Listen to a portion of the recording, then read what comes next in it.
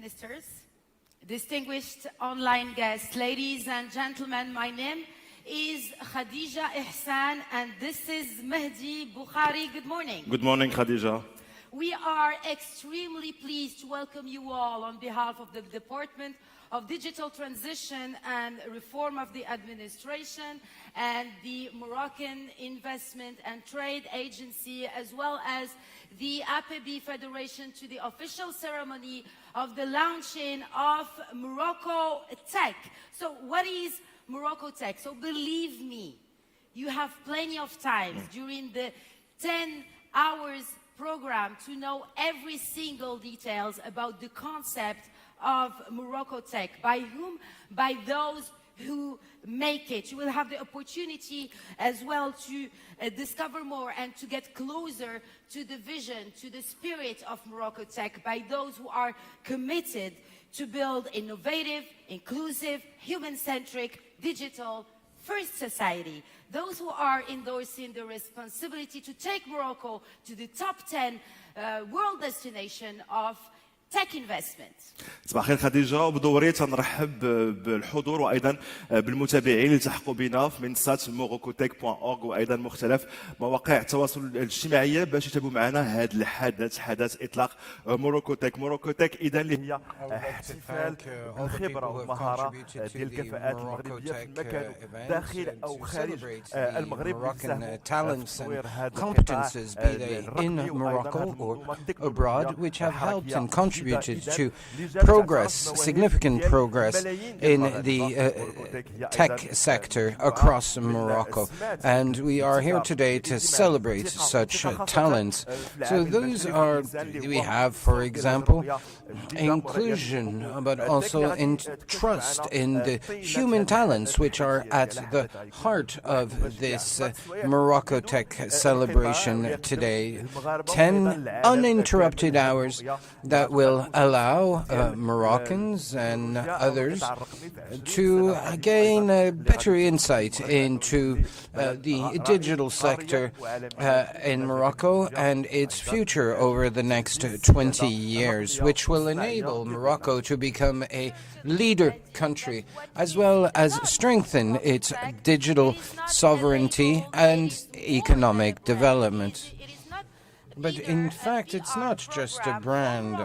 Action is the mojo of its founders. And actions are not starting by, as of today, rather than federated and gathered around one vision. Anyone, any company, any institution in the world is more than welcomed to join the movement of MoroccoTech. And as we say here in Morocco, مرحبا بكم كاملين. So, more than a brand, as I said, MoroccoTech is the beginning of hopefully a bright partnership, Mehdi, between the private and the public sector, who are both very widely represented today. Of course, خديجة، وبالفعل موروكوتك هي البداية ديال واحد الورش كبير، ورش رقمي. كما قالت خديجة، موروكوتك ماشي غير علامة تجارية أو major digital works. This is not just a brand dedicated to a certain limited number of companies. On the contrary, this is open to a wide number of ventures, be they foreign or local, who share these objectives. These are sectors that we will be discovering today with more than 64 experts and guests from around the world, all actors in the Moroccan ICT landscape, both from the private and public sector. We will have 4 showcases and many workshops which will enable us to discover young entrepreneurs. With 10 uninterrupted hours live, there are about 10,000 people following us around the world right now. So it is quite a performance. It's important information that you will get through all the panel discussions that will succeed in this very beautiful setup, as well as showcases that are representing the main components of the Moroccan ecosystem of MoroccoTech, namely the GovTech, the FinTech, the Agri-Tech, as well as, and as you know, we are unfortunately living very hard times with COVID-19 for almost 2 years now, so the health tech is more essential than ever. Mehdi, what about to watch maybe a video as an appetizer of what's coming today?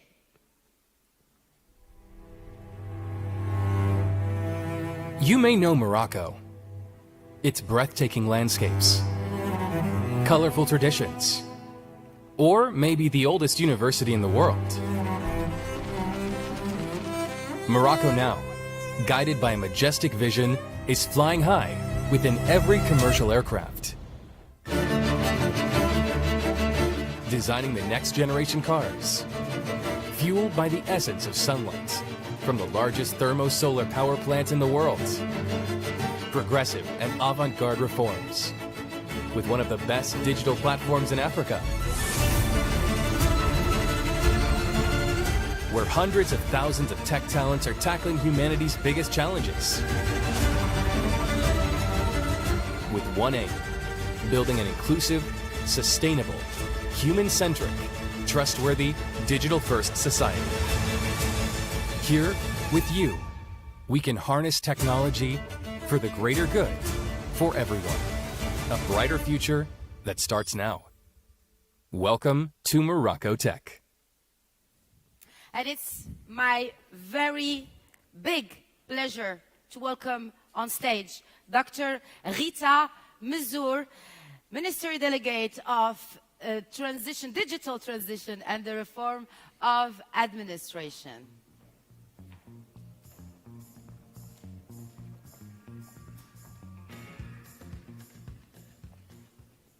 السلام عليكم ورحمة الله تعالى وبركاته. السيد الوزير المحترم، السيدات والسادة المدراء والحضور الكرام. أود في البداية Ladies and gentlemen, honorable guests and dear participants, I would like first to welcome you to this very important meeting, and I'd like to thank you for attending, given the international dimension of this meeting. Please allow me to speak in English. Of MoroccoTech. As you may already know, the digital economy is worth trillions of dollars worldwide. It's a big economy, much bigger than oil, gas, and automobile. It's really big.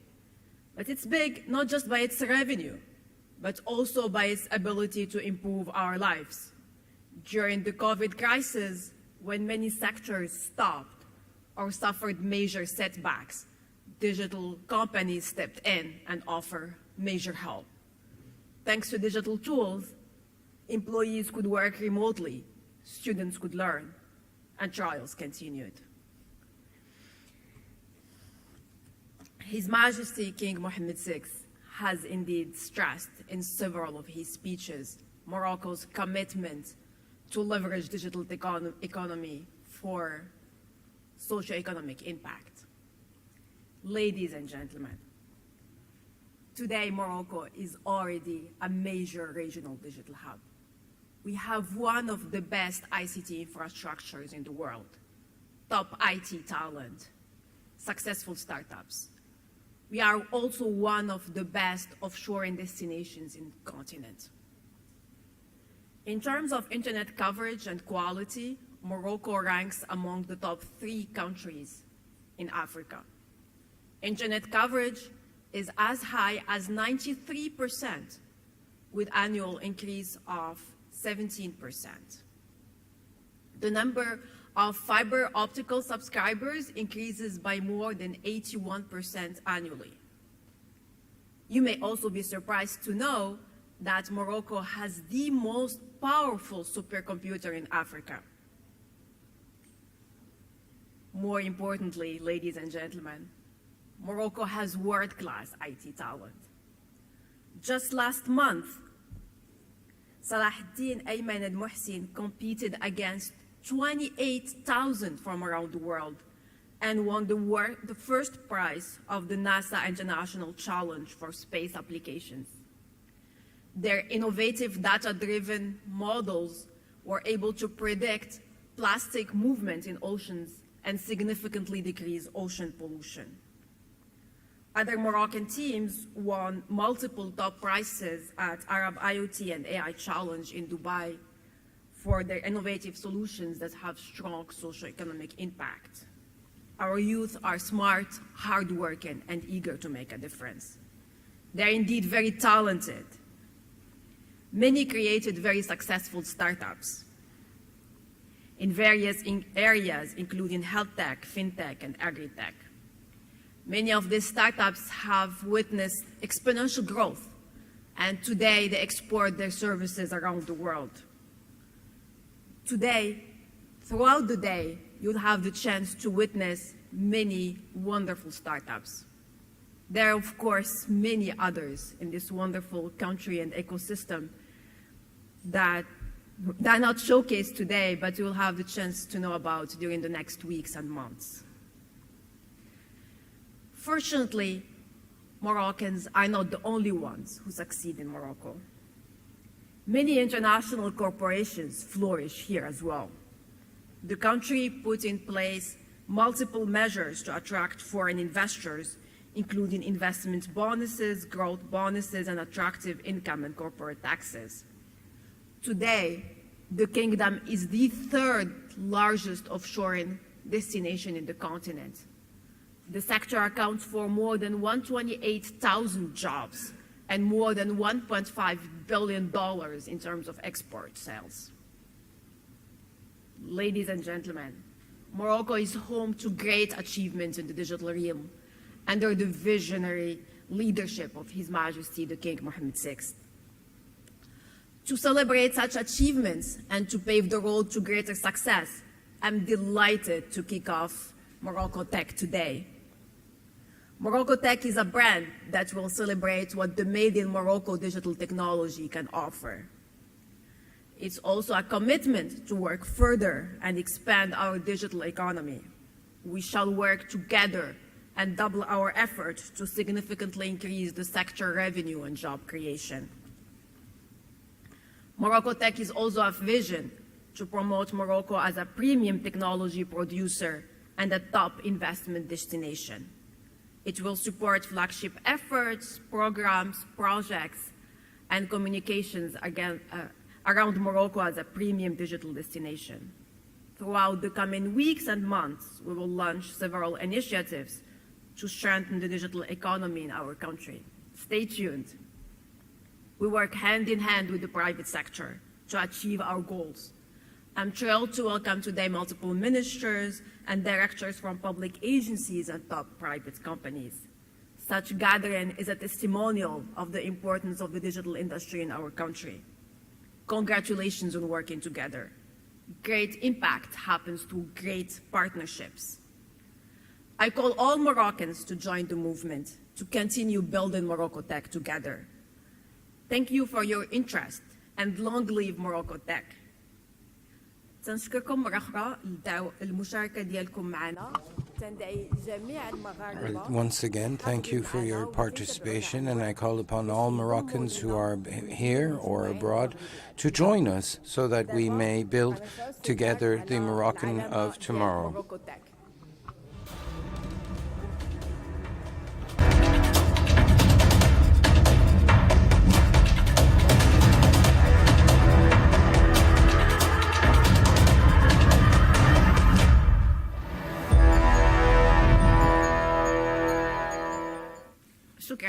شكرا لك سيدة الوزيرة.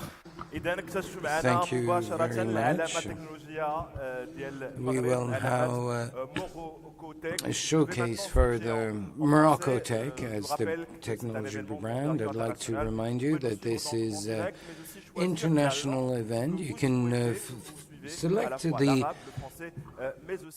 language that you would like to follow this event in. It's available in French, English and Arabic, and in the wake of every speaker's presence, everything is completely disinfected, so we are completely respecting social distancing measures. So MoroccoTech is integrated programming aiming to generate employment, and we are therefore delighted to welcome an exceptional speaker to speak to us about this, Dr. Younes Sekouri, Minister of Economic Inclusion, Small Business, Employment and Skills. In the name of God, the most gracious, the most merciful, may the benediction of God be on the Prophet and his kin, honorable ministers, dear guests, and influencers from across the digital world. I'd like to welcome you for your presence. And as was said by the Honourable Minister, I will now switch from Arabic to English so that we can continue to reach out to a wide number of participants. The translation is available. I'm thrilled to be part of your event, Dr. Rita, and I'm really very happy to share with you this important moment because we're definitely celebrating the launch of a big strategy, a big movement, as you said. And I want to seize the opportunity and grab your attention to something that is very important and central when you're talking about being digital and being bold. It's the value creation dynamics. You're in a very specific sector, industry, that is, in the same time, it's transverse. And we need to pay attention to the power of networks. The value added by networks in your industry is critical. The learning effect of networks is important. And the clustering effect, meaning the structure of networks, can bring competitive advantage to the companies and operators operating in your industry. I'm not the Minister of Digital Transition. I'm very happy to have Dr. Rita with us in this government, and she's doing a great job, and she deserves to be applauded and encouraged for what she does. And I'm very happy that you managed, Rita, to gather these very important influencers, operators, actors that will build with you this beautiful strategy for our country. What I want to say is that as a Minister of Economic Inclusion, of small enterprises, of employment and skills, we're of course devoted to be part of your strategy. As far as we want to help you and help the other departments, the other ministries to create jobs. Because by the end of the story, what our government needs, what our country needs is creating jobs. And there is a huge potential in your industry, in your sector, in these businesses to create jobs. Of course, these jobs will not only meet the domestic demand, they will have to meet the international demand. This is why your event has this international dimension. So we also want to work with you in order to provide the necessary tools, budgets, and support for training in different ways, not necessarily the traditional ones, but also some alternative training techniques and processes that we want to foster and to encourage with the help of all the actors that you gathered today. We want to launch a unique Moroccan Small Business Act that will help small companies, very small companies, entrepreneurs, startups, in all the sectors, but specifically in the one you're managing, Dr. Rita, in order to help them launch their companies and benefit from revamped strategies of investment and financial support. I will not take a longer time. I just want to re-congratulate you. وباللغة العربية أيضا أريد أن أشد على يدك السيدة الوزيرة الدكتورة غيتا I just wanted to salute you and salute the efforts, hail the efforts, as well as hail all the speakers and participants today, as the way this event was organized and the way they were gathered in a single venue is an excellent sign for the future and gives us much to look forward to. And His Royal Highness King Mohammed VI, may God assist him, has made it clear that we need to work together in service the citizens' needs, and we hope that we will be able to rise to the challenge and meet our citizens' needs. Thank you very much. Sakuri, for these very inspiring words. So, yes, indeed, all the components of the ecosystem, and as Minister Sukuri just mentioned, there is transversal dimension between different sectors and the tech, because at the end of the story, yes, we have to create jobs, but yes, we have to create as well this transversality between different departments to make a better future and a better tomorrow for the Moroccan youth. And one of the components of this ecosystem, and the backbone of any tech ecosystem in the world, is the protection of personal data. And we have the chance today to have with us the president of the National Commission Supervisory of Protection of Personal Data, Mr. Omar Saghrouchni, that I'm inviting to join me on stage, ladies and gentlemen.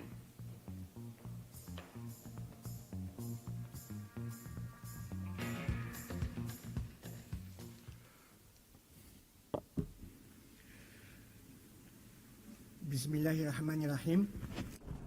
Madam Minister, Mr. Minister, ladies and gentlemen, dear attendees. Les nouveaux usages portés par le digital, The new usage by digital means, les présents et les distanciels. Toutes celles I would like to salute all those who are present either online or physically. We are all engaged in the same mindset. This mindset involves both academics, civil society, providers, consumers, users, creators, influencers, and watchers. It aims to protect personal data as well as citizens' private life across all media and supports. Its positive contribution will therefore be cross-cutting. It involves everyone. Political leader, economical actors, academia, civil society, young and old, service providers and consumers, creators and viewers. La loi 0908. The 0809 law defines in its first article what personal data is. Any kind of nature of information, regardless of support, the sound or image concerning any identifiable person. This could include paper data as well as media or digital information. In today's context, I would like to insist on the fact that when it comes to developing the digital economy, we aim to contribute to trust. We therefore would like to encourage Morocco Trust as part of MoroccoTech, both in Europe, North America, Asia, or Africa. Our agency works to integrate the best practices in daily operations to boost trust across the digital economy.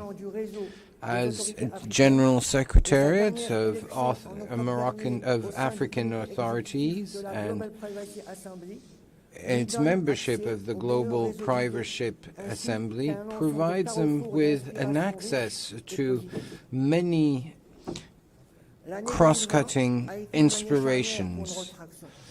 Last year was very important. We launched the TIRA program, or trust in English, and we are deploying this concept to create a positive perception of personal data protection, to ensure that beyond regulations, the 0809 law becomes a mindset and a tool in daily use.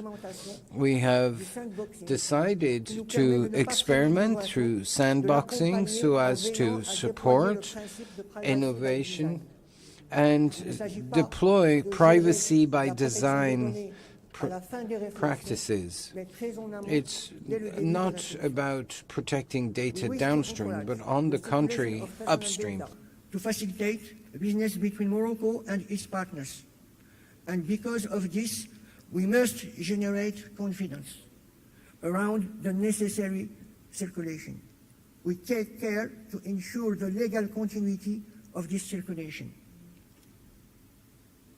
La description des usages doit être accompagnée par une This must be built with new norms, but also avoid the creation of no man's lands with no privacy.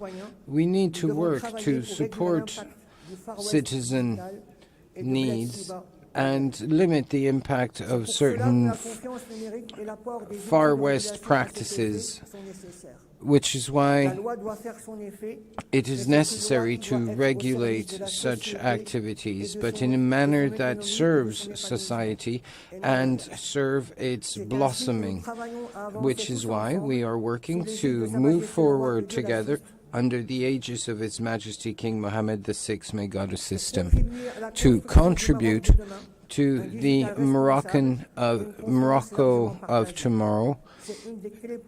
This is one of the keys for the creation of value and jobs and citizen development. To conclude, the message that I would like to highlight to you is that we are your allies. We are working with you, and we would like to ensure that Morocco Trust and Moroccan Trust are there to support development. Thank you very much for this trilingual presentation. As you can see, this is built on trust and law supporting citizen needs and inclusion. MoroccoTech gathers many initiatives from the public sector, as we saw, and now we will be hearing from the private sector. I would like to invite Mr. Shaki Belej, the president of the CGM Employers Union of Morocco.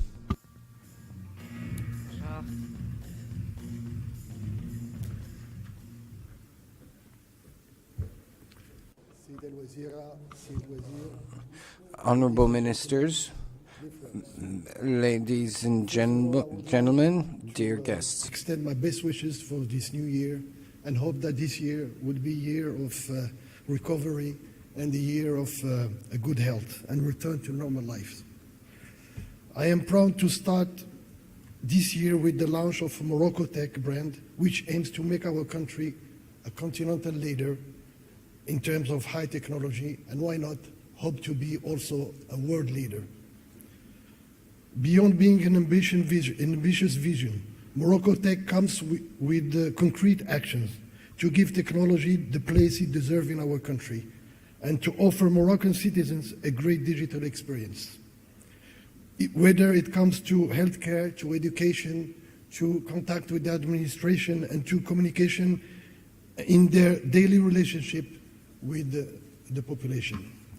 Over the last 20 years, the technological sector has experienced significant progress in Morocco, making the kingdom one of the very first players in Africa, particularly in terms of telecoms, connectivity, and access to internet. Also, many online services were put in place, particularly in terms of tax and custom payment, foreign trade, land conservation, and other administrative procedures. Also, we have all witnessed the speed of scale of the change brought by the COVID-19 crisis in our country with regard to digital transformation and services to citizens. The pandemic has revealed the ability of our public and private sectors to adapt and innovate in response to such a challenge. The launch of MoroccoTech that we are celebrating today is therefore timely. It will allow us to accelerate the pace even more and address some structural topics for a successful and technological transformation in the service of sustainable and inclusive development of our society and economy, especially for the very small and medium-sized businesses. It will also confirm the positioning of our country internationally as a reliable and competitive investment destination where technology and innovation occupy an important place, as underlined by the report of a new development model. From this perspective, in the White Book published by the CGM last October, and which provide measures for the implementation of the new development model, CGM has made several recommendations at different levels, and we are glad to notice that these proposals are in coherence with the MoroccoTech Action Plan. First, the establishment of an appropriate regulatory, legal, and fiscal framework, making the development of startups in the tech world easier. The adoption of a balanced public-private governance is also key, as it will bring together all the active forces around the rise of a digital nation, with the contribution of the diaspora and high potential human resources. The development of our capacity to train and retrain local digital skills through dedicated training programs for the very early age, and the establishment of a financial mechanism and incentives dedicated to the digital economy are also very important measures to implement quickly. Finally, I would like to stress on dedicating more investment to infrastructure such as 5G, data centers, and cybersecurity. Ladies and gentlemen, we are convinced that there are infinite opportunities to be seized by this new post-COVID era. CGM is ready to work hand in hand with all the stakeholders and the ecosystem to set up an adequate framework for the development of technology, a technology that will be centered on human and their needs. Indeed, artificial intelligence, blockchains, IoT technologies, smart cities, or even 5G technology will all create gain in efficiency and productivity, but also added value and new sustainable jobs for our youth. I would like to thank all the partners for their commitment and this initiative, and everyone that worked so hard for the success of this important event. I wish a big success for this event, and thank you for your attention. Thank you. Thank you, Mr. Shakib Lalej, who was representing the private sector, just to maybe remind that. It's very interesting to see how the synergy between the public sector and the private sector is expressed today, and especially on tax matters, as was just mentioned by Shakib Lalej. So it's actually very positive for the future of MoroccoTech, this synergy between public and private sector with one vision to make Morocco, as I mentioned before, as the founders of MoroccoTech designed the concept to be in the top 10 destinations of world investment in technology, and we see the involvement of each of these components in attaining this objective, because at the end of the story, we have to create value, and we have to create jobs, and we have to create a brighter future again for the next generation. And next, Mehdi Mohamed Saad is joining us on stage. He's the president of the Association of Information Systems Users in Morocco, better known as AUSIM. And we are welcoming him on stage. Floor is yours. Is that okay? Hello? Fine. Assalamu alaikum, Madame la Ministre, Monsieur le Ministre. I would like to thank the whole consortium who works very hard during these last maybe 1 month, maybe more, to make this day happen, a great day. To mark in our history of the ecosystem, digital ecosystem in Morocco. So if you may allow me, I would like to present in a glance briefly AUSIM. AUSIM is an association, 29 years old, set up by companies, not individuals, companies, yes.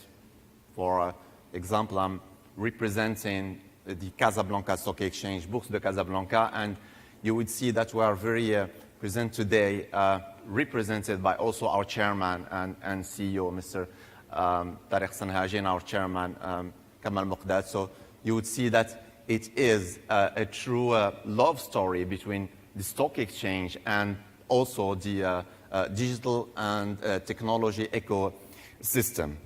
So all the three economic sectors are represented within AUSIM. Many of our members are represented here today, and we are very proud to take part to this major event. But also, and for some weeks, and thanks to Madame la Ministre, but also to Moulay Ahmed Al-Moumri, ministries are joining AUSIM, and this is a big, step, a big brick in that wall, in that MoroccoTech wall. And we are very proud to have within us semi-public and public, but also ministries joining AUSIM. So yes, it is one of our biggest challenges and a real success. AUSIM is made up of more than 100 companies, weighing something like 25% of our Moroccan GDP, but also something like 120,000 IT and digital users. So we represent the demand in terms of IT solutions, applications, platforms, militating for cloud first, for example, but also to make of our IT companies, digital companies, championing the world. So we have some, not to mention them, HPS and many others, who are maybe now among the best around the world. We are fighting for a tech made in Morocco. We are working together with all stakeholders to have high caliber companies, Moroccan IT champions, startups. We are ready to offer experimentation fields, proof of concepts, spokes, but also to make them create their first MVP. So we are ready here, and we're going to witness that during my speech, and we are ready and glad, eager and happy to welcome those startups. And all of us together, we can build and create that digital nation. It's not just a battle. That's the battle. We have to make sure and trust that this is the battle. This is the future battle, and we have to embark in that train. AUSIM is dynamic, digital, but also beyond digital, as you may see in our motto. We are doing a lot in research and development. We have something like 30 white books. That's what we call Aussie white books, so delivered and co-developed with major companies all around the world, not to mention few, BCG, McKinsey, Dell, Data Protect, and IBM, and many other companies who work with us strongly to enhance and encourage research all around the world. We are supporting universities, financing studies for students coming from needy areas, but presenting high potential. So all of them, they are now at the Moroccan, but also French engineering schools. So we are very proud of our oath education program. Ladies and gentlemen, MoroccoTech, so let's start with why. In our vision, building a digital nation is an infinite game, where only digital inclusion could perpetuate the game. Digital inclusion attempts to address issues related to digital literacy and access to IT. Digital inclusion is the ability of individuals and groups, I mean companies, to access and use information and communications technologies. The 3 A's to address digital inclusion are access, adoption, and application. Together, these elements lead to the ultimate goal of creating a more digital inclusive society, and thus making of a country like Morocco, already strategic by its history, stability, openness, a major player and a destination of choice for investors in digital technologies. I quote His Majesty, may God glorify him, in his speech of March 21st, 2018 at the extraordinary Summit of Heads of States of the African Union. His Majesty said, "Digital is changing the face of our continent, driven by an inventive, creative, and daring youth."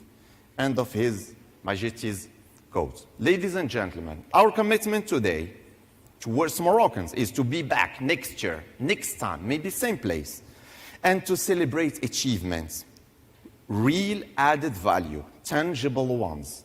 So success key factors should be set. That's why today is only a beginning. So let's start with the end in mind.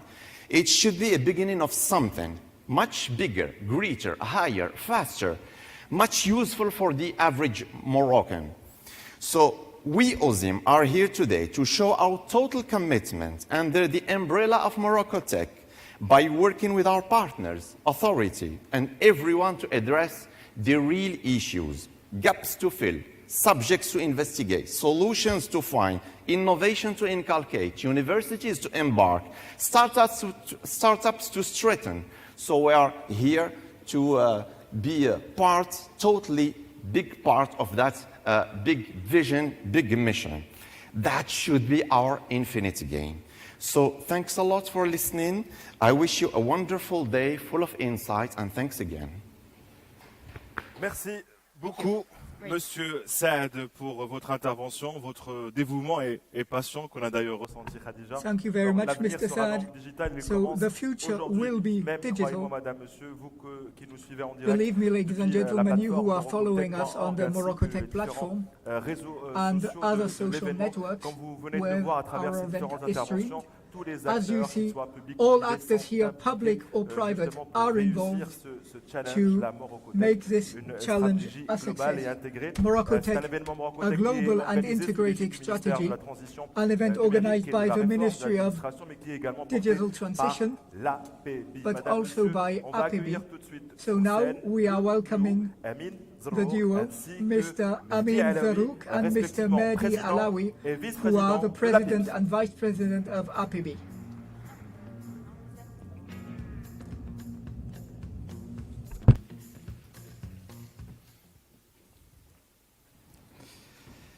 Assalamu alaikum. Good morning. Madame la Ministre, Monsieur le Ministre. Honorable Minister, we wish to think specifically about the translation team. Courage, it's not an easy job, but that's how we are. We are a multilingual country, and we can switch easily. The most important is to communicate. In English. So hi, I'm tech entrepreneur like Mehdi, and I'm the president of APB. APB is the the federation that represents professionals of IT sector, ICT, telecom, offshoring, big, medium, and small tech companies. And on behalf of all of these actors, I'd like to congratulate our country and the entire Moroccan tech community for this great initiative.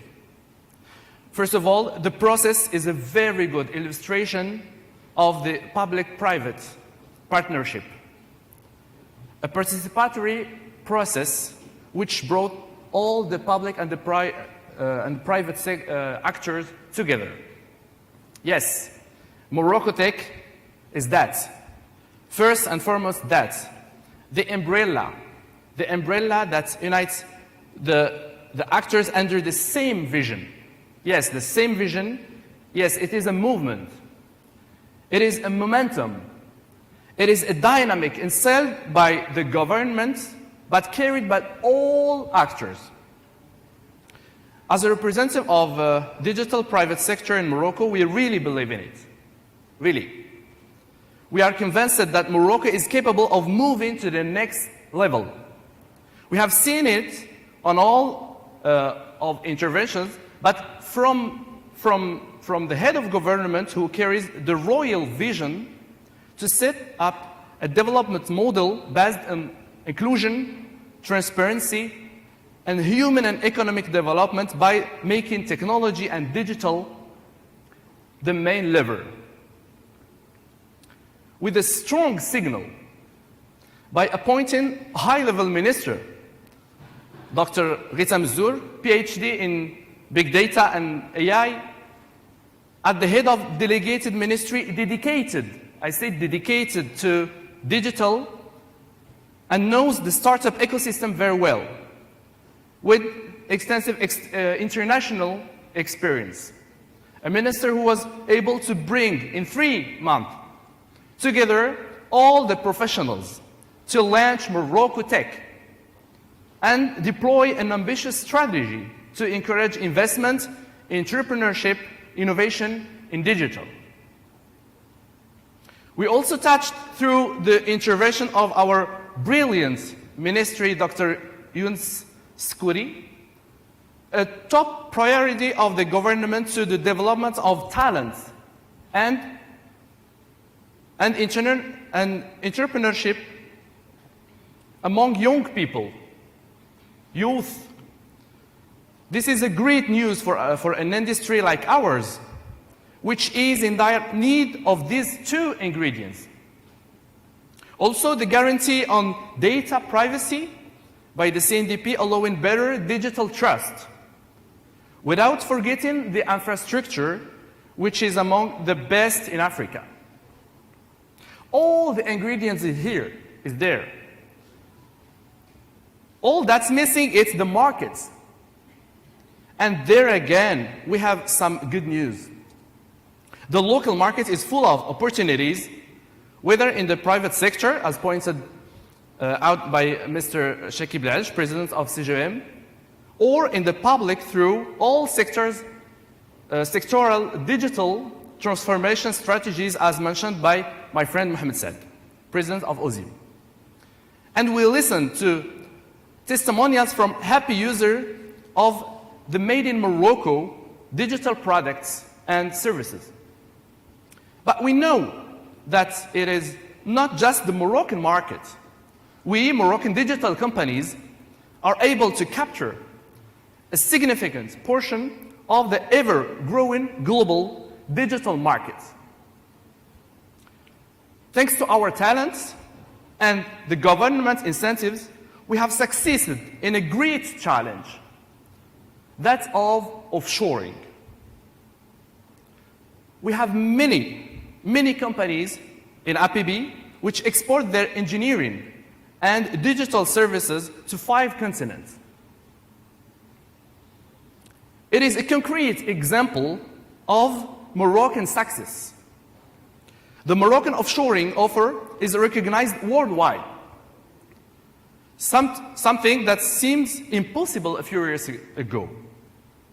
Thanks to MoroccoTech, we capitalize on all these achievements to move to the next step. Next level in terms of digital doing business and investment attractiveness. Next level in terms of ability to enter new markets. Next level in terms of diversification and added value of the offer. Next level in terms of number of startups and fundraising. Next level in terms of talent development. And next level in terms of innovation. Finally, one last ingredient to succeed in this ambition. This is to continue all to be bold and digital. Thank you very much. Salam alaikum. Hello. Bonjour. Je suis extrêmement aujourd'hui fier d'être parmi. I am absolutely delighted to be amongst you today to launch this MoroccoTech. For me, it is quite difficult to follow such high-flying speeches, and most of all the important things have been said. I just wanted to finish with three stories and a vignette. The first story is the one that is familiar to Moroccan people. It's that of the talent of our people, the Moroccan genius. I was lucky enough to travel across the world, in the Middle East, in the US, in Europe, or Silicon Valley, but also at the heart of the 12 regions of Morocco, from Dakhla in the south to Al Hoceima in the northeast. I've been very lucky to meet these young people with shine in their eye who want to change the world, and we have to support such young people. And these young people are the real wealth of our country. Ultimately, MoroccoTech is first and foremost a celebration and the recognition of this youth, and this is our shared responsibility. The second story I'd like to share with you is about trust. Trust is crucial today. As was said by His Majesty King Mohammed VI, may God assist, we need to place the youth at the heart of what we do. It's not just about saying that we are interested in youth, but we have to provide them with the means to exist and succeed. And this is our shared responsibility. This MoroccoTech is first and foremost, be it on the public or the private sector side, to trust Moroccan products and give them a shot through action and not words. And I am therefore reaching out to the public sector to ask them, in the name of our youth, to provide them with an order book. And our companies of all sectors must trust Moroccan products. And the last story is how this initiative can grow and stay sustainable. There is an African proverb which says that if you want to go fast, you go alone, but if you want to go far, you go together. And this is a crucial point. MoroccoTech is a movement which belongs to all Moroccans, all institutions, be those of today or of tomorrow. And it is together that we will build the roadmap with collective intelligence. And to finish, I would like to leave you with a vignette and like to invite all the speakers who have preceded me to join us on the stage here for a family picture. Please join us on the stage now.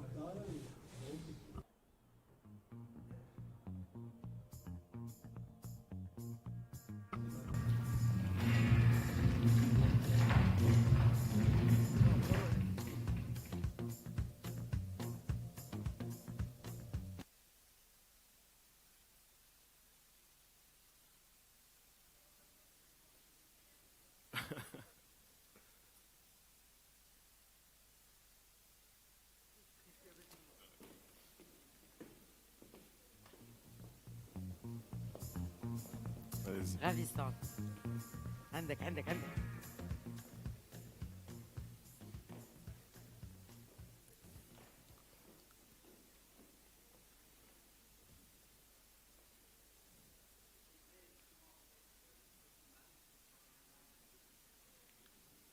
Mic on.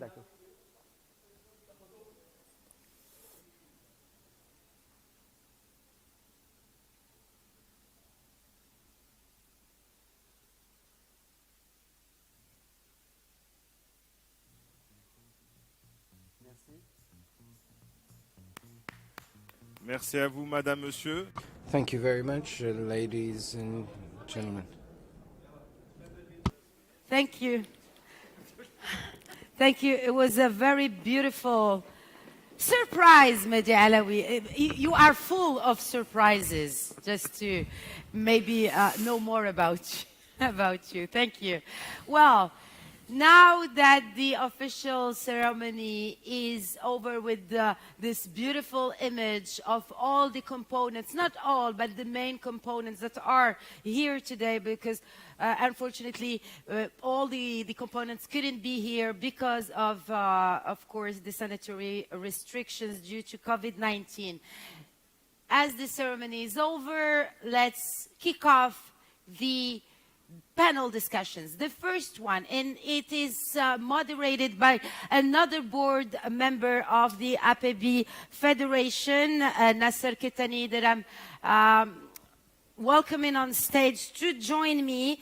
So the first panel, ladies and gentlemen, is about the movement, of course, of MoroccoTech, but as well as the commitment. And we just experienced a beautiful commitment between the private and the public sector, as at least for the group image and picture, and to strengthen Morocco's position as regional hub. Nasser Ketani, the floor is yours.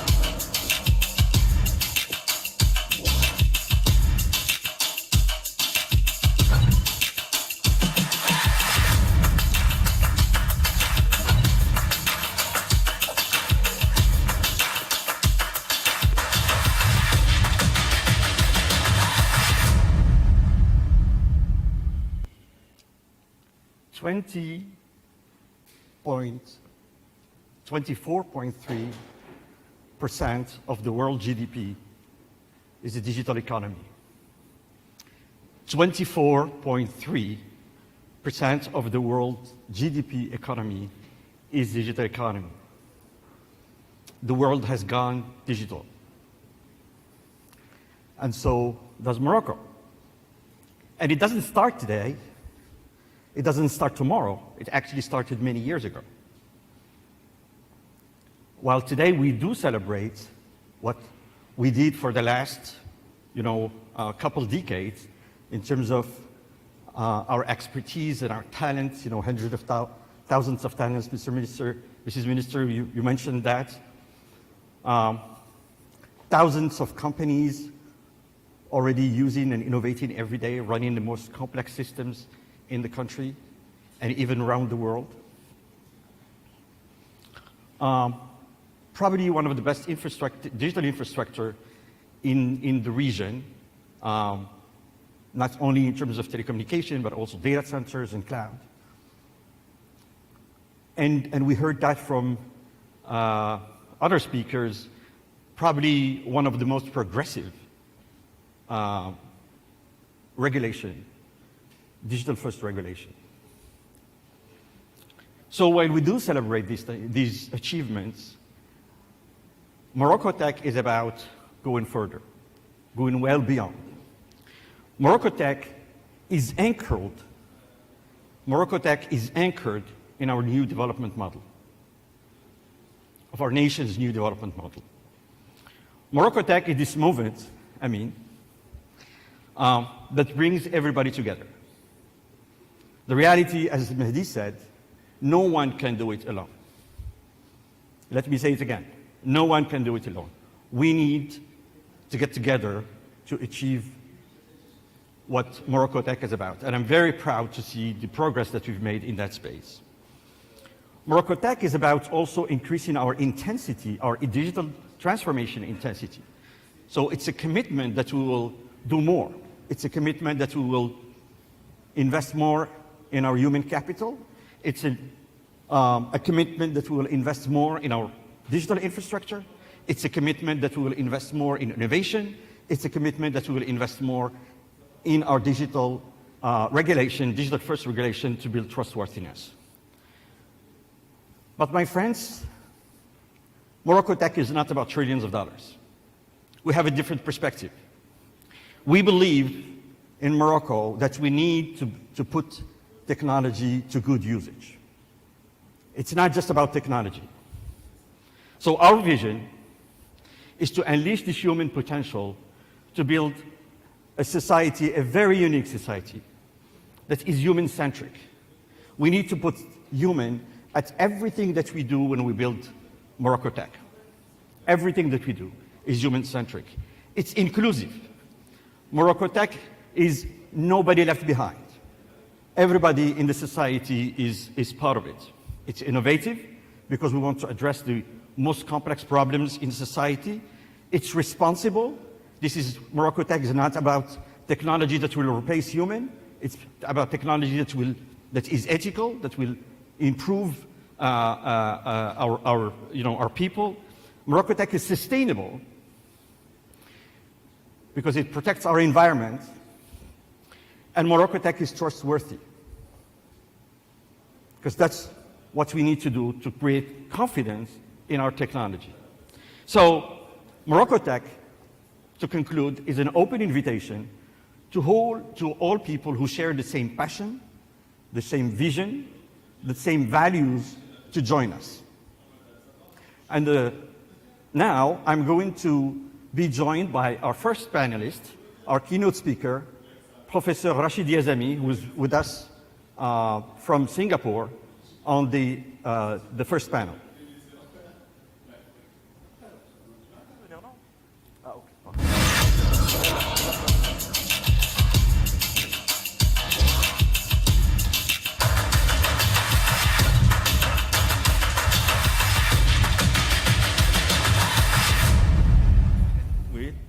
J'ai reçu les questions, tout à fait, les deux questions. Vous allez faire votre intervention en anglais ou en... Yes, I got the questions. I can answer in French or in English.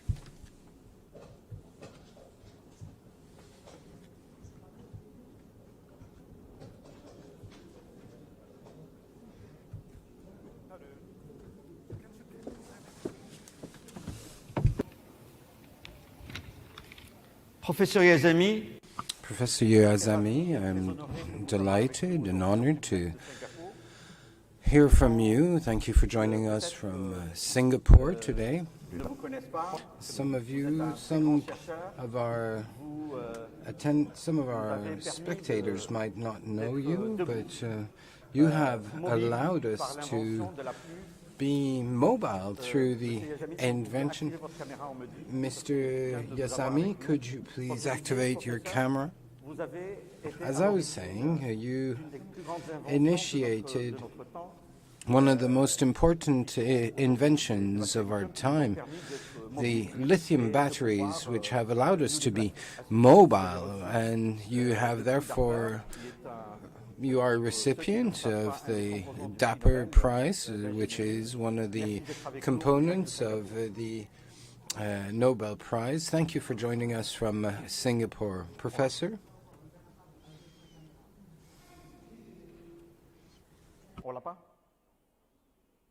We are experiencing minor technical difficulty. Please wait.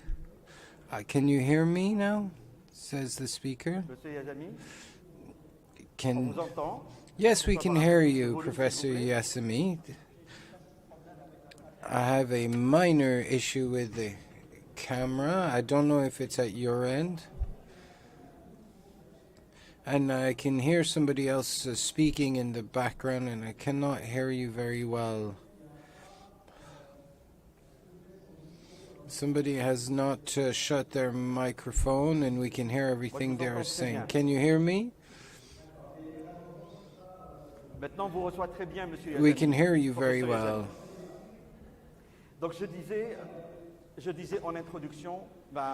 As I was saying,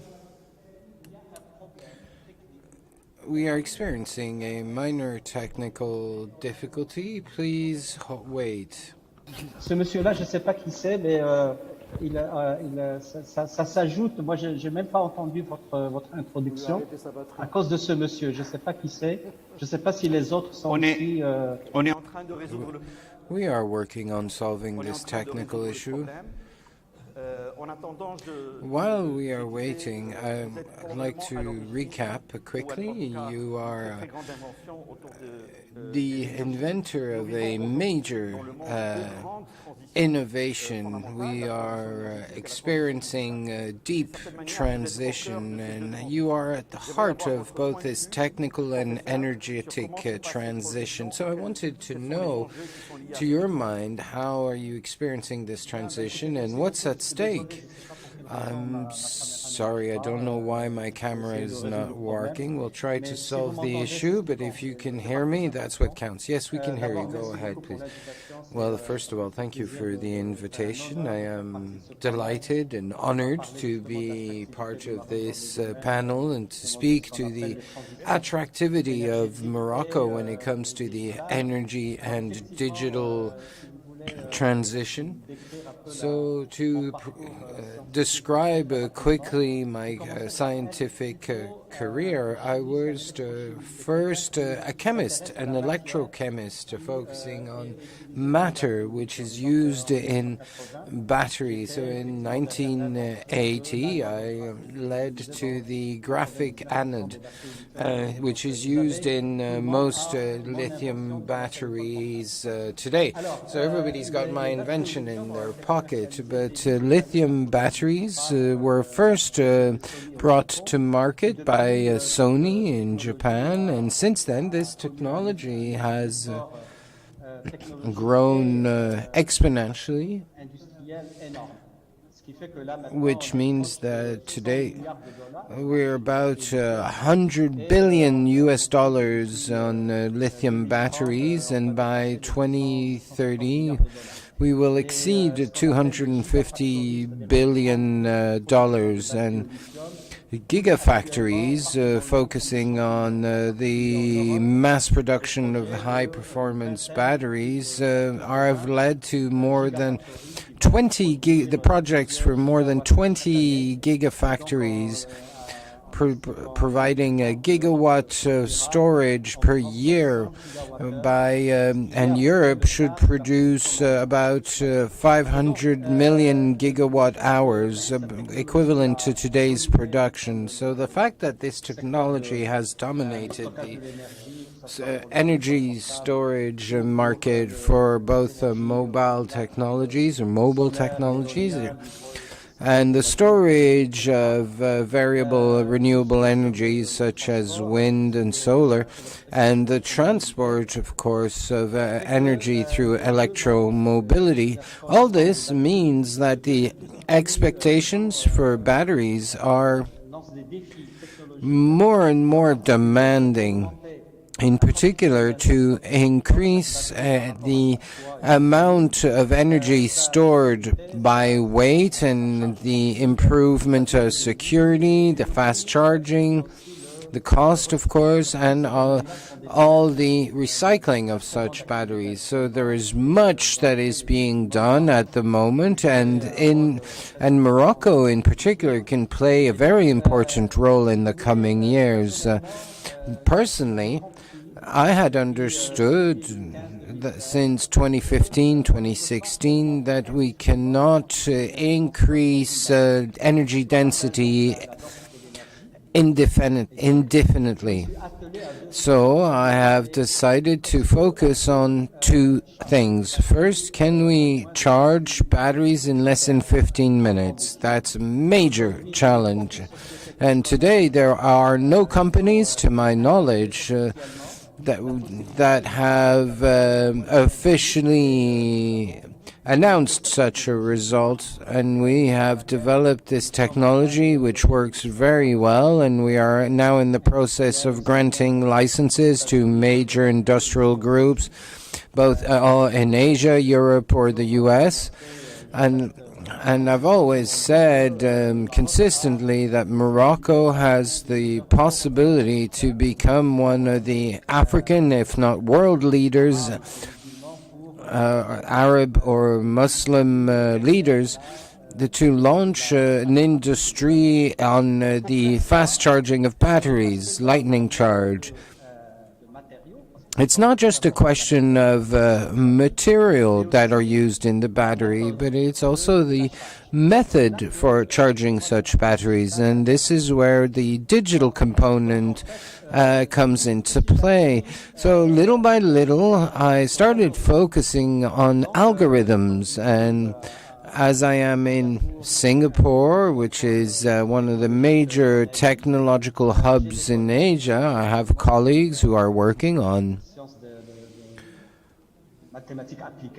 in applied maths, computing science, and computer engineering, and in particular on what is called artificial intelligence. So today, the solutions that we are putting forward are at the intersection of energy and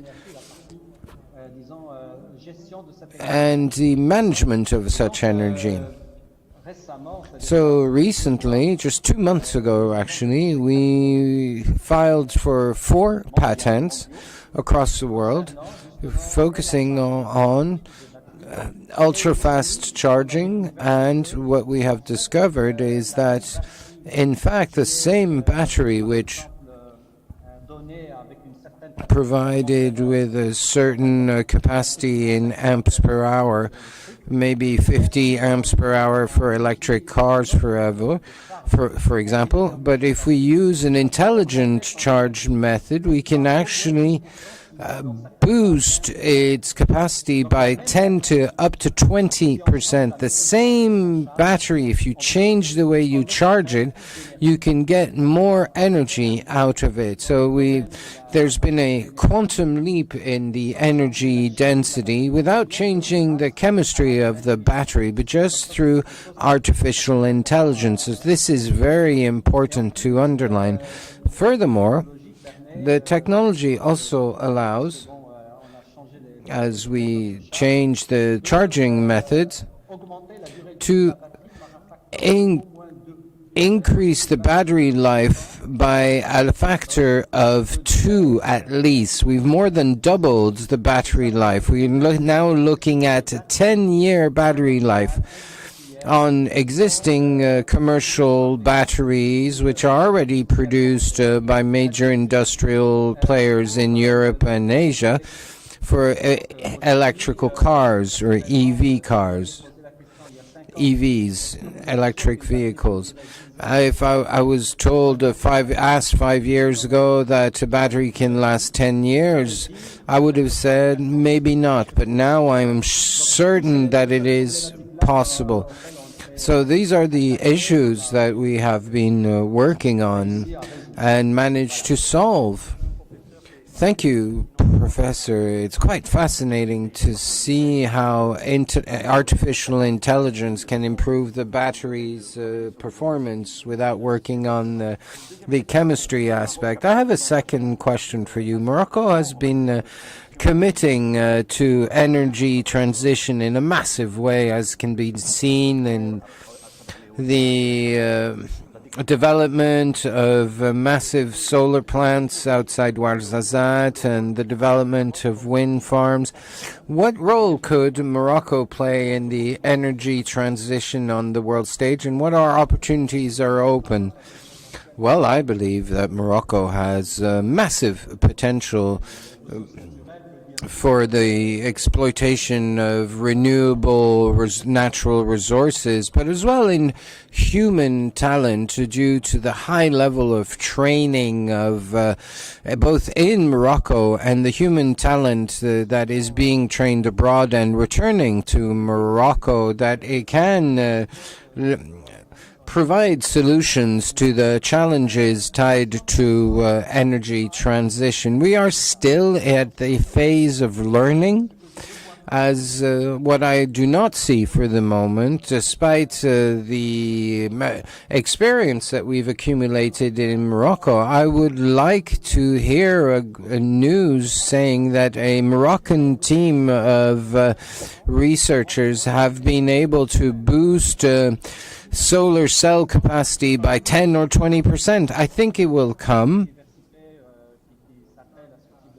And there are people focusing on this issue, but we're still at the learning and integrating phase of such energy, the nexus of energy and technology. But most of the capacity comes still from abroad, unless, of course, there is some information that I'm missing. But I remain very optimistic about the future. I believe that through the examples that I've seen, I've been in Asia now for 11 years, and you can see the progress that China has made over the last 10 years.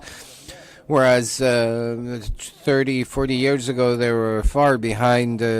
But today, they are top players in many fields, such as renewables, electric mobility, and they are very serious competitors. Morocco, as African, Arab, and Muslim country, can play in this field a central role. We are speaking today of this transfer of technology, the South-South transfer, where technology can be exported to the rest of Africa, and Africa is a massive market, of course, with a population that will overtake that of Asia very soon, and this is therefore a very important opportunity to deploy a new technology, Moroccan technology, to access this market. Professor, I know that in the preparation of this conference, you had said if borders were open, you wanted to be here, be with us physically.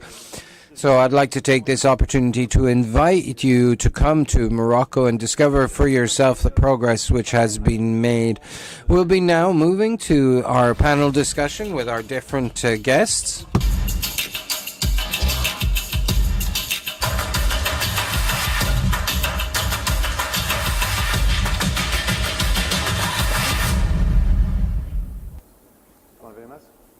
C'est comme vous voulez. On a suffisamment de... Non, quoi. Le choix est vite. Ouais.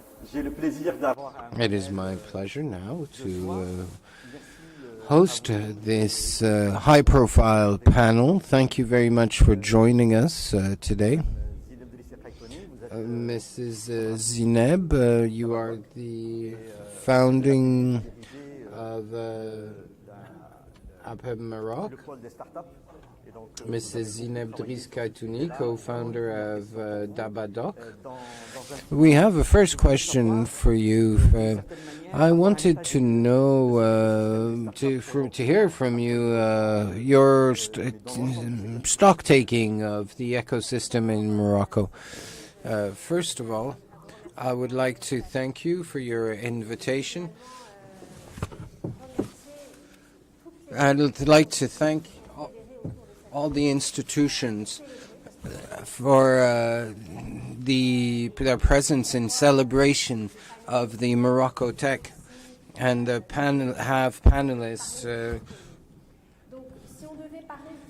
So if we needed to speak of the ecosystem in Morocco, the activity and the increase in activity is obvious. We've seen the significant rise of entrepreneurship, and I will say that today we are harvesting the fruit of all these efforts for this ecosystem, which is much stronger today and is starting to find its place in the international market. Beyond this, over the last years, there has been much progress.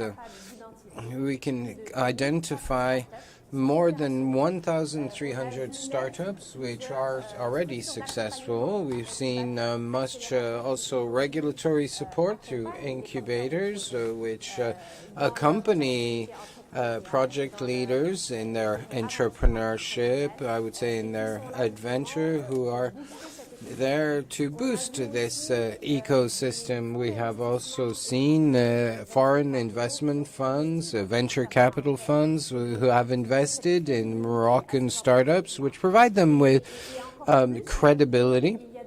And furthermore, the reforms are under discussion to improve the regulatory and fiscal framework to support such startups. So taking stock, it's all very positive, and we should continue on such progress to improve the quality and further boost the quality of the ecosystem. Mr. Vice President of the CGIM, Mr. Mehdi Tazi, you have a good vision of what's happening in the private sector. What do you see? How do you see the digital transition of Morocco and its impact on SMEs in Morocco? Well, first and foremost, I'd like to thank you for this invitation. I'd like to congratulate you on this initiative, which is something that came in the wake of much effort already undertaken and a very strong Moroccan ecosystem, which is today carried by the brand MoroccoTech. When it comes to taking stock of the digital transition,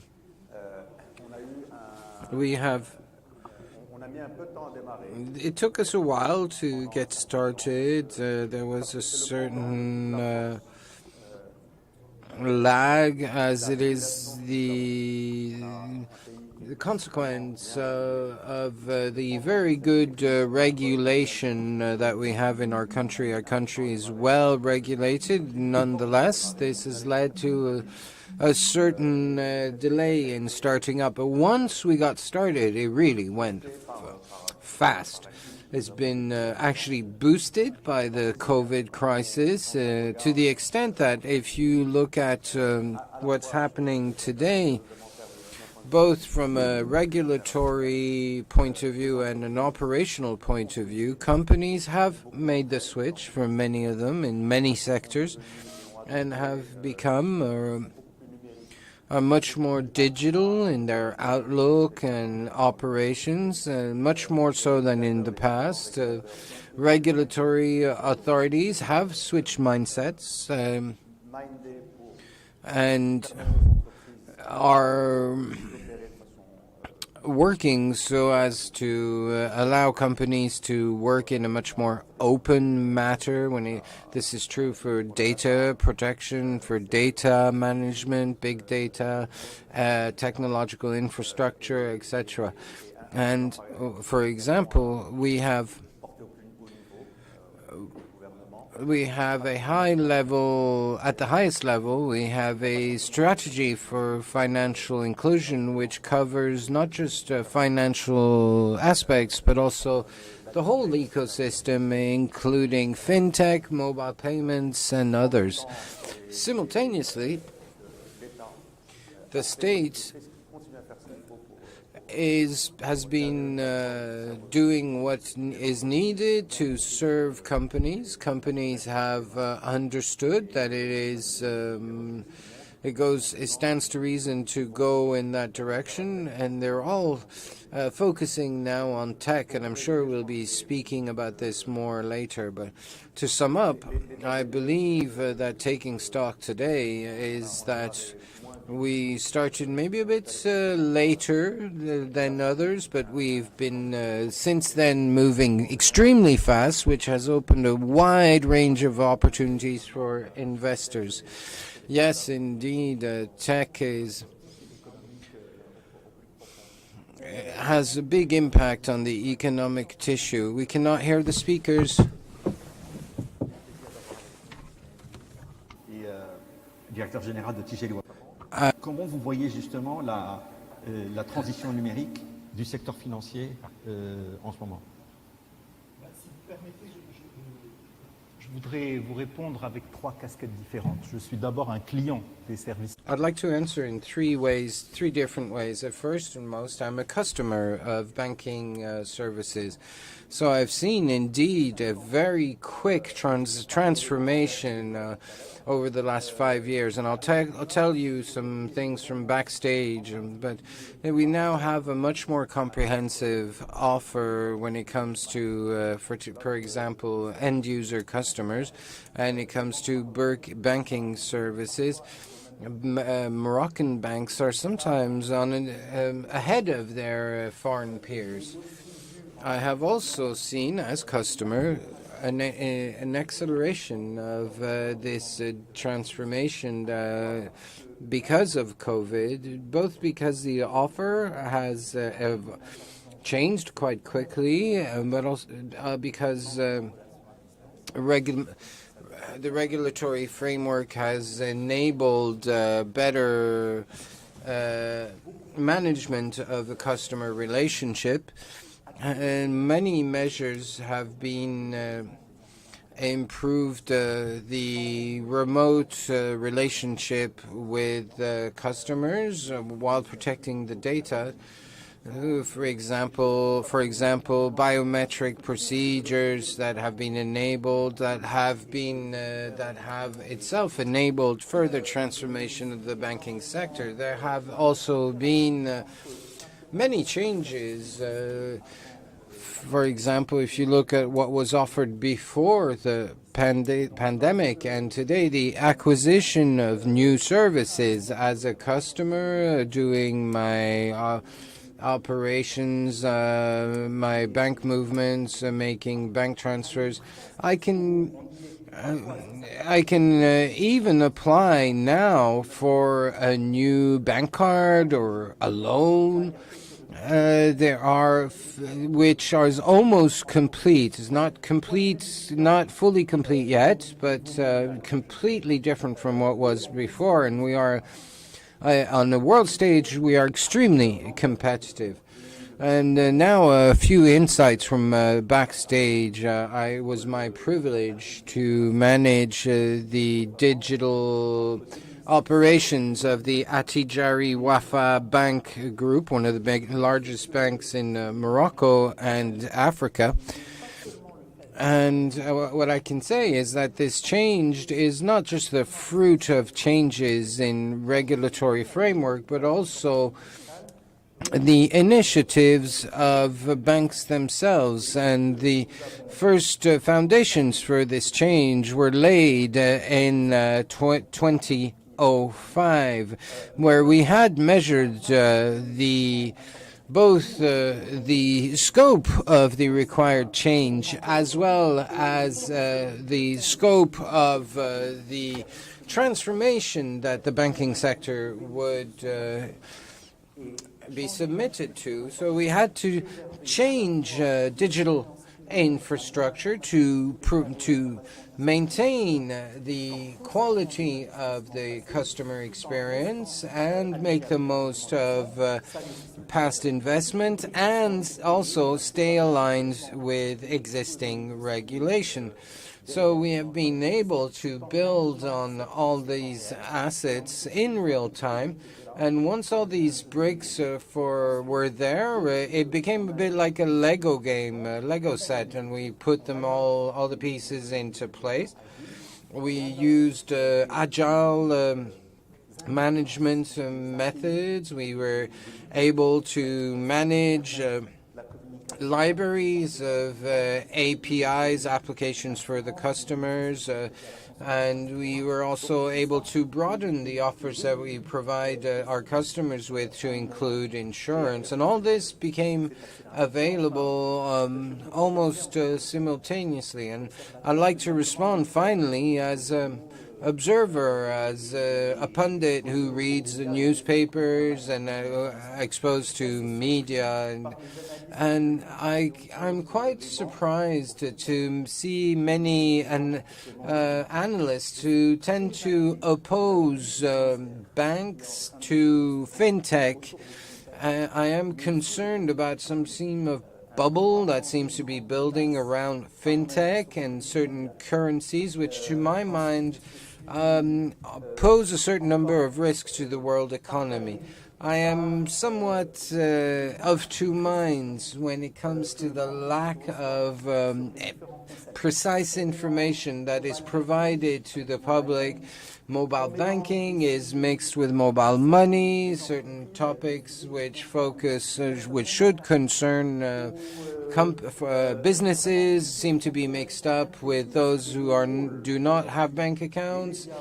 And the role of medias and players in the field is to be more specific. Everybody seems to be working on everybody else's back garden, and so there is much value that is being created, but there's also a lot of value that is being destroyed through overlapping.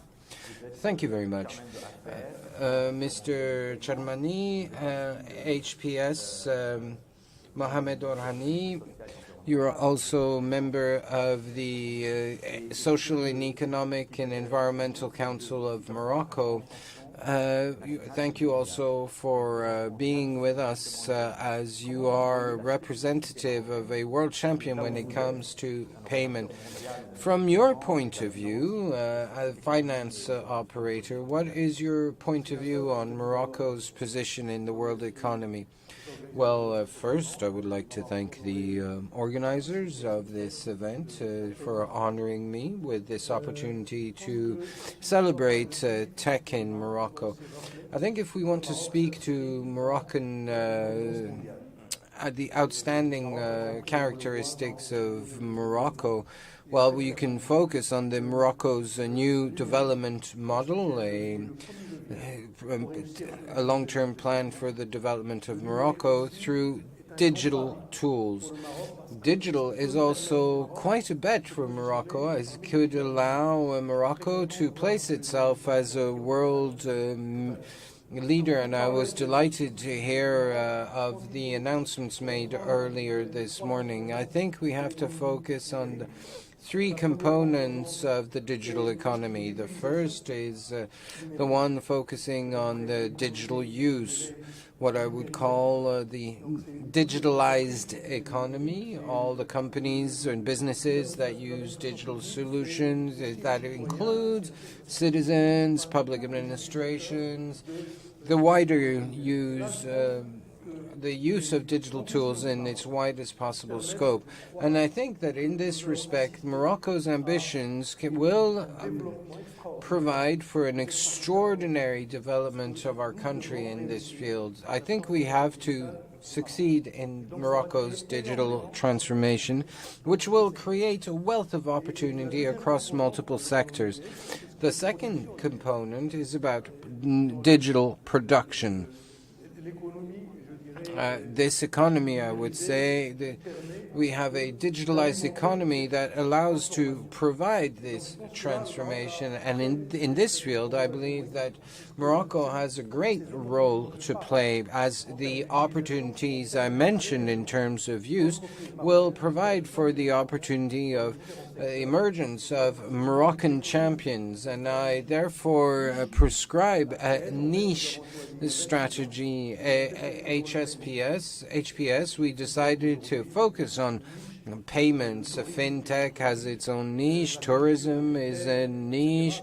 Agri-tech focusing on the agricultural niche. We need to focus on niches so as to provide ourselves with an efficient posture, so to avoid also a trade deficit when it comes to digital products, and also it will allow us to play our role fully in this continent, as what is happening in Morocco is very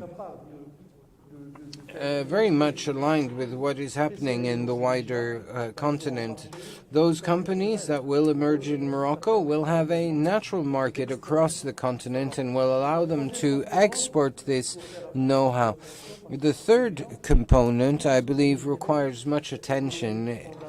which pertains to the fundamental digital economy, computers, network equipment. I believe that Morocco could define a strategy inspired by the automobile or aeronautical industries to position ourselves in this market, and I believe Morocco has great cards to play. It's fantastic to hear you speak of such topics as there are intelligent agriculture, for example. These are clearly the industries of tomorrow, so thank you for reaching these topics. We also have with us Mr. Kamal Mokhtar, Chairman of the Board of Directors of the Casablanca Stock Exchange and General Manager of the BCP Bank of Morocco.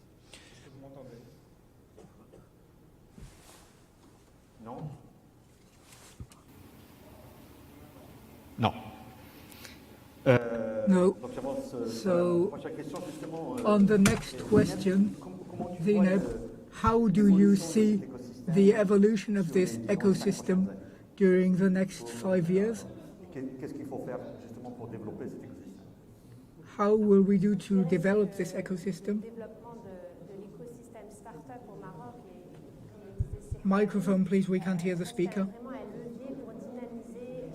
Is a lever to dynamize the national economy, but also for job creation. Startups today are carrying innovative projects and are also creating value and employment. So this is an important lever. But what we need to ensure is all participants, all the components of this ecosystem, companies, banks, investment funds, universities, all parties need to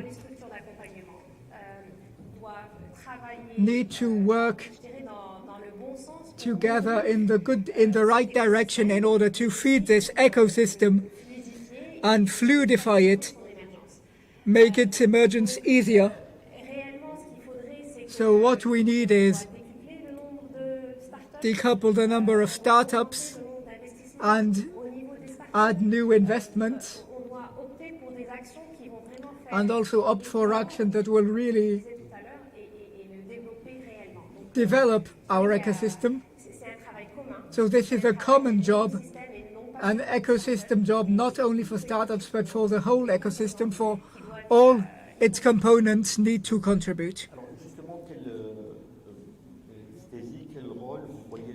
So what role can you see the CGEM play in the development of this ecosystem and accompanying the digital transition in our country? Well, I believe CGM and the private sector have several roles to play in this digital transition. The first one being accompanying the legislative and regulatory evolution going with digital development on several issues. For example, data protection, digital signature, and others. Another evolution guaranteeing open markets and pushing when they are not open enough. Third role the private sector needs to play, and we can be operators here, is multiplying training offer for those youth. We have many great initiatives, one of them being 1337, which exists in other countries and was also developed in our own country, today carried by OCP and UM6P.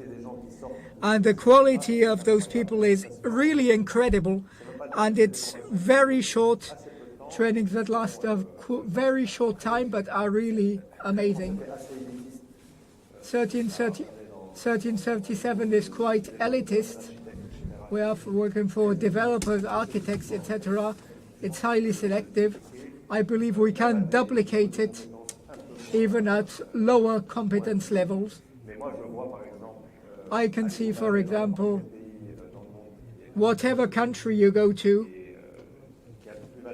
whatever a bit more mature country on digital questions, everybody is suffering a lot of lack of resources in every field, developers, architects, data scientists, etc. And we have those resources and have the capacity to train them, so we have something important to do here. And any company working on the digital market, we have what we need, and we have success stories, beautiful success stories for French companies. For example, the last electrical cars by Stellantis were engineered here and developed here. So to return to this, we believe our role as a private sector is to add resources, because we have many people leaving. Well, that's good for those who want to leave, but many want to stay and do incredible things. Another role, and I believe we aren't ready here, is developing the financing ecosystem, because we have a strong technology, a strong stability, infrastructure stability, quality and availability. We have far more important markets than elsewhere, but we don't take what we want for financing. On $4 billion financing our startup ecosystem in Africa in 2021, an important part goes to Morocco, so I believe the private sector has an important role to play here too. Mr. Mourtad is with us online. Good morning, Mr. Mourtad. Can you hear us? Yes, I can hear you very well. We are very happy to have you here. You are the president of the Casablanca Investment Fund. So how can you see the financial markets accompany those ecosystems in Morocco? Thank you for this interesting question. I am also very happy to participate at this panel, and I wish to congratulate the whole team for your great organization. I wish to remind you that Casablanca Investment Fund is the first fintech in Morocco, as we adopted electronic trading since 1997. And the next phase was in cooperation with the London Stock Exchange by implementing our MIT system in 2016, which allowed us to significantly develop operationalization and efficiency all around Morocco. So this resilience was especially visible during the crisis. We had volatility peaks and volume peaks, which were generated with no problem by Casablanca Bank. To compare several trade funds had activity discontinuity. Another role of our fund is financing technological companies. Let me remind you that the market allowed us to level capitals for companies we are today proud of, one being HPS.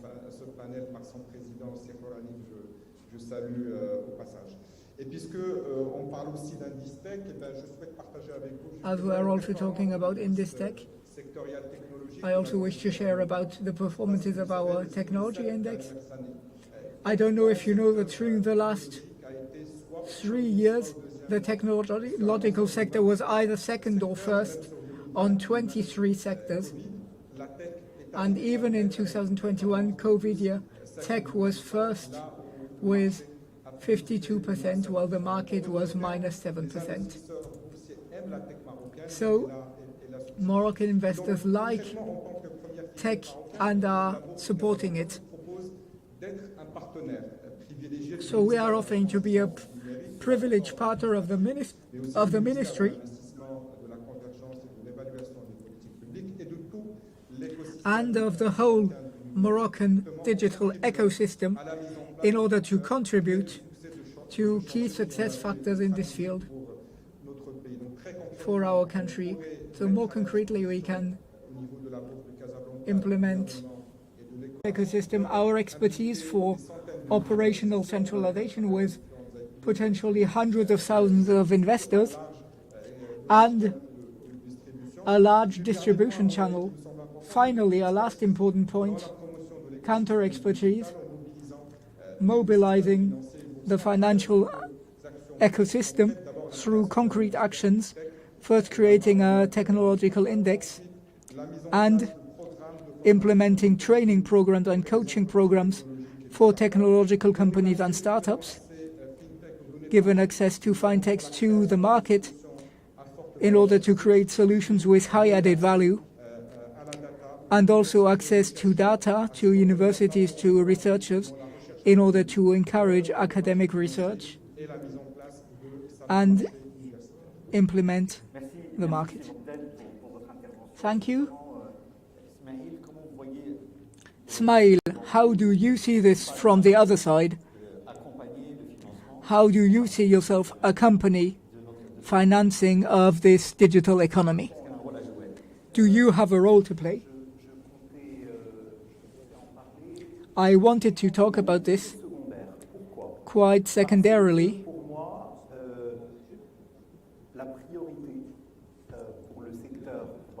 Because to me the priority for the banking sector is to be this catalyst, to give the word and to accelerate digital transformation, not only for CGM but also for its clients. And there we have certain levers and actions we can use to illustrate, but also the catalyst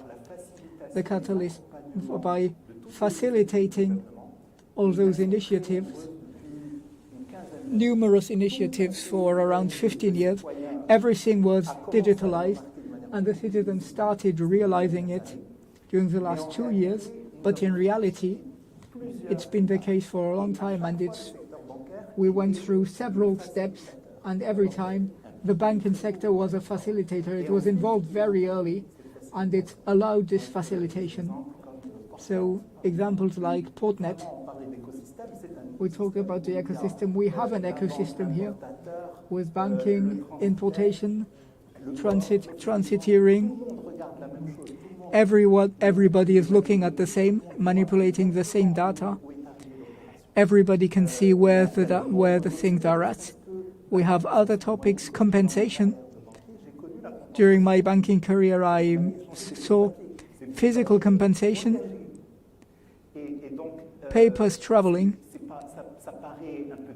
So it looks outdated to include this in digital transformation, but it's crucial.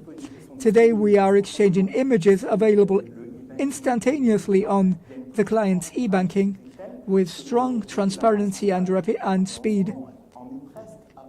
Today we are nearly ready to offer instant compensation.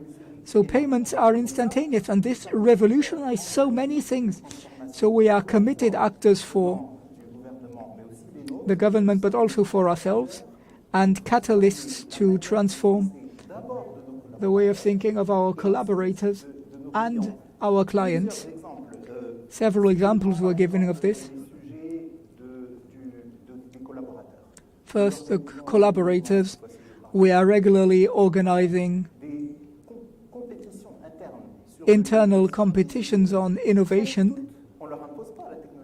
We're not imposing technology, but nearly everything is about technology. We are actively participating to initiatives. And so the word is positive impact. And we are very proud because on the whole Almada group, 2 of our initiatives reached the final and one of them won. It is an issue linked to digital transformation, we have a product called Banker Anywhere. So the agency leader, when he is traveling, he can manage his operations because he has powers that the rest of the agency doesn't have. He can see.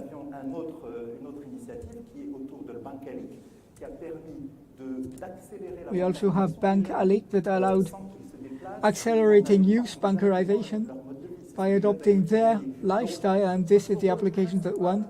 So our main role today is this.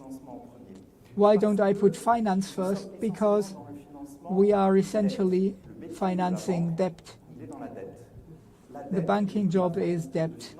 I don't want to give finance classes, but debt is linked to cash flow. A debt is made to be paid back. So we have instruments for several company life circles, and we are extremely highly committed to finance companies' digital transformation. So all those investments to build competitive advantage will be financed far more easily than poorly conceived investment. So this is the role to understand. This is our role to understand how investments can contribute to value creation and to an associated cash flow for payback. About our various speakers, as a financial system, we also have a weakness. Capital investment activity is segmented in various phases. We are financing amortizing and financing a company for pre-IPO. So all those steps we have offers not necessarily aligned on the rest of the world. This shouldn't be too bad because a country like Senegal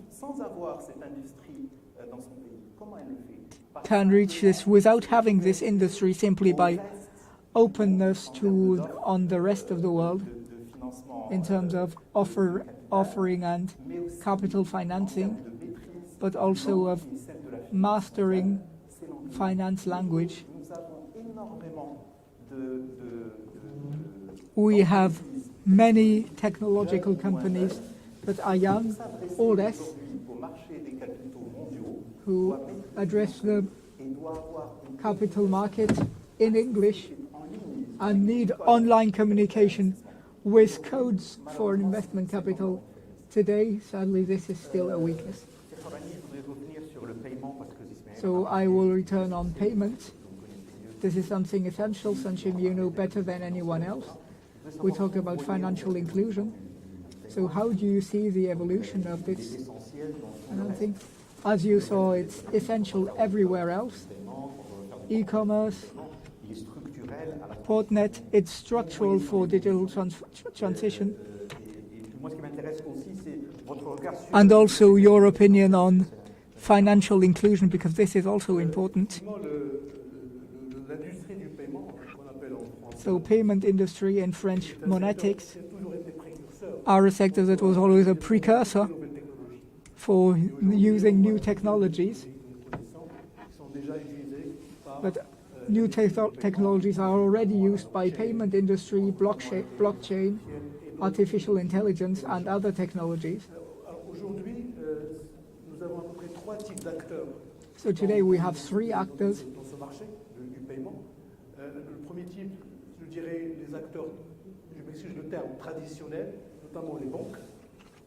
So traditional actors, for example, banks. We also have fintech with technological connotation. And the third category, big tech, Amazon. We realized 10 years ago those three actors were fighting a competition war, savage competition war. And since then, there is it's calmed down. There's much more cooperation, be it between banks and fintech or with big tech. So I think this is a great development, which was also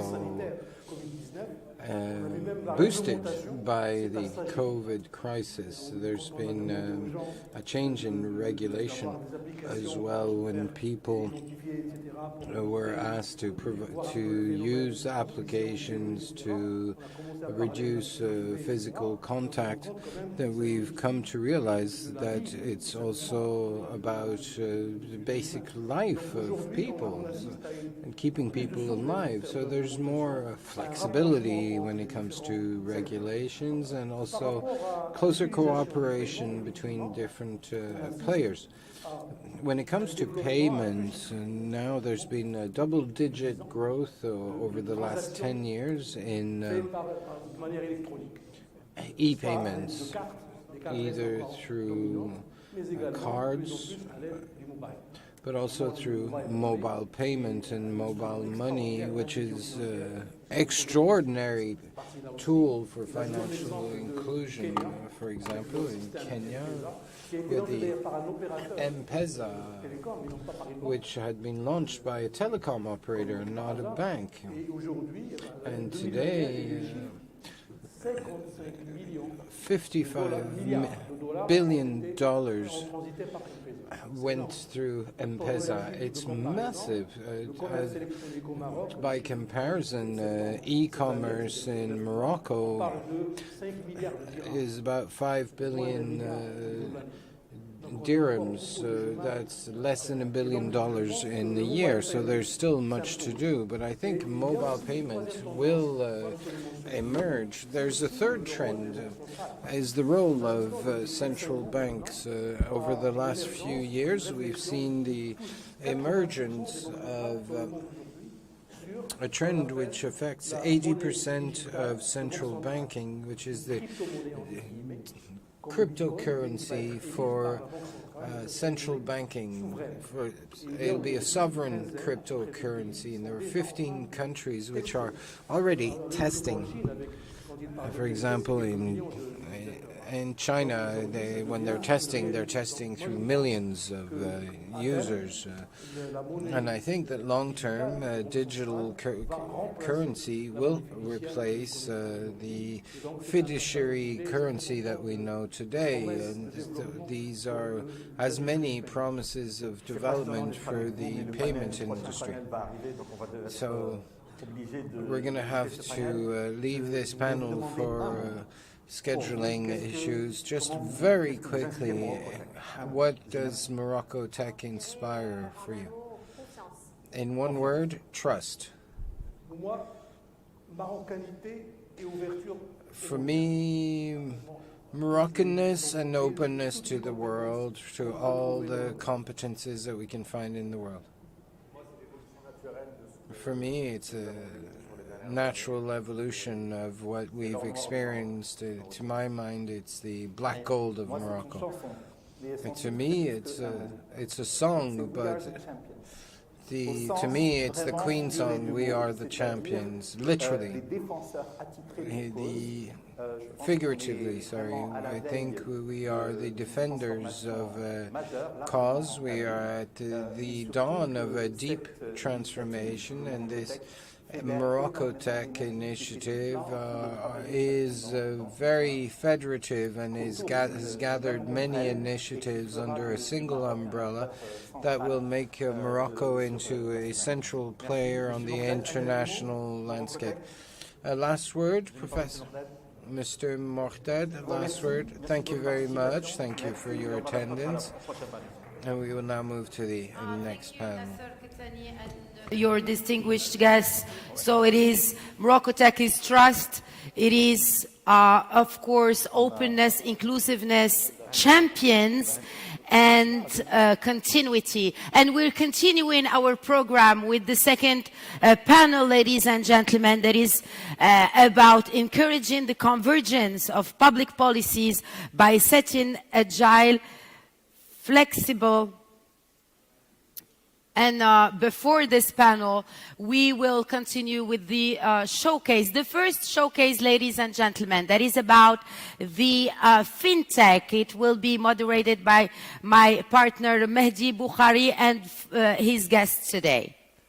Merci beaucoup Khadija pour cette introduction. Thank you very much, Khadija. And our event is brainstorming with entrepreneurs and business leaders, and these debates will be punctuated by showcases showcases of Moroccan companies. In this showcase, focusing on fintech, we will be receiving 5 entrepreneurs, including Mr. Mohani, the president of HPS. So, HPS is a leader in its field, a company which inspires. How have you been able to become such a success story? Well, I'd like to remind you that HPS focuses on payment technology. We focused on 26 years ago, and we had a very clear vision to remain specialists in this field, and we were very ambitious. We wanted to be part of the top 10 world stage, which we achieved at least for 10 years now. So this is clearly closely associated to the Made in Morocco. How appreciated is the Made in Morocco abroad? Well, to provide you with figures, we have more than 450 banks across the world that use our technology in 90 countries. So clearly, there is a lot of trust in Made in Morocco tech made in Morocco. Amongst these 450, we have 5 banks that are part of the top 50 banks in the world. There was a minor issue which has since been solved about the country risk, but they've had the proof that Morocco is a very secure country, and specifically when it comes to its political stability. And today, on the contrary, we are very much appreciated for the quality of our software and services. So what are the products that you are developing today in a market in perpetual change? You spoke of blockchain, cryptocurrency, financial inclusion. What are you doing today to prepare tomorrow? Well, I think that our 2 trump cards is first and foremost innovation. Secondly, agility, being close to our customers and being able to adapt to the specific constraints of each country and each customer.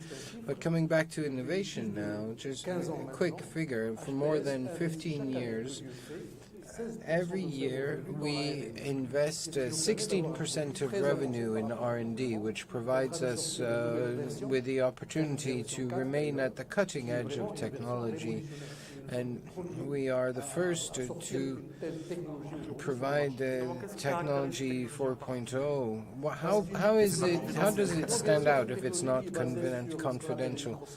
Well, it's based on microservices. Without going into too much technical detail, it allows for an evolution of the system, almost infinite evolution. One of the bigger challenges is to be able to manage big volumes, especially at, for example, end of year in the US or in Europe, when you have billions of transactions in a few hours. So your system needs to be able to manage billions of such transactions, and our technology allows us to do it in an extraordinary manner, and as well as harness through the cloud the massive computing power, which means that we don't need to rely on our own data centers.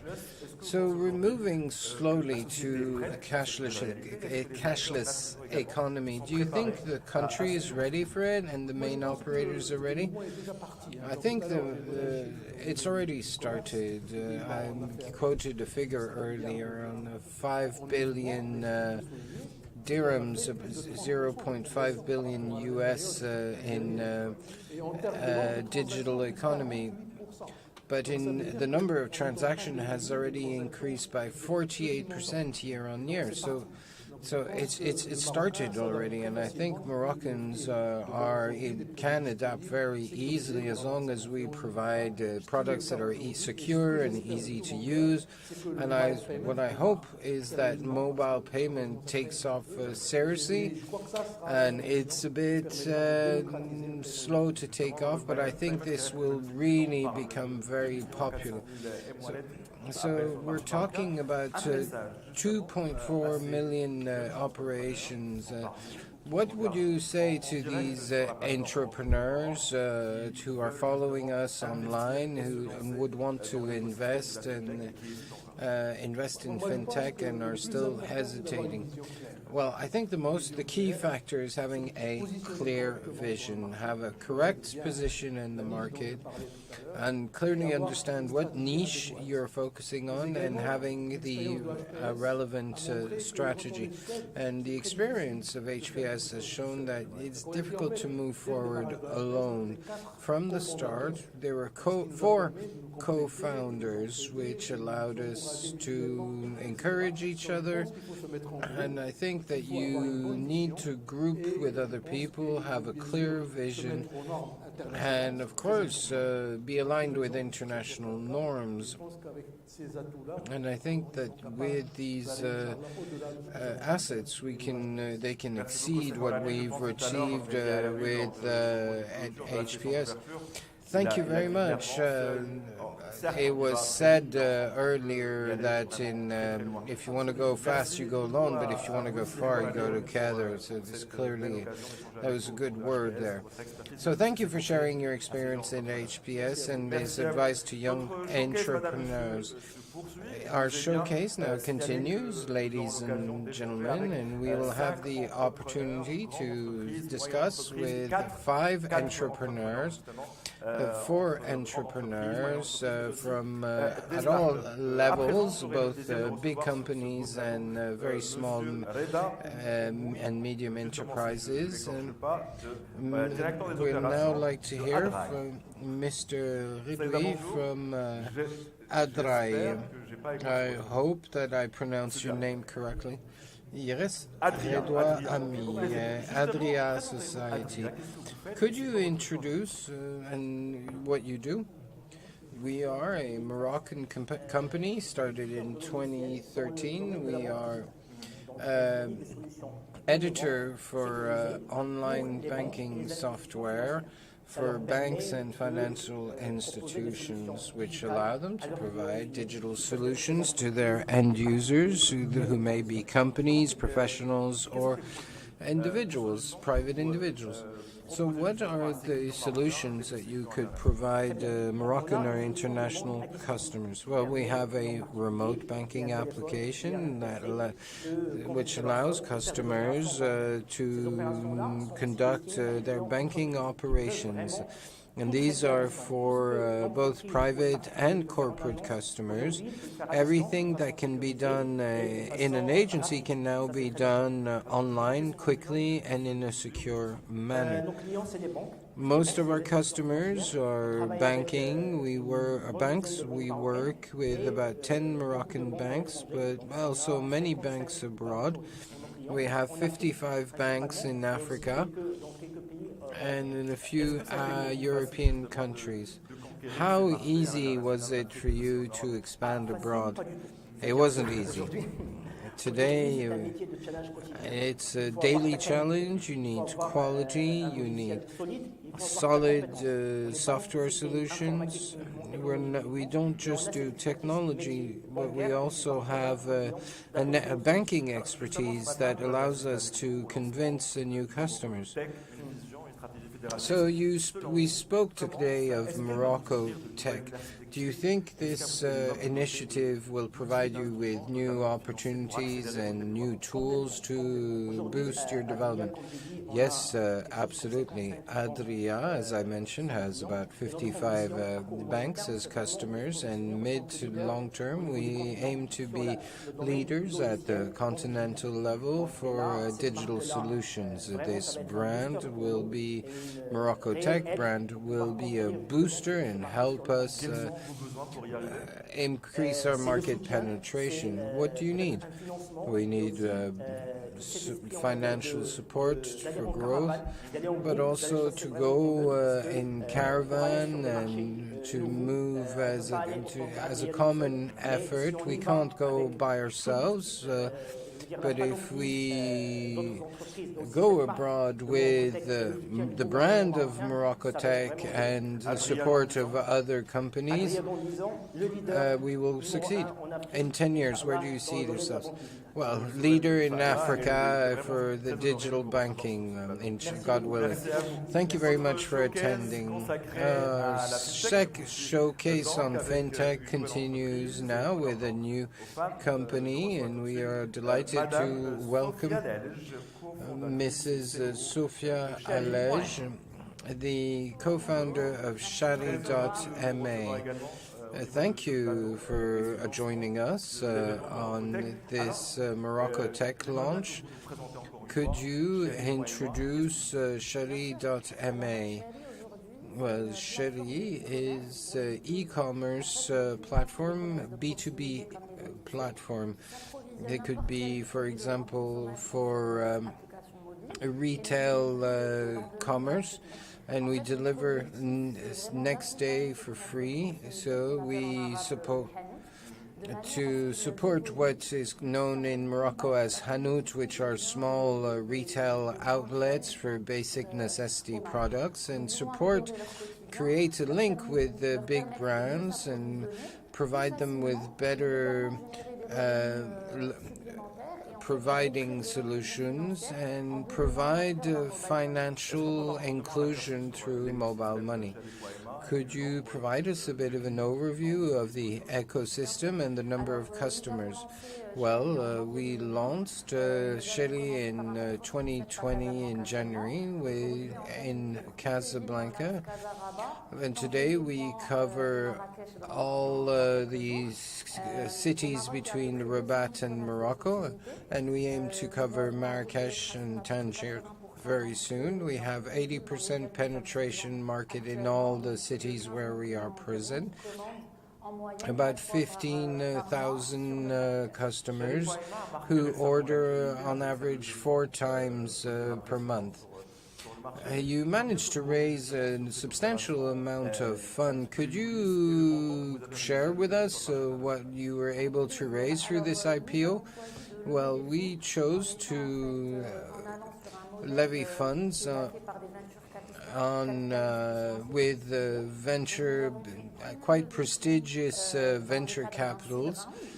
And we had a first round of investment. Our investors are Harvard University, the Y Coordinator, which is a prestigious program in the Silicon Valley, which invests in certain startups, but as well as Orange, which has much presence in Francophone Africa and will support us in our expansion across these countries. And there are other investors as well, but today we are preparing a Series A of fundraising.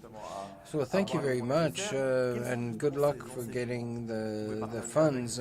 What have you learned, and what could you share with startups who are listening to us, and how can they raise funds? Well, I believe that my co-founder and I have 2 conclusions. First, the Moroccan ecosystem is developing quickly. We have financial support through, for example, the OCP funding, which is called Plug and Play and Stargate, which allowed us to get some seed money, and you shouldn't make the most of this ecosystem. The second lesson is that we're still at the beginning of things, so you should not be shy in raising investment abroad and using word of mouth. Entrepreneurship can be quite difficult, so you really have to hang in there. Do you think that MoroccoTech will provide help in accessing financing? Yes, absolutely. I think the ecosystem is just starting. Not all Moroccan startups can get the access, access the funds that they need, and we hope that through MoroccoTech it will widen access to finance. So when are you going to be moving abroad? Well, we launched Shiri in Tunisia a few months ago, and we hope to grow in Francophone Africa. Any figures that you can share with us? Well, in the next 10 coming years, well, it's a bit difficult to provide a 10-year figures for the 10-year horizon, but we hope to be leaders in Francophone Africa, in fintech and e-commerce. What about the competition and the competition? Well, I don't think it's easy, but we have succeeded in Morocco. We are succeeding in Tunisia, and there is very strong similarities between fintech and e-commerce. So, what about marketing? How do you get your brand across in the Moroccan targets of retail? Small retail outlets. We have three main domains. The first is digital marketing. We are a tech joint, so we focused on social networks such as TikTok and Facebook, to which our target audience is very receptive. We also use WhatsApp or SMS platforms to communicate with them. The second domain is going door to door. We have ambassadors who introduce Shiri to our potential customers. And then, of course, organic growth through word of mouth. Do you think you need a lot of money to be heard and seen? As many startups say, we haven't launched digital marketing because it's too expensive. Is it important to have money? Quite frankly, because what we've launched doesn't require that much investment. Our first campaigns were not, we didn't actually pay for them, we just tried to generate traffic to our site. But now we invest a little bit, but it's not astronomical amounts. Using ambassadors, small amounts, yes, you do need a bit of money, but we're not talking about massive sums either. So what about developing technology internally? Well, we are focused on trying to digitize the whole value chain, and when we developed our own tools which allow for ordering, preparing orders, delivery and data. 100% Moroccan? Yes, absolutely, 100% Moroccan. How many of there are you? Well, our team has grown. We're about 100 people, including all our commercial, delivery and tech teams. A final word? That would be that we're working very hard to try to be the first unicorn in Morocco, and we hope to be able to do it and make Morocco proud of us. Well, thank you very much for placing the bar so high, not a gazelle, but a unicorn. Good luck for your venture. Our showcase continues now, ladies and gentlemen, as you may have noticed, with different types of companies, be they HPS. We also discovered Adria and Shari.ma. We'll now hear from Wafr.ma with President and co-founder Ismail Bashaka. Good morning, and delighted to welcome you here. Could you introduce yourselves? Well, Offer is a mobile application. When we realized that the big distributors made 90% of their revenue in small retail units as Hanout. So we launched an application. If you use the application to buy in the Hanouts, the small retail outlets, you get a small discount, which is financed by the big distributors, as each sale is traced, and so we're just aligning interests. The distributors and the brands and the customers all win from this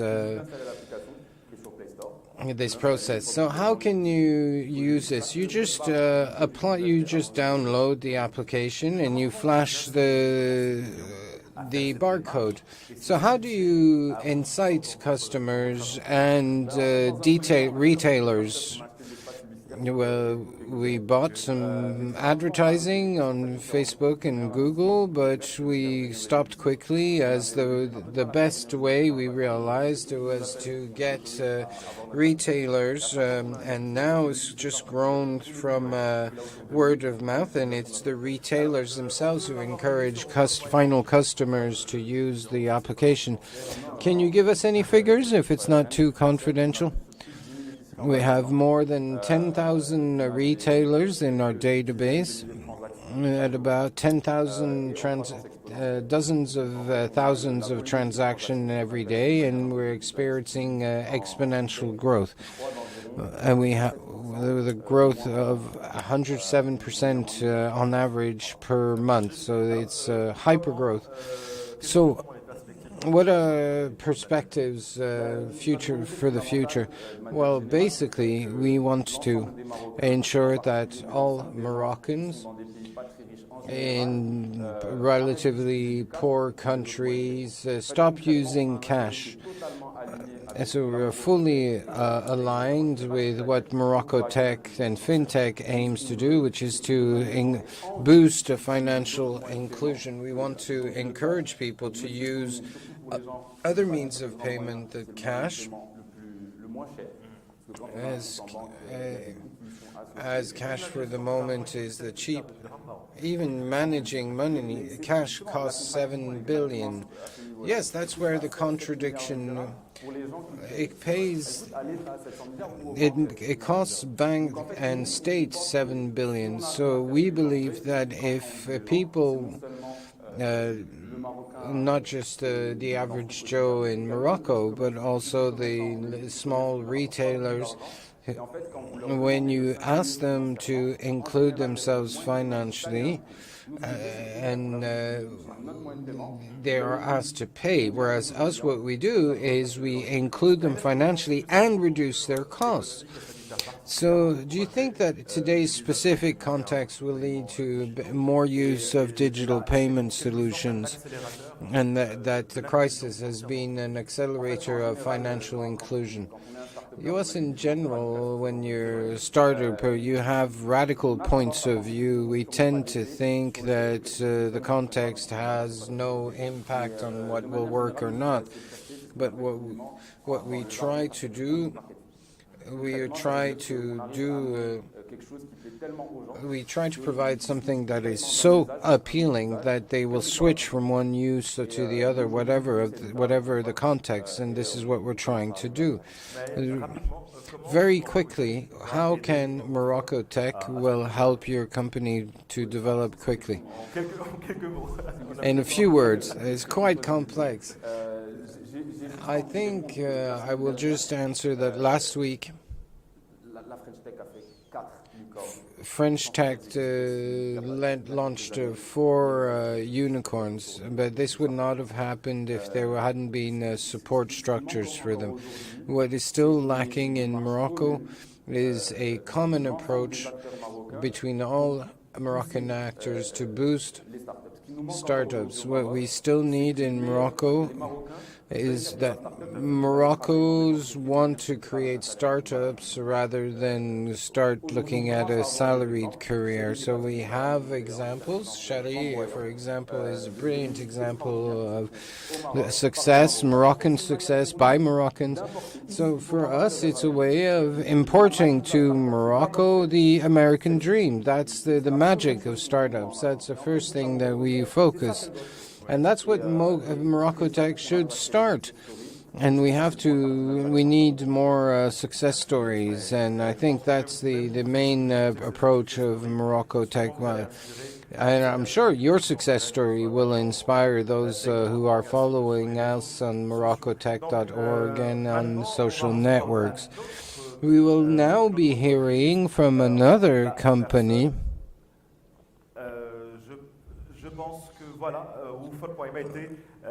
UFOT.ma,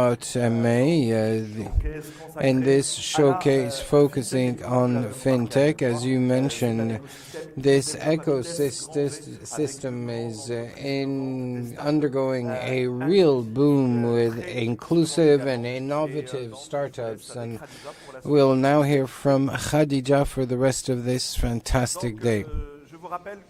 A quick reminder that we are still live after these first two panels and showcase. The floor is now to Khadija and Hassan for the rest of today, with multiple debates on different topics, including showcases and much news that we are delighted to share with you. Very much, Mehdi, and thanks again to all your interviewees, and it's beautiful to see these examples of many others of successful startups made in and by Moroccans. So our journey is continuing.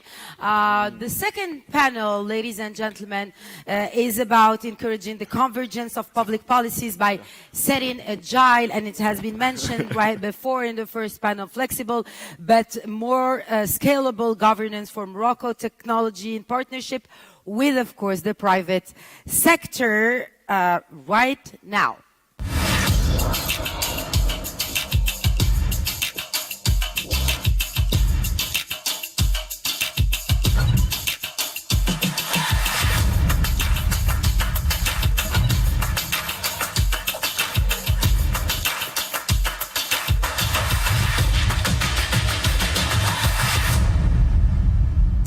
And this panel of governance in MoroccoTech will be moderated and handled by Mohamed Faisal Nabri, Head of Strategy, Development, Cooperation and Communication Department at the Moroccan Digital Development Agency. And I'm calling him to join me maybe on stage.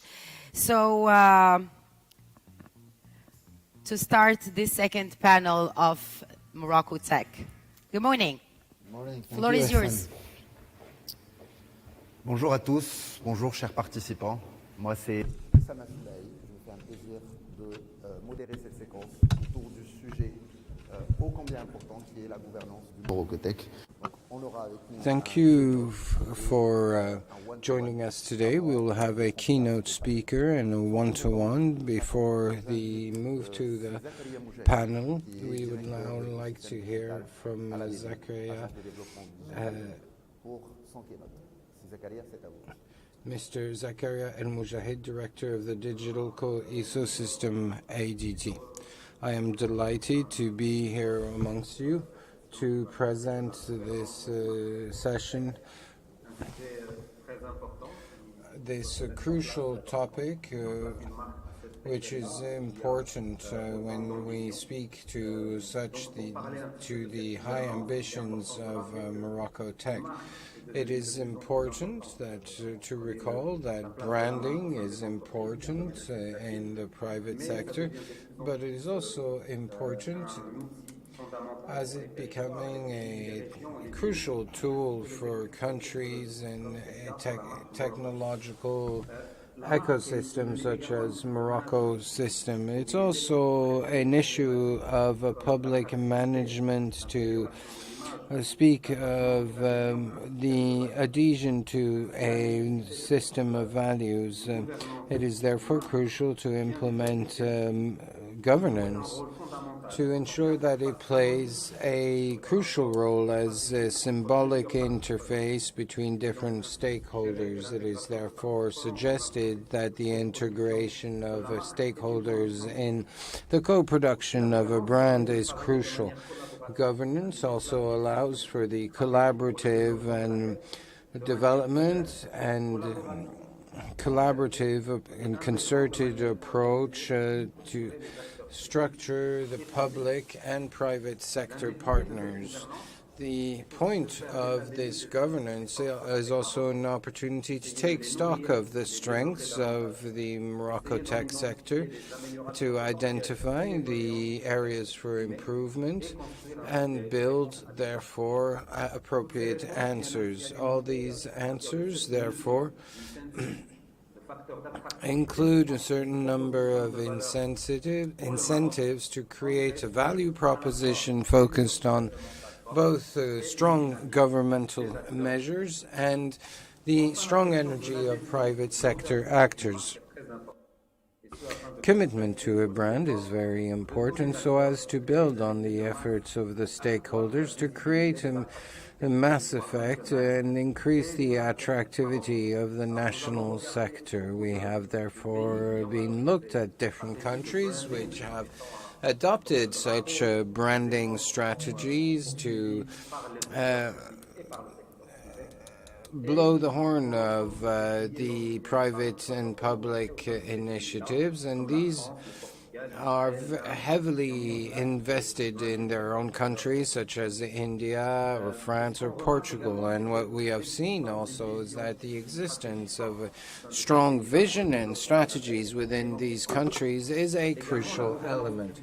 Public-private governance is also very important to identify synergies between top-down and bottom-up approaches which provide strategic and operational solutions that are coherent and drive significant engagement. It also provides an open and inclusive framework for working together. We also need a certain number of measures and attractivity measures to be they regulatory or development programs. All these elements must be worked and built together by the different public and private partners in a concerted manner with a single direction. Thank you very much. The floor is yours. I wish you an excellent panel. Thank you very much, Mr. Mujahid, for this fantastic intervention. MoroccoTech is a movement, a commitment, a brand, so that we can all together become an inclusive, innovative society, harboring talent and trust. To speak of these different stakes tied to governance, we would like to hear now Mr.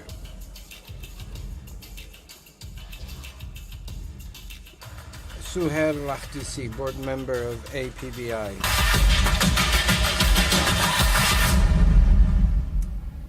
Souhair, bonjour. Je rappelle que vous êtes membre du bureau de l'APBI, Fédération des Nouvelles Technologies. Good morning. You are a member of the Office of Communication and Offshoring at APBI. Thank you for being here with us today. And the MoroccoTech initiative was the incarnation of this federative collaboration spirit between the private and the public sector in an innovative governance scheme. What can you tell us about this MoroccoTech governance scheme? Okay, I will speak English so that the message is communicated at the maximum. I believe what we have seen in the building of our vision is unique. We have seen many private actors meeting, grouping amongst themselves. All the actors of the ecosystem, OSIM, APB, CGEM, and others, Technopark, are involved today in this vision. and they met, public leaders met to carry this work together. And so today, we are at the beginning of something important. This vision will be followed by concrete means. This is a vision for Morocco. This is a vision for technology in Morocco. I think that this vision is something which is unique in the way it was built. Actors coming from the private sector, the whole ecosystem represented, or most of the ecosystem represented, actors and leaders from the public sector, and both working together for months in order to build this vision of the MoroccoTech, how to sell Moroccan talents abroad, how to sell Moroccan technology and value creation in digital abroad. And of course, the governance is something which is, again, unique. Having both, we saw in the keynotes of my friend Zakaria, how the public sector was fully mobilized in order to succeed in this vision.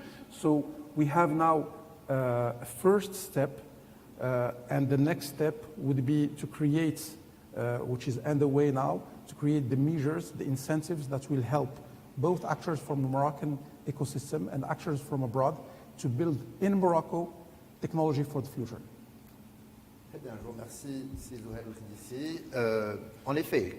Thank you. Yes, as you mentioned, MoroccoTech is a spirit of cooperation and co-construction. So this government in its first steps should lead to something more operational, more palpable, and the worksheet built in this spirit. So how do you see the steps to conceive and co-build this project? What changes are needed during the next weeks or months for this co-construction process? What we're, again, experiencing is something unique. I think all the people that are looking at us now can be part of this vision. The idea is that in the next months, we will build the incentives for the private sector, for the startups, that will help them succeed in exporting Moroccan technology and Moroccan innovation abroad. So basically, what was built is committees, strategic committees and operational committees that will help in the achievement of this goal. And of course, the idea is to have it as agile as possible, which means that we will build with all the actors. Every actor who is represented by his federation or his ecosystem need to connect to his ecosystem to express his needs, what his expectation, and the idea is all of these will be built, as Zakaria said, not only in a top-down approach, which was done till now, but also in a bottom-up, where we try to see what are the needs of the ecosystem and how we can fulfill it. And of course, a lot of measures are already in preparation, but we need also to see exactly how we can help companies in terms of innovation, in terms of investments, in terms of regulatory measures, in terms of talent and education and trainings, in order to achieve this goal, where I think, as we saw in the automotive sector, as we saw in the aeronautic or airplane industry, we see Moroccan technology in most of the big innovation of the world. We want to see this in the big GAFA products. We want to see Moroccan innovation, Moroccan talents, and Moroccan technologies present in most of the innovation of the future. Très très bien, très très bien. On a pu converger dessus. MoroccoTech est une histoire de société, une société à l'ère du digital. Et donc, s'il devait y avoir d'autres parties prenantes qui rejoindraient cette dynamique, bien sûr, inclusive en termes de gouvernance, en termes de prochaines étapes, quelles seraient ces entités publiques, privées qui compléterait un peu la mosaïque des acteurs qui portent au final, comme on l'a dit, un sujet de société qui est digital first. Donc si vous devez inviter des entités, des organisations données à rejoindre cette dynamique, lesquelles elles seraient? I think this is an open invitation for everyone. We already have 3 ministries represented, different agencies. Of course, the Ministry of Digital Transition in Morocco and the administration reform. We have l'ADD, which is part of the ministry, which is the agency of the digital in Morocco. We have l'AMDIE, which is in charge of investment and development. We have in the private sector already, OZIM and APB, but I think, and CGM, of course. We have also Technopark. The idea is really to say this is a start. Everyone is welcome. Again, it's about the mindset. Let's put Morocco first. Let's put technology and digital first. I think the most important thing in what we are doing now is the mindset. Everyone needs to be in the same logic. We need to have trust. We need to have collaboration. We need to have agility. And we need to put Morocco and the citizens of Morocco and the digital industry in the world first. Très bien. J'aimerais rebondir sur 2 aspects que vous avez soulignés. Yes, I wanted to mention 2 points you mentioned, agility and paradigm change, mindset change. How do we translate this philosophy? How can you share with our participants the spirit of change? Does this involve agility for the public sphere?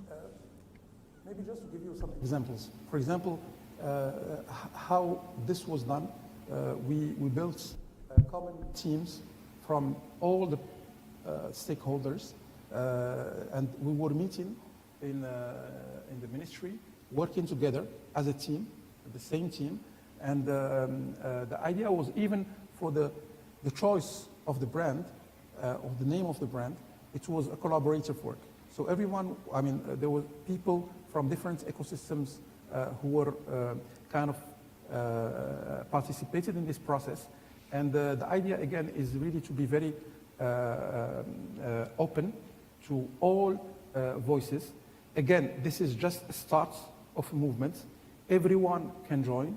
Of course, at the beginning, we cannot have everybody on board, but this is for Morocco, this is for technology, and of course, as you said, we will have different workshops with participation of different entities, different stakeholders, and everyone is invited to be part of this.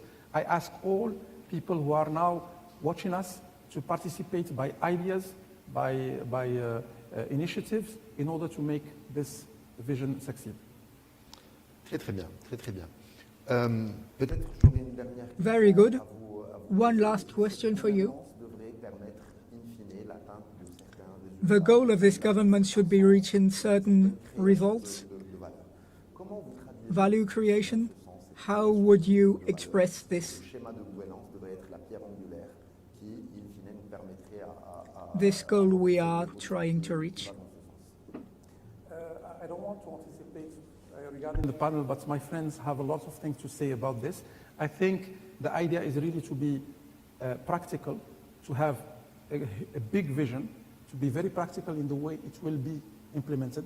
My friend Ismail and my friend Hisham and my friend Miriam and my friend Zuhir will certainly be more explicit about what are the key elements that will be deployed in the next coming months. But the idea is really to say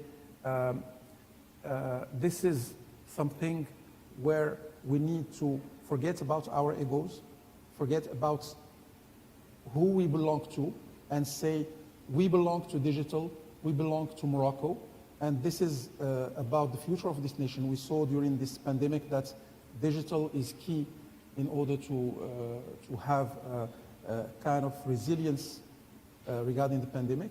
But not only this, I think digital proved to be one of the key forces that will help Morocco be, a developed country, and I think we're on good track to achieve this goal. Merci beaucoup, Zohair, de votre participation à ce one-to-one. Ce fut très intéressant. Thank you, Zohair, for your participation to this one-to-one. And now, with no further avail, I will invite the moderator, I will invite our moderator to please continue this panel.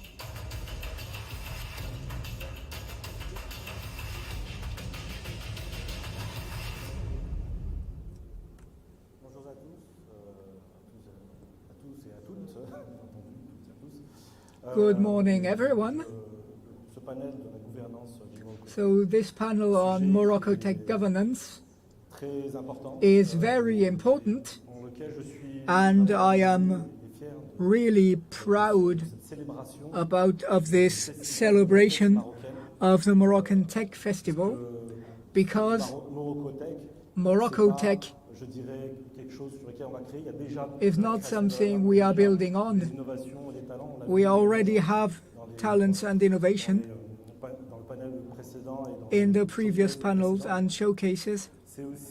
It's also governments requiring agility and co-construction.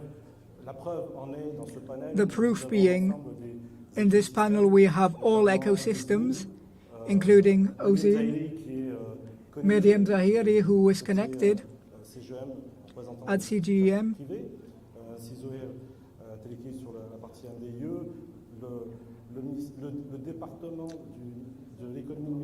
the Digital Economy Department, and APB.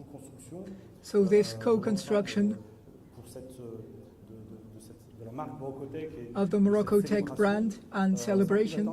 So with no further avail, I will start with Mr. Zohair Triki, AMD Secretary General, with which you launched Morocco Mall Mars brand. How did you implement this government at Morocco Mall? So first, I wish to thank the Ministry in charge of digital transition, APB, and Ozim for organizing this event, which brings together parties and experts around the MoroccoTech brand. As AMDIE representative, I am very happy to be here at this panel on MoroccoTech government and to share our experience of governments implemented at Morocco Now. I wish to briefly remind you the AMD mission. We are in charge of implementing the state strategy for development, incentives, and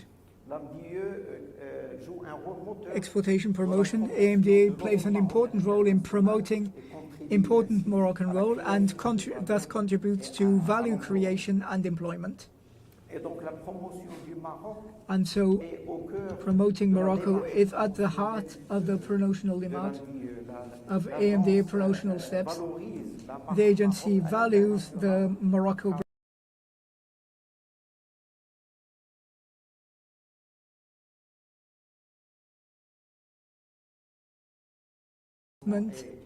and for promoting exportation, and was officially launched in October 2021. Morocco Now aims to crystallize and at our investors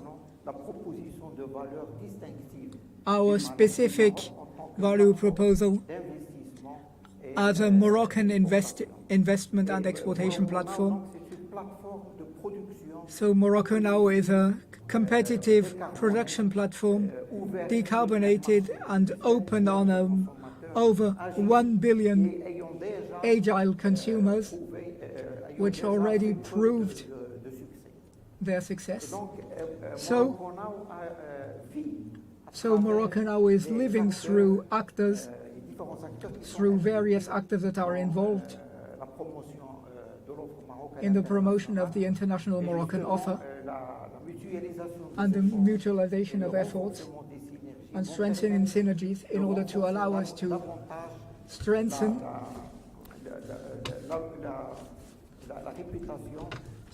the reputation of our brand. So in this perspective, governance of Morocco Now brand was defined based on the integration of two main commitments. First, mastering the brand identity and the perception associated to it. Second, associating stakeholders that are in touch with the investors and international actors targeted by Morocco Now, and whose interactions will contribute to our country's and our brand's reputation. So Morocco Now brand is governed by a strategic committee supervised by top management with a reference framework that will allow us to build and protect and manage a strong identity in order to allow users to use it. So this framework is based on four main axes. First, brand protection, legal protection through the logo deposit and the international brand. Second, the charter, our brand charter defining constitutive elements of our identity, value proposal, communication time, personality. Third axe, a graphic charter strictly defining the logo and the modalities of its application. And finally, use charter, a legal document allowing us to use the Morocco Now brand, allowing third parties to use the Morocco Now brand. Thank you, Sohail. Thank you, sir. So we are in the same logic of promoting Moroccan tech actors. Thank you for all this interesting information on governance.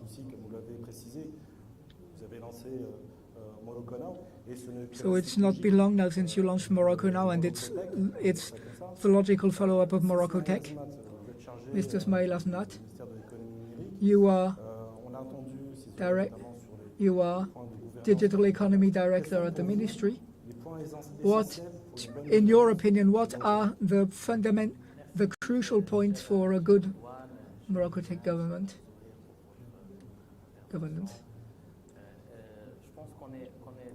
We cannot hear the speaker. So MoroccoTech governance is very important. The strongly original idea of our brand is that it was co-built by the public and the private sector, hand in hand. We co-built this vision of MoroccoTech brand, and it was natural for its governance to be at this image. So now we believe the success of this initiative depends strongly on the manner of governance. Additionally, we believe we have three important ingredients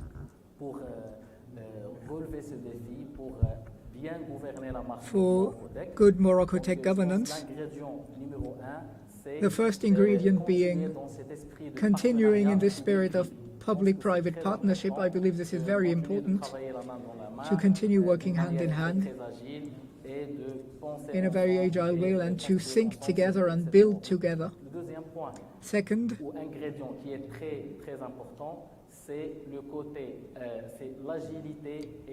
agility and the evolution of MoroccoTech. As you know, MoroccoTech is a brand for the whole Moroccan digital ecosystem, startups,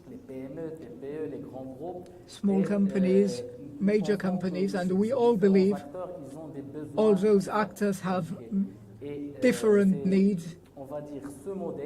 And so this agile evolutive model will allow all those actors to meet, to get together in MoroccoTech, and will allow this mark to be federative. So this is an important point. Another point, management centered on results. I believe today we need to work on the most important, on the main KPIs, on value creation. I believe this is the most important today, and avoiding the classical approach, following only actions and resources without concentrating on the most important, accompanying actors of the private sector to reach those results. Thank you, Sismail. So I believe we have Miriam Zahiri who should be online. Good morning, Miriam. So this panel today is made mostly of men. Luckily, we have Miriam. We would be happy if she were with us. So technology is a mostly male field. But this is not only the case in Morocco. All around the world, we have mostly men. But in Morocco, we have quite a lot of women involved, around 25%, while in other countries it's around 5 to 6%. So so we are proud of this. Of course, we still want to go even further. And I wish to rebound on what Ismail just said. On public-private partnership, you at CGM, you have a private vision. So how do you see the MoroccoTech brand as a private sector actor? Good morning. I first wish to thank you for inviting me. I'm very happy to be here at this panel. And thank you and I am also happy to contribute to gender parity. So this is an important topic. Governance is the key for all public-private partnership.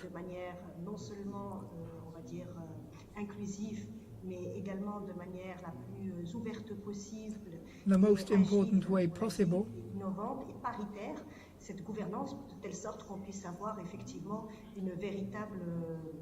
So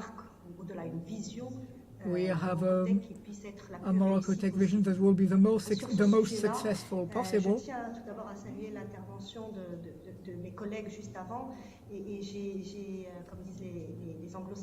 So as the Anglo-Saxons say, Ismail's intervention for me was music to my ears, because I remembered keywords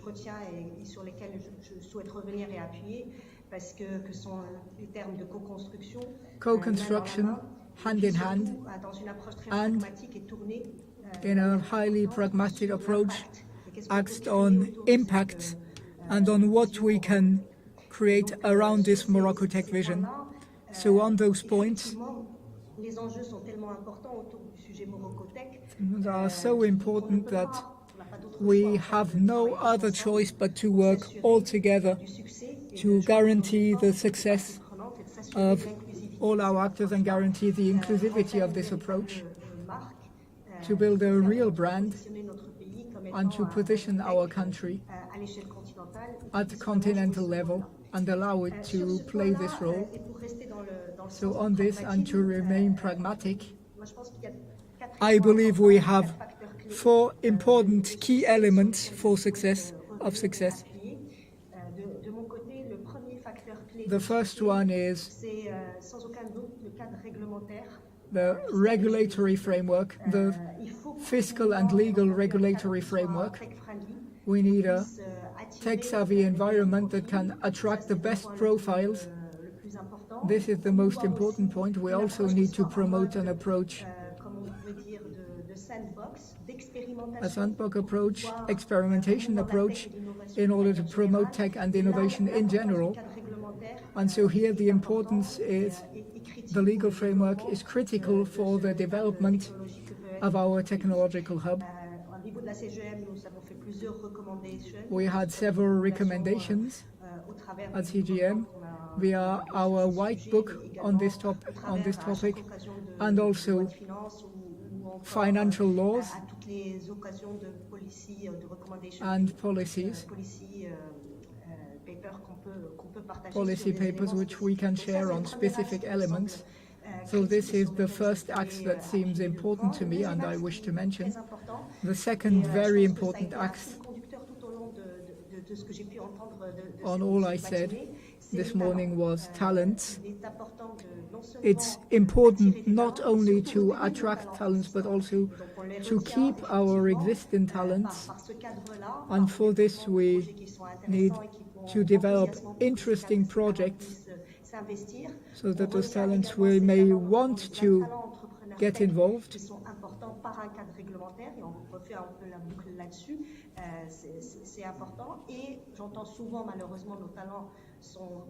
And often our talents are chased away.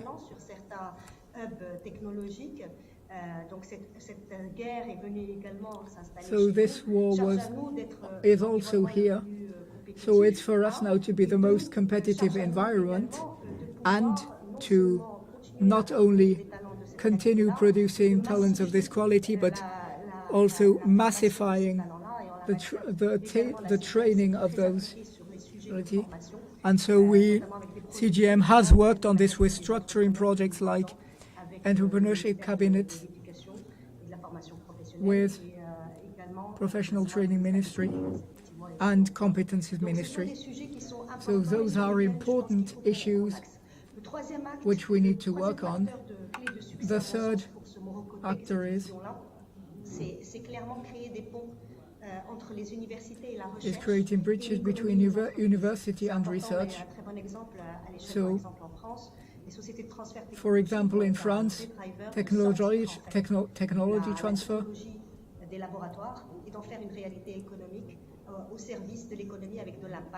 so, with a strong impact on employment creation and process creation and innovation.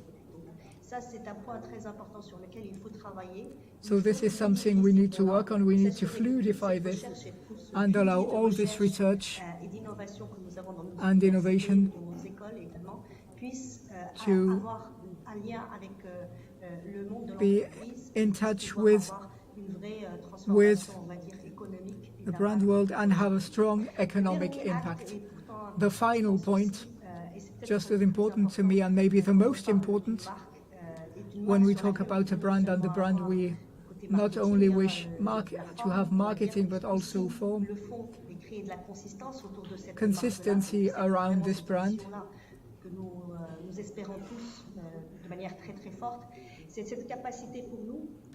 So this capacity,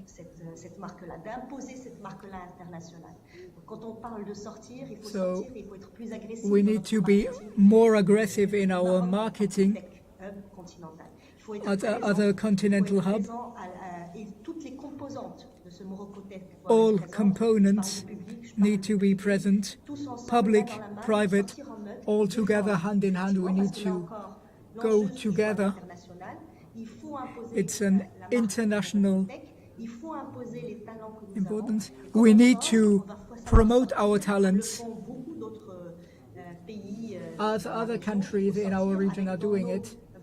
We need to go with what we have best for innovative startups in order to become the best actors of this Moroccan innovation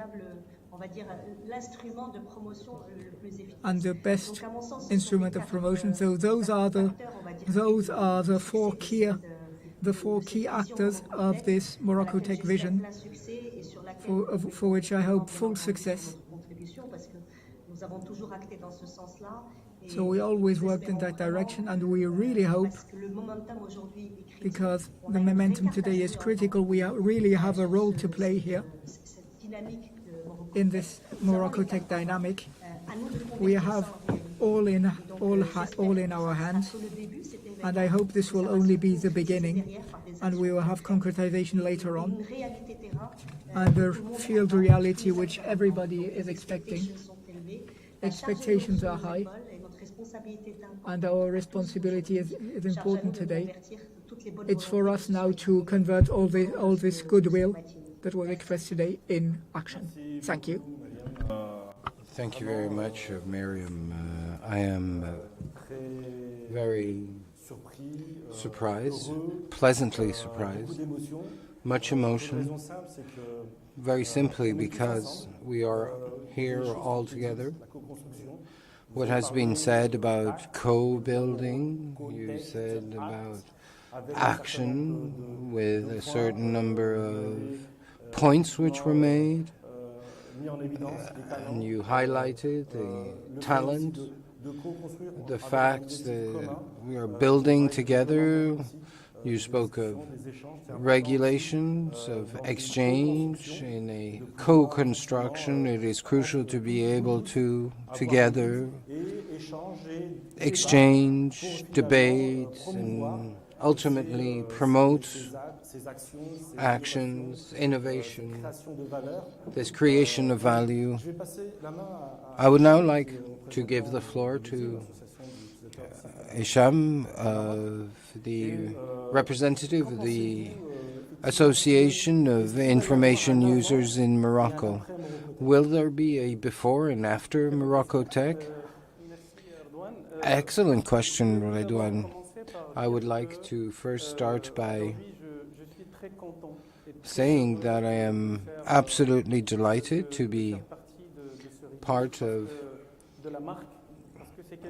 this event today, as we have been waiting for quite a while for such an event that will federate all the efforts that have been made by the different bodies, the Technopark, the AMDI through its Morocco Now brand, the ministries, and the fact that we have a minister dedicated to the digital transition is a success in itself and highlights the government's commitment.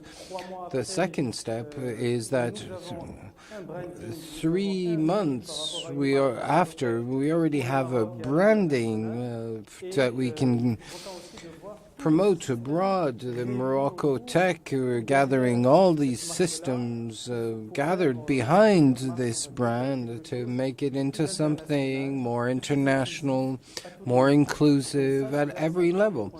So this is a first strong result, and this is the first stage of this international success. The second aspect is that a private-public governance is a crucial component to found a digital nation and in the era of metaverses. We are in a more and more connected world, more and more robotized, and therefore my message is that the objective is not to robotize humans, but humanize robots. I'd like to, for example, electricity was a massive revolution when it first emerged, and today it's become part of our everyday life. A metaverse is similarly should be included in our universe without us actually being able to feel it, a bit like electricity. All these infrastructures will come in support and augment humans, who will therefore humans will be able to use it in response to their needs, but not as an end in itself, and respond to specific human needs so that we can federate and continue to federate. Today, the issue of before and after MoroccoTech is we have no choice. Either we move forward or we move forward, basically. The engine has already started. Some carriages have been tied up to this engine. There's an east-west axis across the world, which is driving, leading this world, this new world. There's another carriage that has latched on, Europe. And today in Africa there is movement, even if it is still,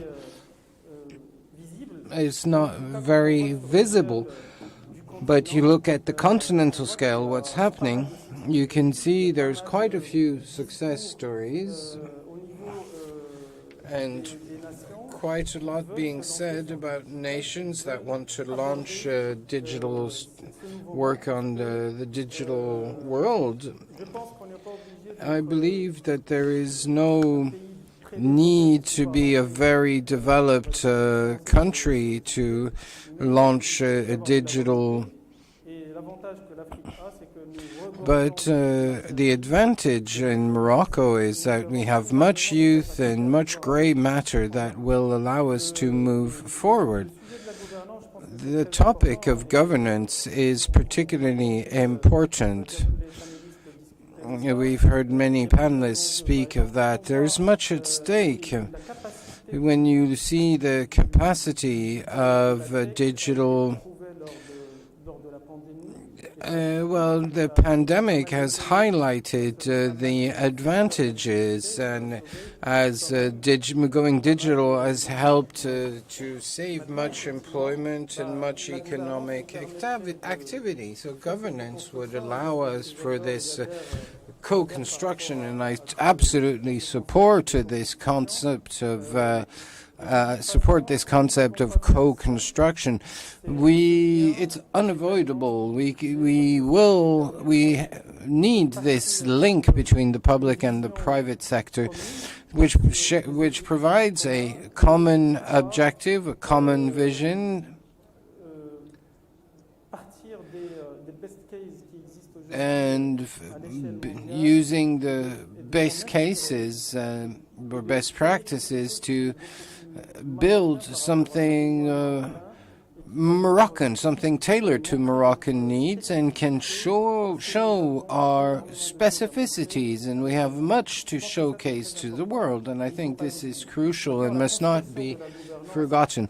When it comes to designing governance and different topics, we will need from tomorrow to work on the different aspects, and we need to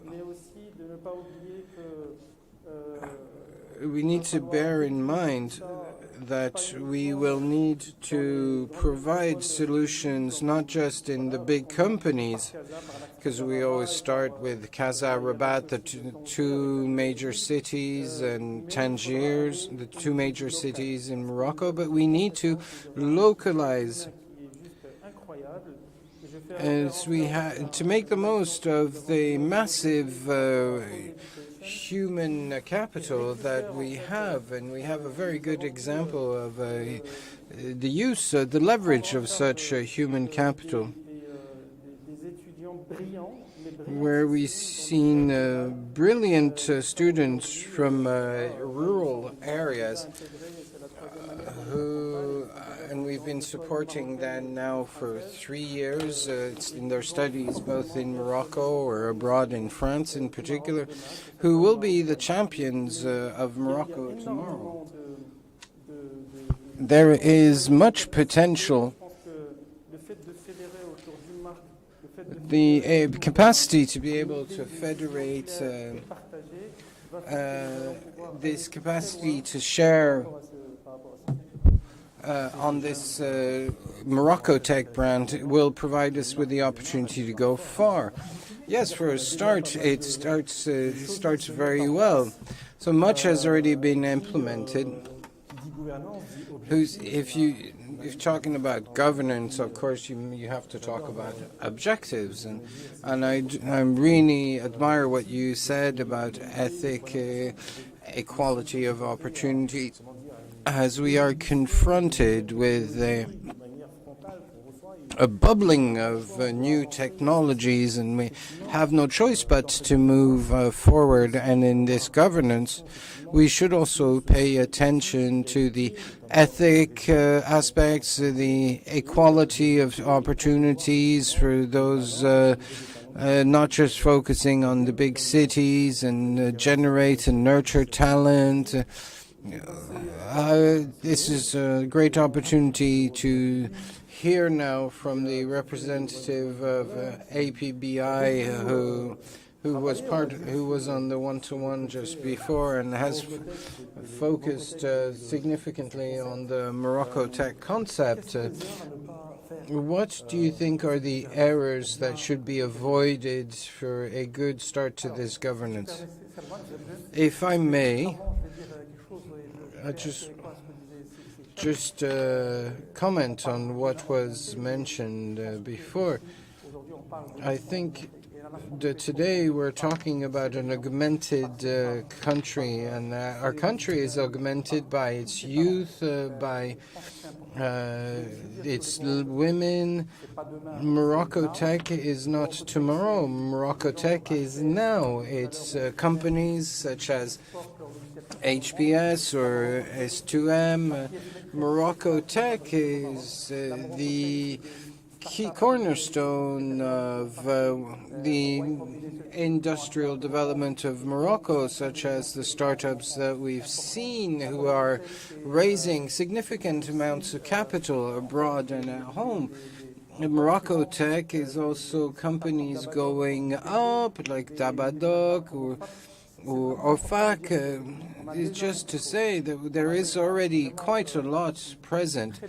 We have great success stories, and the MoroccoTech is there to accelerate this movement, this change, these emergences. MoroccoTech is also the young people from Tisnit who stood out from the Google Tech conference, and the young Moroccan who won the international robotic competition. These are the young people who believe in their capacities, who have no limits, who can see the big picture and persist on a daily basis to create value. And I think it is important that we thank them for the efforts, that we celebrate them, and that we inspire vocations in our young people and our startups so that they may develop internationally. And what will happen after? Well, maybe tomorrow to have unicorns from Morocco coming from the next few years, to have Google, Apple made in Morocco, to have patents on deep learning made in Morocco. It's also research that can be made in Morocco. I think that is the vision that we would like to build. Of course, we need to focus on governance, but the first thing that we must avoid is to avoid working in isolated cluster. We need to build an ecosystem, not an ecosystem, and so that we can build on the existing success stories. I think what was also said by Ismail and Isham is this idea of building together. We cannot build if we're not building together. We are a country that needs We've seen it during COVID, how multiple bodies work together and miracles were produced. Many people agree that Morocco has managed very well the pandemic and has also managed to produce solutions tailored to the challenges posed by this pandemic. Agility is therefore crucial. You can't have a brand without without active listening and seeking to continuously improve. We need to avoid having a logic that is set in stone, and I think this is I'm very happy to see what has been happening because it's very flexible. Yes, indeed, we spoke of governance, and it's about listing objectives, about adopting the correct behavior. And I liked what you said about the ecosystem rather than an ecosystem. So implementing a certain number of objectives and focusing on tech for good, that it brings humanizing elements to the debate. Hisham, if I may, today, as Mr. Zuhair said, there are many actors and players of MoroccoTech. It didn't just appear overnight. There had been already certain elements that were implemented and have added value. Would it not be possible to imagine some kind of mentoring system? You have this association of different companies which are very... We have startups.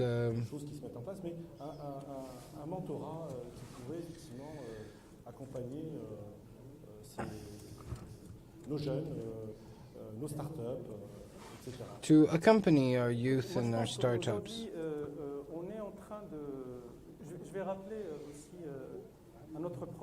I would like also to remind of the program which is very close to our heart and supports startups.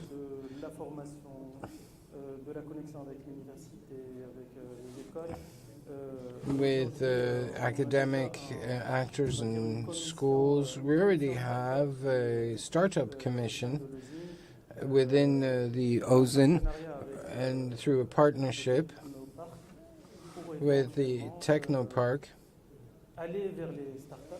to approach startups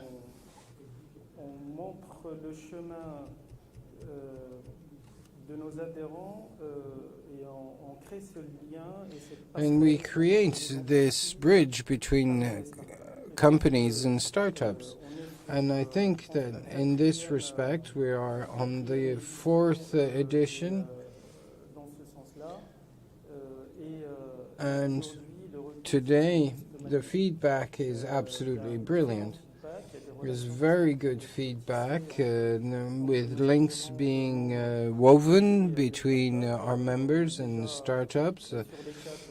We already have within the ECAP in Rabat and Casablanca, and we aim to reach out to other cities. I won't say the name, but there will be a roadshow that will allow us to meet all the startups across Morocco, eventually to make them better known,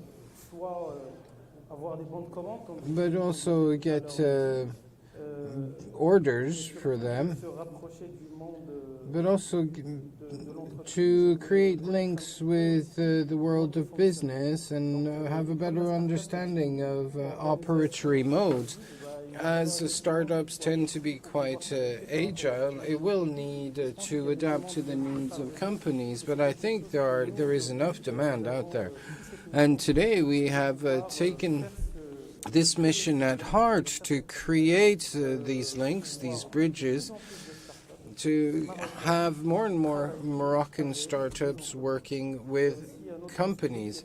And there is another topic which is quite interesting, which is we have, through the Ministry for Digital Transition, we have much buy-in from public establishments and ministries who are allied to the OSIM, and this will only grow as we have always said that the public should be clearly and strongly represented in public institutions, but as there is much to do,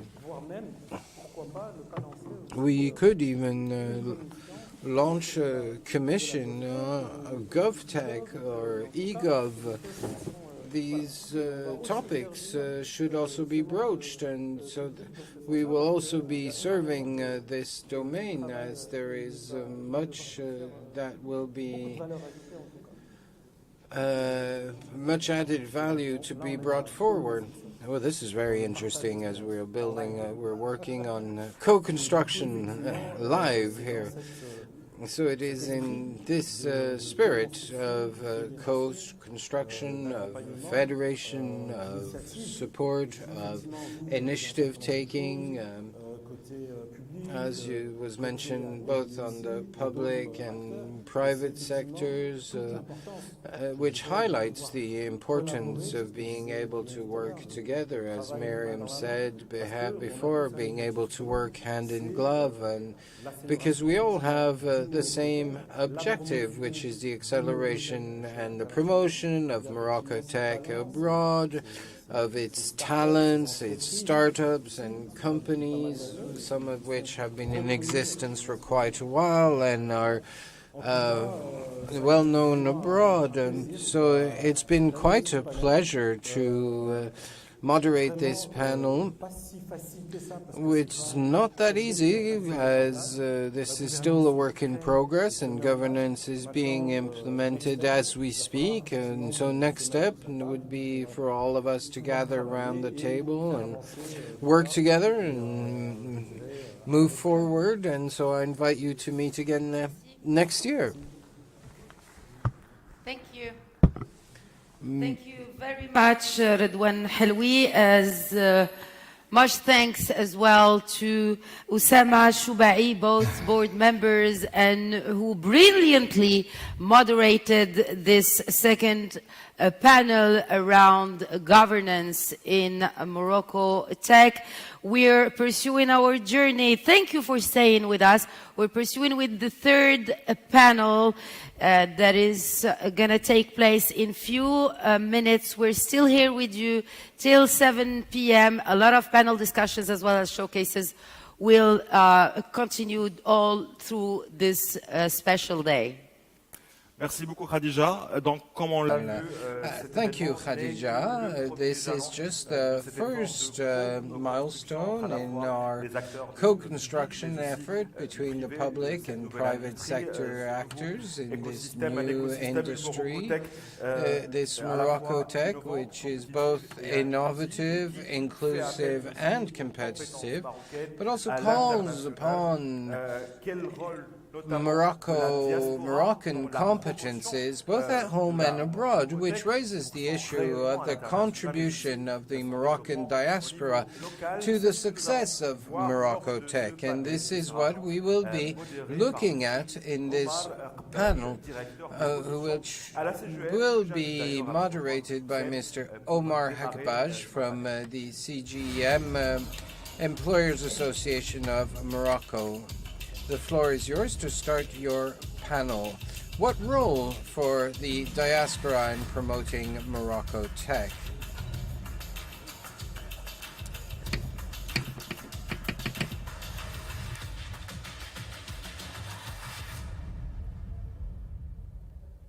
Thank you very much, Mehdi. Honorable assistants, ladies and gentlemen, dear attendees. I'm both honored and excited to be participating to the launch of MoroccoTech. I've been humbled by the interventions we've been hearing so far along this morning, and I'm truly looking forward to what's ahead in the afternoon. As we've been hearing throughout the morning, MoroccoTech brand is rooted in a certain core set of values, amongst which I would like to remind three. The first is that this is an open initiative. The second is that it is rooted in being extremely inclusive of all efforts. The third is that it is not limited to the scope of our territory, but it goes beyond and is addressing as well the international community. With that in mind, these three values comfort me personally in the role the diaspora will be playing to make MoroccoTech a success. I think we've all witnessed it throughout the pandemic, the impressive mobilization of Moroccans abroad on so many levels. We've seen how they've been assisting our authorities in containing this crisis, both through their knowledge sharing and their counseling, but also through some breakthrough innovations. We've also witnessed their continuous investment in our economy, and I believe we've seen our remittances volumes, inbound remittances volumes grow during the pandemic, whereas in most countries there has been declines of 10 to 20%. This goes on to show, I believe, the commitment and the attachment of the diaspora, but more importantly, it goes on also to reaffirm the impact that Moroccans throughout the world can have on an initiative like the one we're launching today. And they can have that impact through different courses of action.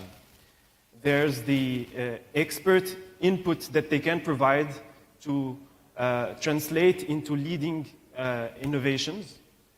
There's the ambassador role that they can play for the tech ecosystem internationally within their countries of residence, but also within their networks of influence. And finally, I think there's also a role that they can play in the fundraising effort that we've been hearing about, channeled towards locally produced, engineered projects that are value-adding at an international level. At CGM, the General Confederation of Companies in Morocco, we have created the 13th region that is aimed at Moroccan entrepreneurs and high potentials of the world, called MEM by CGM. MEM by CGM is rooted across a certain set of pillars that we will be discussing during our panel today. But a few words on MEM by CGM and its action. It creates a unique platform that allows members of the diaspora to connect with each other for knowledge sharing, to connect with Moroccan businesses for mentoring purposes, but also to invest opportunistically in the businesses they believe in. It also allows some research centers between here in Morocco and internationally to connect in their efforts towards promoting some of our national investments. And all of that is done with technology and innovation at its heart. The honorable assistants, ladies and gentlemen, dear attendees, I personally believe that we have a unique window of opportunity, together with our partners at MoroccoTech, to put together all of the active forces at hand towards building a stronger digital nation, and it is our responsibility to seize it. Without further ado, let me introduce you to our first guest speaker, Mr. Ilan Benaim, for a Fireside 101 chat.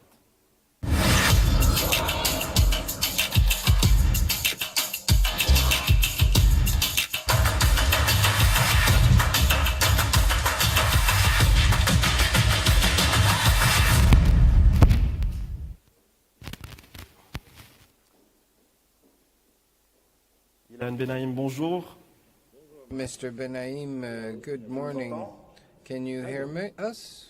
Excellent, Ilan. Thank you, Ilan. I would like to introduce you now, even if you are already quite well known. You are the co-founder of VP, ex-private bank. You are Moroccan by nationality. You are self-taught. You taught yourself coding when you were 12 years old. And when you were 24, while studying, you decided to launch venteprivé.com.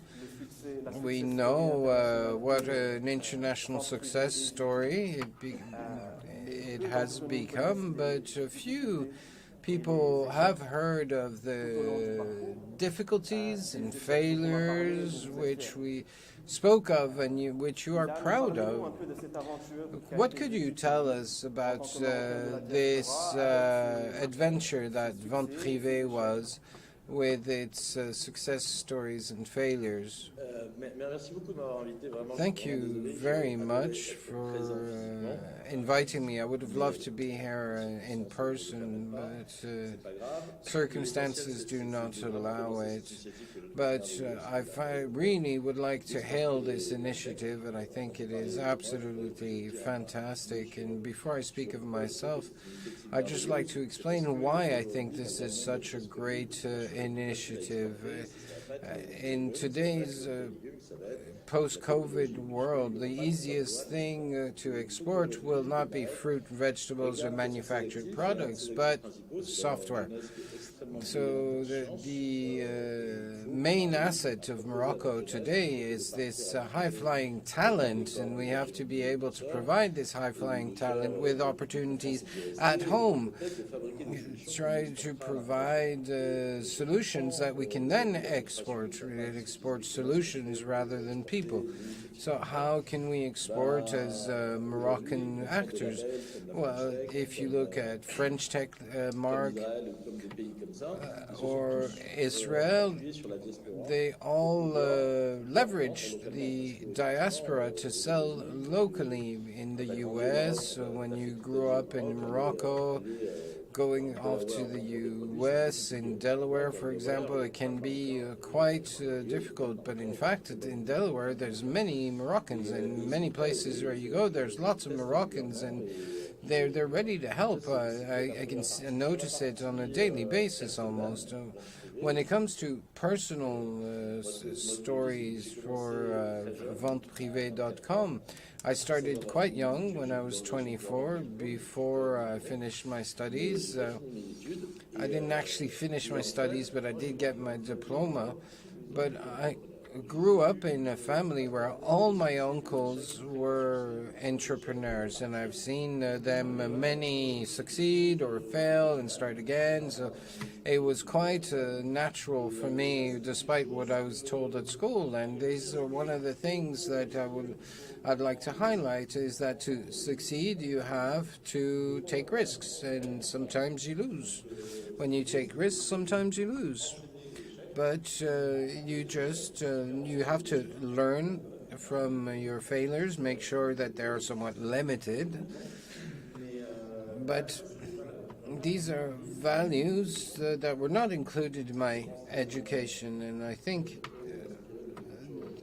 these are very inspired by European culture, which always seeks perfection, and these are not the values that are expected of entrepreneurs. On the contrary, today everything is possible. To be an entrepreneur, you don't need a diploma, and that is the key to my mind. Anybody can can launch a startup, be they engineers or not. I learned coding. I learned coding at 12, but for my kids, they started learning coding in English when they were 4. And they know that if they have a problem, they will find a solution. And that's what I wanted. I wanted them to learn by themselves. And coding should be... I'm looking to invest in coding companies to desacralize this. If you want to do tech, you need not just engineers, you need also coders. You don't need to be an engineer to do tech. Engineers have great qualities, but for coding, you don't need an engineering diploma. for example, some of my employees don't even have a high school leaving diploma. And he's actually a better coder than I am. Thank you for sharing this experience and this feedback on your track record. What basically I can see that you had a desire to undertake and this that you've transmitted to your children, this desire to think big, not just the local market, but to export ideas abroad. This is crucial what you're saying here. I'm part of the diaspora, but unlike others, my parents still live in Casa. When I go back to Morocco, I don't go to a resort. I go see my friends who stayed, my parents, and my aim was to return to Morocco and come back as my brother did. But as my company didn't have enough funds, I had to stay in Paris. But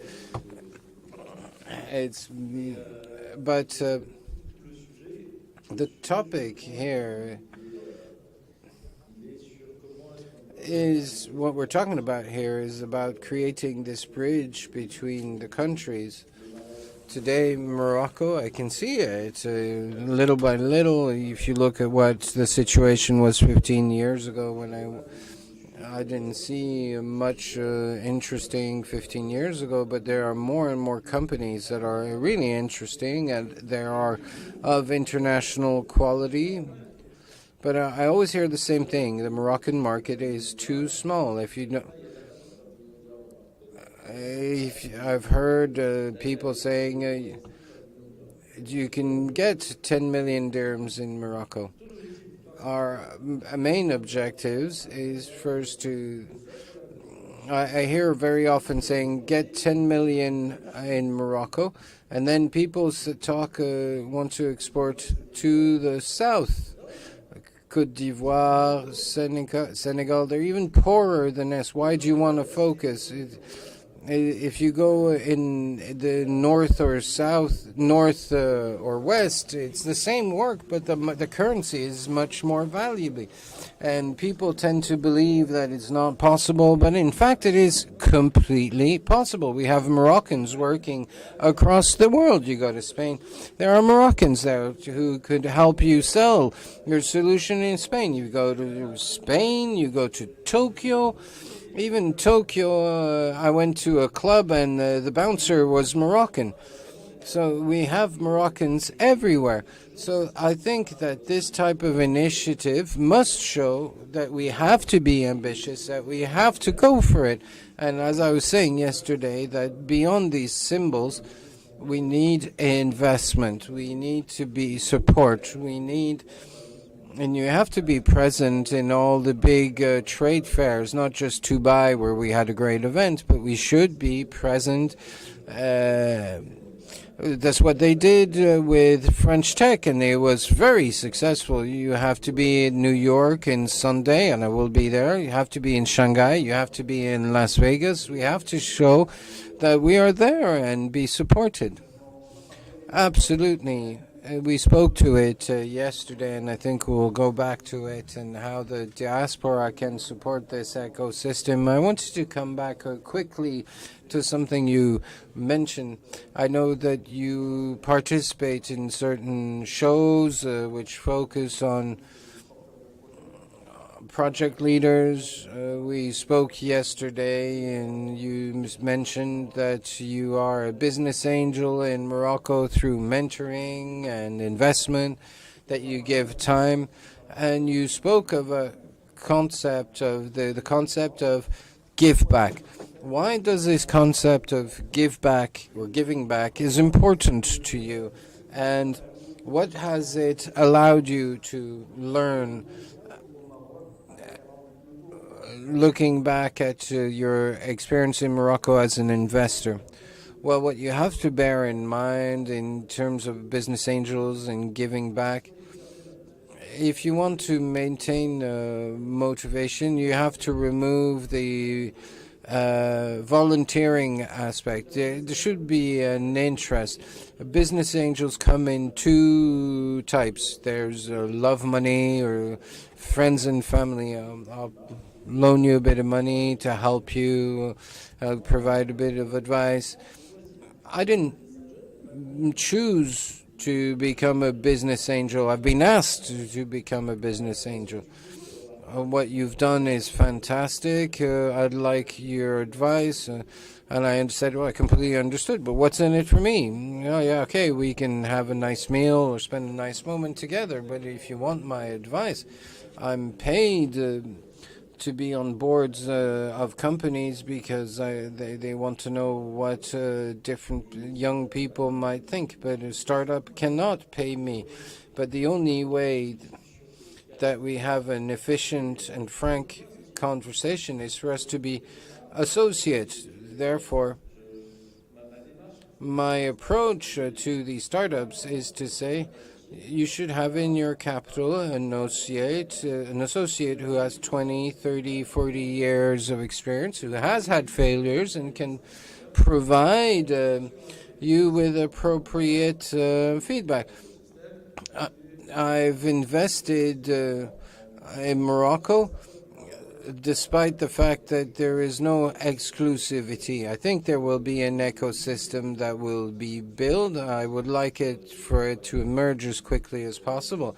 And I'm working in this way, but there is not yet an ecosystem in Morocco. We have super incubators, great startups, but the survival rate is catastrophic as we don't have big major groups that buy small companies. I buy 4 or 5 companies, but every year. But here we don't have this in Morocco, so there is no liquidity, which is a issue. It's not a question of money. There is a lot of money in Morocco, and I understand that venture funds don't want to invest because there's no possible liquidity.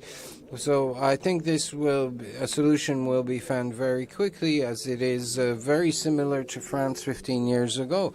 That's the stage that we are in Morocco, and there are many very talented young people who are working on very interesting solutions.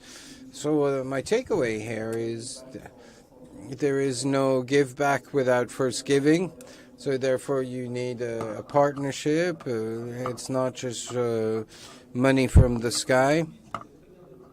Yes, it's very true to say that there's no giving back without first giving. And it's the same with the diaspora. The diaspora abroad is not properly identified and canvassed.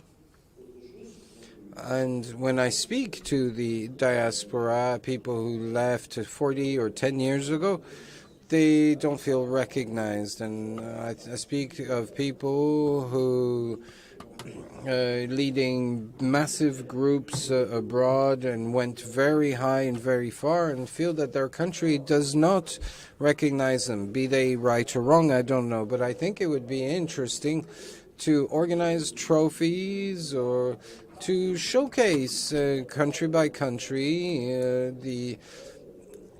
this such and such entrepreneur of the year. In Germany is Moroccan. In France they have this kind of rewards. I think it is important to say Morocco is proud of you, and within the minutes that Moroccan will come and say, how can I help? They just want some recognition. I think this is something that should be done in a very targeted manner to provide recognition, and I think this would be very powerful. But how should it be done? That I don't know. If I may switch to English for our last minute together, I'd like to reach out to the international community that way. Diaspora that we're talking about, you're connected to it on the daily. We've talked about how we can incentivize this diaspora to contribute. But I would love if you could share with us a couple of words on how can this diaspora contribute on their end towards the success of this MoroccoTech. I think that the first thing, we need to identify them. That's the real thing. I don't know how. I think Now with all social networks and everything, it can be easier than ever, but we need to organize things just to, identify them. I'm sure I have a LinkedIn account. Every time I post something on a French problem, I have something like 50,000 views. And every time I share something about Morocco, I have 100,000 views. So it means that the Moroccan diaspora is following me. They're listening and they're very eager to participate. So let's be creative. Let's find something, but we need to identify them. We need to have their emails, their phones, their things. So we need to know who wants to help, who wants to be mobilized. And I'm sure we're going to be super surprised by the millions of people that are ready to help Morocco. Really, it's unbelievable. Every time I speak to a Moroccan abroad, they're so in love with Morocco. They're so proud of their country, but they don't trust their country. That's the problem.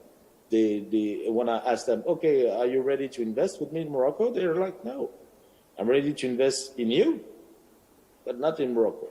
So we have some problems, some issue that we need to face. We should not say, oh, why are you thinking that? It's not normal and everything. We should accept that matter of state and correct it, because it's not true. In Morocco, you can trust Morocco, you can invest trustfully in Morocco, and we need to identify why they think that. But they all, in France and in the US and everything, they all think that I'm crazy to invest in Morocco, I can tell you. And I've done even my closest cousin. But they're ready to invest in me. So it's a good sign. So Exactly. So creating this base of Moroccans abroad, and also creating this trust-based kind of relationship with them. Trust is everything. When we talk about capitalism, we need trust. So that's Ilan, I can't thank you enough for our chat today, Ilan. We can only be proud to have such an ambassador for MoroccoTech. Yeah, I'm so proud to be the ambassador. And also, Omar, it's not finished. It's only the beginning. Huh? We need to talk about that every month. Completely.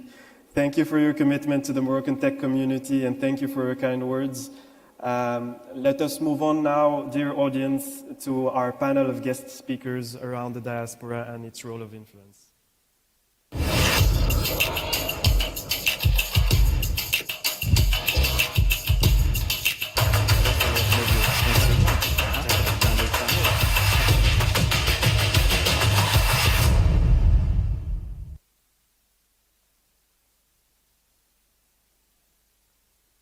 Dear speakers, hello again. So we're going to start our panel with 4 guest speakers from very diverse horizons and coming with very different perspectives. Some are individuals living in France, others in the US. Some are in the corporate world, and others are actually entrepreneurs. Thank you all for joining us to this panel. So I will start by introducing you one by one every time we have a first question, and we'll go in a 2-round questionnaire. Let me first start with you, Mr. Rachid Oukai, and I will switch to French for this first intervention. Rachid Oukai, Rachid Oukai, you are the founder of Peculium, the first artificial intelligence bearing system in blockchain. You are a data expert and are contributing to transition. You are living in Morocco since mid-2020, and I just learned you are launching an African entrepreneurial dynamic for an African metaverse. You represent the community of Moroccans living outside the country, and you chose to install an important part of your activity in Morocco instead of other choice destinations. So could you tell us more about this experience, what it brought to you? Well, thank you. I don't know if you can hear me well. We can hear you very well. Thank you for inviting me. It is a great honor for me to be a part of this panel and of this dynamic of exchange. And as the previous speaker,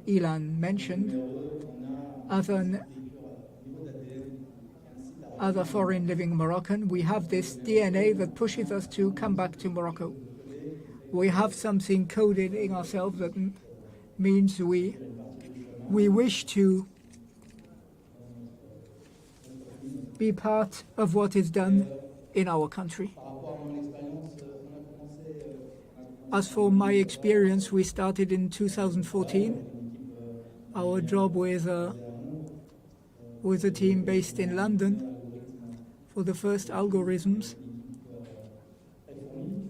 with a strong team made mostly of Moroccans, brilliant engineers, and another team in Paris in 2020. And so we decided to look how to start a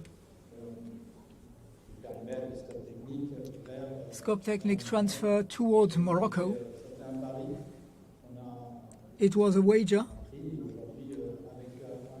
and today, 1.5 years later, I am highly satisfied, really satisfied. The challenges could be met successfully, and also the difficulties we were facing, especially for outsourcing with very high-level profiles, artificial intelligence,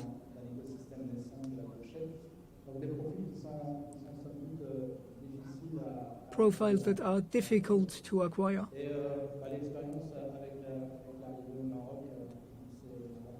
And so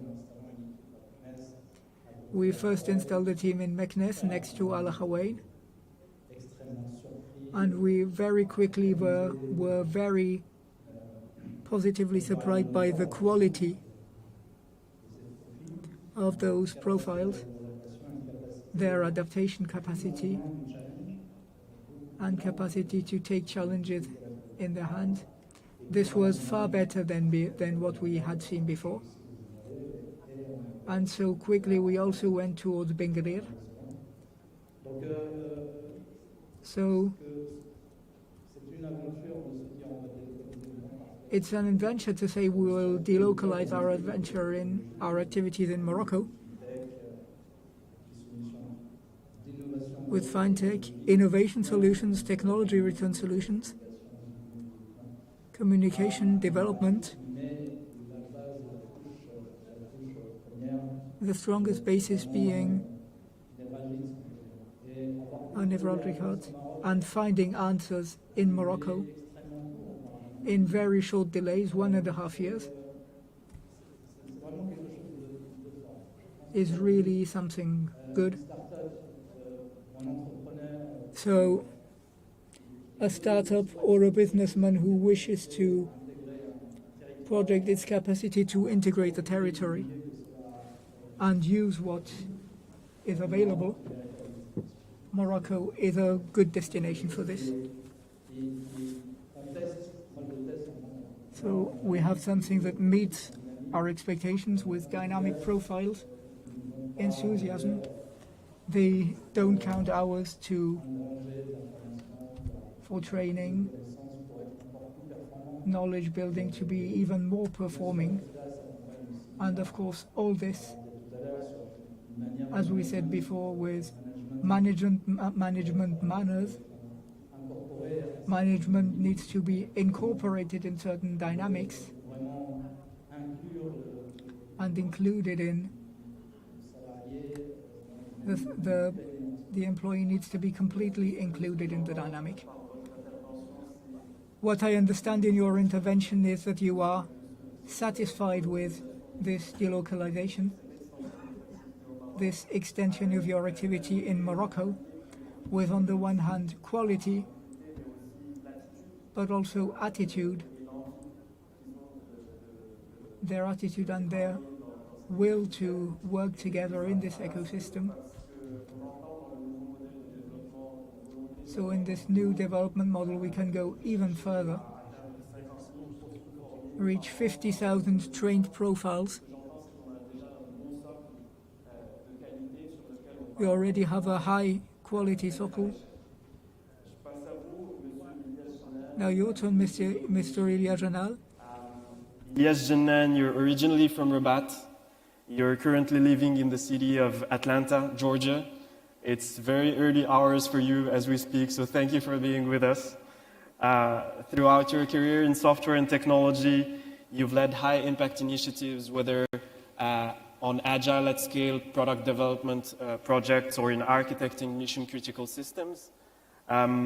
You're currently CTO in residence at Microsoft for Startups, and you work in assisting some of the most promising startups in the world. And through our conversation yesterday, something has slipped. You told me about the fact that you're getting more and more interested in the startup ecosystem in Morocco for a few years now. Tell us more about your interest for Moroccan startups. And I would love for you to touch base on one of the elements that we started discussing with Ilan earlier, which is how can these Moroccan startups get an edge by thinking globally, all while being produced locally, right? Absolutely. Well, good morning to whoever is in the morning side, and good afternoon to the rest of the world. So, first of all, I have to say I'm very excited to be here. It's tremendous to see the energy. I actually woke up at 3 a.m. today because I wanted to see the start. It's just crazy. I love what I'm seeing. And one thing that we can all learn from what we've seen so far, every Moroccan wants to help back. This is part of us. This is part of who we are. There isn't a day where we don't think of back home. I still call Rabat home. Rabat is my city. I for sure live in Atlanta, and it's still dark right now outside. But when I think of home, it's Rabat.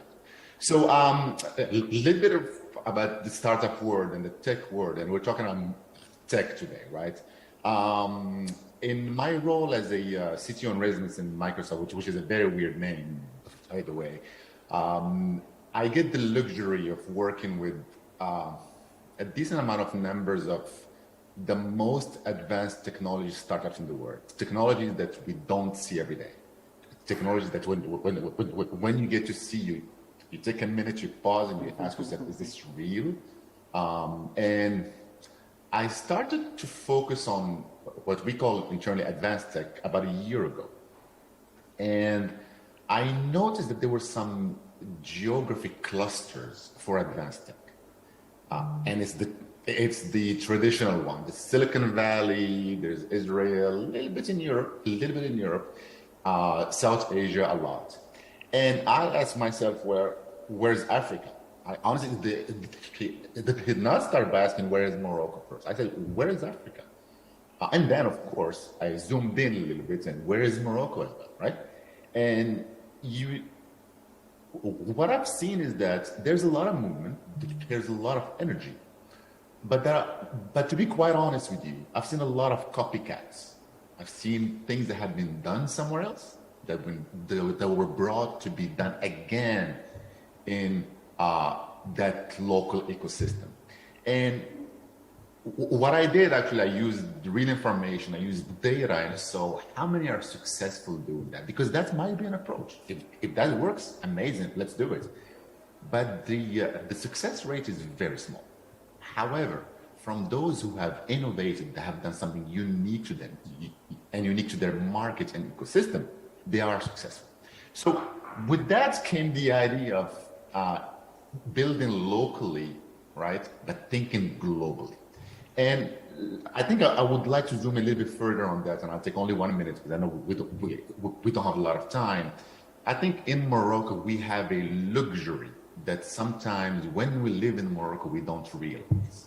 We have a diverse country, diverse in geography, diverse in weather, diverse in people, in culture, in languages, in dialects. And that should give us a diversity in needs. And that diversity in needs should drive us to fall in love with the problem space. Find something you care about, that only you care about, that you want to share with the rest of the world. That, in my opinion, should be how startups should be looking at how to be successful. What is it that only I feel that the rest of the world cannot feel. And for that, I'm going to give a personal experience, and I will close this first chapter. I grew up not being able to talk. I grew up stuttering, je bégaye. I never read in public until the age of 22. I never even spoke in public until the age of 22. And my job today is to go talk to people.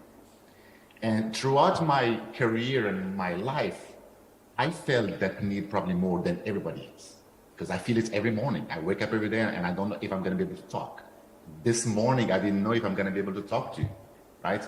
And that drove me, and it drives me every day to try to use that problem space that I have in my thinking. It drove my thesis back when I was in school.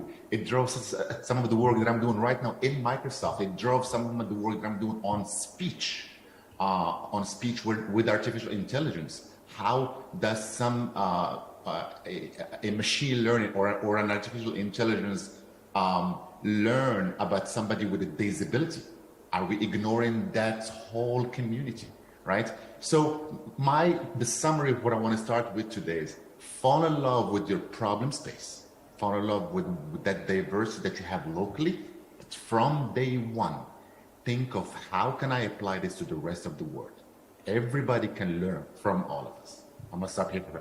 Very clear. Thank you very much, Elias. I can feel the passion and I can feel the energy, but what I take out from your intervention is we have a diverse country. We have to ground our passion in that diversity and try to export it and bring it to a bigger level internationally and not only for local purposes or regional purposes. Lamia Mo, je passe à vous. Vous êtes né au Maroc. Lamia, your turn. You were born in Morocco and migrated to France at 23 years. Your professional integration was successful, and you are now leading the Integration and Innovation Group for RATP Group. Thank you for being here. As a corporate representative, and could you please share about innovation in your group with innovation labs in 13 countries, and more specifically the action for the Kazarok in Morocco? Good afternoon. First, thank you for this. And thank you because innovation without a brand is very complicated to implement at an international level. And so today we are very happy and very proud to see MoroccoTech appearing here, representing this innovation and this wave for several years now in Morocco at innovation level. So thank you again. Yes, it's true, I represent the RATP group. I am in charge of innovation. So we have several labs, including in 14 countries around the world, and I represent the global. So we are also in Casablanca via Casaport, and we are based on 3 pillars: innovation in everyday life for travelers and collaborators, staying mobility leader, and building sustainable cities and inclusive cities. Those 3 pillars are in our DNA, and this allows us to start a prospective way and look for new ideas, new potentials, bricks that allow us to create those new services and new ideas and innovation projects. So today we have 160 projects globally that only grow in France and internationally, thanks to the 5 labs, including Kazarok. I will talk more about Kazarok because So this lab is part of our subsidy in 14 different countries who are in charge of exploiting Casablanca. Casa Tramway, known locally, but this lab is not very well known. So I will introduce what we are doing in general, and as the title of our working group says, how can the diaspora promote MoroccoTech? So the Casa Rock Lab accompanied several startups. I'll mention 4 of them. White, which allowed us to develop a solidarity and security application against street harassment, which was exported here and is now developing internationally. Greenways, a startup on valuing users for COT poor transport, challenges on pushing people to use public transport, green public transport, in order to reduce CO2 print. Optimum for personal diagnostic for transport means.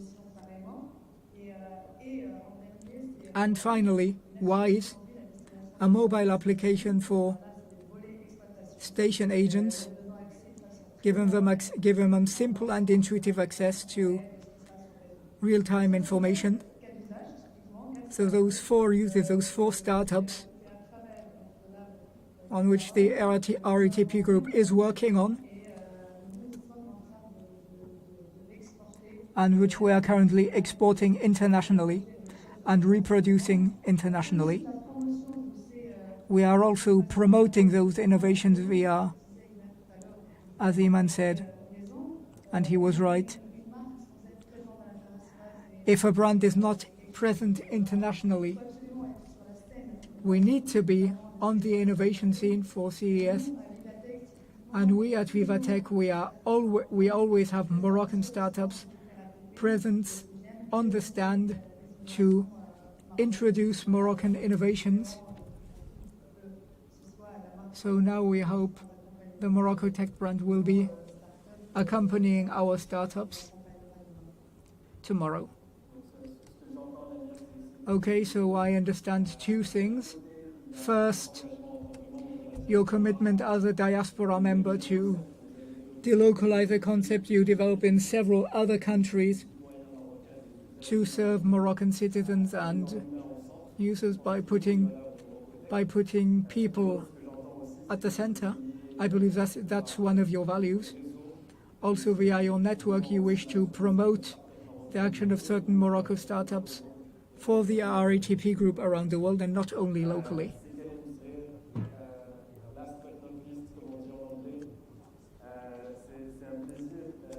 So, Karim, last but not least, it's a pleasure to be with you.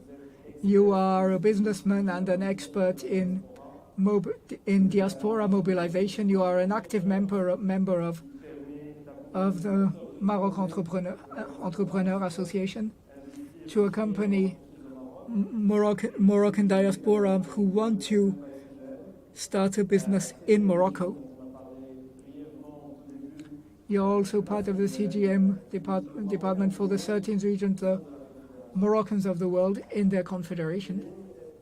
So, Karim, we talked about several partners and individuals and corporates. Now, as an association, what is MEM by CGM doing? What is this 13th region doing? And more specifically, that is linked to the topic we are mentioning today. Thank you all. First, I wish you a Happy New Year. I have listened to the various interventions from the beginning, and I wish to congratulate you for this MoroccoTech celebration. As Mr. Saladin Bermin said this morning, it's first a mindset. I believe this is very important because it will direct the launching of this initiative and also its whole development. Thank you, Omar. You mentioned I am a member of Morocco Entrepreneur, an association that's over 20 years old and accompanies product carriers. And for over 20 years now, accompanies mostly tech project carriers. Certain organizations developed. So with my other, let's get CGM, MEM, I developed a 13th region. We had 12 regions in Morocco, but we needed to incorporate this diaspora presence all around the world. So the existence and the creation of this new region, this new digital region, which allowed us to launch a family, the Diaspora Family, which is a networking network and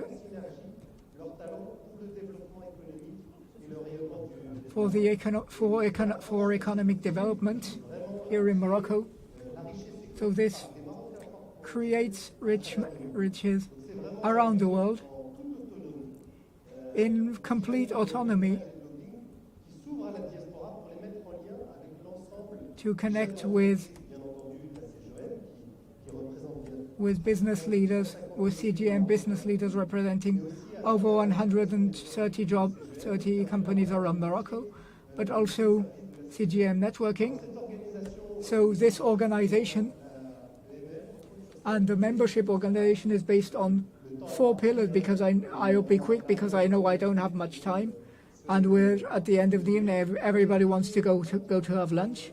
So first pillar, mentors to mentors, which allows us to contribute via a mentoring platform in order to inspire Moroccan businessmen and accompany them in their strategy and orient them towards the correct technical or financial approach. And as soon as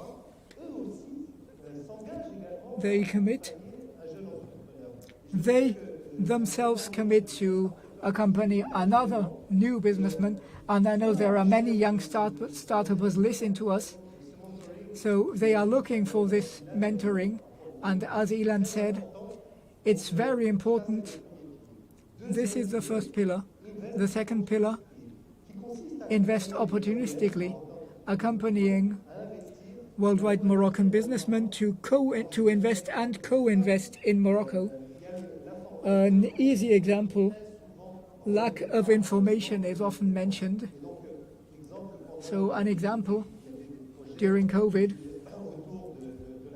we had projects around importations. So this was an opportunity to introduce certain financial accompanying teams. So we have a RMB triangulation that allows us to bring together the diaspora countries and research centers for concrete projects developed with investors in Morocco. So I believe this is very important. As our friend Ilyes said earlier, I believe there are bridges to be built here with research centers around the world and Moroccan research centers. The fourth pillar, business mentor, allows the diaspora to help Moroccan companies to get implanted in the countries where the MEMs are. So as we heard in Ilan's intervention, we have startups today that are looking for counselors for information, a simple information on a financial program. Business mentoring is very important.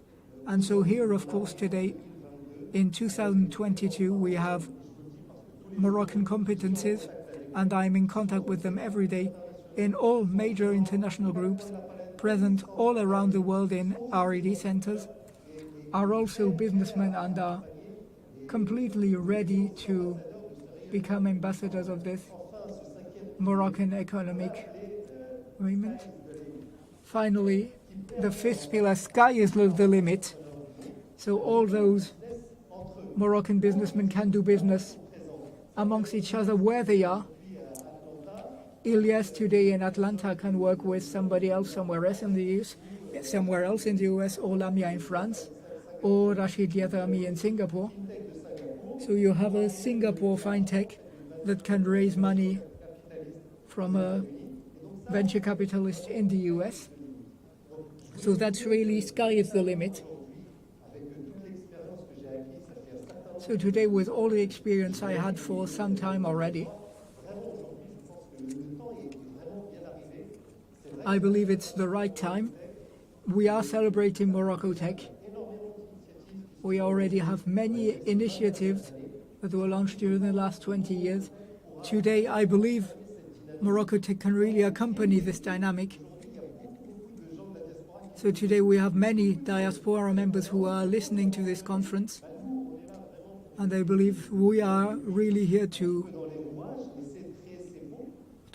oil the networks. But maybe this is the time for a general mobilization. So thank you for inviting me. Thank you for your presentation. And I will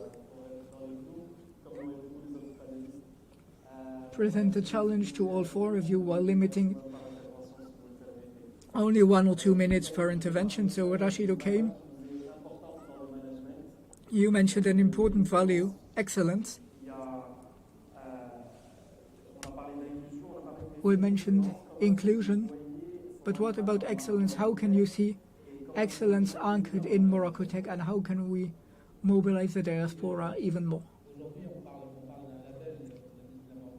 Today we're talking about a MoroccoTech label. I believe it's really important for it to be accompanied by a cursus to work on excellence at every level. It's important to accompany profiles, emerging profiles, and to see those that are outside the territory. Excellence is something that allows to break the glass ceiling in the way we are looking at it. It's a culture that through its basic training introduces this idea of excellence systematically for it to become a true trademark.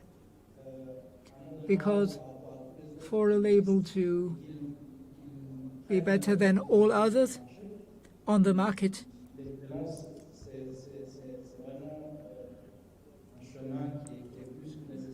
it's really more than necessary. Thank you. Thank you, congratulations. So it's an anchoring in excellence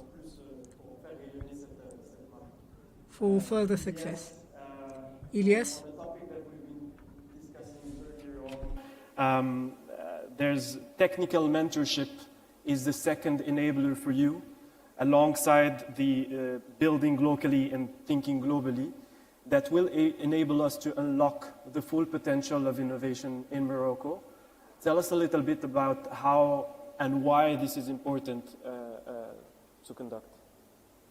Absolutely. Well, first of all, I think one thing I like to remind us all is that when we think of mentorship, for some reason we think of somebody with more experience mentoring somebody with less experience. It's not always the case. I am mentored every day by somebody who just finished their school, kind of the kids at home sometimes, right? We need to have this growth mindset, this learn it all instead of know it all. Through my work in Microsoft for Startups, which is a program, by the way, I just want to share that's open to all startups around the globe, and it's accessible and it's free and whatnot. We have identified that what startups need are two things: business enablement, give me access to who I can sell to, right? And then technical enablement, right? The hat that I wear at Microsoft and what I look after is that technical side, right? And what we also have identified is that VCs, when they're about to invest, one of the things that they look at right now very closely is how solid is your tech, how solid it is. And what we have identified is a lot of founders, when they're starting, because they want to start small, they will they will choose solution that may not scale. And when you go from startup to scale up, your product needs to be able to scale. It needs to be solid enough to scale. So with that, and with the access to all the Moroccans overseas and in Morocco as well, I believe it's going to be very crucial that we help startups get access to technical expertise. Technical expertise is something that's not always something that you can get to easily, right? But if we can make that through MoroccoTech, through some channel, through some vehicle, which I don't know which vehicle it would be, give access to startups or to ISVs or to enterprise in general, access to a mentor, to a technical mentor to guide them so that from day one, they build a solid product that can scale. I think that's going to be tremendous help, which will then attract VCs to come take a look at what's happening in that area. Maybe there's something I should pay attention to. 100%. So creating a pool of talents based on tier one kind of expertise, technical expertise, and with a mindset of growth, right? Lamia, un mot, on reparle un tout petit peu des corporate, mais vraiment un tout petit peu. Lamia, let's talk again about corporate. One point you mentioned, your personal contribution in Morocco and also in other countries. If we get projected to other companies, other corporates, how can they contribute to the co-building and the shining of MoroccoTech? Well, as we, our ATP group, have certain axes, 6 of them, we have 6. The first one is ecosystem innovative partners who are in Morocco in order to emerge completely disruptive concepts we are based on today. So the first group using the locally innovative system, projects in partnership with universities, frameworking and challenges,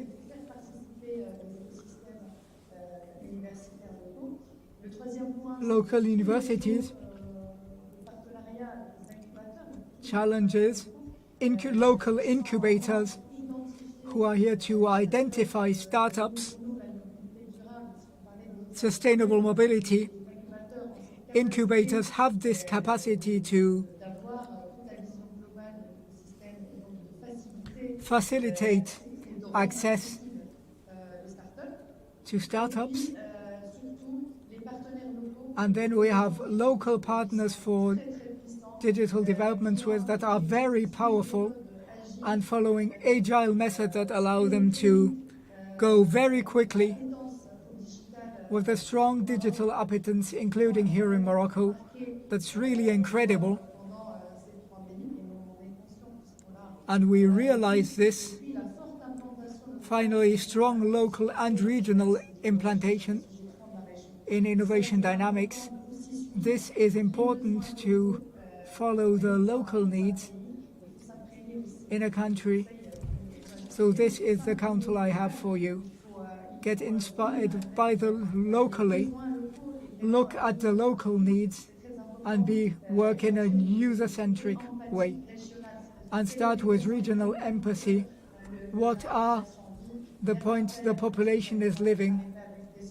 And so that way find solutions aligning on our goals. Thank you very much.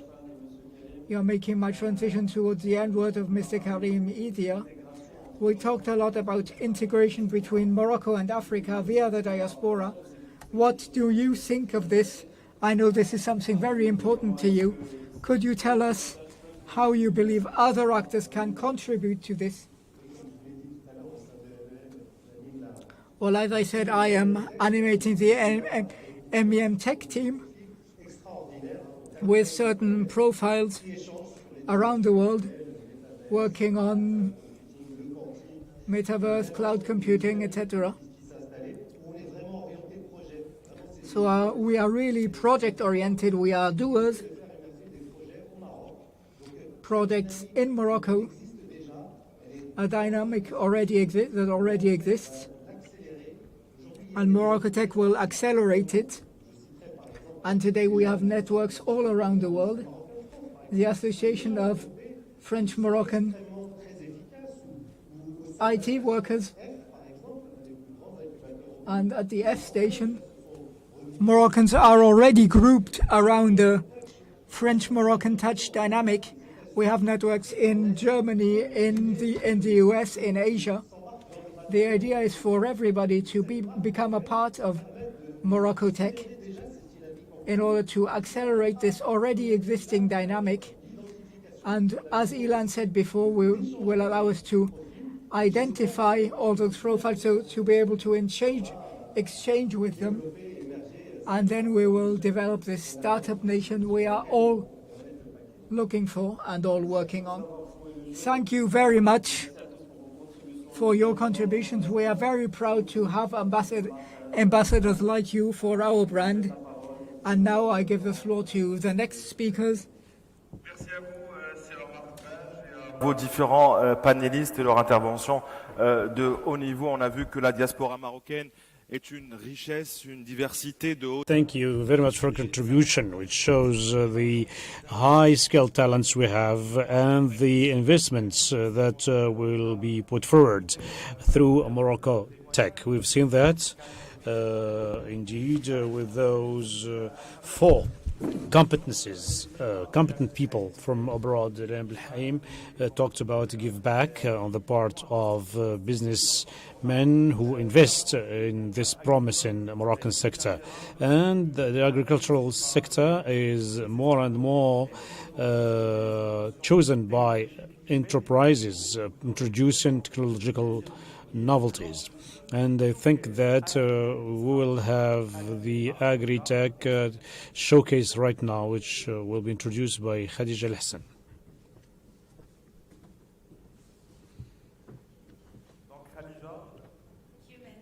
Khadija, yes, Madi. Thank you for staying with us. Indeed, as Mehdi just mentioned, of course, agri-tech is today one of the most important components of the tech in the world, taking into consideration the importance of food security and food sovereignty today, especially in a country that is very reliable on agriculture, such as Morocco, and for a continent that is Africa, who got a lot of potential and unused potential while talking about agriculture. And during this showcase, we will go through 4 major player strategies around agri-tech. And Mehdi was, and the panel before was discussing the importance of giving back. And my first guest is one of the major givers back in the field of technology, and especially in agri-tech, one of the pioneers in agri-tech in Morocco. He is actually the managing the partner and chief tech office at Agri Data. Hello, Mohsin Lakhdisi. It's a pleasure to have you here today. Hi, Khadija. Very pleased to be with you, and I hope all these events will be the launch of something big, and we'll be proud of it and proud of Morocco, inshallah. Exactly, and Morocco and Moroccans must be proud of your work that we will discuss right away. So maybe let's start by the beginning. How did your adventure with AgriData started and how it developed through the years? Well, actually, AgriData was launched by 2 engineers focused mainly on how to bring technology to agriculture. And we started this in 2006. At the time, it was, very few companies were interested in this sector, but we thought that Morocco can show the world things in sectors like agriculture because we have a very old and very experienced sector and actors in these sectors. So we thought that we can do something about it. We started first by thinking that we will bring something from technology to agriculture, and we ended up noticing that agriculture is something very intelligent, very smart, and that we can profit from agriculture to leverage technology. So I agree that actually is one of the main players here in Morocco, but also in Africa in this sector. We have solutions dedicated to farmers, mainly farm management software, but also other software that are dedicated to aggregators, to agro-industrial and agro-providers, and to the whole ecosystem and value chain.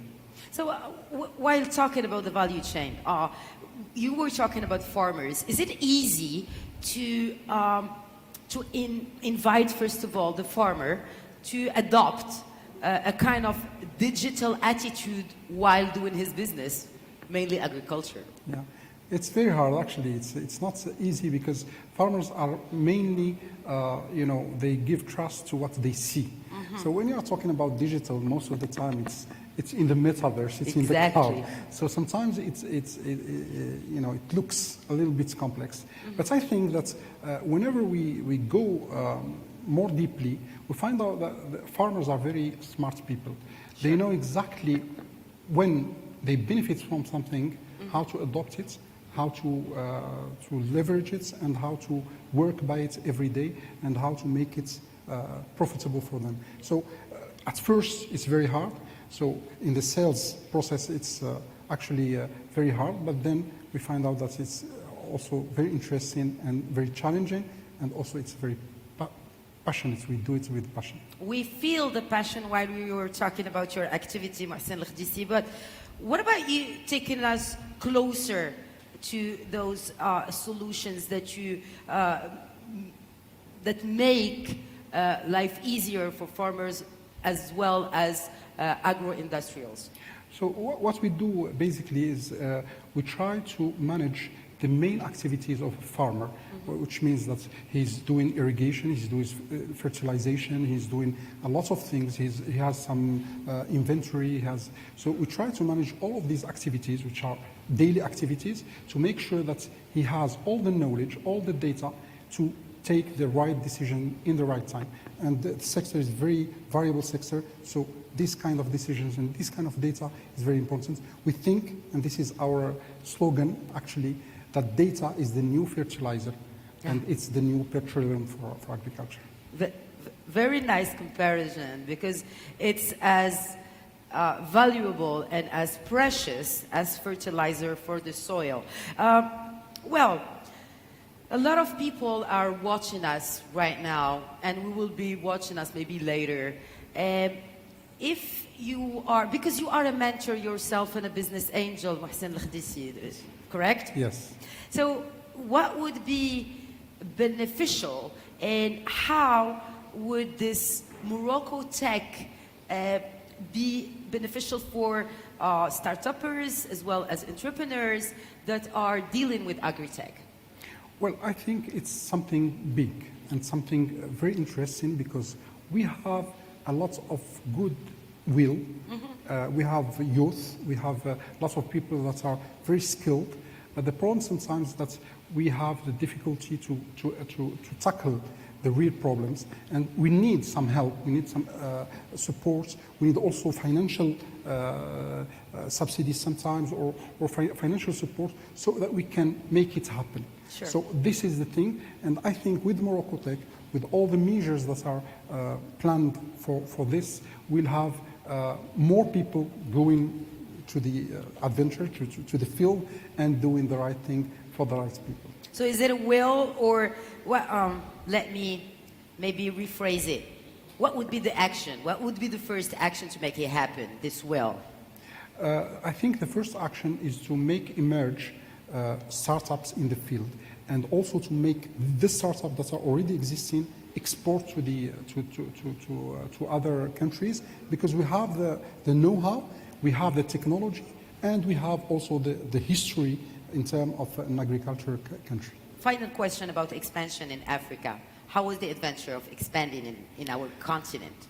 I think it's very interesting. What we can find in Africa, we cannot find anywhere in the world. And I think that there are very innovative people. Mm-hmm. Sometimes there are, of course, constraints. There are some hurdles, but we have started in Ivory Coast, for example, in Senegal, and we think that we may expand also our operations in other countries. people are looking for the technologies, looking for the solutions, but also looking for Morocco to make an ideal example and a role model for Africa. That's exactly what we're hoping, and we hope a bright future for MoroccoTech. That's why we're gathered here today. Mohsen Lakhdisi, thank you so much for sharing your experience today with us. Thank you, Khadija. Thank Pleasure. you. Thank you. And I will pursue with another example of an agri-tech company that is expanding, and its representative will share their experience with us today in this showcase. I'm announcing Mohamed Hamimou, and I will switch to French because this event is in French, in English, in Arabic, and of course you have the translation just on right away on a click. Alors, Mohamed Hamimou, bonjour. Mr. Habibou, please, you can keep your mask. We respect social distancing. And your seat was cleaned and disinfected. I'd like to remind you that you're responsible for data and valuation. What is AgriEdge, your company? Well, first of all, it's a business unit which is part of the Ben Guerir Polytechnic University in Ben Guerir. We focus on precision agriculture,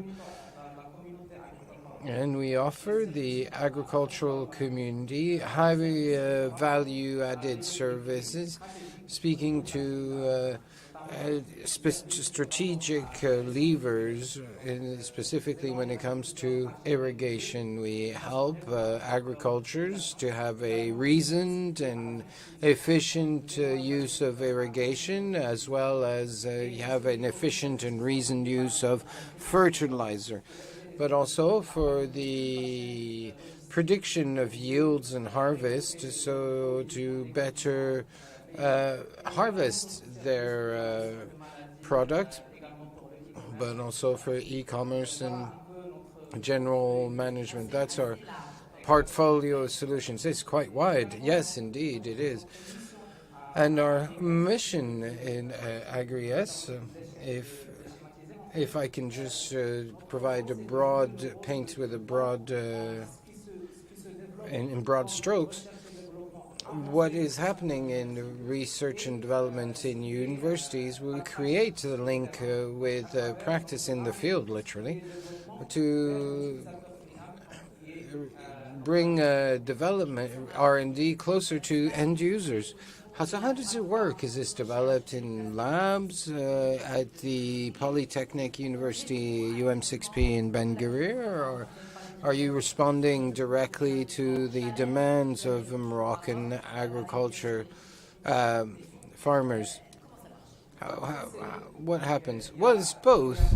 First, we look at applied research to look at what has been developed in advanced research and convert it into practices in the field, but also to work on interaction with farmers to understand their real needs so that we can get to the market with services that closely respond to these needs. Do you also play the role of engine that you can call up on startups that evolve in this agri-tech ecosystem? Yes, absolutely. We also promote agri-tech. We have launched about 2 years ago, we launched an initiative in particular to support startuppers and project leaders in agri-tech through what we call the Filaha Innovation Program, which means agriculture in Arabic, which provides support for project leaders and to bring their innovation closer to the market. We also the Agritech Caravan, where we crisscross the country in rural area, in major agricultural cities, and provide field demonstrations so that they can see directly how it works in detail for precision agriculture, for example.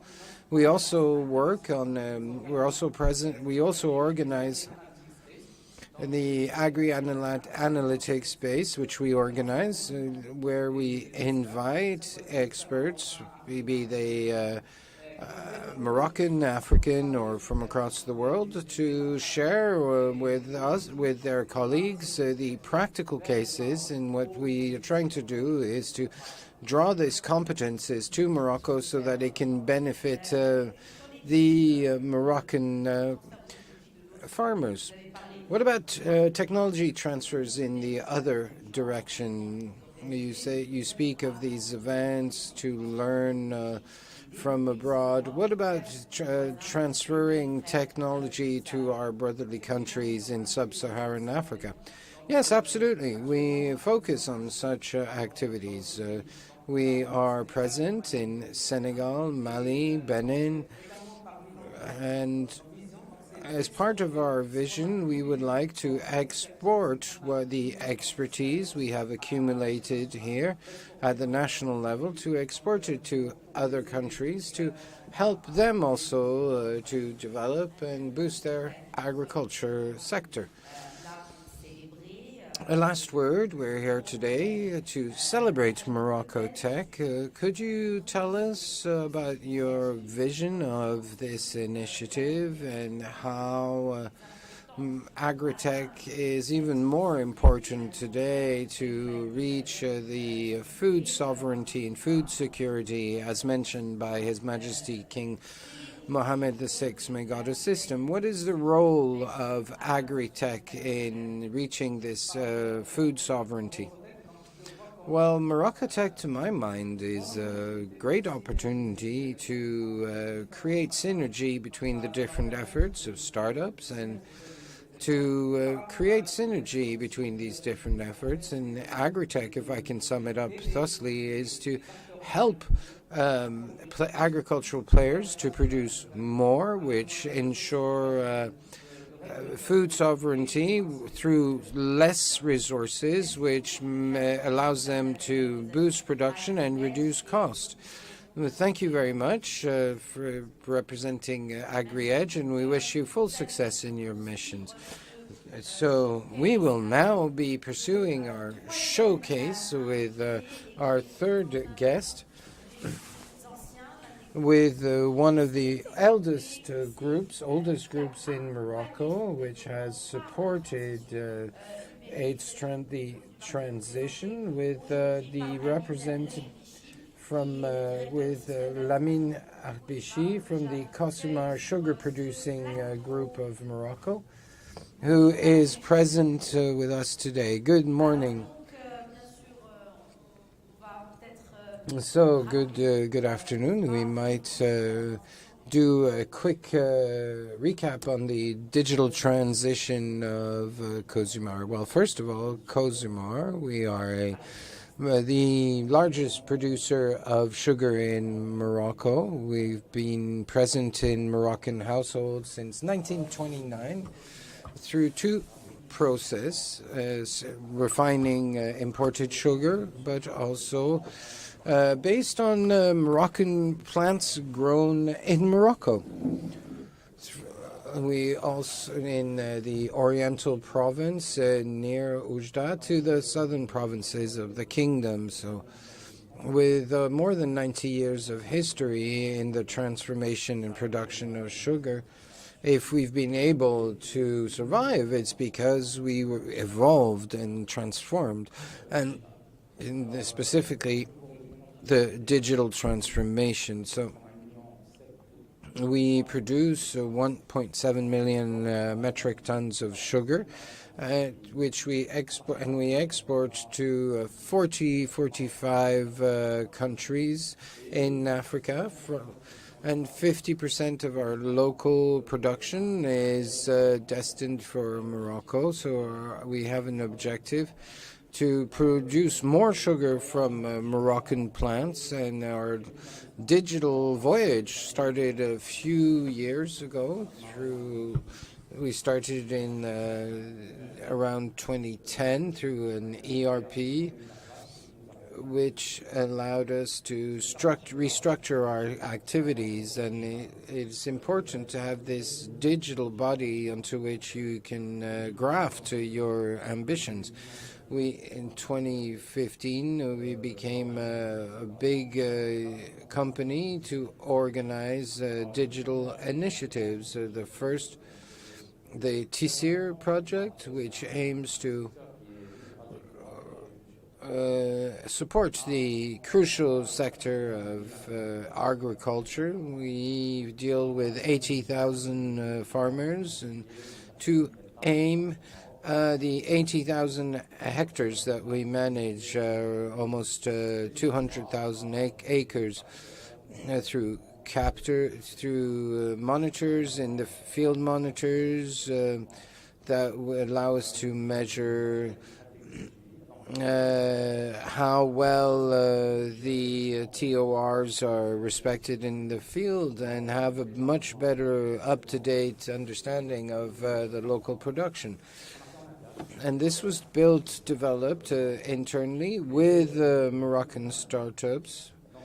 So today, we started in 2018, and 3 years now, we are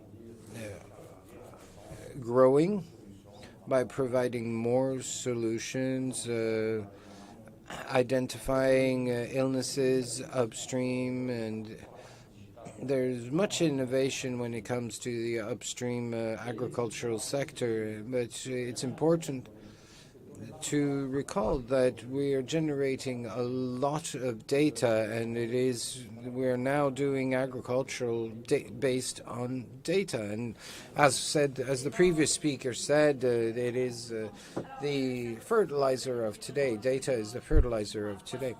So thank you for this 360 vision of this digital vision as part of the COSUMAR group. Well, my next question focuses on demand. Maybe there are certain start-uppers who are listening to us. We've seen examples of startups, but also the R&D pole hub in UM6P, Polytechnic University in Ben Guerir. But is there any demand which is not yet met? Yes, absolutely. There is, for example, when you start investing in digital solutions, start coming out from every bush, where we are hiring multiple engineers, developers. It's cross-cutting, multidisciplinary approach, and we're trying to develop not just COSUMAR but the wider ecosystem as well. When you speak of ecosystem, that includes the farmers. Yes, absolutely. As soon as we started looking at upstream agriculture, we followed up with customers, dealing with our customers, not just our suppliers, with customers who can order and pay online, also with other providers. So we offer our providers to respond to call to tenders. It could be from the smallest service to the largest services. So we're at the heart of this ecosystem in Morocco, where we interact with both the smallest players and the largest players. So we're looking to professionalize the process through the digital factory, and continue with the development of technology. So you spoke of the position of COSUMAR as part of the value chain, but what's the position of COSUMAR in MoroccoTech? Well, first I'd like to congratulate the organizers for this MoroccoTech initiative, which highlights the strong capacity that Morocco has in terms of R&D and tech development. And it's great to showcase what Morocco can achieve and what Morocco can do, we're present in Guinea, we're present in Saudi Arabia, where we have Moroccan engineers and managers. It's also a great opportunity to showcase to the world what Morocco is capable of. And one of the major issues that we are confronted to is a brain drain, with many competences leaving for Europe, and it's not because of the weather. Yeah, no, it's not because of the weather. And I can tell you, I've seen many people who would not been able to have a career in Morocco who were successful abroad.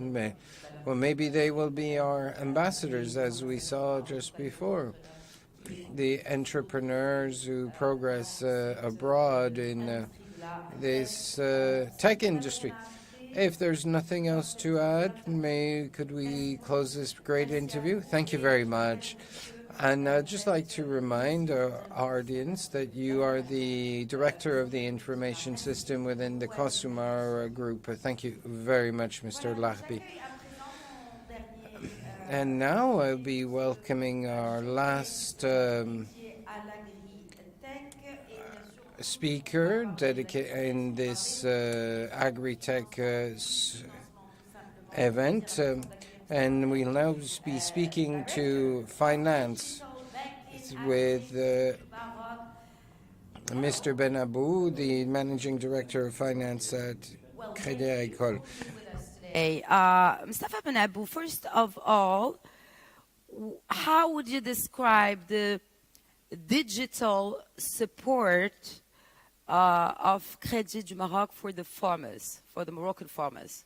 Thank you for the question. First of all, I would like to thank the organizer for this event. I would like also to extend my congratulations to our Ministry of Digital Transition. It is really a great job, and we are at Crédit Agricole committed to do the job in this area. I would like also to introduce Crédit Agricole du Maroc to international followers. Crédit Agricole du Maroc is a state-owned bank created since 1961. The role or the mission of Crédit Agricole is to support farmers in rural areas. This support may take several or different forms. It can go from traditional financing to consultancy. Of course, the main objective is to enable farmers to generate growth as well as stabilize their standard of living. And we at Crédit Agricole strongly believe that digitization is a key element to succeed our mission. So this is why we launched a lot of digital initiatives. One of them, for instance, is MTYazati.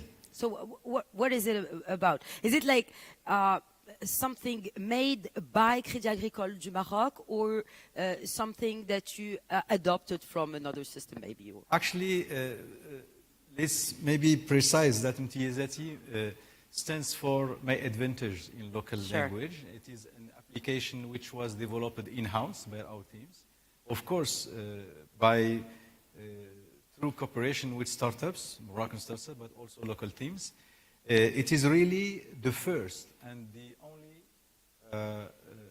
banking application dedicated to farmers in Morocco and the MENA region. So this is really something that we are proud of.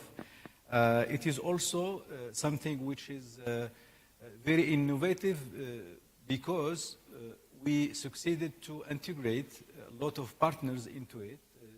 For instance, we integrated OCP as a contributor to this application. We also integrated Sonacos, which is a public company who manages the distribution of seed. We also integrated Ormvag, which is a company that manages irrigation water in the Gharb region.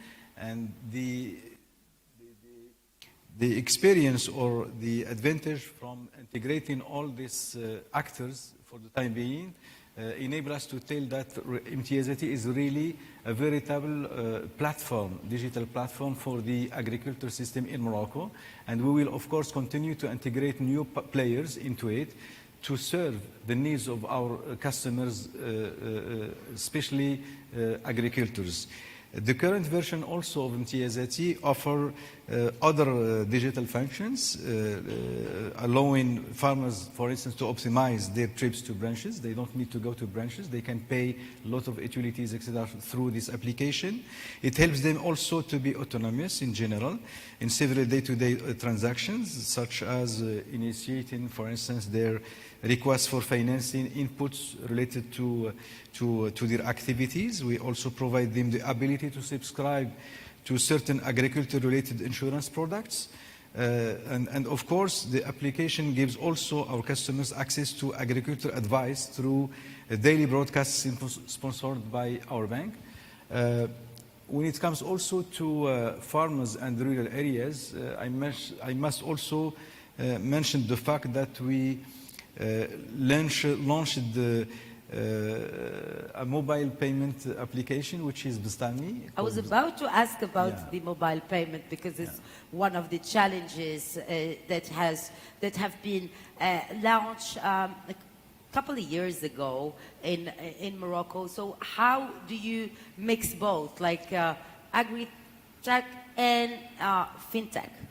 Yeah, you are right. The Crédit Agricole is really a key player in this issue because thanks to MTZT, for instance, today, our customers, agricultors, can pay the purchase of seeds. They can pay Sonacos when they buy their inputs. They can also pay water for Ormvag. And we will integrate other journey, if you can say that.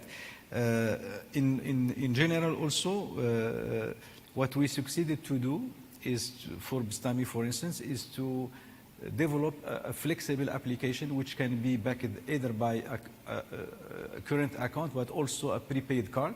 And this offers really a flexibility in use and meets the needs of youth people but also low-income population. Sure. Let me also tell you about something that we did at Crédit Agricole du Maroc in supporting the rural areas very quickly, is that we succeeded to double the mobile branches from 15 to 100 branches in less than few months.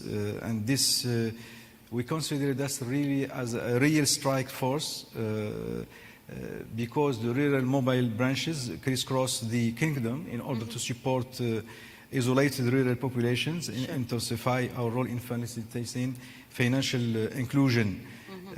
We were also the first and so far the only bank that launched a new concept in Morocco called Le Relais Digital, which is really a space offering financial services to rural areas through video conference. Where banks are not really available. Right, absolutely right. So this is really something new in our bank, and we are really committed to develop this network of Relais Digital across the country. We are also proud to have launched recently Al-Filahi Cash, which is our payment institution for low-income population, and it's for us, Al-Filahi Cash constitutes a real link between the urban areas and rural areas. We are very proud because also the system, the information system of Al-Filahi Cash was developed in-house thanks to our teams, but also in cooperation with some startups. And of course, we are very keen to develop a lot of other initiatives, digital initiatives, in line with the national strategy. You know that very recently the new model of development in Morocco considered digital as a real lever for transformation for our society. So at Crédit Agricole du Maroc, we are very proud that we took all these initiatives in the right time, and we consider digitization indeed as a lever for rapid transformation of Moroccan society. We are fully aligned with the position of this commission, and we will work very hard, and we work really on a daily basis. With the MoroccoTech. Absolutely right. Great. Yes, yes, indeed. Thank you very much. It was very interesting to exchange with you. Thank you, Mr. Fabanabou, and thank you for respecting the timing and telling us more about the activity of Crédit Agricole du Maroc, or should I say Crédit Agricole du Maroc. The best is yet to come. Thank you very much. Yes, sure. Well, thank you. That was the last interview for this showcase that was dedicated to agri-tech. So right now, I am, of course, we are continuing this journey with you, and the next showcase that will be moderated by my partner Mehdi Bukhari, that is about healthcare. So we just shared with you some experiences in agri-tech that is very important for our food security and food sovereignty. And today, as we are experiencing one very unique and unfortunate crisis, sanitary crisis, which is the COVID-19, it is important to stop with this very important component in the ecosystem of MoroccoTech, that is health tech.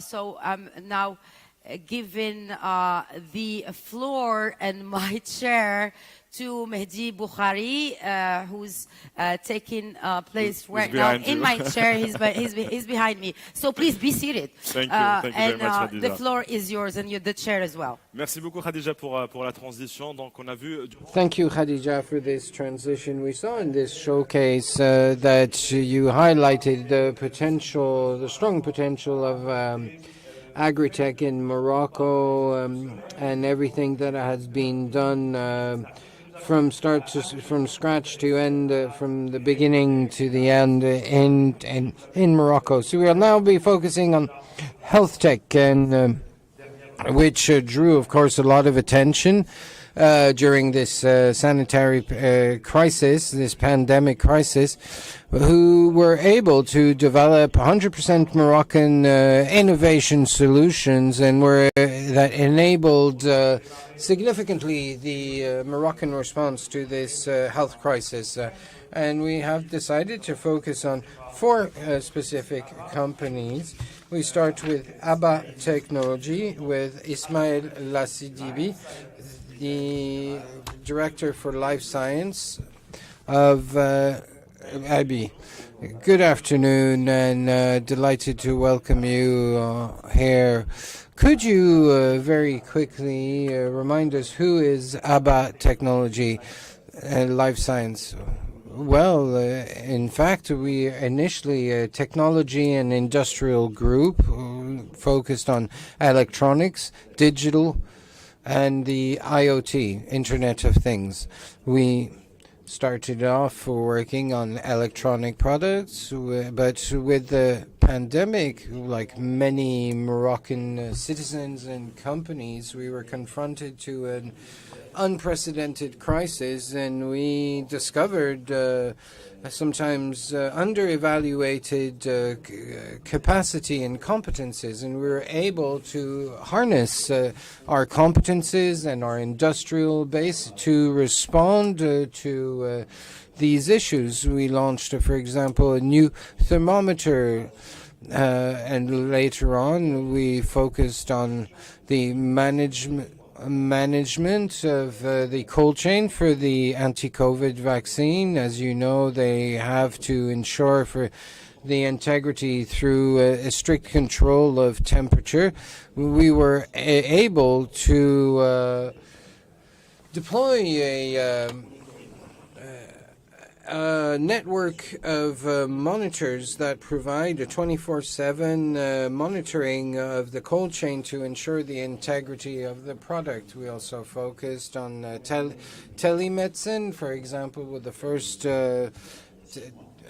telecapture. So Life Science, we basically invested to respond to a specific issue, but we're built around 4 different areas. So first, electronics and IoT and digital and sustainable city. We now have a new pole, life science, because one of the major challenges is here is the human capital. So to us, it's a crucial issue. Well, the world was caught a bit with its trousers down here. You managed to provide practical solutions in a very short time. How were you able to bring forward so much innovation? I was asked very recently by a friend, how do you manage this? Well, if you only sleep 3 hours a night, you can do miracles, clearly. But I think today we can move very quickly because of 3 ingredients. First and foremost, a good understanding of the market. We are really invested in the field, which allows us to identify the problem, feedback the issue, to better understand our customer, to think alongside our customer. We never start with the product. We first start with our customers and their issues. We also have a strong capacity, which we actually built up to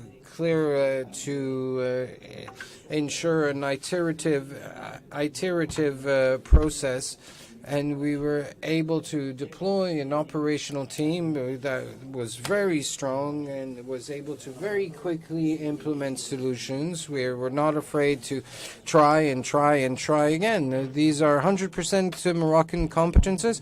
Yes, absolutely. Very simply, because it's very difficult to import competences. Secondly, because we have this capacity, we've proven we have a good track record in other fields. And of course, we're open to all types of partnership. Our teams come from very diverse horizons. But we really strongly believe in the Made in Morocco. But one of the effects of the crisis was to build trust with both public actors and public buyers and private sectors. And today we are in the marketing of proof, not promise. We test and it works. This this boosts trust and therefore strengthens the relationship with our customers. So Morocco has thrown the groundwork for a new medical industry, and the fact that there is a restricted local market, which could be a bit of a break for the industry. But having a local industry, could that provide you with an opportunity to accelerate development and provide new technological tools in health? Yes, absolutely. It's a question of perception. You could see it as a break and stop there, or see how you could benefit and what the opportunities actually are. Just 2 weeks ago, we signed a partnership with the Ministry of Trade, Industry and the Green Economy, with the objective was to provide the cluster with our industrial capacity and design capacity to create medical devices, connected medical devices, to federate and pool our resources, both for the local and international market. And from the beginning, we were focusing on an international approach. So we imposed ourselves a certain quality constraints. We have a regulation in Morocco, which is already very good to protect Moroccan consumers and patients, which in effect is an asset for us. And we have this ambition to be present abroad, to sell abroad. But first we have to start by succeeding in Morocco and then grow little by little. But I think that MoroccoTech will be able to play a role in this growth. Yes, I know you fell into the technology culture very early on, and you know the ecosystem quite well. How do you perceive MoroccoTech, and how will it create this emulation effect and provide hope with young people who are following this show today online? So we are quite optimistic because we work a lot. And we can only see as positive any kind of initiative that enables us to work together to promote the Moroccan brand, both internally and externally. We are absolutely convinced that it is possible, but we are also convinced that it is compulsory and unavoidable. This crisis has taught us that we must be able to rely on ourselves first. Our country obviously is open to the rest of the world. In our DNA, we are a melting pot country. We're connected to Europe, to Africa, to the whole world. But at one point, you have to be able to rely on yourself. You have to invest in a Moroccan brand, work on made in Morocco technology and products. And there are many, we have to start somewhere. And the constraint that we must not forget is the constraint of we need to focus on the capacity that Morocco has had to manage the health crisis, and that we were able to provide, we were able to support and launch local production. And this vision of local sovereignty supported by His Majesty the King Mohammed VI, may God assist him, is fantastic. Thank you for your optimism. I remind you that you're Vice President of Abad Technology Life Science, and thank you very much. Thank you. Let's hope we like to hail all the entrepreneurs who've been committed to this program. Ladies and gentlemen, our showcase will now be continuing. We have heard from Abad Technology, and we will now have a conversation with Zineb Idrissi Zertouni, who is founder and CEO of Dabadoc. Bonjour Zineb. Ne vous inquiétez pas, vous pouvez retirer votre masque, comme vous l'avez remarqué. You can remove your mask as we respect social distancing. Respecté durant cet événement.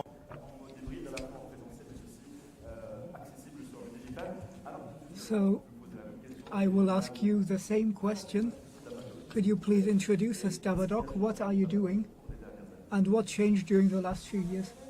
Est une plateforme technologique. On parle de la tech. Aujourd'hui, on célèbre MoroccoTech. Donc, nous, on est une plateforme technologique qui est spécialisée dans Who are specialized in digitalization of the health sector. We are strategic partners, health centers, hospitals, medical cabinets to digitalize the patient's trajectory and also the client's data, electronic prescriptions, consult documents online. It makes it easier from taking an appointment online on Dabadoc to the time when the patient goes to his health professional. And so now we are working on many services, online appointments, and also innovative services that are quite striking for the current service. Telemedicine, which we launched around 3 years ago in 2018. So it was the starting point of the first teleconsultation services, which were really accelerated by the COVID crisis. Okay, so did this pandemic push Moroccans to try those services? Well, yes. During the confinement period, we had strong use of those services because for several months the citizens did not have the possibility of consulting their doctor because the medical cabinets were nearly all closed. And so this made service easier. Of course, it didn't replace service, but it became a practical contact point and also a secure contact point because it goes through a secure platform using all kind of possible technologies to encrypt messages. And also after confinement, we used those tools, which was constant. We had a constant use of those tools, so it became part of our habits not to necessarily consult a doctor physically, especially for people with chronic diseases who need to be followed by a doctor. Okay, so Dabadoc is now anchored in the Moroccan market and also present in other markets. What about your international development? Well, we started up in 2014 in Morocco, and today we are working in 5 African countries and starting up in sub-Saharan countries, especially Senegal and Ivory Coast. It'll be very soon.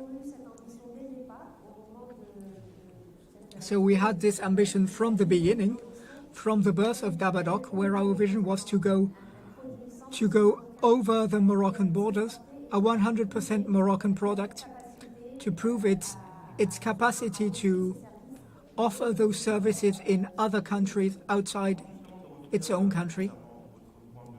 So about your point of view on MoroccoTech, a personal question for you.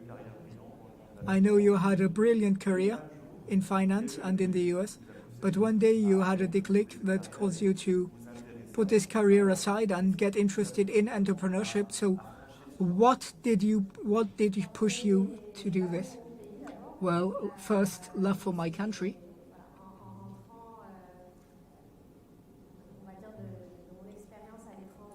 When I came home after my experience outside the country, I have lived 12 years outside the country. I had this declic. I realized there was strong potential here and also strong needs. So we identified the needs. 5 years ago, over 7 years ago, I saw the digital sector needed to be digitalized and everything was still to be done. So this was first a personal challenge, really personal, to digitalize this sector. The ambition was very strong. We're not 100% there yet, but we started, and today Dabadoc was not only a pioneer in the Moroccan market, but also in other markets. So we saw an acceleration of this use by healthcare professionals, but also by the citizens. Our citizens are understanding that e-health is here to help them. So it really was to want to give something back to my country, and I hope we are continuing that way. Well, Morocco is concentrating on this potential now, so according to you, what are the opportunities? What are currently the opportunities for the local actors, start-uppers, and major international actors?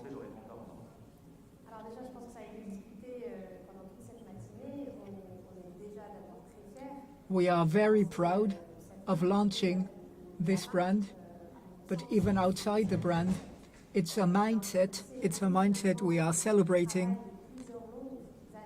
several long years of. We are celebrating several long years of common effort, grouping around a common cause of launching MoroccoTech, positioning Morocco as a hub for innovation, and attracting companies, investors into Morocco. We're talking about health tech. We have opportunities here. We still have a long way to go, but the sector is strong, promising. So we need to go. We still have a lot to do in health tech, and it's only beginning. So let me remind that you are co-founder and CEO of Dabadoc. Thank you for this exchange. Our HitTech Showcase is continuing with another young company, technological gold bar, Mr. Youssef Bouyar, co-founder and president of Deep Echo.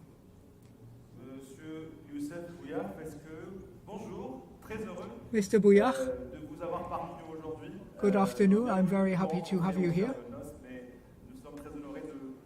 We would be even happier if you could be here physically, but thank you for being here. Could you please introduce Deep Echo, and what are you doing, and what solutions do you offer to Moroccan clients and international clients?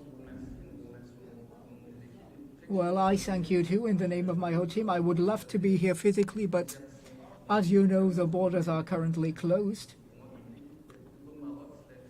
My whole team is Morocco. I am outside the country. Can you hear me well? So could you please introduce us your company, Deep Echo, and what products and solutions you are offering on the Moroccan market or on the international market? Okay, so Deep Echo is a startup company. Deep Tech, why? Because we are working on artificial intelligence algorithm like deep learning or others in order to train modems to help the doctors and better their diagnostic in a very precise way for artificial intelligence on medical imaging and on echographies. And we are concentrating on prenatal echographies. So Deep Echo is starting producers for prenatal echographies and analyze them and recognize the signals if there are risks, all kinds of risks, and bettering the taking in charge of the diagnostics.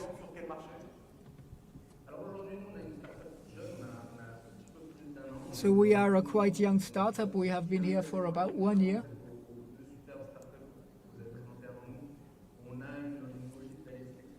We are exporting ourselves internationally. We are talking with partners.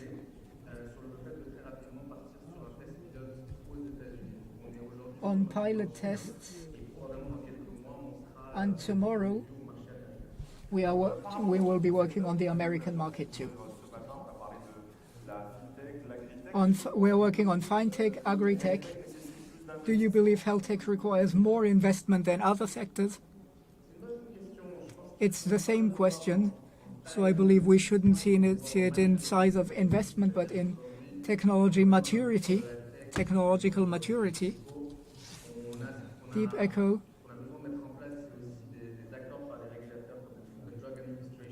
We have the Drug Administration Authority approval, which means we need a longer RD process than others, like agri-tech or fintech. So we need a more patient capital before we are able to manage income, to generate income. Investments are more important than others. The investment capital is more human for us.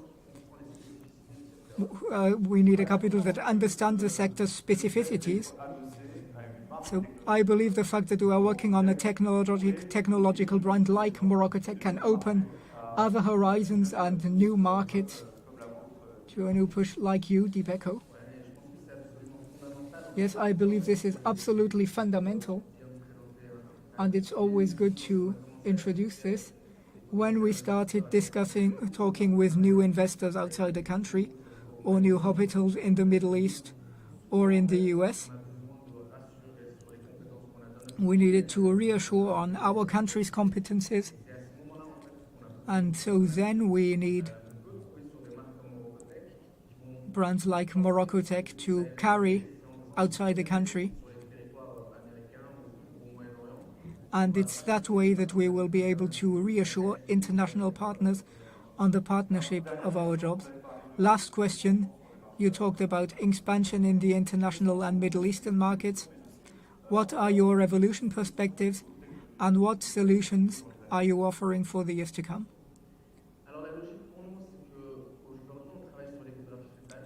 Logic for us is today we are working on fetal echographies.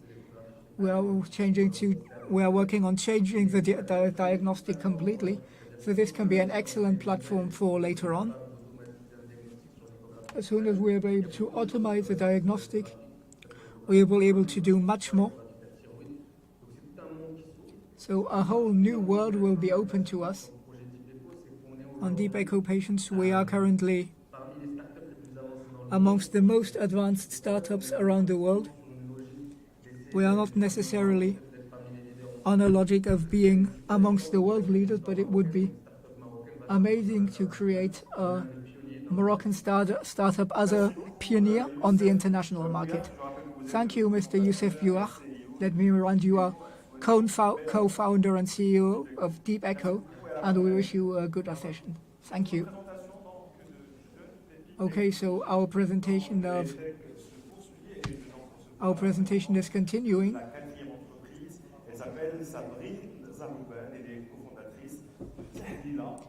Co-founder of Tahlia.ma.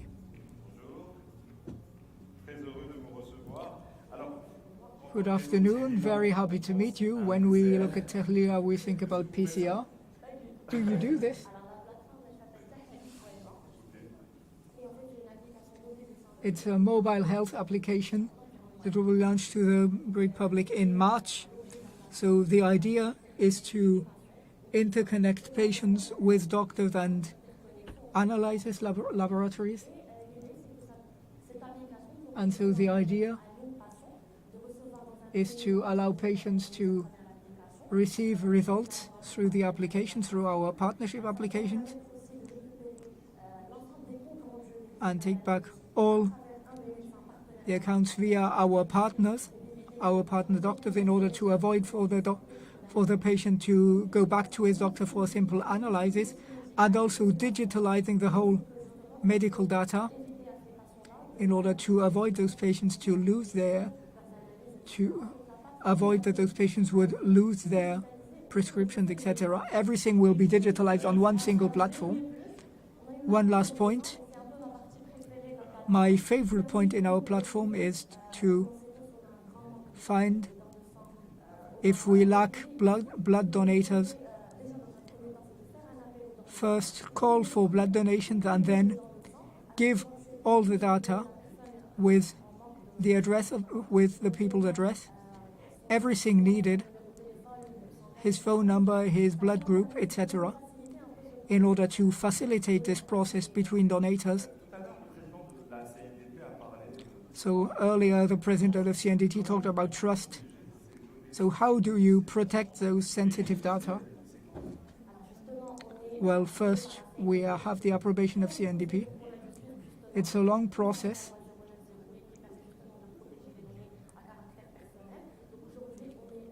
So today we are a platform that's only an intermediate between platforms, doctors, and laboratories. We don't have access to the data directly. It's private accounts, the data are coded, and we are just intermediates between those parts, those three. And it's all stocked on a Moroccan cloud account. Okay, excellent. So how do you see the future? And what are your short-term and long-term development projects in Morocco or regional market or even European market? Well, first, we want to launch the application in March in the city of Casablanca. Then after 3 months, we want to launch this platform in other cities in the country in order to allow all Moroccan patients to benefit freely, because it's free for Moroccan patients. So first the national territory, then we have an international vision to target other markets, maybe African markets. So today we are working on MoroccoTech.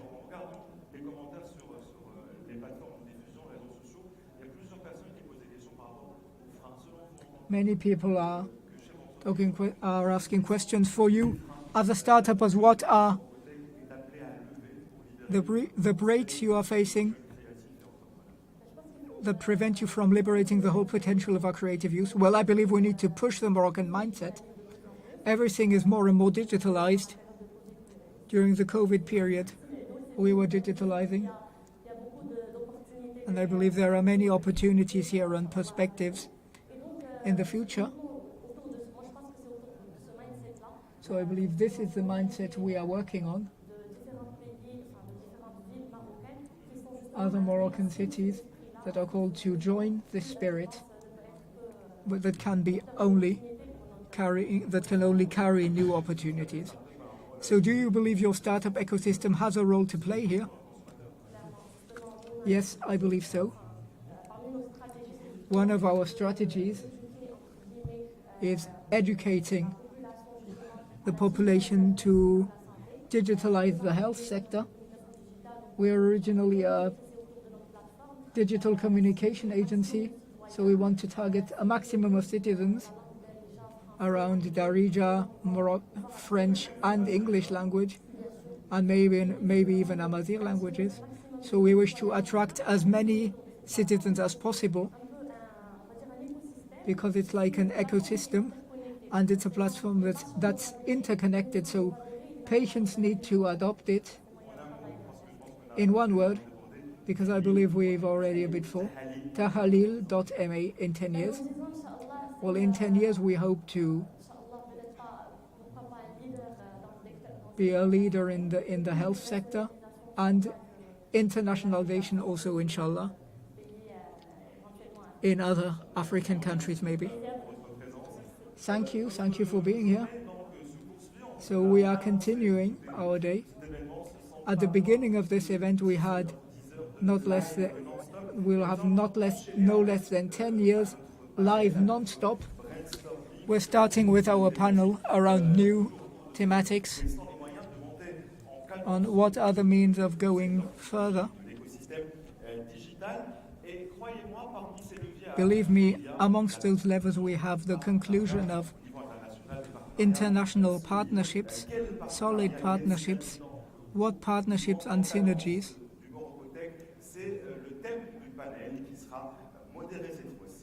This panel will this time be moderated by Khadija Ihsan, and I will ask her to please join me here.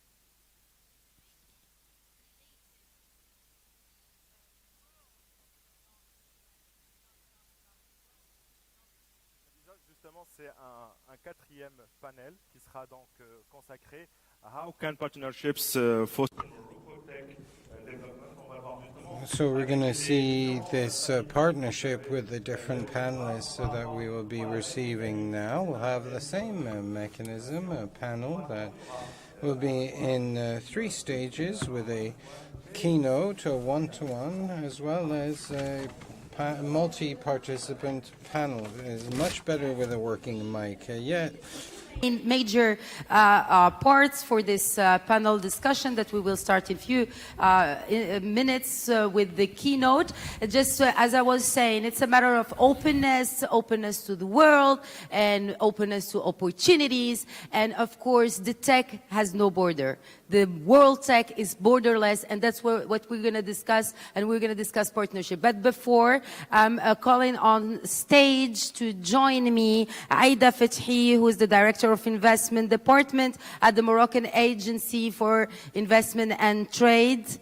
So she's going to deliver a keynote, a pitch or a speech about how to develop partnerships and synergies to scale this MoroccoTech. Hello everyone, thank you Khadija. Excellencies, distinguished guests, ladies and gentlemen. I'm delighted and privileged to attend today the MoroccoTech launching ceremony. It's a brilliant event that brings together experts and operators in the field of innovation and technology. As you have followed this morning, public and private institutions, individuals and groups are joining efforts to foster the digitalization process in Morocco. AMDI is fully engaged in this national initiative under the auspices of the delegate ministry to the head of government in charge of transition, digital transition, and administrative reform. You are certainly aware that Morocco is the third largest outsourcing destination in the world, in Africa, with a strong track record. Some key numbers and facts. The number of fiber optical subscribers increases by more than 81% annually. Morocco has the most powerful supercomputer in Africa, and our country enjoys very talented, young, and innovative people who receive many international awards. The country is hosting global leaders as well as SMEs and national startups that are working together, growing together. Ladies and gentlemen, Morocco is a safe and secure country to invest in. The country enjoys very stable and growing economy, very competitive business environment, and offers a long-term vision under the royal leadership of His Majesty King Mohammed VI, may God glorify him. In this context, and now more than ever, MoroccoTech is a visionary decision that will shape Morocco into something big. To foster this momentum, the key is partnership. It is the most powerful driver to success.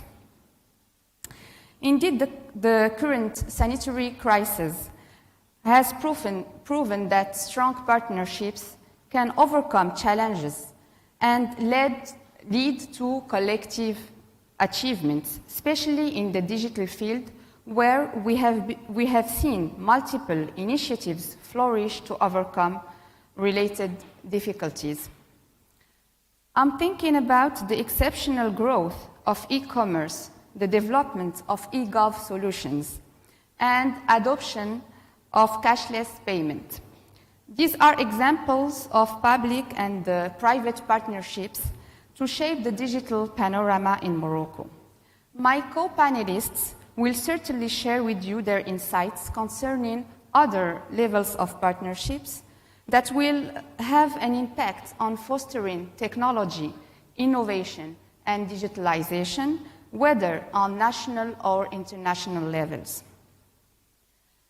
As far as AMDI is concerned, the agency is conducting regular actions in Morocco and overseas to promote Morocco for a platform for investment and export, and its assets, and on top of them, its digital capabilities. As an example to that, a roadshow that we recently organized in India in partnership with the Moroccan embassy at Delhi. I think that is a good example on a fruitful partnership, as we were joined our forces and networks to guarantee concrete results. We were able to confirm the consistency of Morocco value proposition, especially in the outsourcing sector. Important deals are about to be concluded. I can also mention the level of partnership we have with APB and Ministry of Digital Transition to coordinate and conduct common actions, the last one being the Moroccan showcase at GITEX. To conclude, and as my friend Mehdi Alaoui said earlier today, alone we go faster, together we go further. Thank you. I let the floor to Ms. Khadija. Thank you. Thank you, Aida Fathi. Welcome. So it was interesting to see how MoroccoTech is traveling around the world to give a better idea about the opportunities in investment here in Morocco in the technology industry. Thank you so much. So I'm joining my set right now.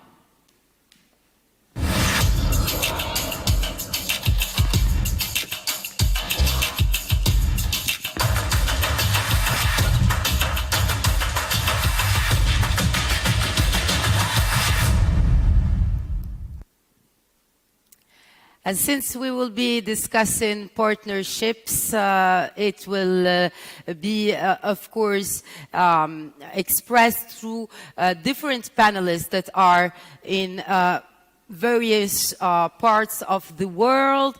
And first of all, let me introduce you my distinguished panelist who is with me on set, Shakir Farsakh. Hi.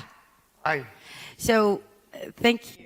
So you are the Senior Commercial Officer for the U.S. and Foreign Commercial Service at the U.S. Consulate General. Thank you for being with us today. Thank you very much. It's a pleasure to be here.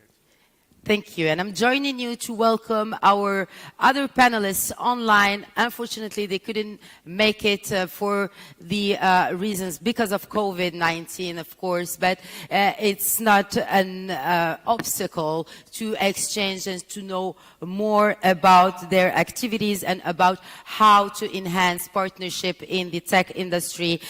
First of all, I'm delighted to welcome Youssef Ubaidli, who is the president of ICT Arab Union, and as well as Mohamedou Diallo, founder and managing director of a magazine of IT, African IT, which is called SEO Mag, and as well as Alex Ntare, chief executive of Rwanda ICT Chamber. His main mission is bridging the gap between private and public sector players in the ICT industry. So thank you very much for being with us today. We will, of course, be discussing this very important component of the success of any business or any activity or initiative, the initiative that we are celebrating today, which is the MoroccoTech, that is the international partnerships and synergies. So my first question is to Mr. Ubaidli. So hello, do you hear me? Can you hear me? Yes. So what are the potentials or the potential aspects of cooperation between Arab countries, between the ITC Arab Union and Morocco public and private sectors to give a hand to the MoroccoTech? First of all, let me congratulate you to be able to hold this, successful event, though all the circumstances, is against you, if you can say. And definitely this shows the dynamics and or the dynamism of the Moroccan people when it comes to, say, achievement. Second, I have to, I really pleasure that I see a lot of with a beautiful faces rather than he, with mustaches and very thin. So this shows that the Moroccan ladies is really achieving and moving forward, which will take the Moroccan nation in their hands. Definitely when it comes to women, I have all the trust and the confidence. Third, when it comes to the Arab ICT, I think we can see that ICT Europe has to create an ecosystem whereby it encapsulates the NGOs, the ICT NGOs, whether it's in Morocco, Egypt, the Gulf, in order to be able to play their role in, let's say, developing and fostering the movement of the ICT industry in the Arab world. Definitely, we in the eastern part of the Arab world, need the western part of the Arab world, that is the North Africa, because their experience is based on the Anglo-Francophone experience and international Francophone experience, while our experience is based on the Anglo-Saxon experience. I think if we can merge the two experiences, we'll have a very good products which will take the ICT industry a step forward when it comes to development and achievements. Okay. So I'm taking you now to Rwanda, joining there. Alex Ntare, hello, thank you for being with us. So,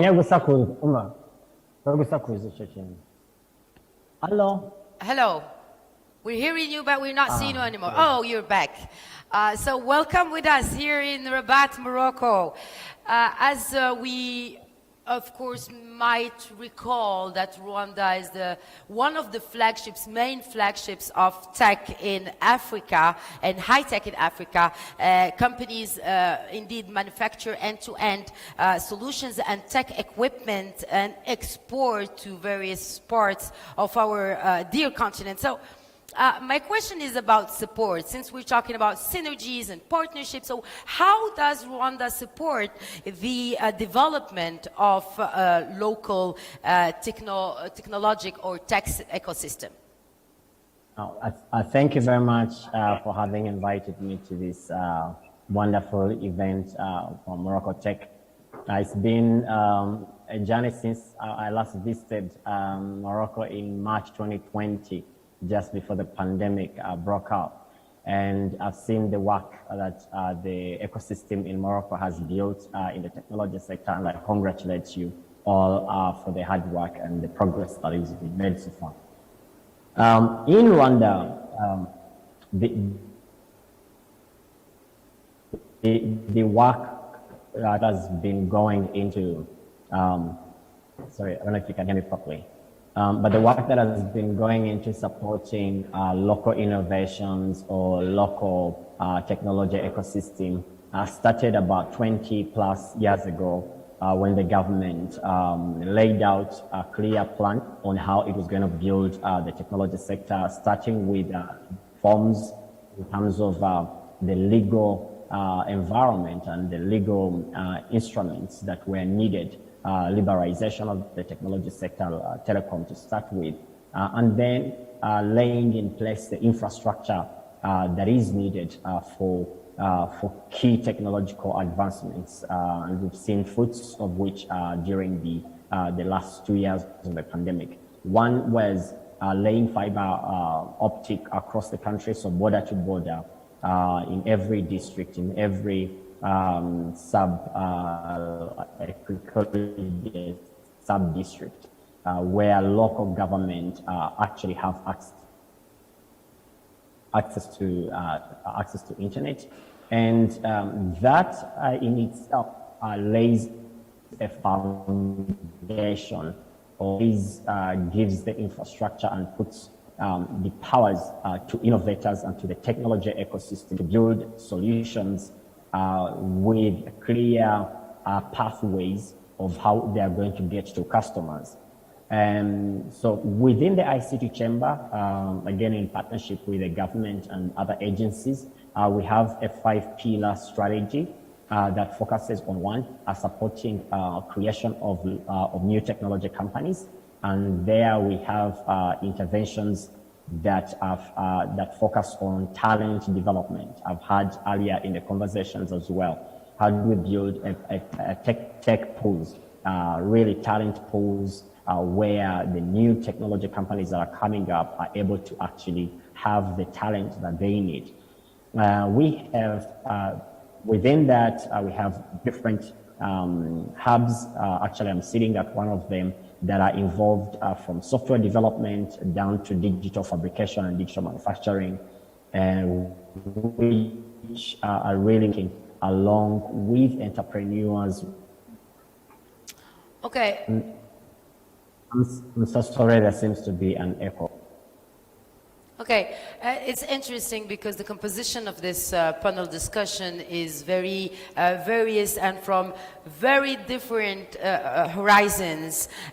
So I introduced him in the beginning of this panel, Shakir Farsakh. So it is very well known in the ecosystem of tech in Morocco that the US Consulate General has been a serious yet very efficient partner and with great help to tech companies in Morocco and Moroccan tech companies and innovative strategies. What about to maybe mention or just give us some major programs that have been launched by the US Consulate General? Well, thank you very much, Khadija. For some time now, the U.S. mission has been supporting a number of programs to promote entrepreneurship, in particular to provide training and expertise so that young entrepreneurs can realize their dream of creating companies. In particular, the U.S. mission has had partnerships with such institutions as incubators. For example, La Startup Factory, for example, in Techno Park, has been a beneficiary of U.S. government support for quite some time now, and they've been providing a very robust program to train entrepreneurs. But I'd also like to talk about how the U.S. government would like to partner with entrepreneurs here in the United States as well, because it is quite obvious that in order for a startup company to grow beyond a certain size, it will need to access financing. Mm-hmm. It will need to access a larger market. And we would propose that the United States be a consideration for those companies. The United States market is a $20 trillion market.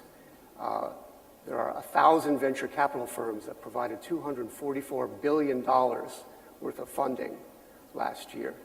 15 of the 20 major universities that provide R&D are based in the United States.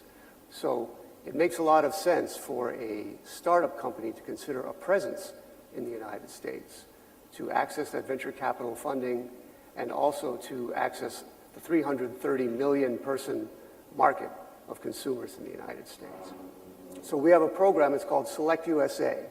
Select USA is the United States federal government's program to support entrepreneur companies setting up a presence in the United States. The Select USA program is designed to promote investment in the United States, but what does that really mean? That means if a company sets up a presence in the United States and hires one American, we support that. We consider that to be investment. And in that way, the startup can access the United States market, the funding, and the consumers as well. The Select USA program has a number of services that can help companies. For example, they can provide market intelligence so the company can understand where it will be based. It can provide a platform where the company can connect with local responsible people to help them set up. And in addition to that, the Select USA program has a major event every year. It's called the Select USA Summit. Typically it's in June. This year it's June 26th to the 29th. And it was virtual last year, unfortunately, due to COVID, but it was still very successful. We are very much hoping that it will be in person this year. Have over 3,000 attendees usually, most of those from all over the world. And we have a special program called Select Tech, which is designed specifically for startup companies. This is designed for companies that have been in business for 10 years or less, have 40 or less employees, have $10 million or less in revenue, and have a 3-year plan of expansion to the United States. These entrepreneurial companies will have the opportunity to pitch in front of American venture capitalists. And they will also have the opportunity to pitch in regional markets as well, including California, Silicon Valley. So this would be a very valuable program for startups to consider. Thank you. Considering your experience in Egypt, but as well in Dubai, I believe. Well, I was in Dubai and actually Canada before that. Yes.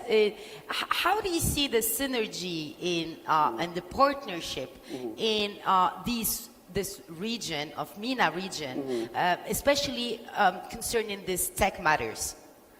Well, certainly the recent Abraham Accords have created a great opportunity, I think, for Moroccan entrepreneurs to connect with Israeli high-tech entrepreneurs. I think it's a well-known fact that Israel is a center for entrepreneurship and high-tech development. And I foresee that certainly a lot of very beneficial partnerships will arise from that. And Dubai, of course, also is a very important regional hub.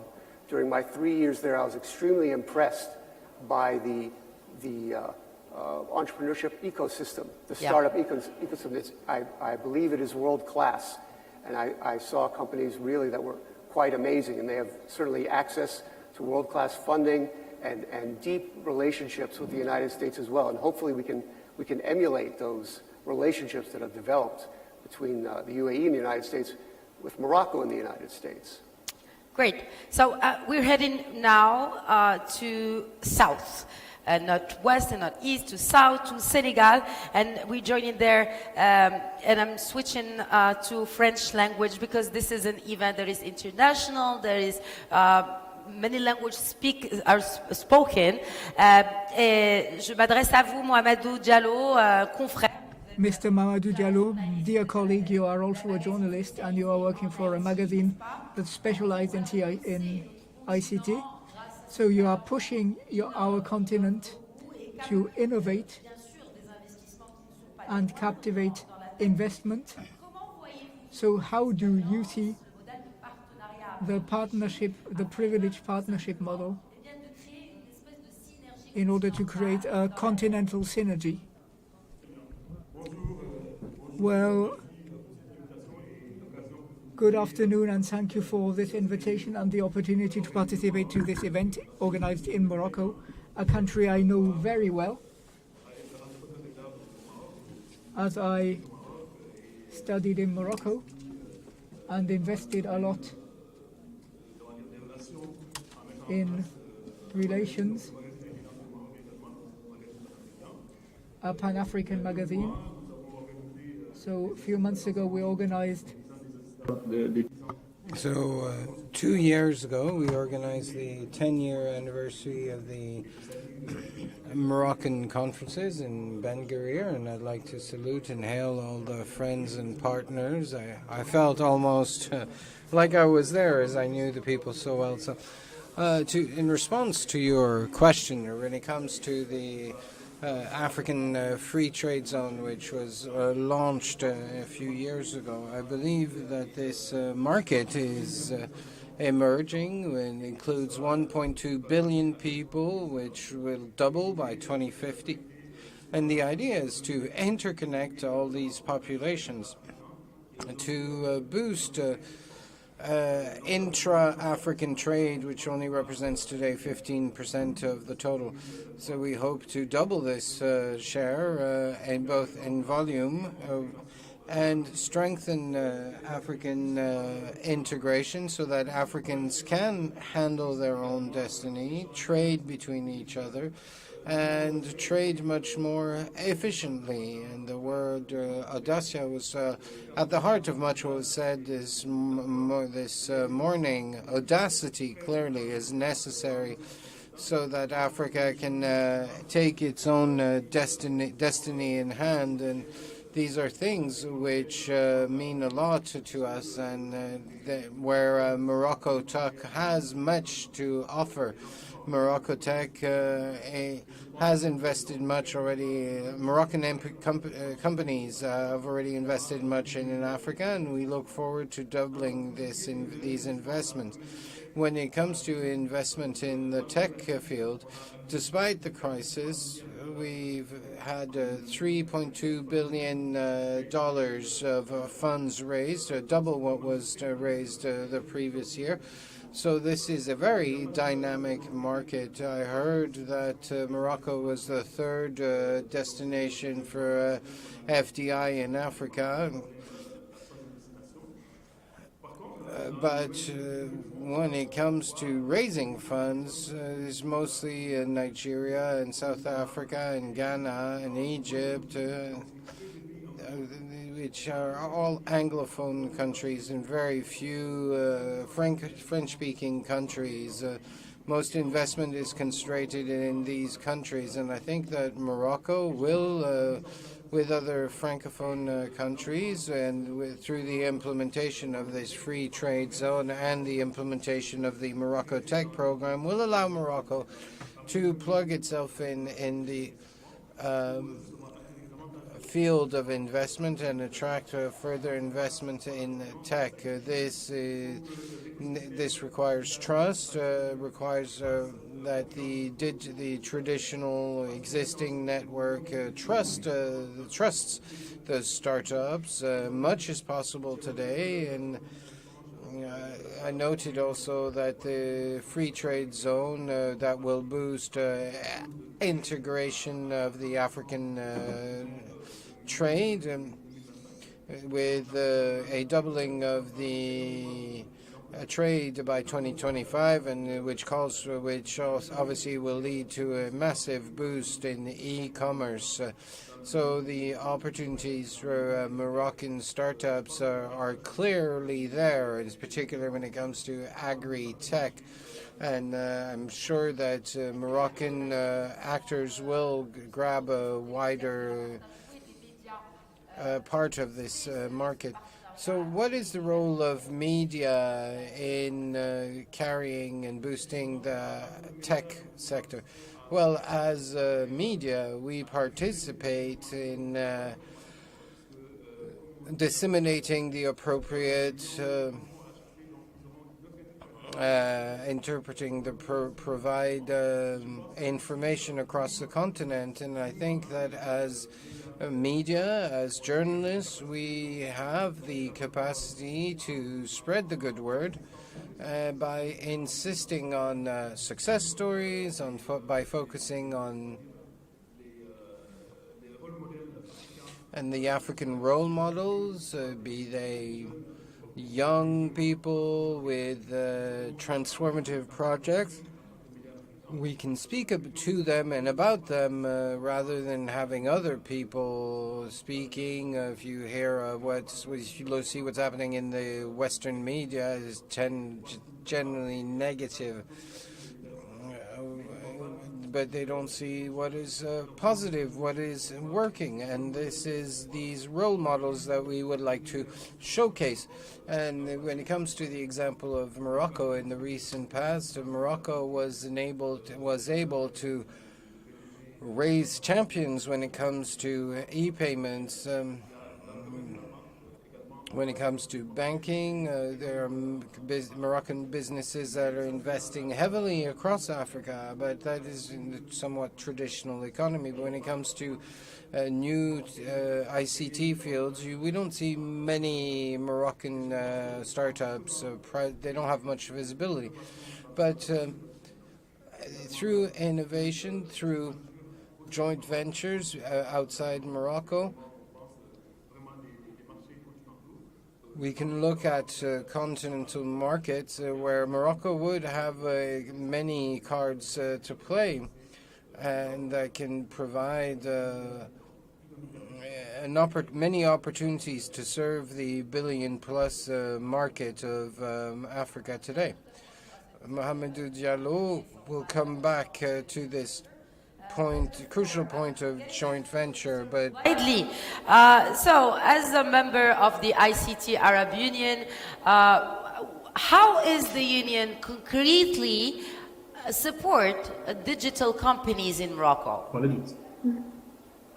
Actually, one of your speakers mentioned JITEX, and the Arab ICT Union called for a common stand which encapsulates all the Arab ICT societies. One of them was the Moroccan, and the Moroccan company, as far as I remember, was able to pitch for a startup competition in JITEX. I don't know whether they succeeded or not for capital raising, but they had the chance to show and compete against other companies. Here I'd like to say something. It is very important that we go through the Moroccan experience when it comes to partnership. I know Morocco has a very successful, rich experience in this dimension. And both the European as well as the American, this is most of their testimonial, let's say, and I'd rather, for example, if you go to any of the well-known or reputed university like Harvard in the US, like Cambridge in the UK, or Sorbonne in France, people will talk about Moroccan digital market and will talk about the Moroccan digital experience. Now, the Arab ICT Union would like to enlarge this experience and, let's say, spread it over the other Arab countries, especially in the Gulf region, because we really need to see or to be exposed to the, let's say, the Arab North African experiences, as well as be able to partner with them. And there are 3 successful let's say, event where 3 Moroccan companies, and one of my colleagues mentioned that the Moroccan are very, very successful when it comes to e-payment and fintech. We have 3 successful Moroccan companies in Bahrain, which is a very small island, very small. But we're able to penetrate them and competing successfully and of course proudly against the giants. And Bahrain, being the financial hub for the GCC, welcome these because they saw value in the services and the products the Moroccan has developed. We would like to spread this experience when it comes to content. The Moroccan has got a very rich content. When it comes to fintech, they have very good, deep experience. And when it comes to, let's say, bridging the gap between the advanced world or the advanced market and the emerging market, I think Morocco will have a very... Fortunately, 3 years back, I was in Morocco, and I was really amazed with the advancement, especially with the tech park. And to my knowledge, correct me if I'm wrong, I think there was a kind of cooperation following and Moroccan, one of the Moroccan companies when it comes to digital movies. So we would like to take to the other Arab countries. That is our role as Arab ICT Union. Great. Thank you. Let's go back to Kigali, Rwanda. Alex, you're back. It's good to see you back with us. Well, we are talking about partnership. What are, in your opinion, what are the partnerships to privilege, to privilege between African countries? Let's say an African-African partnership or a Rwanda-Morocco partnership in tech. What are your options? I think that the options are there, and where we see one, I think conversations regarding fundraising and funding startups and funding innovation. That is one area. In the past, one of our institutions, subsidiaries, KLab, has been working very closely with institutions in Morocco, organizing pitching events and exchange. Actually, I think even just last year, we had a team from Rwanda that was in Morocco for an incubation event. So there's one technology transfer. I'm really very sorry. There seems to be an echo. So if we can mute so that I don't hear myself back, it would be very helpful. Okay. We're trying to fix it. Is that better now? Yes, it is better. Thank you. Please proceed. Thank you. So there is technology transfer on, there's fundraising, that's one, technology transfer, specifically in the area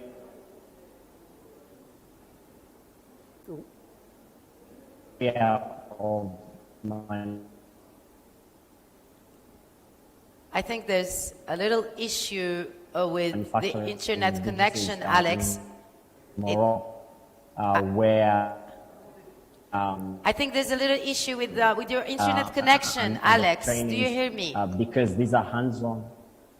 I don't know. I can hear you very clearly. Yes, but we cannot in our side. We can't hear you very clearly, and it's not. I think you have some issues with the internet connection, but you might continue. Maybe it's working back. Okay. Okay. You can hear me? Yes. Yes. Go on. Yeah. So technology transfer, that was one, and then there's knowledge. Morocco has several years of advancement in tech. I think I was speaking about digital manufacturing and digital production. So that's one area that I saw. But also,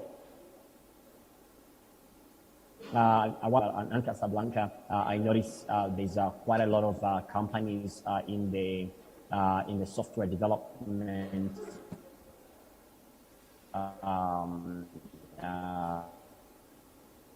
Okay, too much problems with the connection. We're not following. I'm really sorry to interrupt, Alex. We cannot hear you very well, and it's actually we're trying to fix that. Okay, no problems of connection since you're here, Shakir. Okay, Alex was talking about issues such as fundraising or knowledge, but another main issue in tech industry is networking. So what is your role as a U.S. General Consulate here to connect the digital ecosystem, the Moroccan digital ecosystem, to the Silicon Valley? Sure. Well, every year the United States mission supports a delegation from Morocco to the Consumer Electronics Show in the United States in Las Vegas, Nevada, one of the biggest electronic shows in the world, which provides abundant networking opportunities for Moroccan technology companies to interface with American technology companies. In addition, I'd like to put in a plug for the domestic network of my organization, the Commercial Services. We have offices throughout the United States, several offices in California, including one in Silicon Valley. So it is easy for us to facilitate linkages between startups that wish to connect with American technology companies via our local office there. They have a deep relationship with the companies that are operating there. Okay. Let's maybe finish with this very last question about the MoroccoTech and how to further develop this industry and this initiative. Sure. Well, we in the U.S. mission believe that a partnership with the Moroccan government is essential for startups. There are several issues relating to the regulatory environment, the ability to get financing, the ability to get other things that would be necessary for growth. These things need to come from a partnership with the Moroccan government. In addition, we believe that education is extremely important to provide the skilled workforces that the entrepreneurial community needs to grow further.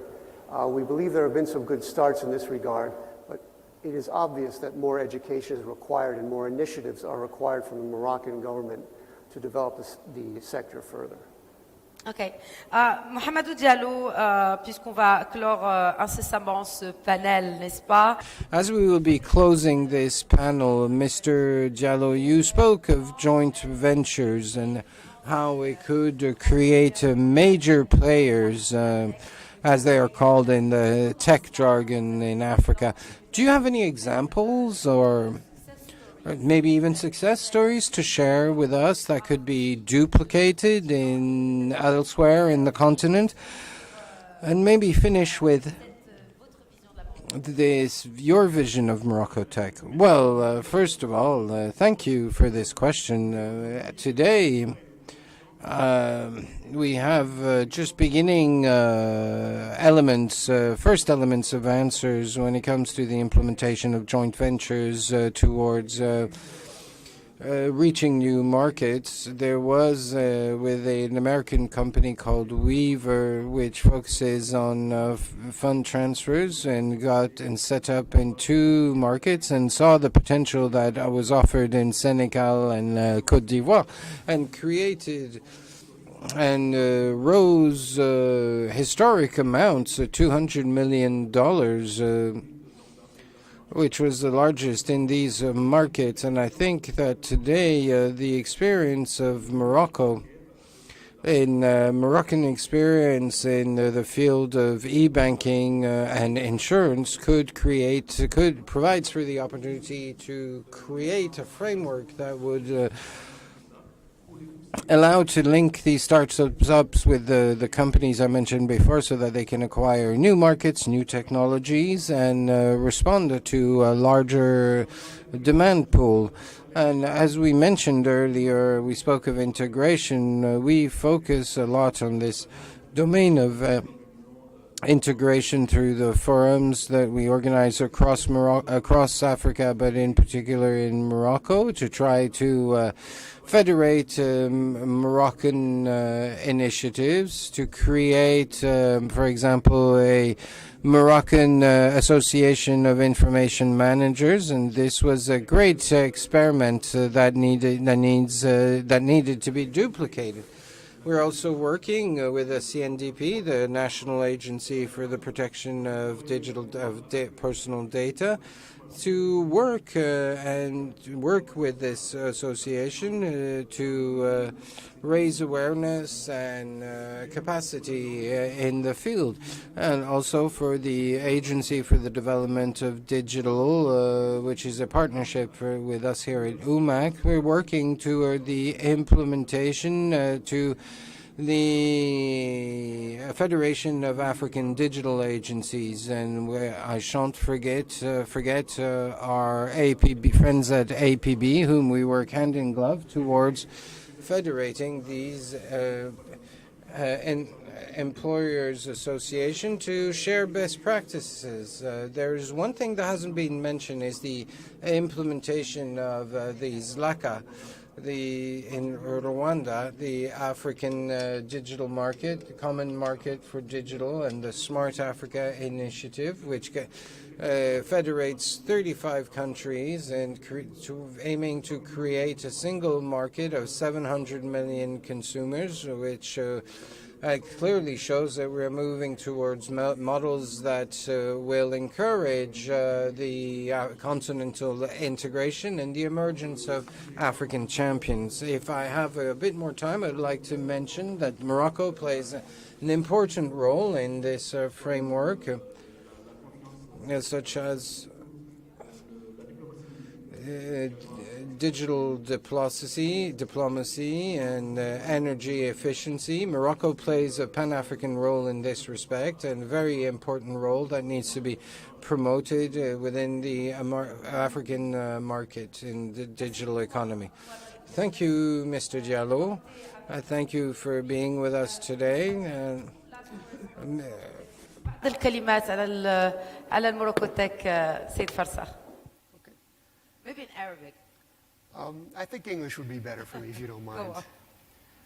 Yeah, so certainly the United States is very committed to the entrepreneurial community in Morocco, and we have ongoing support to provide the linkages, as mentioned, to help them establish a presence in the United States, as mentioned, via our Select USA program, via ongoing support for entrepreneurial programs here in Morocco, and to assist the Moroccan government in determining an environment that will help stimulate further entrepreneurial development. So we remain committed in all three of those areas to support entrepreneurship and technological development in Morocco. Thank you so much. Thank you very much. And with these words that are oriented towards the future, this fourth panel is over. And we will, of course, continue our celebration of the MoroccoTech with you, Mehdi, and the floor is yours. D'avoir exploré justement ces pistes de développement. So thank you for exploring these possible tracks for the expansion in Morocco. You spoke of joint ventures and African partnerships and the potential that is offered by this common market, and in particular Smart Africa, which aims to implement a single digital market for Africa. As I said initially in this celebration, MoroccoTech is an event, but as well as a celebration, a vision that joins both public and private and public partners, including the regions of Morocco. This video by Yassine Rafour, who is the director for the Marrakesh Region Investments Promotion Agency. Marrakesh is an engine for growth in Morocco, with much to put forward when it comes to technology and data, focusing on infrastructure, competence, and infrastructure. The region has the ports and the road network necessary to transport goods and people, but we also have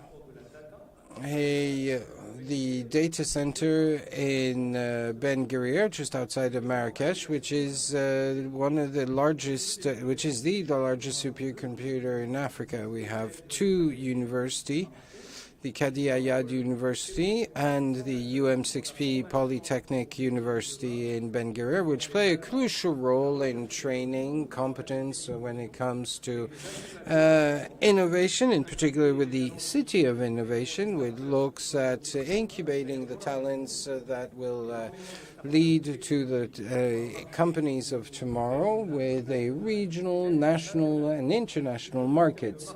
When it comes to the international markets, the region of Marrakesh-Safi draws more and more competence and talents, and the COVID-19 pandemic, as well as the lockdown that followed, has led to the emergence of a new target, such as the digital nomads who come to Marrakesh to enjoy a quality of life that would not be available elsewhere while working remotely. So I invite everyone to come invest in the region.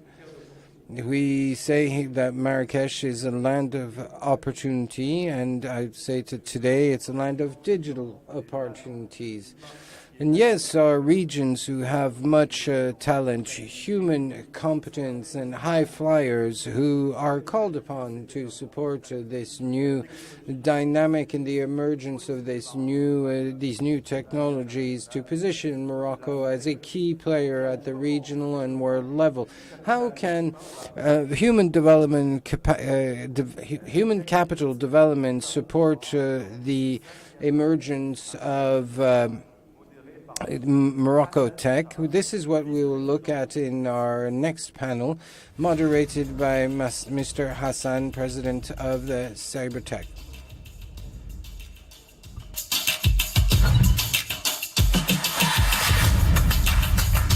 Bonjour à toutes et à tous. Good afternoon, everyone. This is an extraordinary time, an event where we will talk about competencies. You certainly know the development of the whole sector is based mostly on developing human capital.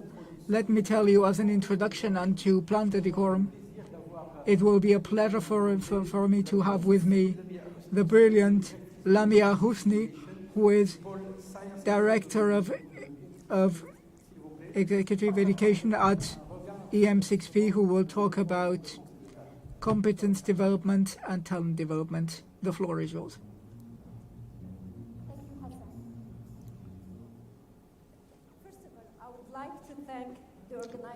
Je voudrais remercier l'organisateur de m'avoir invité à partager la perspective de l'Université Mohamed VI Polytechnique par rapport aux compétences futures et à la capacité à soutenir le développement ITIC au Maroc, le développement de MoroccoTech. J'ai remarqué que cet événement a été organisé avec l'intention de développer le potentiel et d'encourager une société numérique centrée sur l'homme et le développement durable. De cette perspective, il y a un aspect étroitement lié au profil dont le marché aura besoin à l'avenir. Je vous invite à faire le lien, à saisir la nuance entre capacité et compétence. Créativité, esprit d'innovation et d'initiative.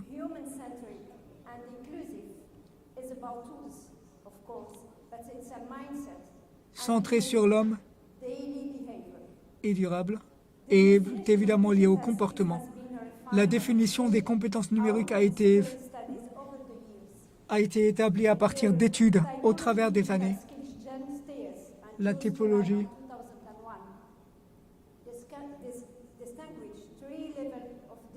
Trois niveaux de compétences numériques ont été distingués. Les compétences numériques,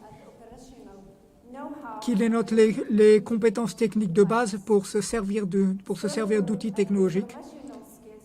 Les compétences informatiques, liées à la dimension cognitive plutôt que technique, à la sélection et au traitement des informations, mais aussi à la compréhension, à l'interprétation et à l'évaluation de ces informations. Les compétences stratégiques, qui font référence à la capacité à se servir de ces informations d'une manière proactive afin d'affecter notre développement personnel et professionnel.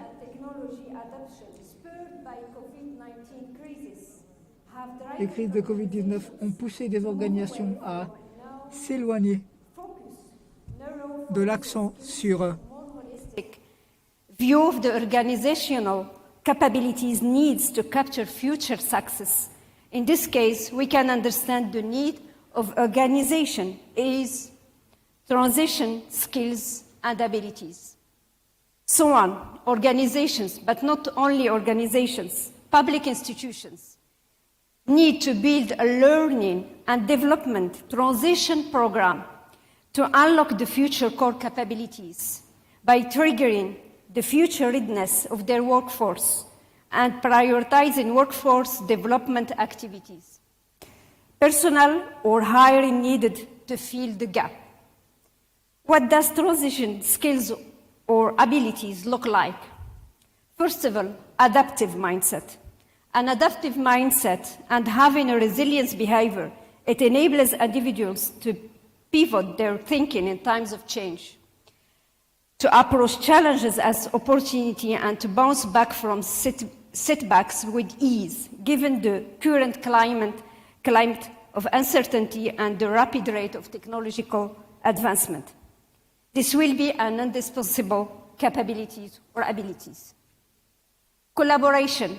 As organizations and public institutions move to a more floating workforce with an increase of freelancers and contractors, the ability to collaborate with new people from across a variety of areas will be paramount importance. Problem solving. Change brings expanded levels of complexity, variability, and ambiguity.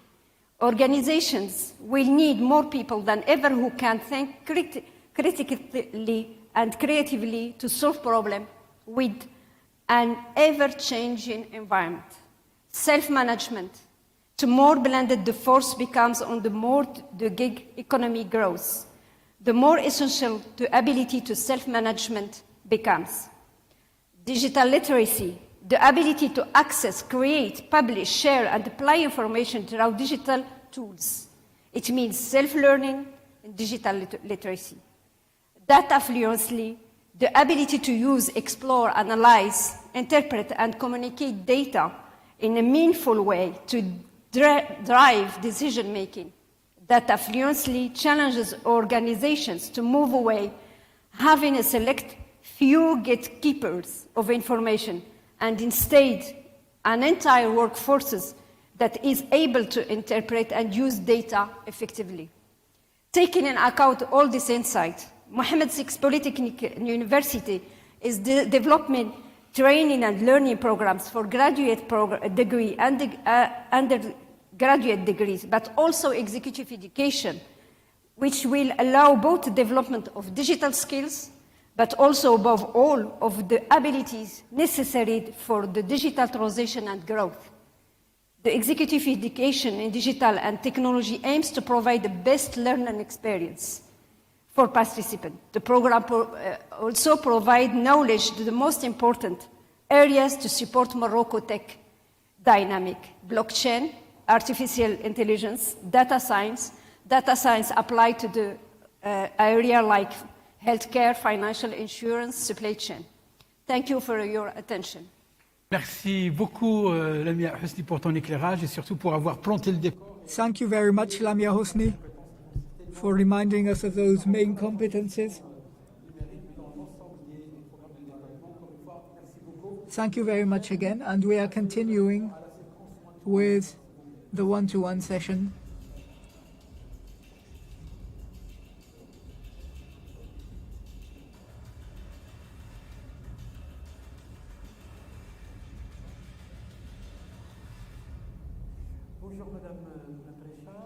Good morning, Mrs. Trisha.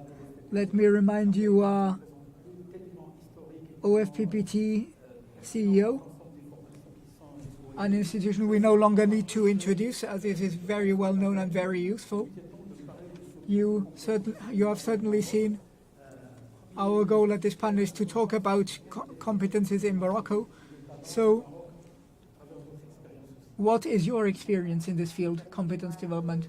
Okay, well, let me first congratulate the organizers of this event. Congratulations for this important initiative, and thank you also for writing talents on the program. I believe this is another strong proof of our strong conviction that our human capital and richness is those young people who have creativity that only needs to be explored. And so to me, creating a competence pool is a must. So for MoroccoTech to be successful and also for Morocco to emerge, we need to create a competence pool. It's a two-part process. We first need to cultivate competences through training, starting at the establishment and continuing all through life.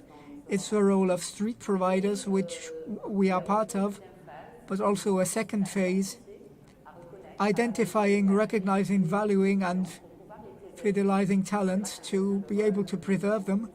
And this is where specific companies will intervene, and the society globally. As for training, as you know, we are in an era of job transformation induced by technological evolution,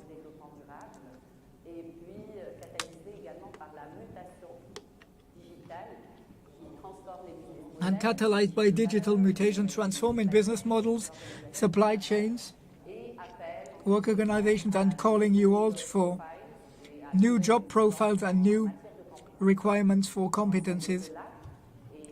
We know this, so thanks to the clear vision of His Majesty the King, may God glorify him, who called to refound national vocational training and a new roadmap for this strategic sector, which was introduced to His Majesty in April 2019.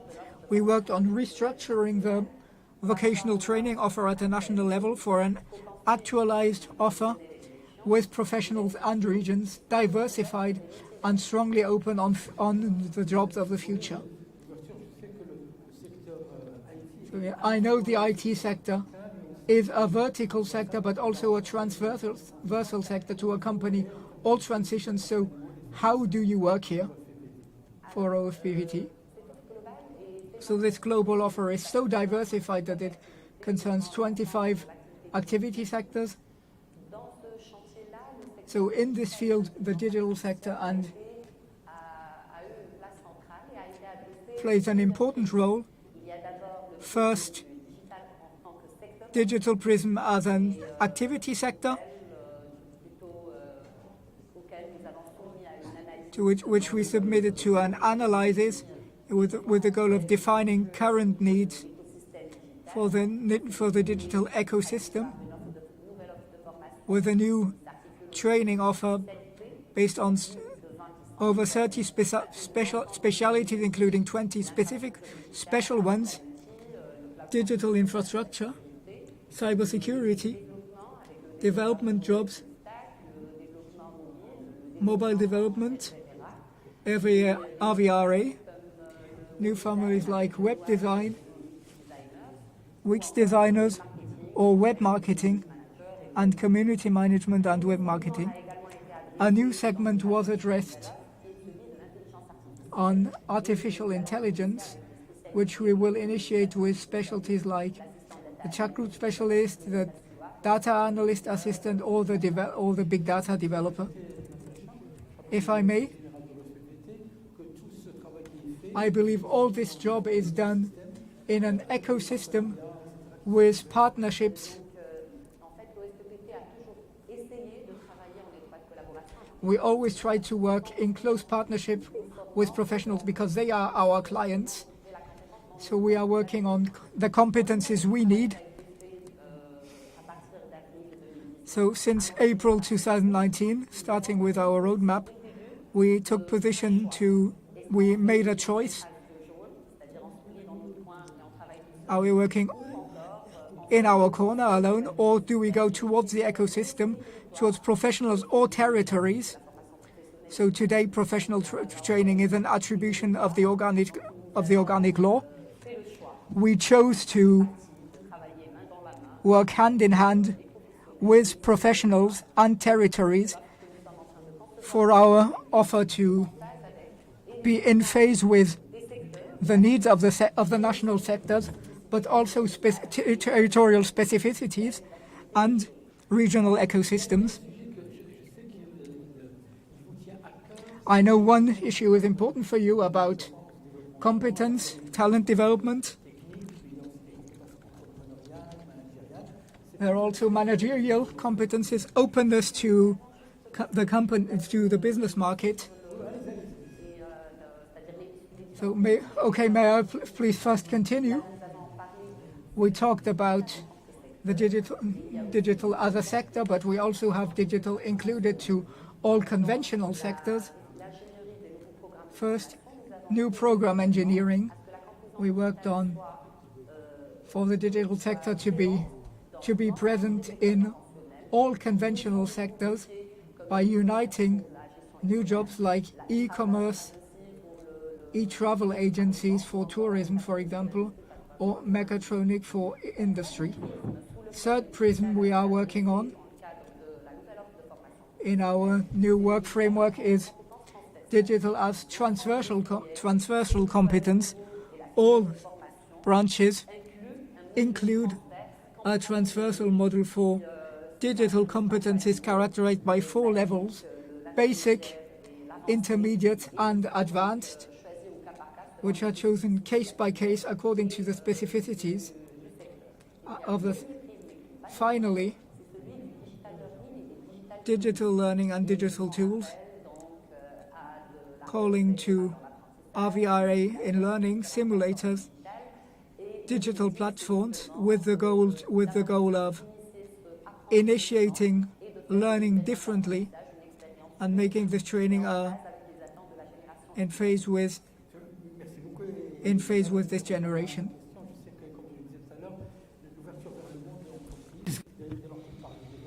When we talk about competencies development and talents, there are those who would like to boost their companies. How do you provide support to these young businesses?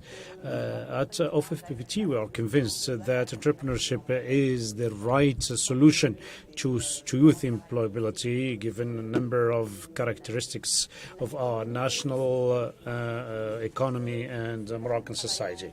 To that purpose, we are working on this for 2 years now, very strongly, in order to set youth free and make them embrace entrepreneurship. First, it starts with guidance in order to support the youth from the very beginning, and to show them the different perspectives for them. Second, and this is the most important aspect. This is about the launches of entrepreneurship projects on which we have worked along with the Ibn Grir Polytechnic University with Mrs. Hosni. This is a program that has been conceived of in an innovative way in order to have some impact on the entrepreneurship culture, do awareness raising for those who are in their first year regarding the relationship between employability and entrepreneurship, and also another program which will help us identify the potential project owners and help them from the idea of the project till its implementation. education. This is on the first and second years. The aim is to sensitize everybody, identify the good promises, the good projects, and guide them towards entrepreneurship. I would like to mention here that we have already launched this kind of program in 3 regions: the Saq al-Hamra, Gnun wal-Dhahab, and also Sus Mesa and the eastern part of Morocco, and also the Ibn Gri region, in which it has been incepted. I know how much support is provided by the universities and by those who work in training and competencies development. In 1 minute, if you have a message to convey regarding MoroccoTech, how could we see to it that this event gathers the different energies? I will start with a first recommendation: entrepreneurship. First, we want this entrepreneurship to be sustainable and to achieve growth. And based on the feedback we are receiving, and compared to other activities, we do need to guide entrepreneurship towards new niches, towards the underexploited opportunities, so that these young people have a business plan, and to democratize also competitiveness regarding some segments which are rich in value. This should also be structured to strengthen the ecosystems in order to have sustainable purchase orders, and this will enable us to boost the socioeconomic fabric and prepare an attractive environment. This is regarding entrepreneurship. Now, regarding the talents pool. These talents should be able to live on, and we through guarantees, updated engineering, quality monitoring. But I would like to say this occasion also to say that we cannot achieve such objective through these efforts if we do not at the same time conduct synchronized work where we're harmonized or based on participation all along the different parts of the chain, starting with the needs for training before deploying the such program, and ending with the assessment of the needs adequacy, and also regarding the provision of those services as such. You know, the business has a lot to do. First, she needs to be in control of the needs, working in harmony with the others in order to provide them with the best competencies possible, help in training, internship, and also providing kind of pool for specific trades. We need also to secure quality jobs for operators and technicians and for talents as a whole in order to keep them in Morocco. Thank you very much. I'd like to recall that you are the General Director of FPT, and you've come to tell us with a lot of enthusiasm and commitment. You talked about ecosystems, and that's a good transition to our next panel on the talents and competencies development. Thank you.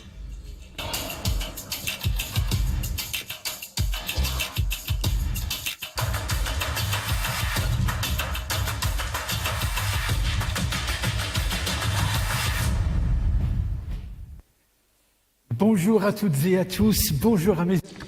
Good afternoon to you. Good afternoon to my friends here with us, and good afternoon to those who are following us through the internet.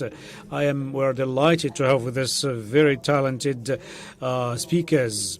And we are happy to indeed have with us Zakar Bi'i, Karim Sheikh. One of them is in Casablanca and the other in Paris. And other participants are in Rabat. So I'd like to thank the followers through the internet.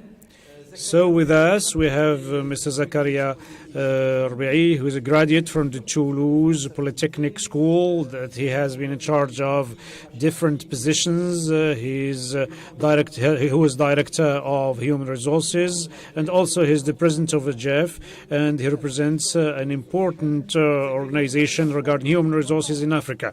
Mr. Zakaria could hear us. Thanks for your invitation. I would have liked to be with you in person. So we have with us as well Sana Ben Shakroun. Sana Ben Shakroun is graduate from ISCAO, from Jarash.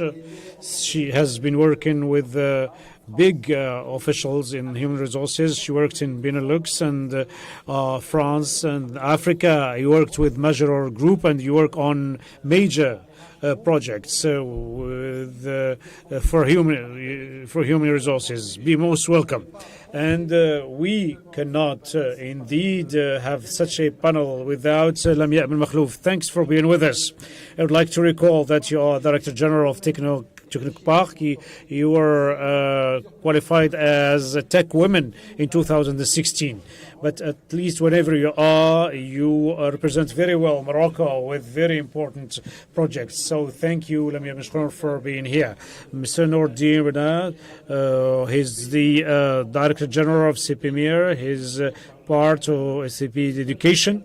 He's also Director General of Proximity, Director General of Equipe Generation. So with 30 years of experience serving the competencies development in Morocco. And so in Paris we have with us my friend Karim Sheikh with many titles. I'll mention one of them. He was the first to create City in Morocco. He was Secretary of Zimash for 8 years. He's presiding over it now. But today he's participating from Paris as GP Human Capital. Just a test. Could you say something just to make sure that you can hear well? Thank you, Mr. Hassan. It's a real pleasure to be with you. Thanks to you. I would like to start with Mr. Zakaria Rabi'i, the president of GEF.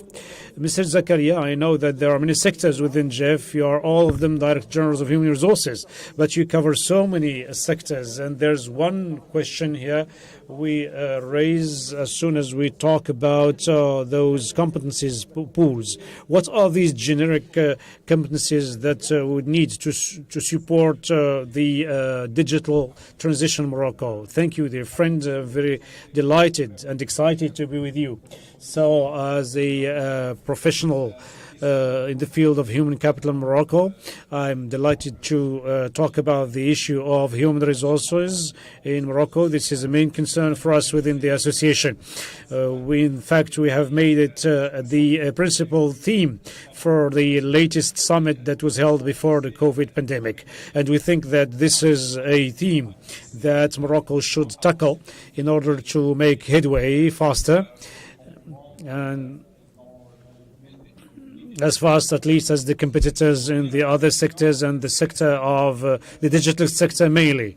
I think that this has already been said in the other roundtables. We have the technological dimension, and this is true for the digital sector as for the other sectors. But we have the need for the skills related to digital trades. How we should learn such technologies, be it for AI or blockchain, etc. But what is specific about such skills, especially regarding technologies, the cycle is shorter, more and more, shorter and shorter. And before, we could keep the same technologies for 5 to 10 years. And the skill provider, as Mrs. Jesha called it, they could keep a PowerPoint presentation about a given technological area for 5 to 10 years, but it's no longer the case today.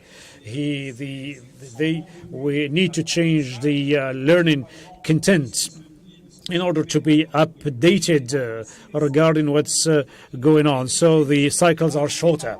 On that basis, the talents have to catch up with this fast learning process. This might be within 3 years cycle or shorter in the future. And so these talents will not will be faced up with the challenge to master such technologies, but they need to adapt and very quickly and be in a repetitive learning process. That's to learn and to relearn. To learn something and then to learn something new based on the new technologies. This is for the technological and trade aspects. So in order to enable these channels to learn and relearn, the most important thing here is agility. You cannot learn and have short cycles if you are well prepared, if you have good adaptability and good agility and perseverance, cooperation, teamwork, as this was mentioned before. But more particularly, in order to support the technological development, we need agility regarding agile pods, problem solvings, in order to support this what we should learn and assimilate in the coming years. So we talk about two blocks here, the agilities and the skills. The agility is related to the person and its capability to learn and relearn. Zakaria, as long as we are talking to you, as we are still talking to you, you represent a structure which it is related to the mining industry. We tend often to think that these these technologies are more related to the services and not so much to the industry and the mining sector, because you talked to me about the connected mining industry. Absolutely. You know, the most known digital revolutions are service-oriented, client-oriented. But yet we have purely technological transformations related to the daily work of consumers. Now, regarding the mining sector and digital transformation, this is a very high level of technology transformation, which will indeed transform totally the sector in the coming years. This has already started in Canada or Australia or in some Nordic countries with important mining activities, where we could indeed manage a mine remotely. It could be hundreds of kilometers or thousands of kilometers away, and you can manage the mine remotely without sending people inside or put explosive inside the mine. So this is all thanks to the digital technologies that we will be able to revolutionize the sector. You know that skills or talent retention, and that's why that's what I tell my friends when they complain about the talents retention. I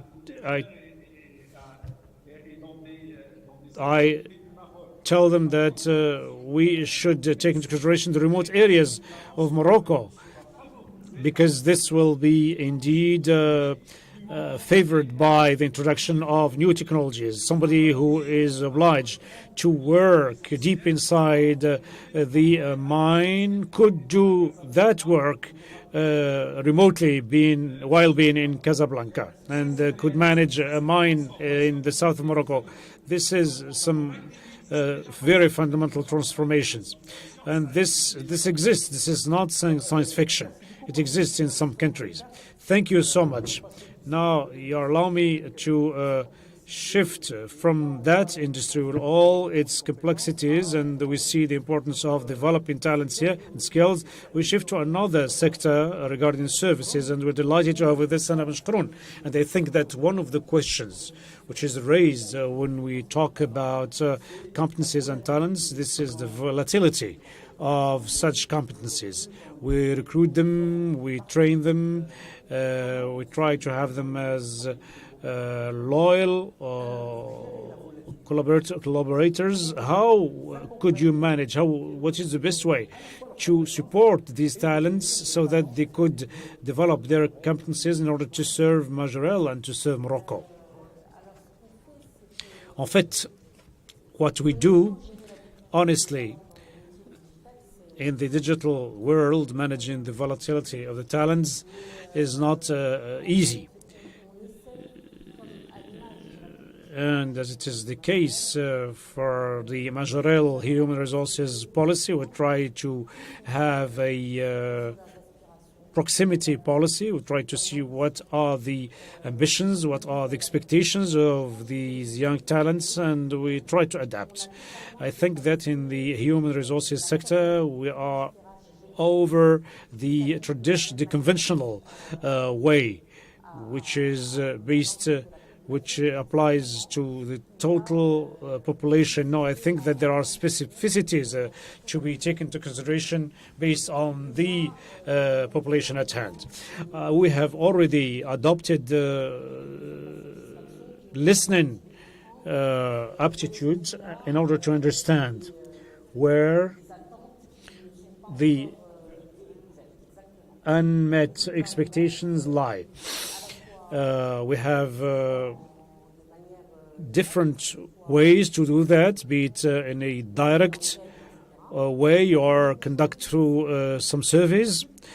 What we do is that we discuss a lot with these young talents in order to bring maximum transparency regarding different parts of our system. Second, we try to provide well-being as a whole. When these young people are within a business, there are important elements here, and we call it one chin. And that means, and the way we approach life within the business is that when we have somebody working within the business, he should feel at home, with the same degree of openness, the same degree of freedom of speech, of expression, and we should be listening to these youth and show solidarity, even when this has to do with personal issues. There's another aspect which is related to talent management, and I think this is quite significant, is that these young people need visibility.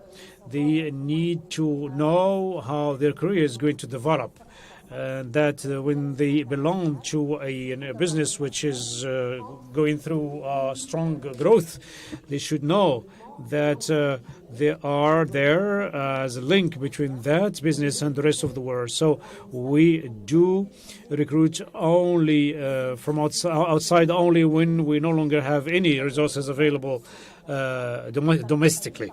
I think that this is supported also by strong training schemes. We have talked a lot about soft skills, and this is all the more true that we should not expect the soft skills to get developed spontaneously. We should provide support and training on 12, 24, or even 36 months. We are in partnership with the Paris Central School, other important schools. This is our personal development oriented and managerial oriented, with innovative training, very strongly based on experience, not much theory, a lot of practice, and we try to focus on innovation. The idea is to provide them with the opportunity to get trained and to develop themselves. Thank you very much for shedding that interesting light, and because you talked about the individual dimension and the collective one. You talked about transparency and clarity of objectives, so that people, you're trying to make them loyal, and you develop talents on that basis. Here I will shift to another theme. I was talking about it with Lubna Trishi regarding entrepreneurship. We talked about entrepreneurship, and we said in Casablanca for some time now, when through a number of regions in Morocco, we have technoparks. And for 20 years now, there are nurseries to develop competencies and talents. We have the advantage to have with us Mrs. Makhlouf, the the General Director of the Technopark. We take avail here of having Technotech people with us. We are talking where a lot of things have been carried out. Could you tell us about the 20 years experience of Technopark? What has been achieved and what are the lessons drawn? Thank you, Hassan. I am really delighted and very happy to see this MoroccoTech launched, 2 decades, to support innovation. I'd like to recall that Technopark comes to implement the vision of His Majesty Mohammed VI when he launched in 2001 the first big Technopark. And that vision then aimed at making the digital sector as a transversal one in order to support the digital transition in our country. As you said, Hassan, some days ago we've celebrated the 20th anniversary. And indeed, we have managed to provide support to about 20,000 startups because we have the Technopark at its system. And it's thanks to this network that we have been able to make a pool of startups and talents emerge, not only in Casablanca, but as well in other cities, because the Technopark is part of that advanced regionalization scheme. We have made the same experience in Rabat, in Agadir, and in Tangiers, and we have projects to be implemented in Tiznit, Oujda, and Fez, and I hope that will extend that experience to cover other cities because we have talents all over the country in Morocco. So we have this commitment and this responsibility to provide each Moroccan talent with the needed support so that he or she could convert his dream into a sustainable and viable business. If you could share with us what you do regarding that support. Is this managerial, technical training? What is it?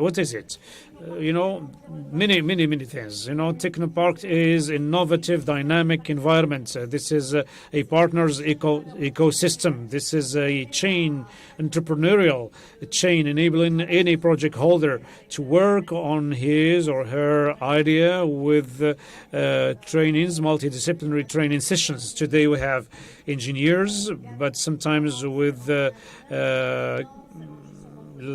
some aspects lacking and shortages. So Technopark provides training sessions, training workshops in order to make up for such shortages. But also we try to facilitate access to funding, to the market, to the networks, to the big businesses, access to capital.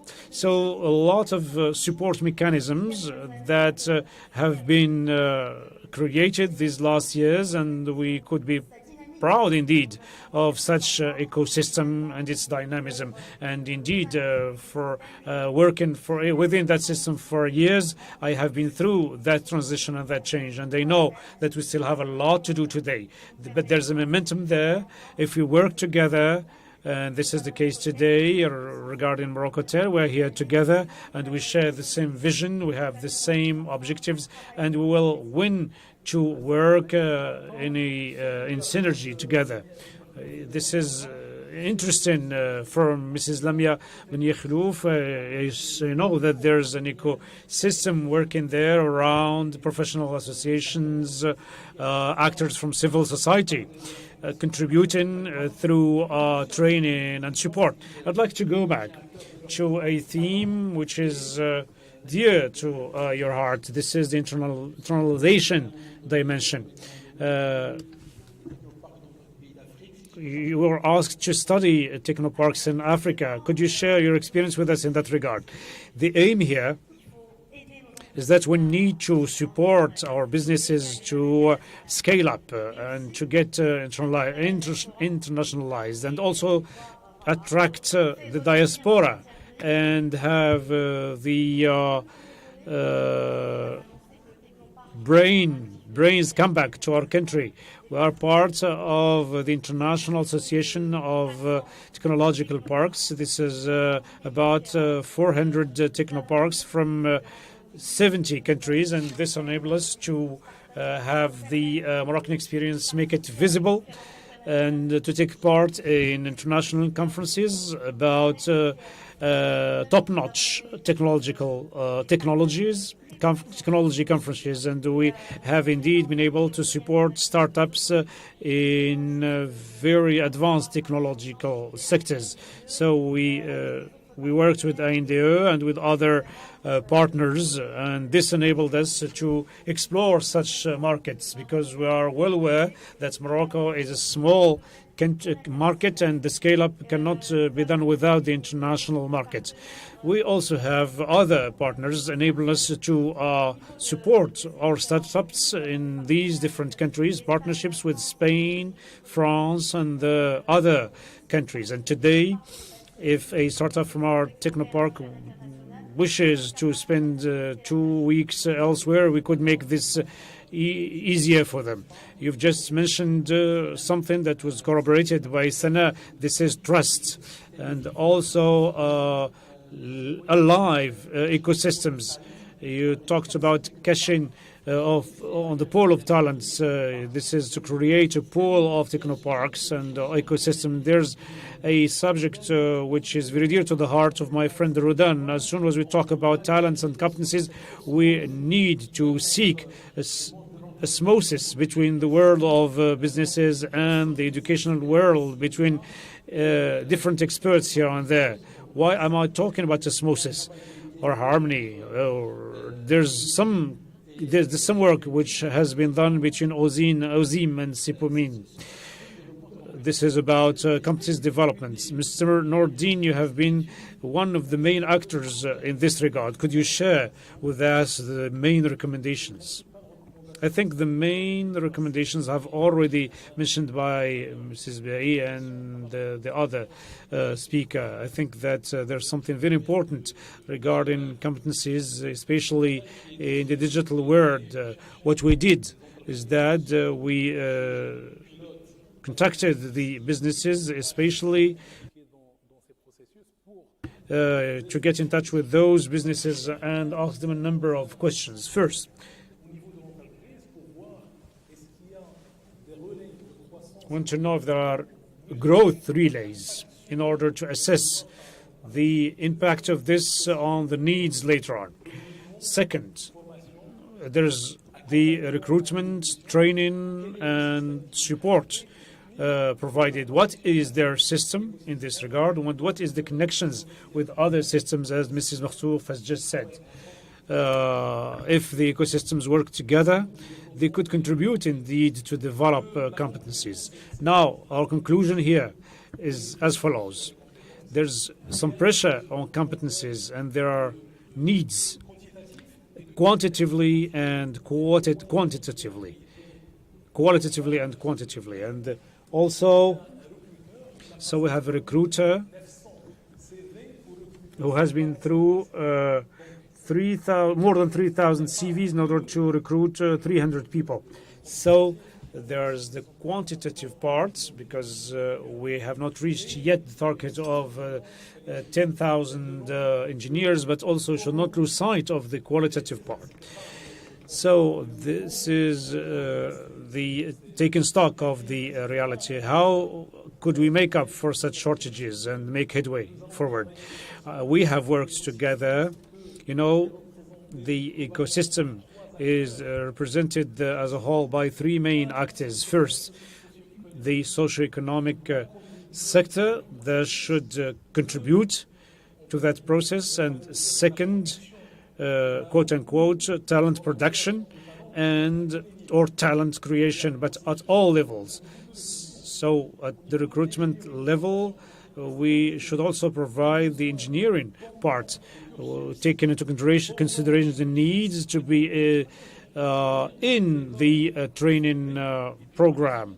They come from their schools already trained, but as we are talking about current today needs, we should also anticipate regarding the needs for tomorrow, and we are talking about should work for the jobs of tomorrow, and this cannot be achieved without teamwork and focusing on practical work.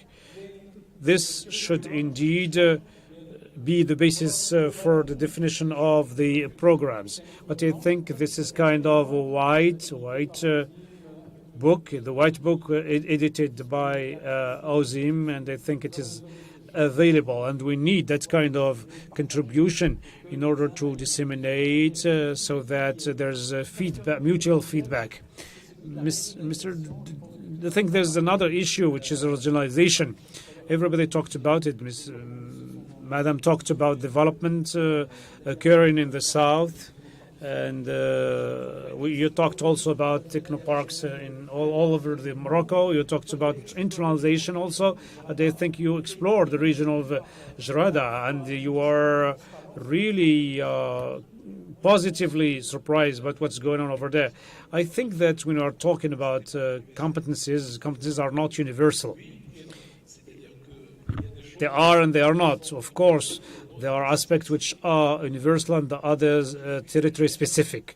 If I am a young leader in the world of education, I joined the higher education for 4 years now, and the first decision I took is to go to Africa, to travel through Africa, to see what's going on in Africa, because Morocco has made some choices, but we need individually to make sure that these strategic choices are implemented tangibly. And I found in Burkina Faso that there is an African world organized. There are 20 countries who have pooled their efforts together within the Malgache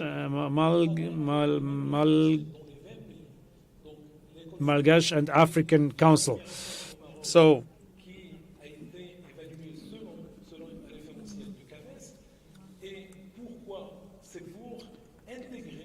there has been an evolution regarding a given school. Why?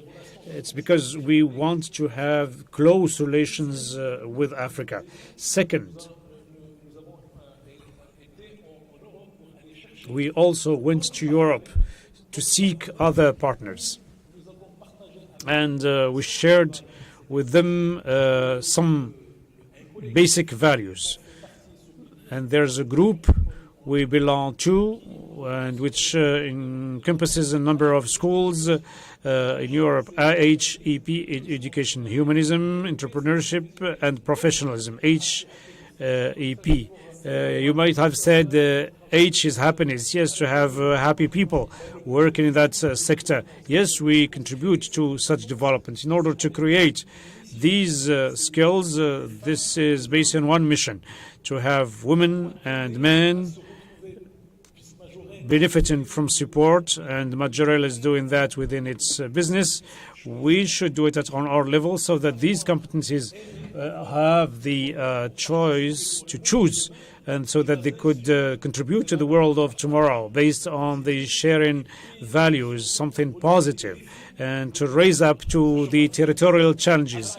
So this is Africa, Europe, and they'll come back to Morocco in order to face up to the territorial challenge. We could set up a school somewhere, but the mission is to create an offer meeting the needs of businesses, but in cooperation with the regulation system. Second, in the framework of that mission, we should indeed have the offer available where it needs be. We should connect the territories. And regarding the experience we want to share for the Jarada region, Jarada needed competencies, and instead of bringing the youth from Jarada to Casablanca to train them, which will be costly, the school will go to Jarada for 1 year, and there we worked with benchmarking, based on European benchmarking, because our system for the education, we are usually based on the degree approach, not competencies approach.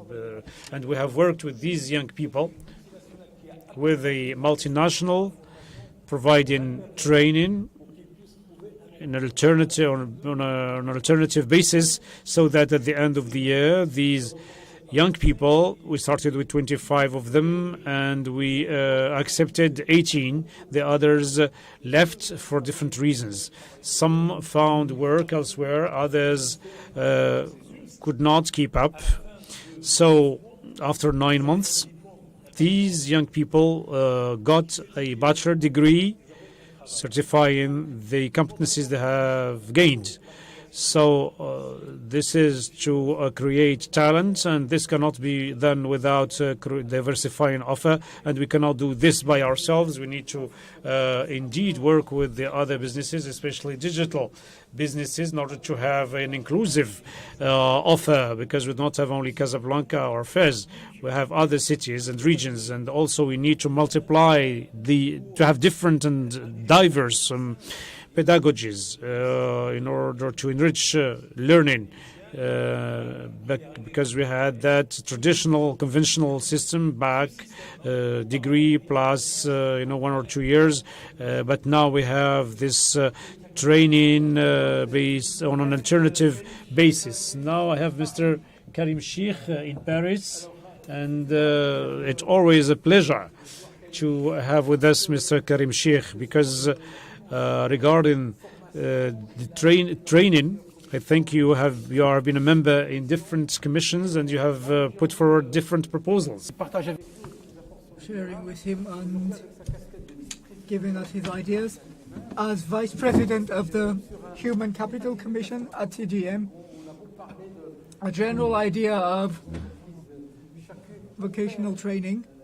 Every company works its own way, tries to recruit, federate, and keep new employees. You have a panoramic view on all the federations. So what is your idea, Mr. Karim Sheikh? Thank you. Thank you for inviting me to this event concerning tech, which is very important because the issue was mentioned for a long time with strong expectations. We were many asking for this to allow us to go from a production economy to a knowledge-based economy, because today we are based in worldwide sectors like automobile, aeronautics, textile, etc. We are far less acknowledged on the technological aspect. So this event makes us hope to complete this framework, this production framework, with technology. Because like other countries, only technology will allow quick growth. And today we consume technology, we have the technology we need. But going from a technology consumption country to an technology actor country seems to me to be a determining factor for our growth. So since this morning we're talking about technology, I fell into it maybe 30 years ago. The human capital part was added later on. So because of this, I wish to mention that the technological points we found allow us to accompany the growth and our competitivity during the years to come. So first we need to master fundamentals in engineering science, in technological hybriding, in process management and operational excellence. Also mastering and stimulating the whole potential of the digital revolution, innovative products, artificial intelligence, productivity, etc. We're talking more and more of 4.0 industry. This industry is 56 technological bricks. The digital is an important part of it, but if we remain with only this part, We also need to integrate data. I believe this has been mentioned during the panels. Artificial intelligence, connected objects, exchange infrastructure. So we are clearly in a phase of important investment shared between the physical world, which we know, and the digital world. So this is a key of competitivity for tomorrow's product, which our country will give. We're also talking about talents. I'm always afraid, Mr. Zakaria knows this better, banality. Even when we have the best technological ideas, if we don't have the talent for it, we will be in difficulty that will finally become obstacles and prevent us from moving forward. So I just want to give you an idea of the priority fields we are working on. So we hope Zakaria will come back. He was with us in the past. And I also wish to congratulate the members of the Commission because this is important. We are working on 3 priority fields. First, training. And when I say training, I mean initial training, professional training.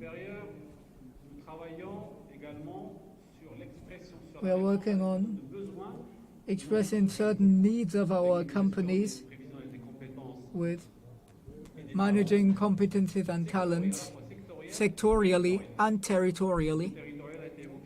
The word territorial was mentioned before. Another priority is employment.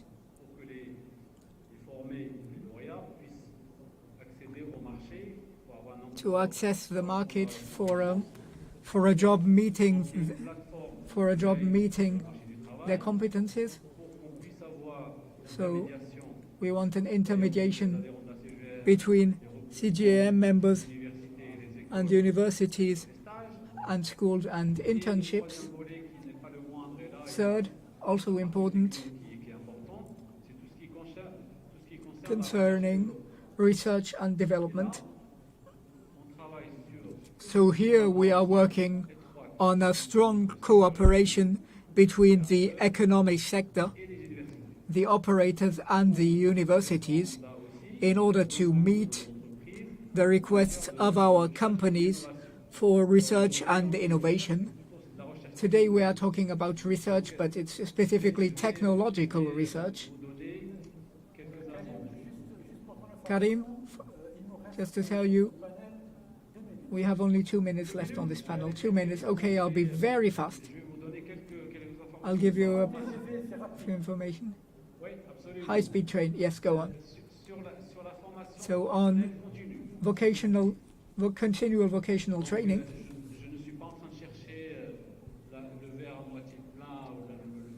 I'm not looking optimistically or pessimistically. This is just a presentation. Our ambitions were explained before.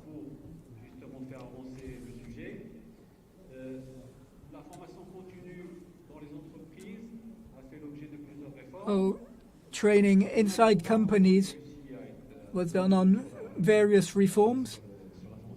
We are not yet completely ready. This is financed by vocational training tax for companies. We need to admit that this system still requires to be bettered. All agree on this so that the companies, especially the smallest companies, may have access to this. A law was voted on this recently, Law 77, on which we still have a few points that need to be solved. So I will rather give you an idea. Karim, if you have really one final message, because organization-wise we are very strict.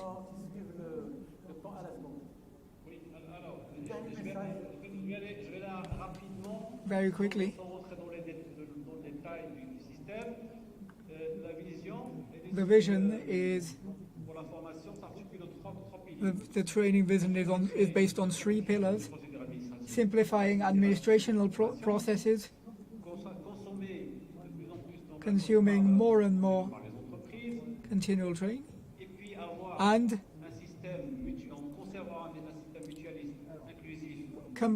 conserving a mutualist system that meets the needs of the regions, with an autonomous structure working on this for companies. And we also want strong involvement of professionals and sectorial federations for them to be actors in companies. Thank you. Thank you very much, Karim. I believe we have brilliant speakers who can share as many information as possible during many hours. MoroccoTech is a good platform to bring them together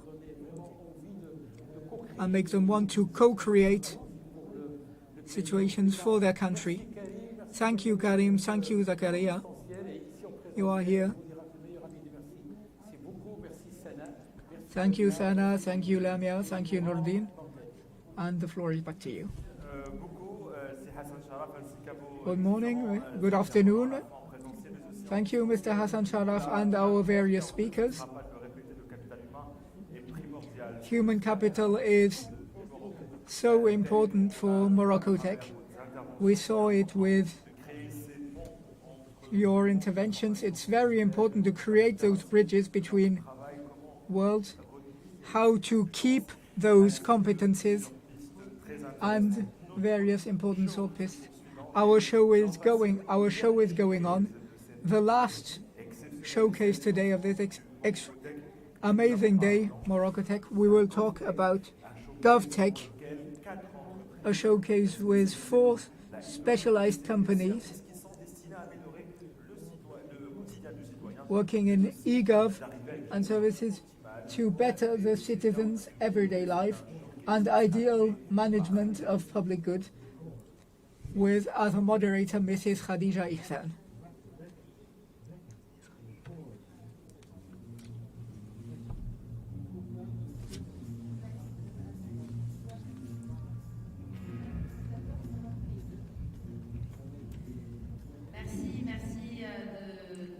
Thank you for joining us.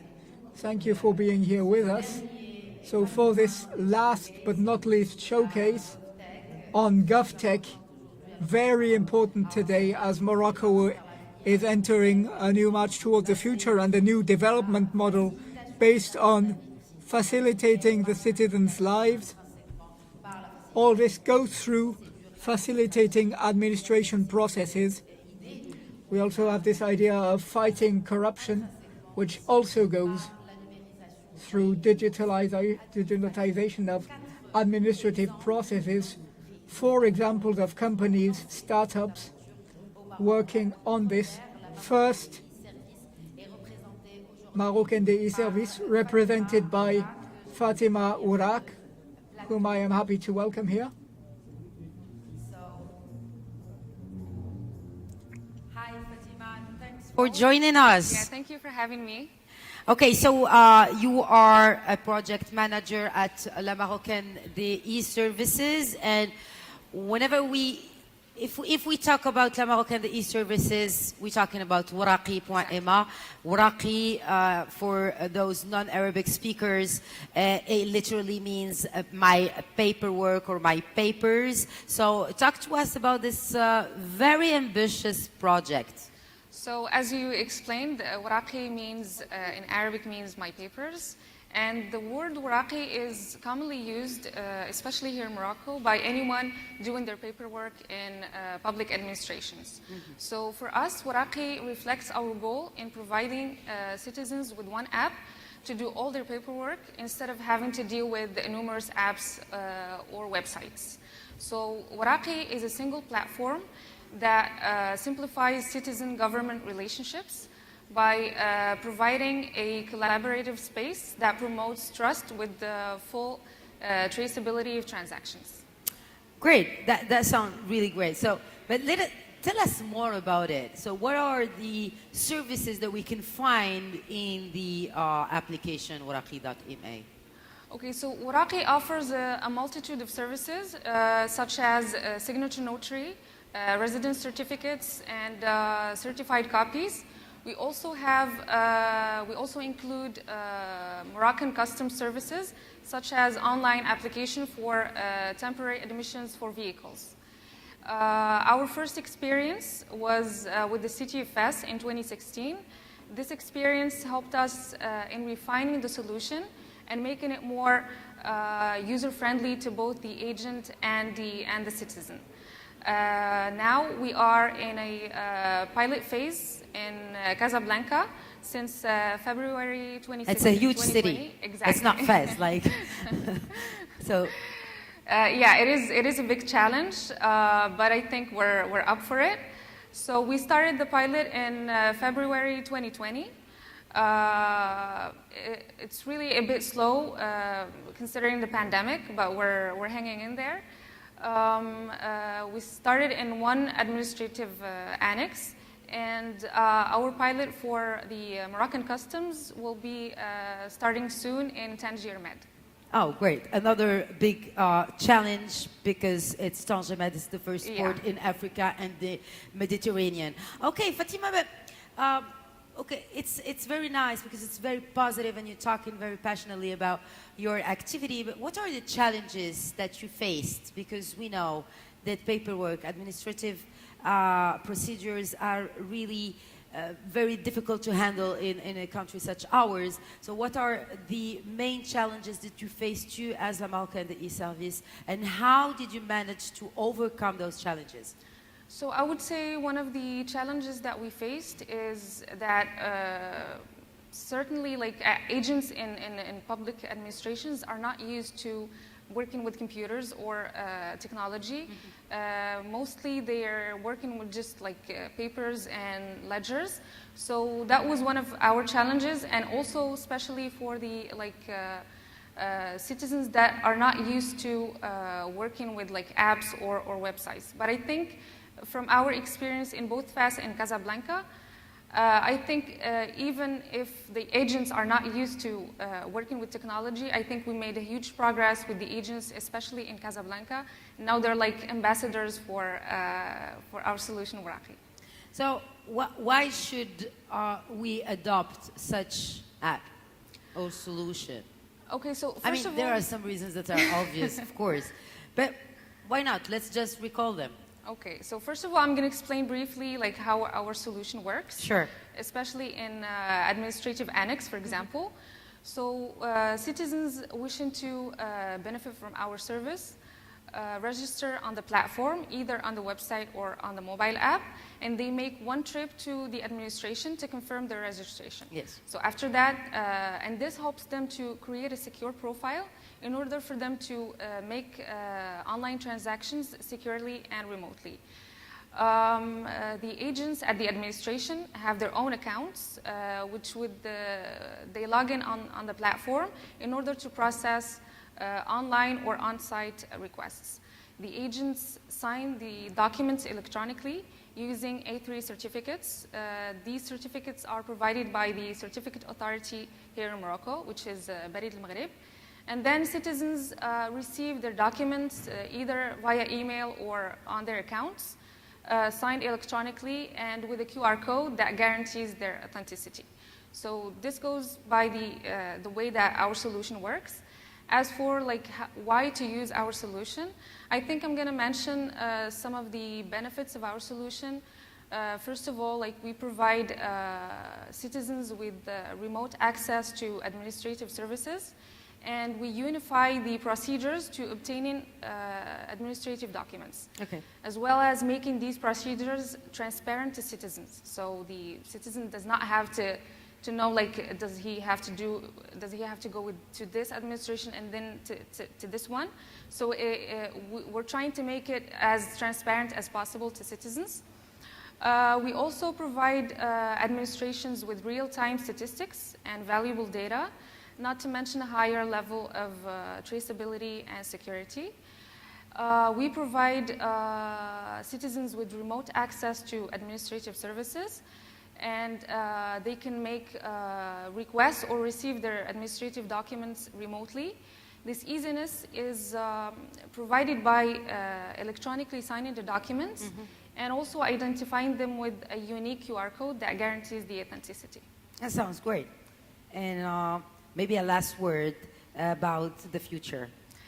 The future of Morocco. The future of Morocco, well, our goal is to be a one-stop shop for all administrative procedures and make life easier to both administrative agents and citizens. And in transparency. Thank you so much, Fatima. Thank you so much. It was a real pleasure exchanging with you. Thank you. Thank you. Et bien sûr, nous continuons, and we are pursuing our journey today as the MoroccoTech is officially launched. My next guest is a lady. Again, I'm so happy to have female interviewees on this set. Rim Ben Sbeh is the communication and change management manager. We'll still be discussing, of course, this topic of GovTech or whatever is related to facilitating administrative work. Rim Ben Sbeh is representing Portnet, and she's joining me. She's full of life and very fresh and very generous smile. Bonjour Rim. Bonjour. Alors, bon, tout d'abord, bien sûr, on va commencer. Good afternoon, Rim. So we will first start by defining what is Portnet, for what it is and for whom it is. Well, Portnet SA is a company created here in 2018 by the National Ports Agency in order to implement several sectorial strategies. We can mention a few like Maroc Numérique 2013, the National Plan of Process Simplification of Commercial Exchange. So all this without forgetting innovation in our services. So all this was born via the technological acceleration of our kingdom. So Portnet is a good thing. May we talk about examples and solutions offered via this platform? Well, as I said, we have strategies, and this led to the creation of the unique Portnet guichet to make outside commerce easier, thanks to an AMP initiative and a public-private partnership between various partners and actors of our process, banks, transitories, forwarders, various actors that make we have various services, specifically the first pilot project, dematerialized management of port scales, followed by 2014 and 2015. This was the first step the importer needs to follow to be able to import goods inside the country internationally. Other services followed, joint subscription.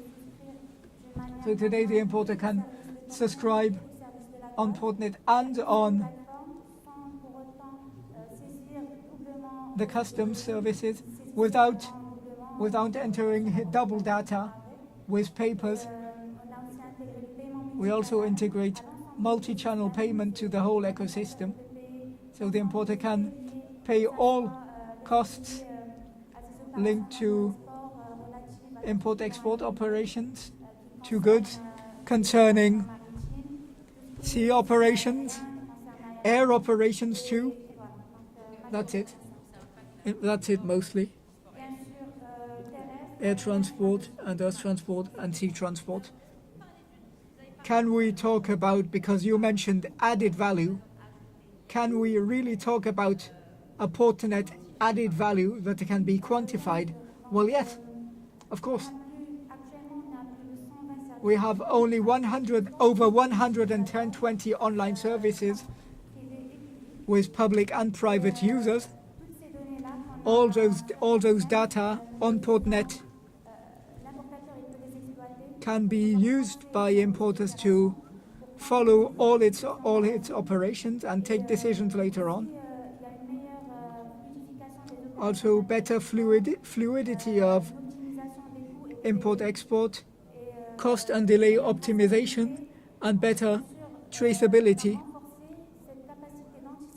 and better anticipation capacity for import-export operations and flows. Okay, so today we talked a lot about the ecosystem. What's the role of Portnet in tech ecosystem in Morocco? Well, I believe the role is quite important because through the years we became a model and an international reference in the implementation of unique guichets, because via this inclusive cooperation and the involvement of various partners, we could digitalize an important part of our logistic chain. We are over 80%, so Portnet has an important role to play in the digital ecosystem in Morocco and to create even more added value in cooperation with other stakeholders. Finally, what's the role of women in the digital industry today in a mostly male field like import-export and freight? Well, I would say the role of women is quite important in this field because we are bringing a more open vision. We have a different way of analyzing and perceiving things, and this makes us an important asset, and I hope we will remain on this line. Yes, especially as MoroccoTech was launched by a woman. A woman is leading this department, this transitional department. Thank you very much, Ronim. It was very good to talk to you, and good luck for what follows. So now another example of success, of an idea that was born and gave birth to a startup, Odo Maroc, represented by Ibrahim El Moussaoui.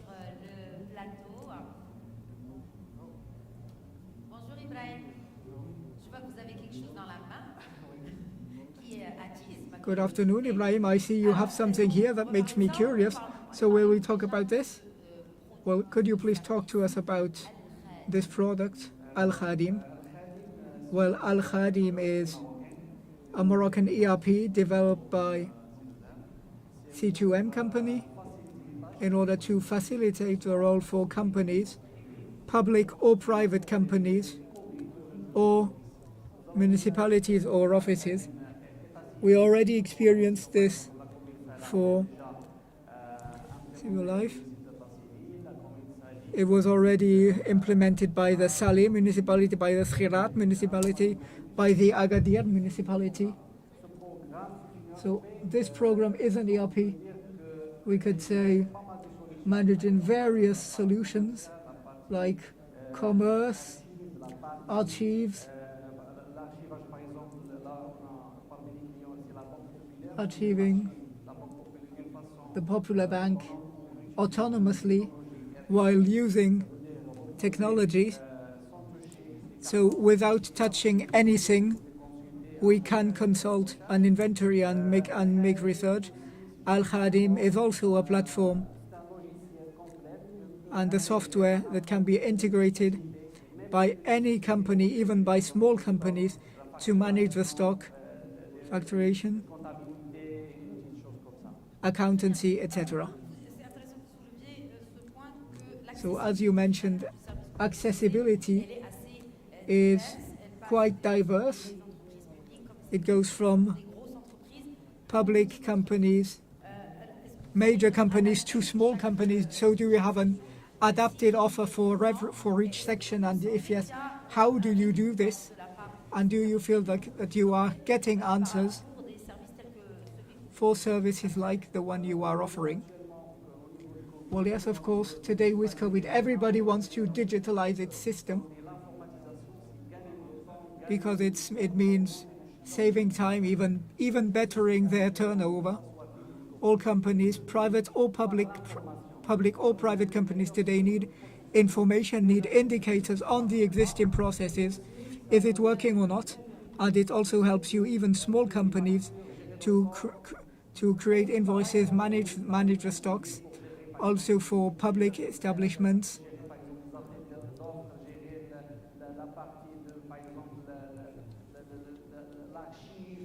archiving for notaries, production management to better production, and also for energy efficiency. So please tell us about this. Al-Khadim consumption.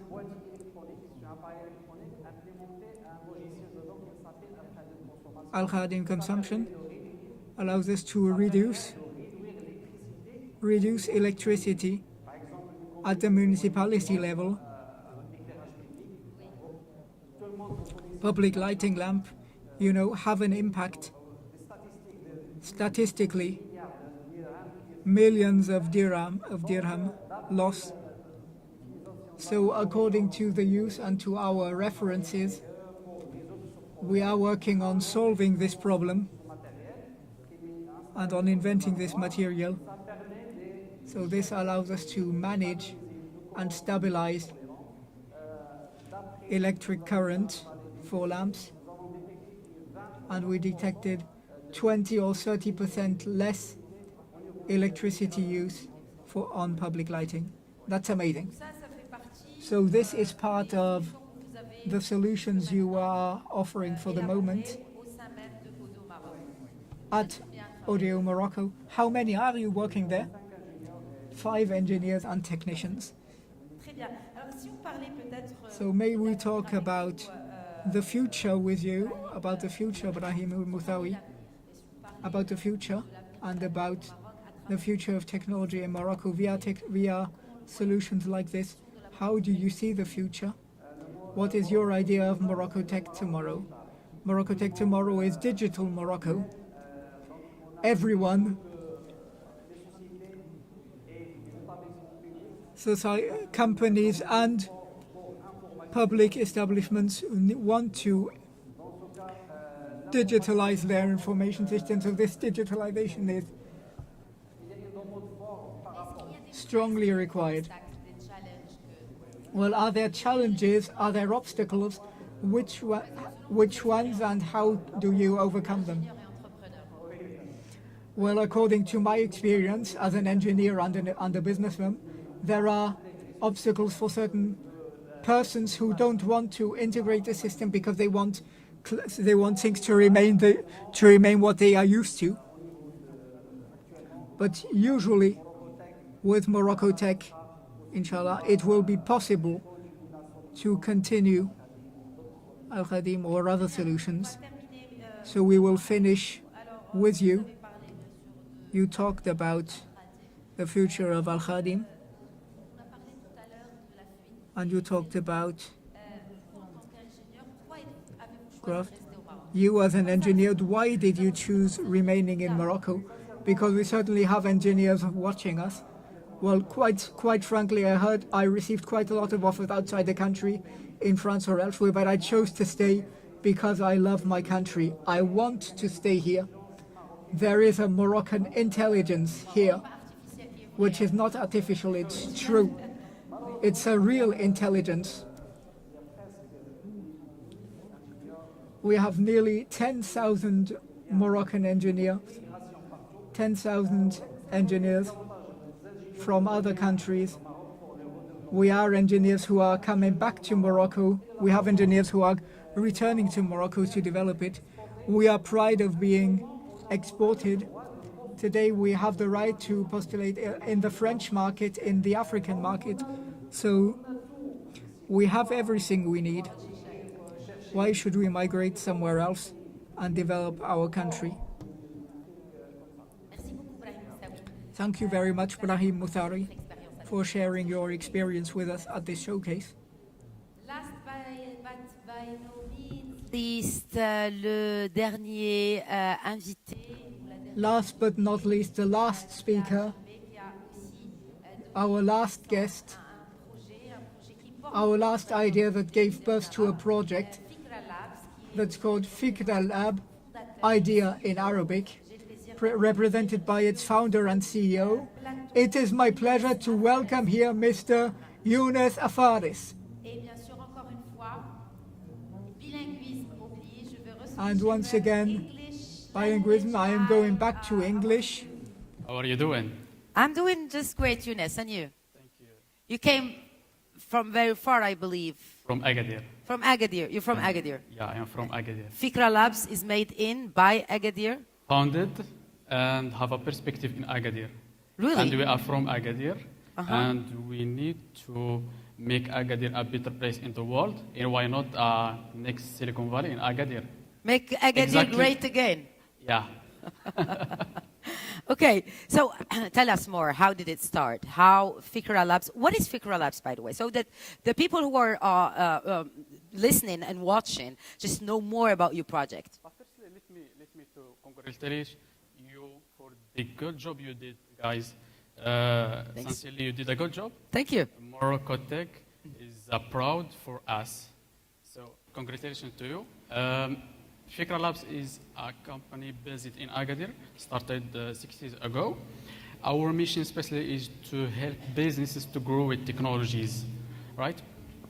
So we have to intervene in 3 levels. The first one is the strategic advice, web mobile data development, and trainings. The first one is to advise companies or organizations, public or in the private sector, to choose the right technology.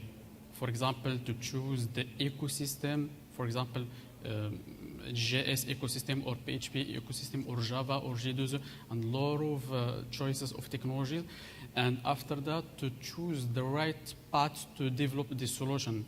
So our mission is to develop the MVPs, to develop the product of our clients, right?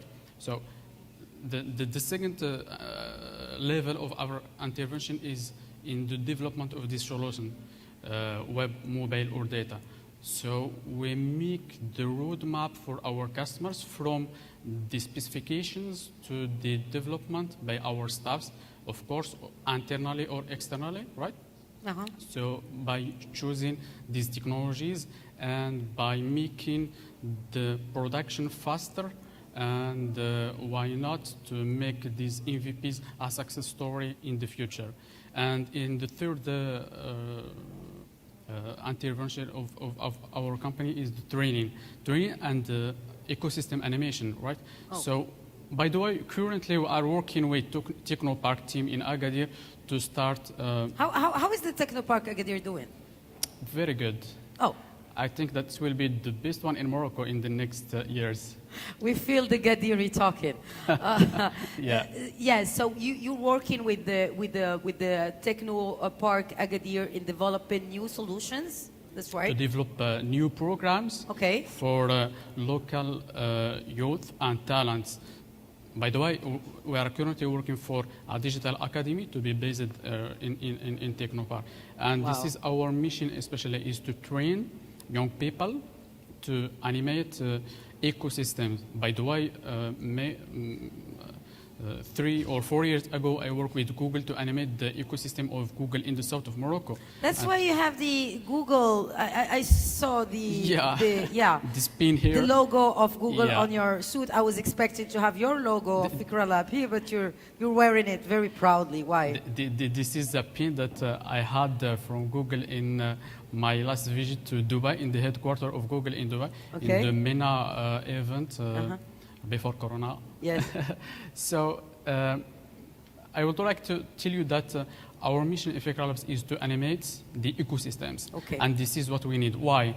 Tell me why. Because we need to provide Tell a you pool. why. We need to provide a pool of talents to our clients.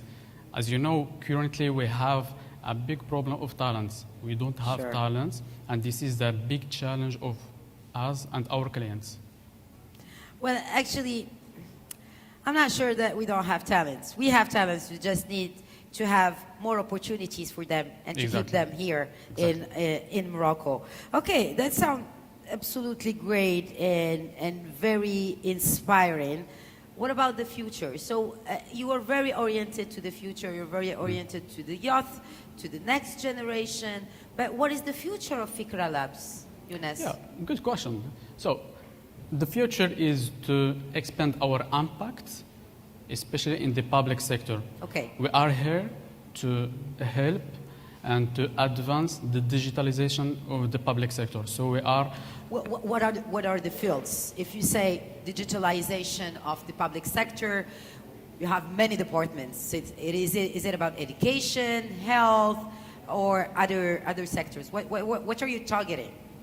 But exactly we target education Good. or EdTech, right? Okay. So we are here to help exactly to digitize these sectors and to prepare a clear path of our team and our ambitions and our partners. Since we're talking since this morning, since 9 a.m., so like 8 hours now, the word synergy is coming up once in a while, or in every hour, or in every 30 minutes. How would you describe the synergy, since you're talking about development solutions for the public sector, of course in education? How is the synergy today? And if you want to address a message to the public authorities, what would it be? How this synergy should be developed, because it is development, wow, to be efficient and to get to the goals you set.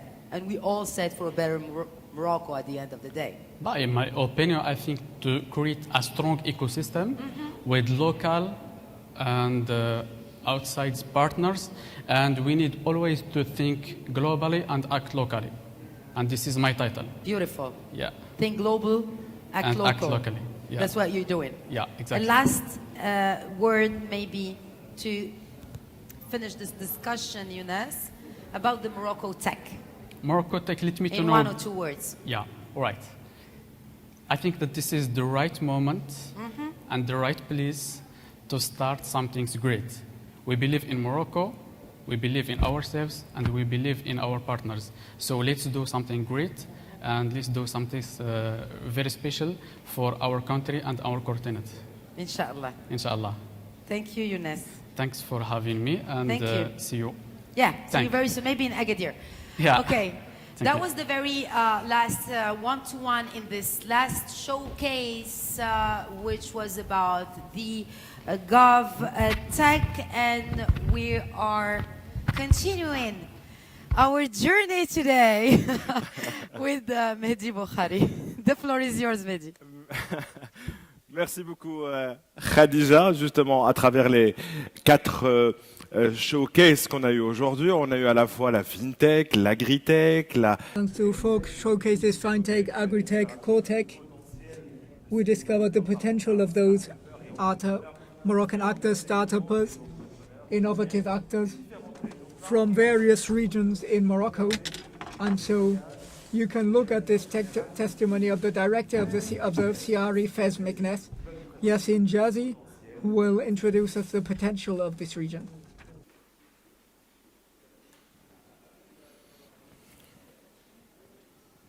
We can unfortunately not hear the speaker.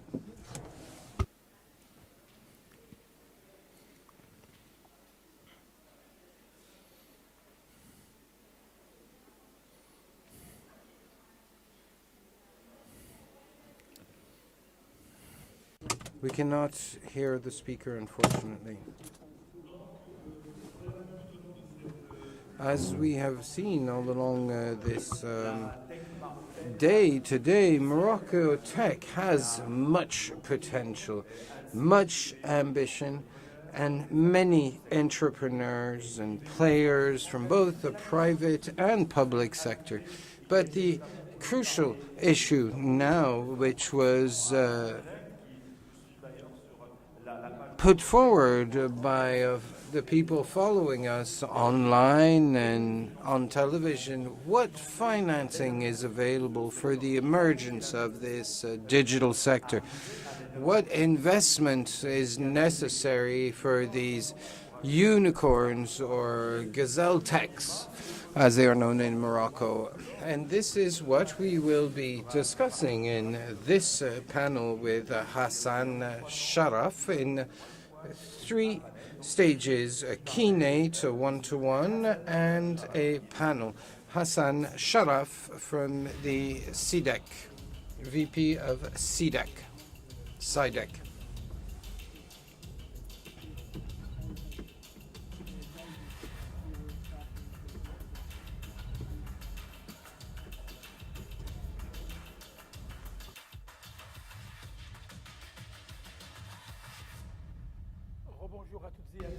Good afternoon again. It will never be mentioned enough. Fundraising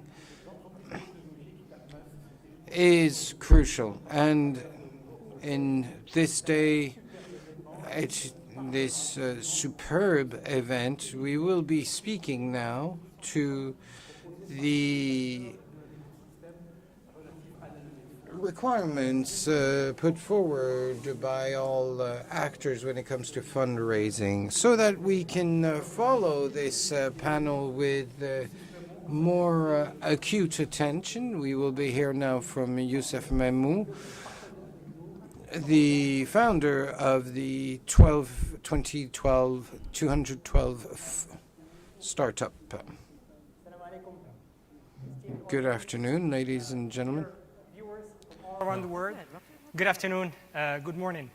So my name is Youssef Mamou, but first of all, I just want to ask you to join me and congratulate the committee for the excellent work that has been done so far, and also to thank them for this opportunity to be part of the launching event of MoroccoTech.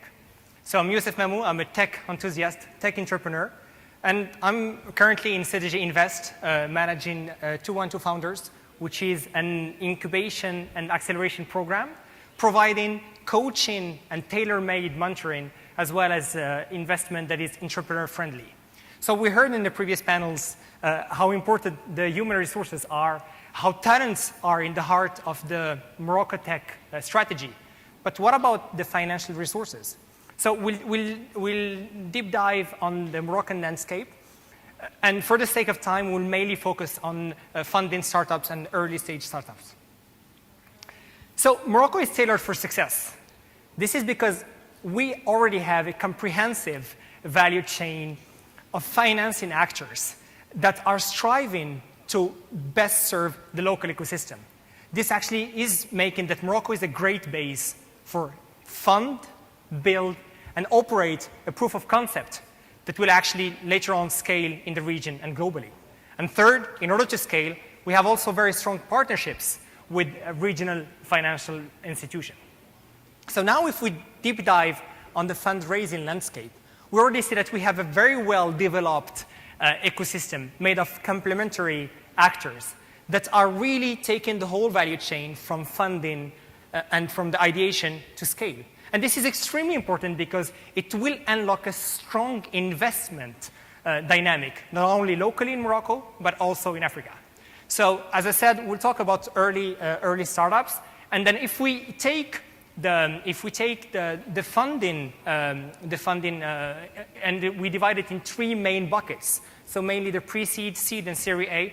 So we see that, first of all, we have a seamless funding journey for a startup. So from the ideation to scale. So we take, for example, in the pre-seed, we have a lot of actors. And then mainly when we take CCG with their InnovID and InnovInvest, they're providing great set of tools for entrepreneurs to structure their idea and then move from an ideation phase to a production phase.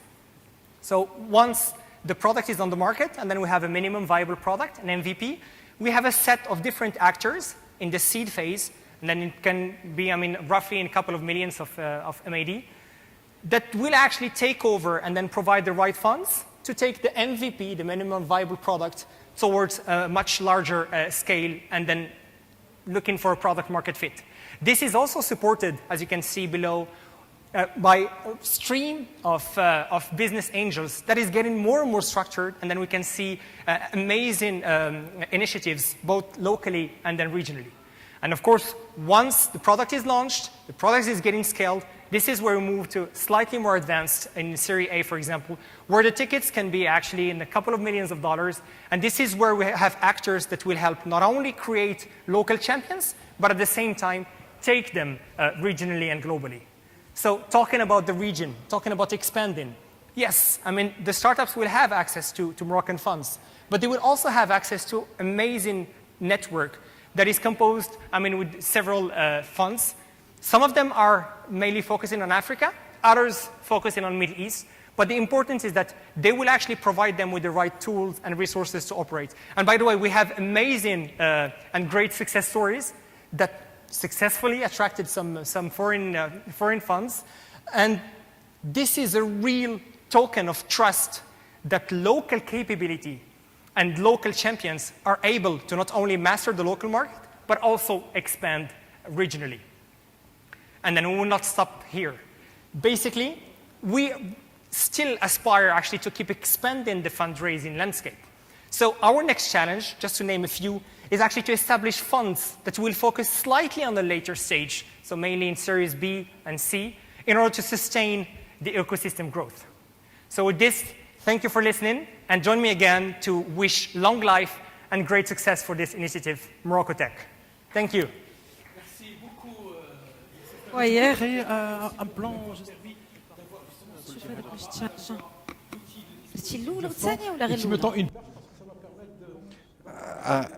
I will allow me to move forward,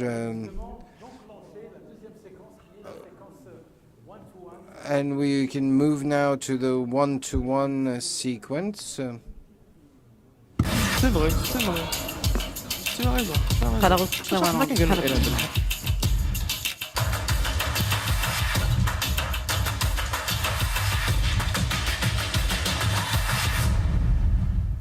Alors, Hicham Zanati Serrini. So, Mr. Hicham Zanati Serrini, you are the CEO for the National Fund for the Guarantee of Companies. And after a long, successful career, when it came to, for example, when it came to the privatization of the government fund, you have worked on many crucial financial infrastructure projects, and we are delighted to have you with us in this panel, which will focus on the fundraising. My first question, what stock can be taken of the transformation of CCG to Terra Will Come? Well, thank you for using that word, that name, because after 70 years as the stately fund CCG, I think you'll agree with me that the name is a bit heavy, so we've made it a bit easier for everybody to have Terra Will Come, which can be 10 will come, or like Tem will come in Arabic.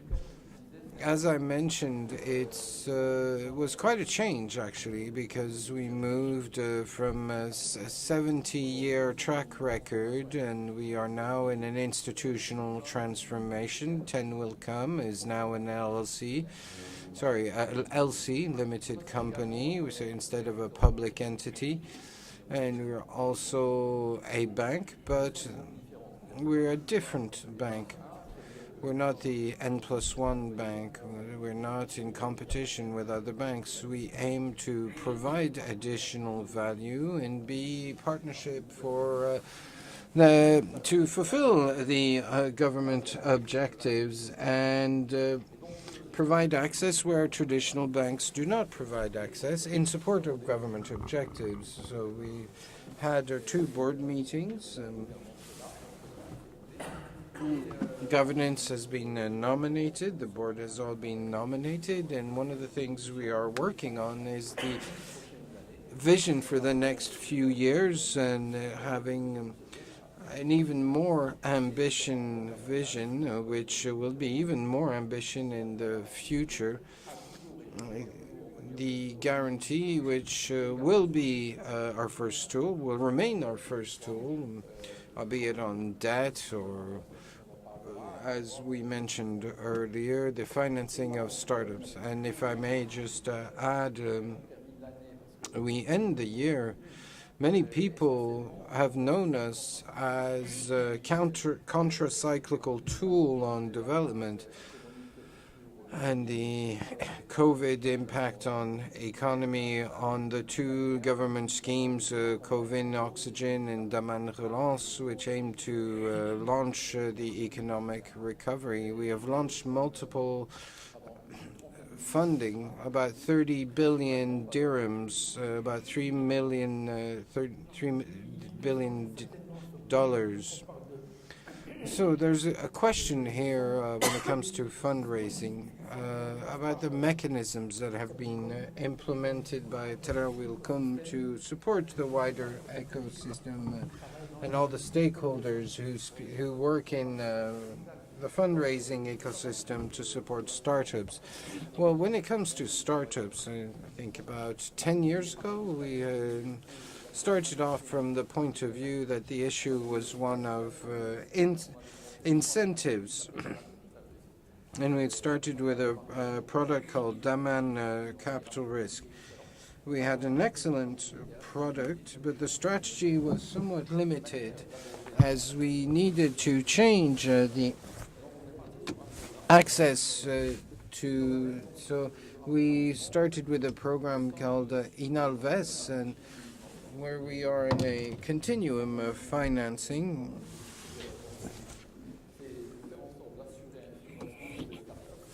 Our objective is to provide financing from the first proof of concept to the scaling up with honorary loans. We can also have investors in funding rounds to provide both seed capital and venture capital. So this strategy was launched in 2017 and had a real impact on the startup environment, as there was a significant improvement. Even despite COVID, in 3 years, we've had 400 startups which were financed. We clearly exceeded our objectives of 300 startups over 5 years. So there's clearly some kind of appetite. Yes, absolutely. There is an appetite for it. There's great talent in Morocco that needs to be supported. We provide them support. As the way we work is to work with them, not just startups, but also on the ecosystem surrounding the startup. So we have a dozen partners in 2015, 2016, and we now have more than 16. Ultimately, the purpose is to have an ecosystem that can provide solutions to startups. Yes, we provide financing, but you also need quality to support such startups, especially in its first years. And let's not forget investment funds. We are working now on 17 deals, 140 million dirhams invested after 2 or 3 years, despite a bit of a slowdown on a fund that started initially we have multiple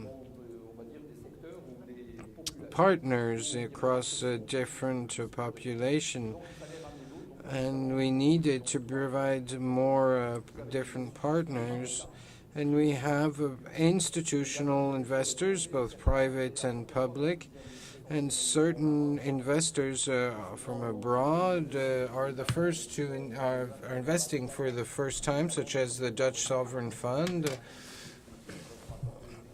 And we are now working towards a private equity fund joining the funding round. So we're talking about a 6-7 year horizon when it comes to investment, with 150 million dirhams invested already in about 15 million US dollars, despite the COVID situation. But ultimately, what you have to bear in mind is that we have provided a lot of energy and impulse for development.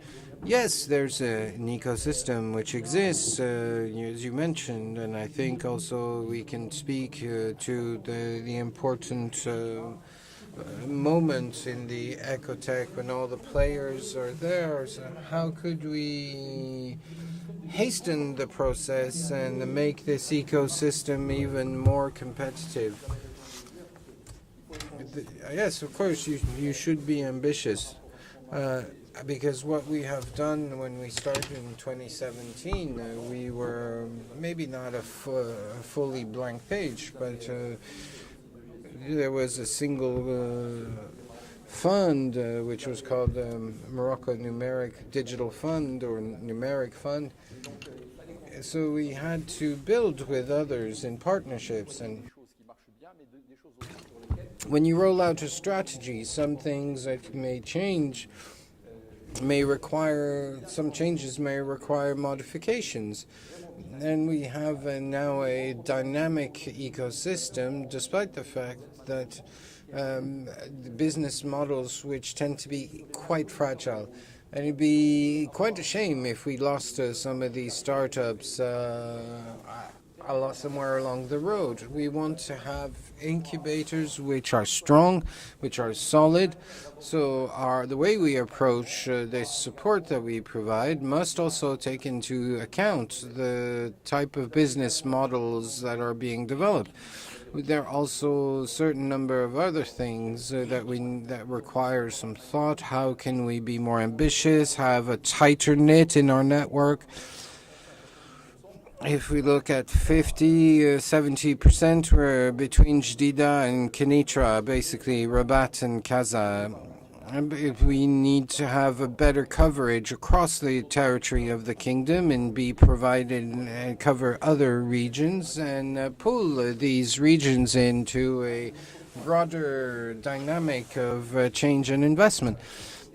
We also need to work on the investment aspect as part of a global landscape. Through these funds, we invest in Moroccan talents who have talents in Morocco, or talent in Morocco.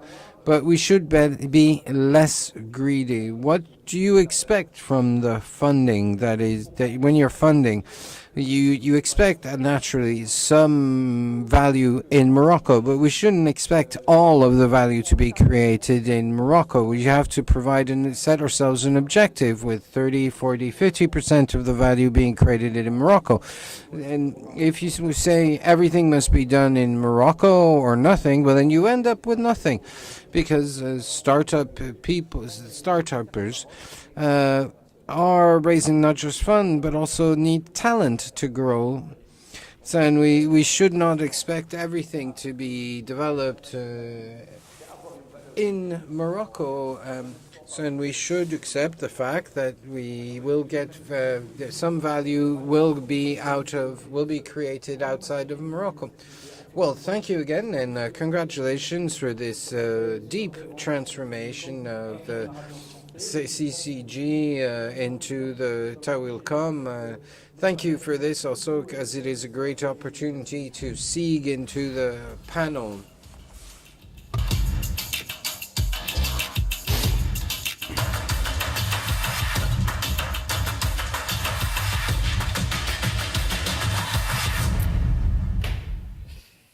Bonjour à toutes et Good evening, ladies and gentlemen.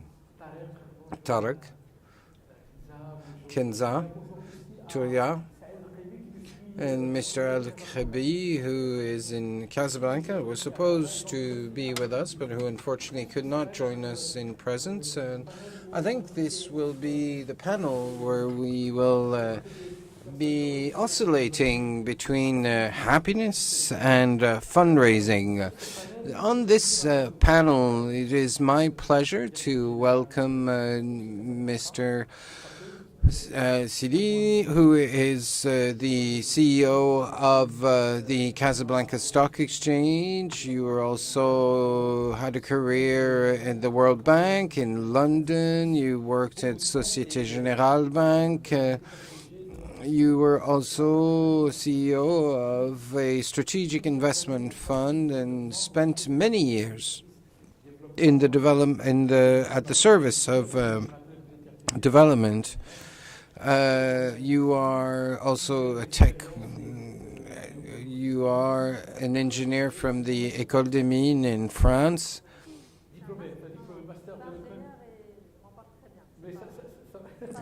I'm not an engineer, but I'm fine with it. But you also are a mentor, member of Women Technical Tech Challenge, which provides you plurality that allows you to support youth in technology. Kenza, you are the manager fund of Outlive Ventures, and you were the co-founder of Startup Your Life and Africa via Deon social network, similar to LinkedIn. And you were at Stanford. So all of you are supporting the fundraising for companies. And Mr. Al-Kabi, the director of the fund from MedTech Fund for Industrial Development. Thank you to all of you for your presence. First of all, my question to our remote guest, as he is an industry actor already, in your group and in your experience, you have been supporting both businesses. You were telling me that you have support that is not just financial, as this would allow us then to have a more interesting conversation with the investment funds. The floor is yours. Thank you, Mr. Hassan. I am delighted to be here and participate in this panel to speak of fundraising. And we are actually an industrial group which provides somewhat different support to startups. We provide investment funds for capital risk companies or through markets and stock markets, and we have had the opportunity to use the stock market for certain companies, and our support for startups includes industrial support to help them to adjust their ideas and evaluate the relevancy of their understanding of the problem they're trying to address, and adjust their approach. And we also provide them with help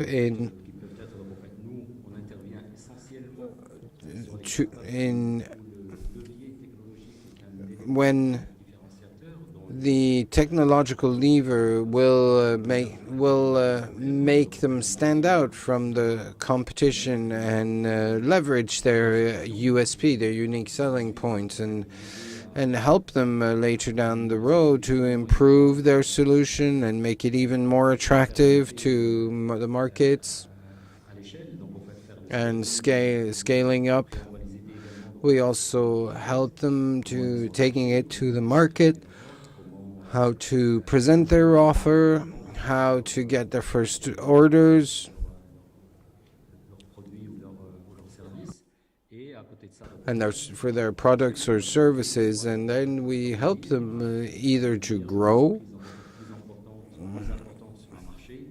in a market or abroad.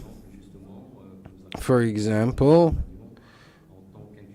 as incubators and accelerators, we provide our experience and know-how and resources, but we also provide some funding to roll up our sleeves with them and actually have some skin in the game and not just an outside advisor. I know so that through your experience you have participated to the IPOs of many companies. Could you tell us more about how you did it at the time? Well, the first was this way, which was called Distrisoft before, and then merged with other structures. And some of the first structures that were introduced to the stock market. So we started off with an investment fund to scale up these initiatives and reach a size that was large enough for the market before going to a full IPO. That allowed us to manage a more important growth, and today this way is one of the most important structures in the domain of distribution for be it for hardware and software, both in Morocco and across the region. And it is thanks to this lever, the investment funds first of all, and second the access to market, and which have allowed us to reach this scale. And we have a second structure which is called S2M, in which we entered the capital to replace, and this is something else, another part of our action as industry actors. We have the possibilities, we offer investment funds with the possibilities to exit after 2, 3, 5 years, or maybe even 8 years. So in this respect, one of the possibilities is to provide an exit through an IPO or through an industrial, which is what we did with S2M, where we provided with an opportunity for a fund to leave and accelerate the development of this company. Thank you very much. You've clearly highlighted that there is much support for the maturing of the idea, the access to market, and the IPO, or a introduction to an investment fund. So we have amongst us here in the studio today, we have the CEO of the Casablanca Stock Exchange. Clearly, the stock exchange likes tech, and tech likes the stock exchange. So yes, indeed, happiness. So, to you, what stock do you take of the different IPOs, and what lessons have you learned? And what were the main success that we can build on? Well, very quickly, our track record covered 25 years when I started in these markets. The listings, the largest listings were Walmart, Citigroup, and GE. And today, the 5 largest stock listings are the US tech. But in the top 10, well, we have also Alibaba and Tencent, the 2 Chinese giants. So there's been significant change, which has been driven by this really tight relationship between stock exchange and tech. So when it comes to Casablanca, our success shown our testimony to this interest. We have 23 indices, And in 4 years, the tech index was the best performing of the year.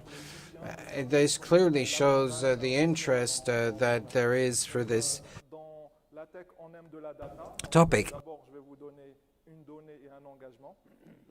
I'd like to share with you an item of data that if you had invested a single dollar in 2016, you would have $6 today. You would have multiplied by 6 your investment. So clearly the stock market supports the development of tech made in Morocco. And today I would like to make public our commitment to providing more funding for this beautiful initiative of MoroccoTech. I believe the clearest commitment of the stock market that when you say that you will be very short and brief. The 4 lessons learned, I think I could speak with my friends, with my colleagues, but I will try to share with you the 4 lessons learned. Be bold. Investment in tech is big risk, but a much better reward.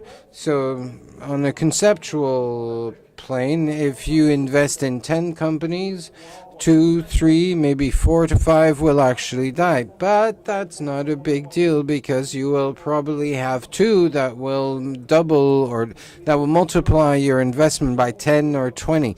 So to my mind, I think it's good to rub Moroccan culture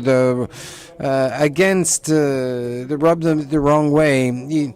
Take risks and learn from failures. Failures are seen badly in Morocco in our culture, but I think one of the lessons we've learned at the stock market is that you must accept failures to accept the extremely high returns on offer. The second fact, which is at the heart of this love story which you mentioned between the tech and stock exchange. There's a typical phenomena in the stock market, which I'd like to explain quickly. The valuation of companies in the stock market do not just take into account your past, but also include your perspectives, your future opportunities. If a company got a market in Singapore, will probably get more markets abroad.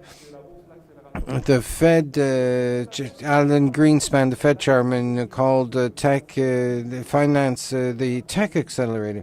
It is the only industry that allows you to deploy a software extremely quickly. You can scale up in a way that was impossible with physical products. When you have a service or software, you can scale it up. So these 2 factors mean that tech companies love the stock market and the stock market loves tech companies. The third point is that being floated on the stock market provides significant credibility abroad. I had a CEO who said that I would get the call to tender, I would win, but when it came to the financial aspects, I would lose on financial issues. But now that I'm floated on the market, I don't have this problem. So this provides with a more solid foundation for companies aiming to grow. And the fourth takeaway is maybe more a dream, but you mentioned the time that I spent in the U.S. The stock market creates a direct link between the company and citizens. When you're playing the stock market online, when you invest in a company, you will look at its returns, tax returns, and quarterly reports. So this creates a direct link between this highly ambitious MoroccoTech and Joe Sixpack, who's investing online. I hope this will not be a dream for the stock exchange only. It should be a society dream. We should use tech to invest in tech through the stock market. Well, thank you very much for highlighting this experience, these lessons learned, that the stock exchange is not just for an elite, but open to everyone. And the previous speaker also spoke of this opening to funds. You are the Director General of MNF, and when we speak of large projects, we don't start from scratch. There's much has already been done over the last 15, 20 years. Could you present quickly MNF and also what is available to support youth and startups?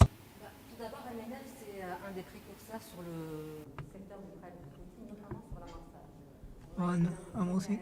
We were amongst the first in this sector before even the initiative, so we started our activity in 2010. And we are a niche fund, specifically on new information technologies. We have a public-private fund. The first edition, 100 million dirham.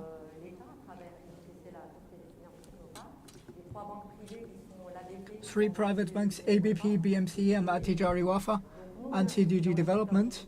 So they're investing in information technology with a strong focus on this aspect of breaking with what is already done.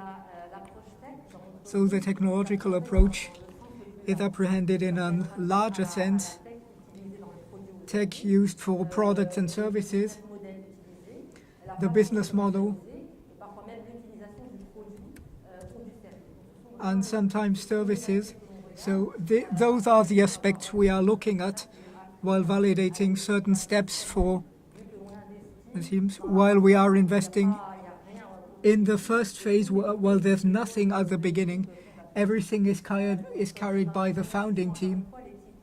So once again, in the first edition, we started at 1 to 100 million dirham. We finished the starting line with 16 participation lines. We had honorable results. We had problems too, of course, but it allows us to attack the second step differently without repeating the same mistakes. So this culture of failure, as you said, was not something well integrated for us early on.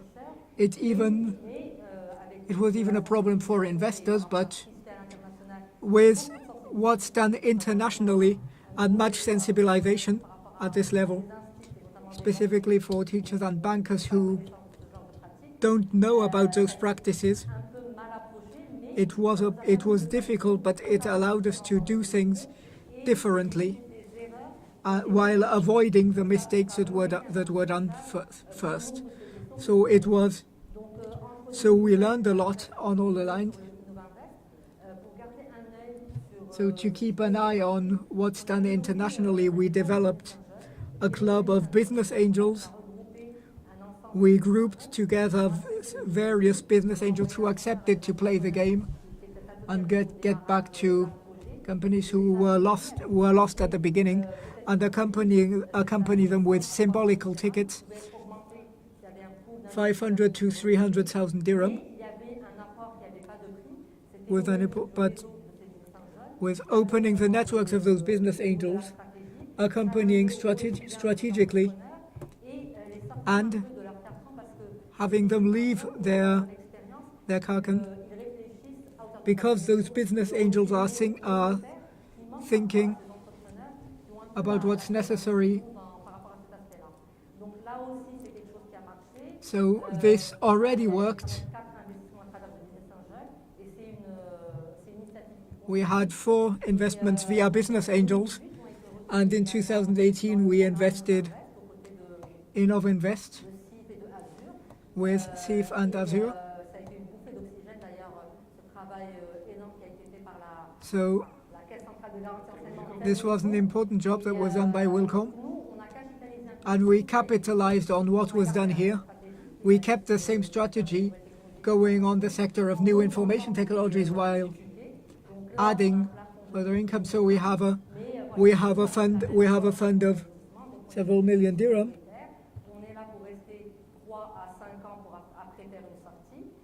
So we are working on this, and we are still very happy about the first investment. We are investing in 5 companies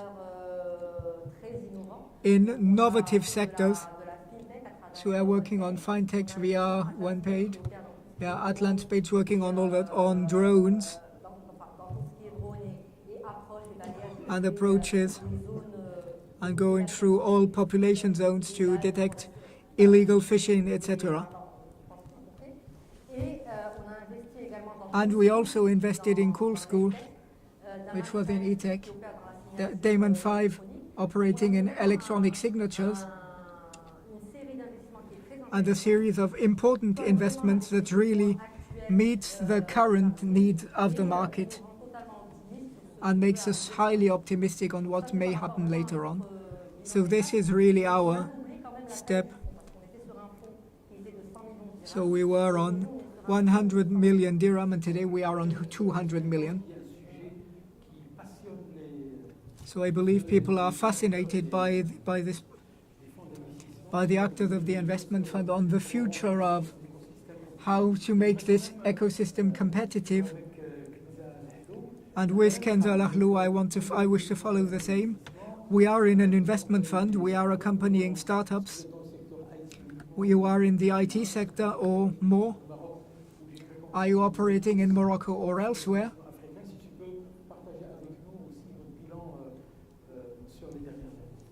During the last years.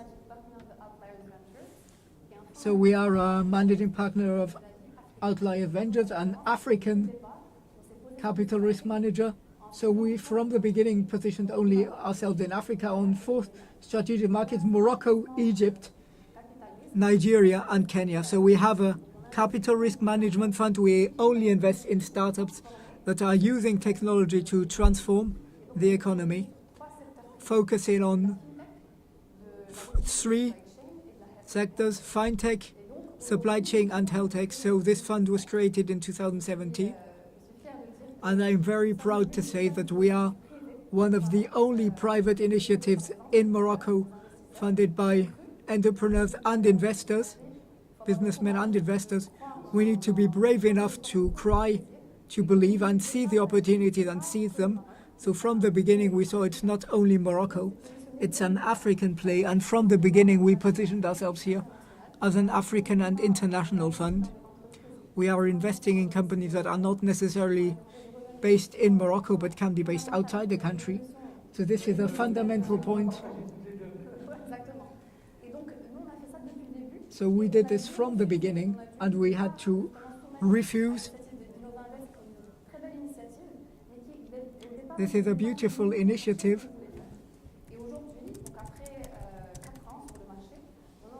So today we are investing into 14 companies in those markets. We are finalizing the last few deals that are not yet disclosed. We have 2 companies in Morocco, 5 in Egypt, 4 in Nigeria, and 1 in Kenya, and 2 in the diaspora, because we also work on the African and Moroccan diaspora, all carried.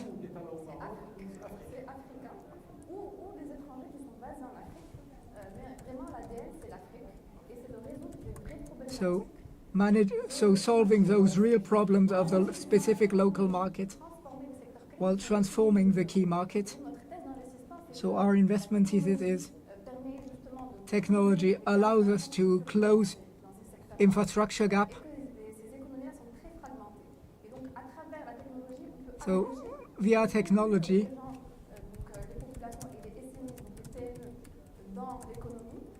so we are including this in the PMEs.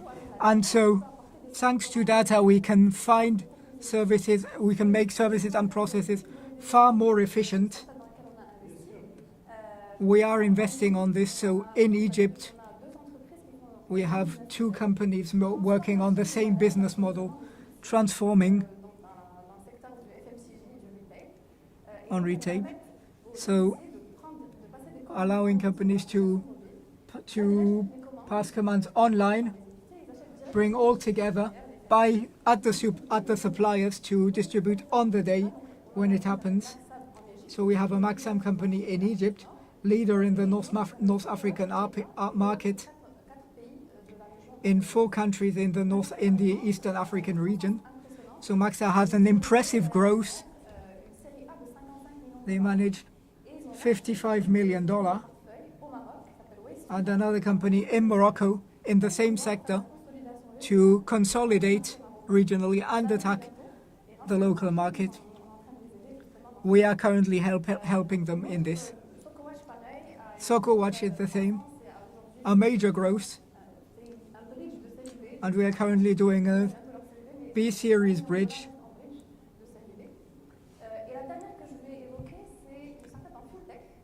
So we're working on fintech in Nigeria.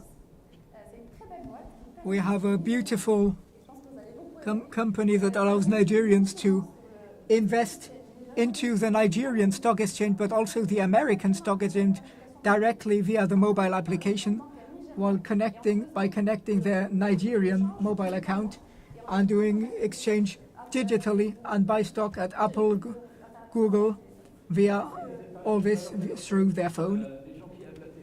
So people who like technology need to invest in technology for online.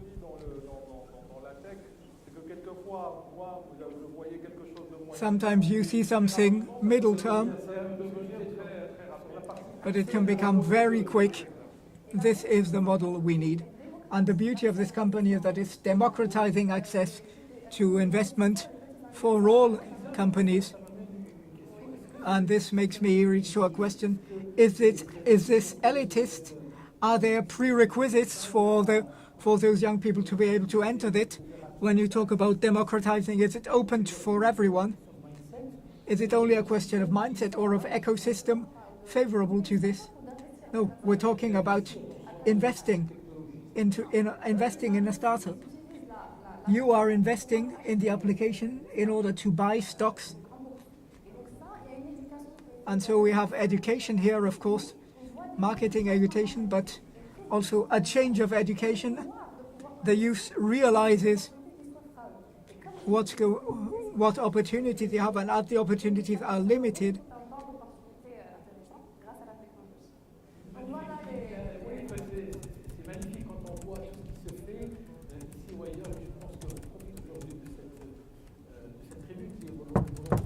MoroccoTech, we are sharing all this knowledge because everyone is exploring, is looking at things, and we see there is job being done.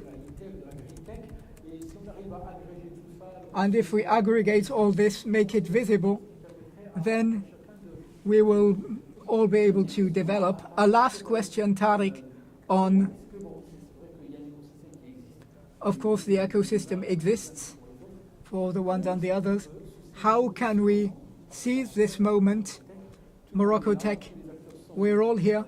All the actors are here. All the actors are volunteer, are ambitious. How can we accelerate this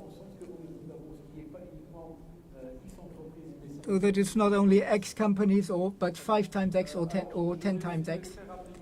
I will quickly quote the new model to launch this discussion.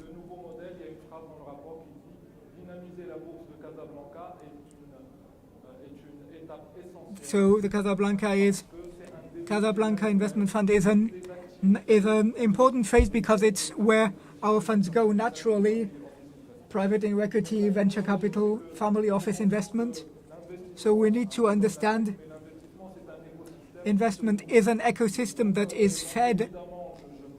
So of course I can't talk about the whole ecosystem, but one thing that was proven internationally is companies to have the strongest impact. It allows us to get added value and retarget and dynamize this. So now to give you a statistics, MoroccoTech needs this, and I already proved this is really necessary when we reach a certain growth rate. Last year in Paris Euronext we had 64 introductions and 32 were technological companies, including 13 clean tech and 4 infra. So usually at the Casablanca, all actors are democratizing and facilitating access to the Casablanca Investment Fund. We have there's something intimidating to think that the Casablanca Investment Fund is only for big companies, but we also had smaller IPOs.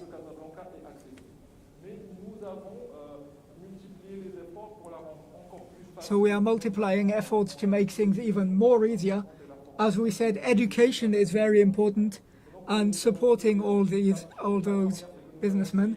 First, we are creating a market, the alternative markets, only for small companies with an easier access. You can finance with 5 million dirham and you only need 1 year of exercise. So the access is far easier. Second, we have an offer for market PMEs with our partners MNC and PSB for a unique guichet to make all this easier. Also, we facilitated and consolidated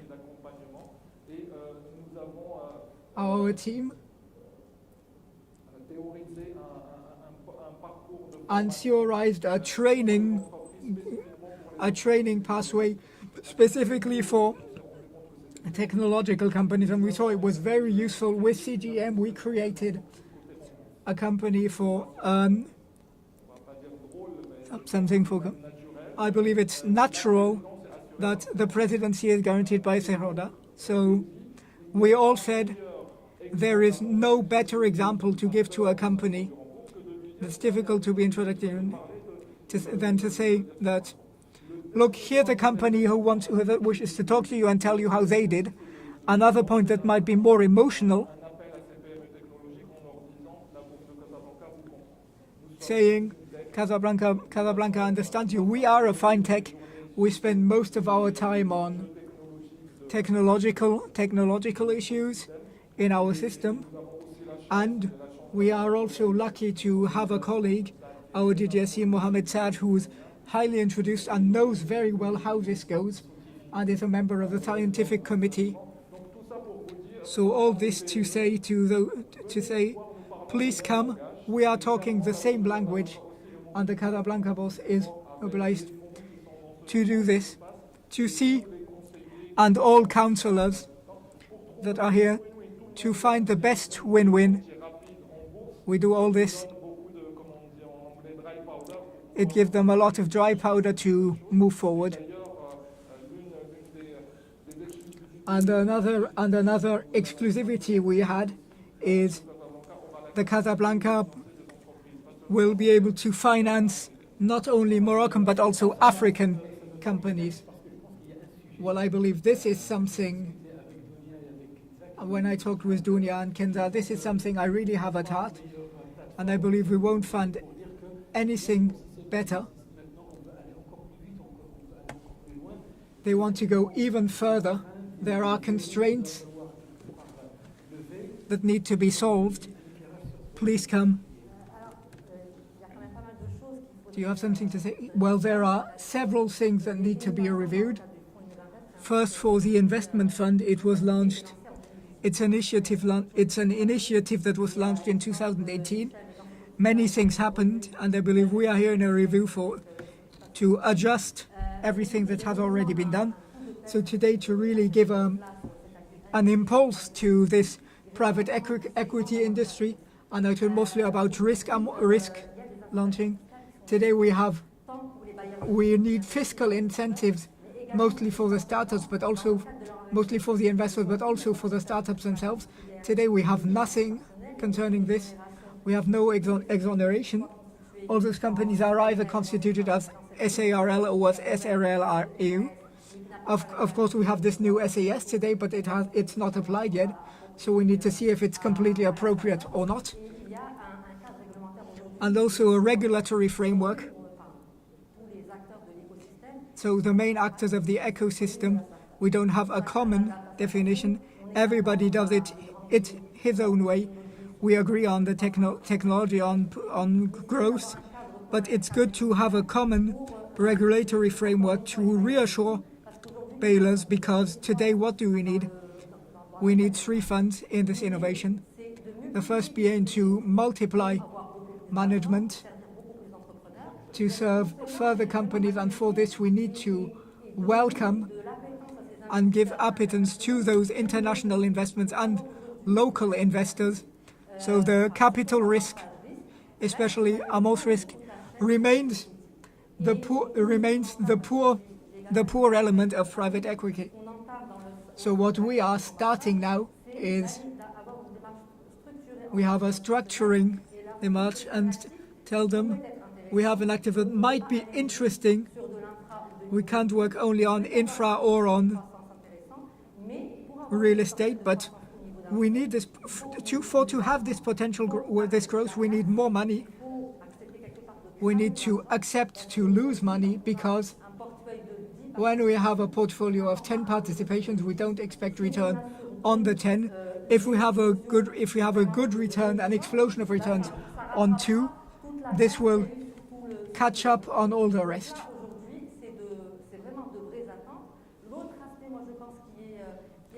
Another aspect, especially for tech, is the regulatory framework for crypto, for drones, or other things. Also in Morocco, we have a regulation that remains quite rigid because its authorizations, regulations, the framework is not at all flexible. What it might be recommended is a constraining framework, but a positive and flexible framework to allow companies to test, to say we can make an impact on traditional impact, and allow them to break those sectors in a sense that we lose the monopolies at the bank, at the insurances, to show that for startups we can have added value, we can change the mindset, we can work differently on more important sectors.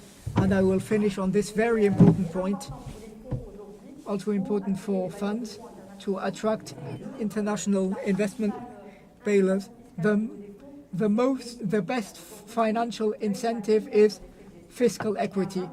We are paying VAT on management funds, 20%, so it's a VAT that can't be taken back. So this means 4 to 5% funds. That's not comfortable for an investment fund, and we want this VAT to be exonerated. And the last very important point is in startup internationalization. We know, and we'll give you a moment, we really need it. Even if we have a laboratory or a framework in Morocco, we need to go and invest outside the country.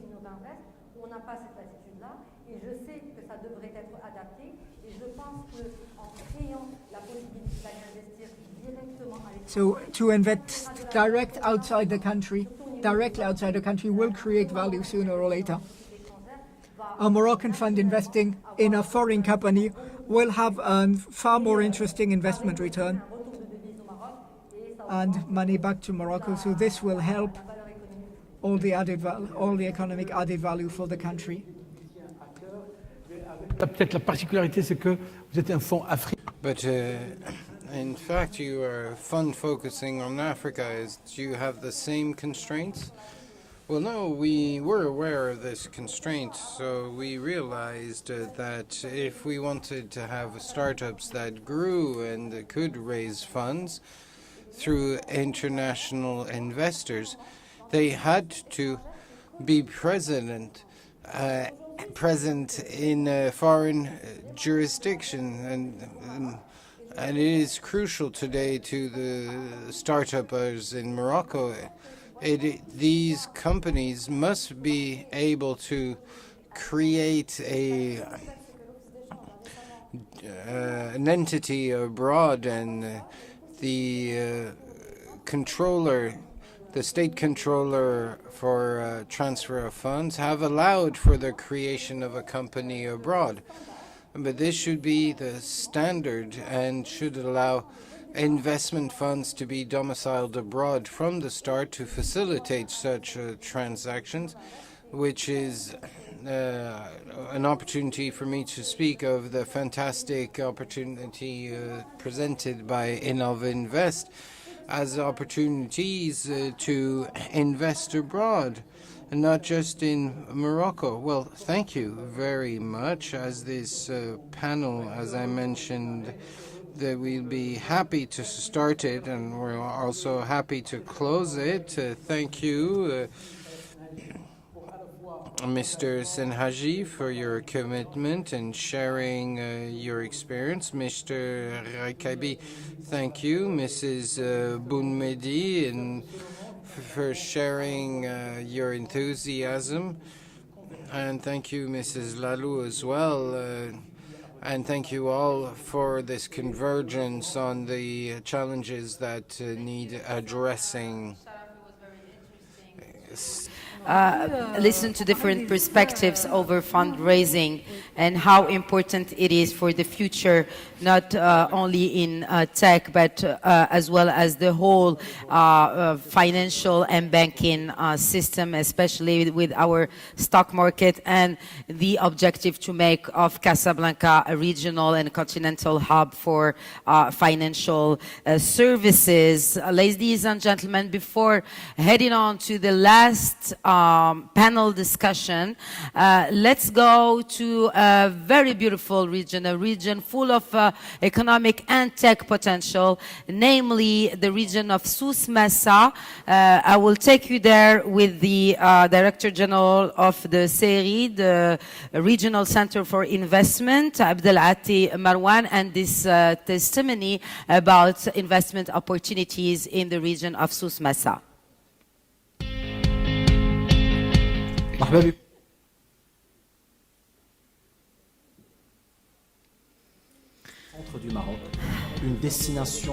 A major touristic destination, a major destination for food production, as well as a fertile background that can host and help your projects grow through offshoring and digital. Did you know that offshoring is one of the 5 emerging sectors supported by the Industrial Acceleration Plan, supported by His Majesty King Mohammed VI, may God assist him? This is based on the potential of the Souss Massa region. The Souss Massa region was able mobilize clear incentives for any investors who desires to grow in the digital world.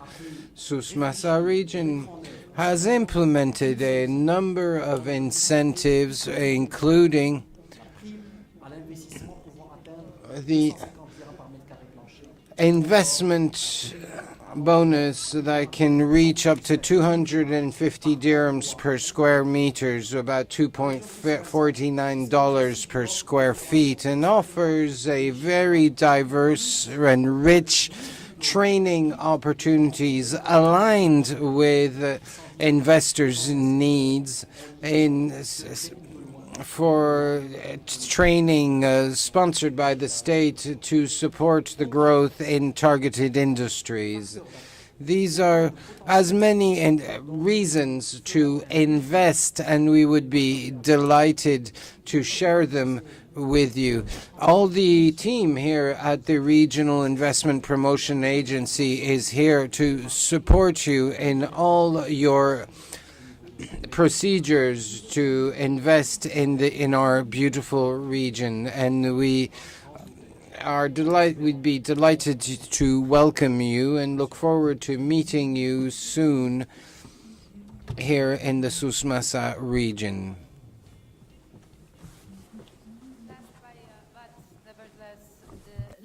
The very last panel of this ceremony of the launch of MoroccoTech, the seventh panel, is about a very essential topic, especially while we're talking about this openness during the whole day of MoroccoTech. It is about strengthening the position of Morocco and supporting Morocco in promoting the development of the tech industry.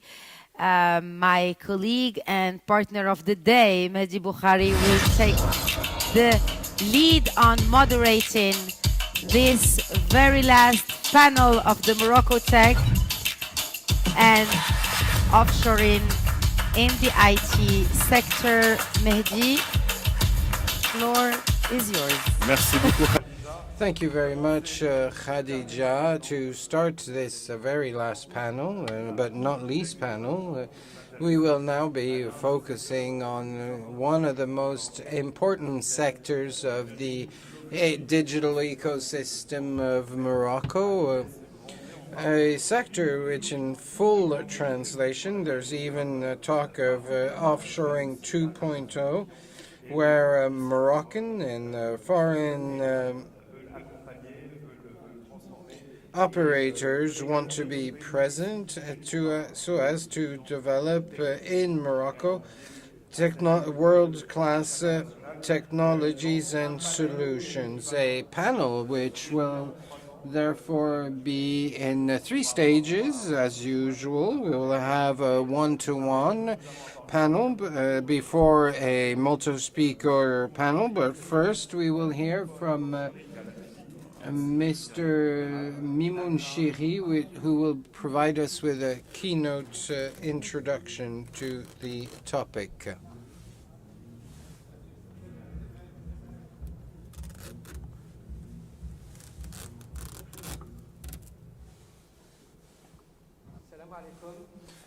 Good afternoon, ladies and gentlemen. Offshoring is today a very important sector in Morocco with deep roots in the local economy.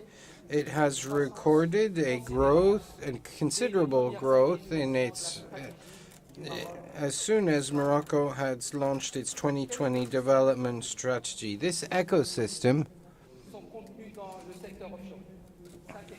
there are 5 ecosystems in the offshoring: the externalization of services tied to information technology, engineering and research and development services, and business process offshoring, and the CRM or customer relation management, as well the offshoring of knowledge base business processes.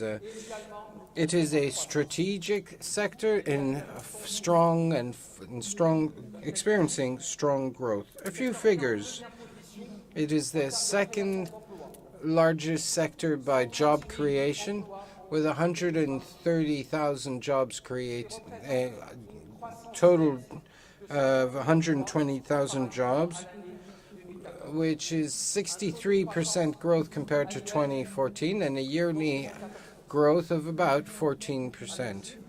Another number, this is the third sector when it comes to export revenue, with about 14 billion dirhams, about $1.4 billion in 2020, which is a 6.6%, more than 6% growth compared to with a yearly growth rate of about 10% on average, and heavy investment for future growth. Moroccan offshoring includes more than 1,000 players with a never-increasing weight on ITO and ESO, which represent 15% of companies and 20% of jobs through the implementation of the new strategy of the kingdom, which supports this move up market. This dynamic was led by the royal vision in 2016 and 2020, which has allowed to preserve the destination, the appeal of Morocco destination, in particular in near-shoring. What does Morocco offer, for example? The implementation of an attractive package of incentives, in particular investment bonuses of 20-30% depending on the region, reduced corporate tax to 10 or 20%, refund for ongoing training and initial training upon hiring, as well as a financial support for certification.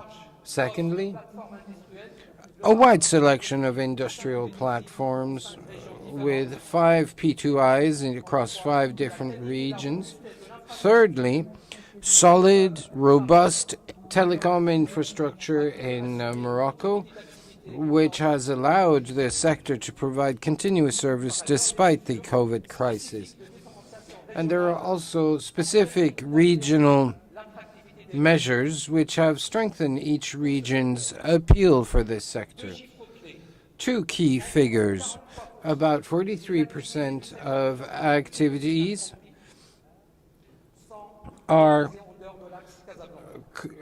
realized outside the Casablanca-Rabat region, such as Fes Meknes, Tétouan, the Oriental, and the Souss-Massa region in the south of the country. About 50% of projects subsidized by the government are outside of the Rabat-Casablanca axis, and Morocco remains well known in terms of offshoring and is one of the leaders for French-speaking businesses, with ongoing solid openings on other open markets, both in Europe and in North America. There is much potential in the incoming years, in particular with the growth of the world market, the emergence of new technological tendencies, and a strong commitment from all stakeholders, including private, public sectors, as well as training institutions.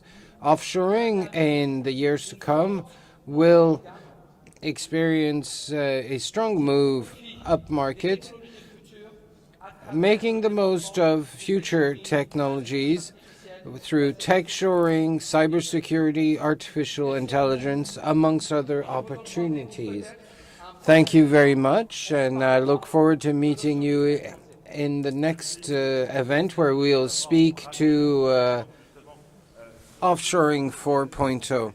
Thank you. Thank you very much for showcasing the opportunities and transformation and agility of the sector in line with the wider transformation on the global stage. The success story participates to the high profile of MoroccoTech abroad.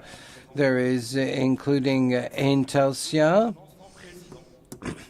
who will be represented by Mr.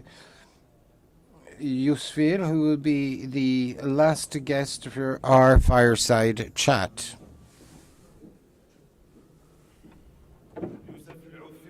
Mr. Youssef El Wafir, the CEO of Intelsia Group. Are you with us? Yes, I am here. I'm delighted to be with you. I am the CEO and the president of.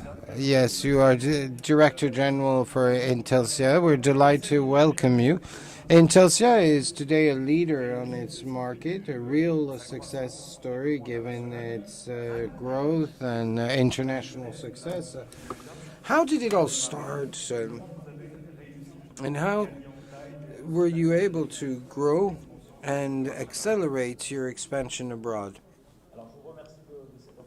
So first of all, thank you for this opportunity. Very quickly, I would like to present Intelsia.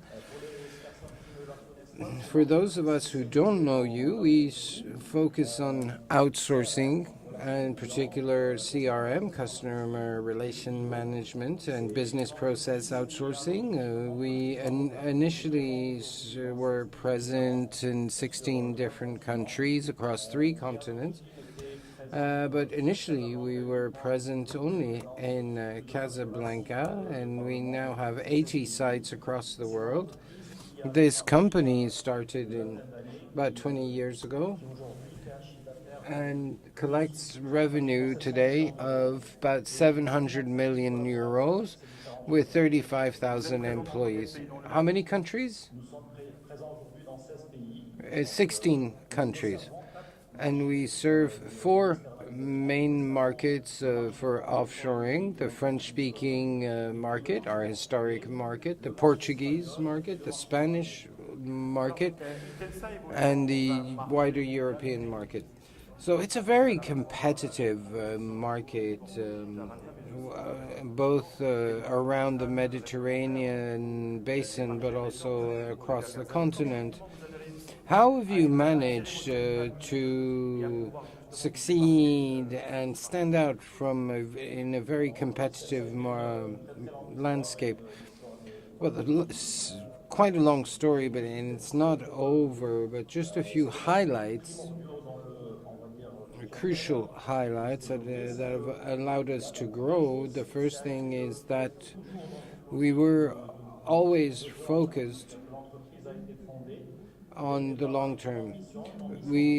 From the start, we wanted to make a key actor for today and for tomorrow. From the start, we invested heavily on the construction of a solid organization. Even when we were a small company, we already had a solid structure that created the foundation for the development of the company. It is also a company which, from the start,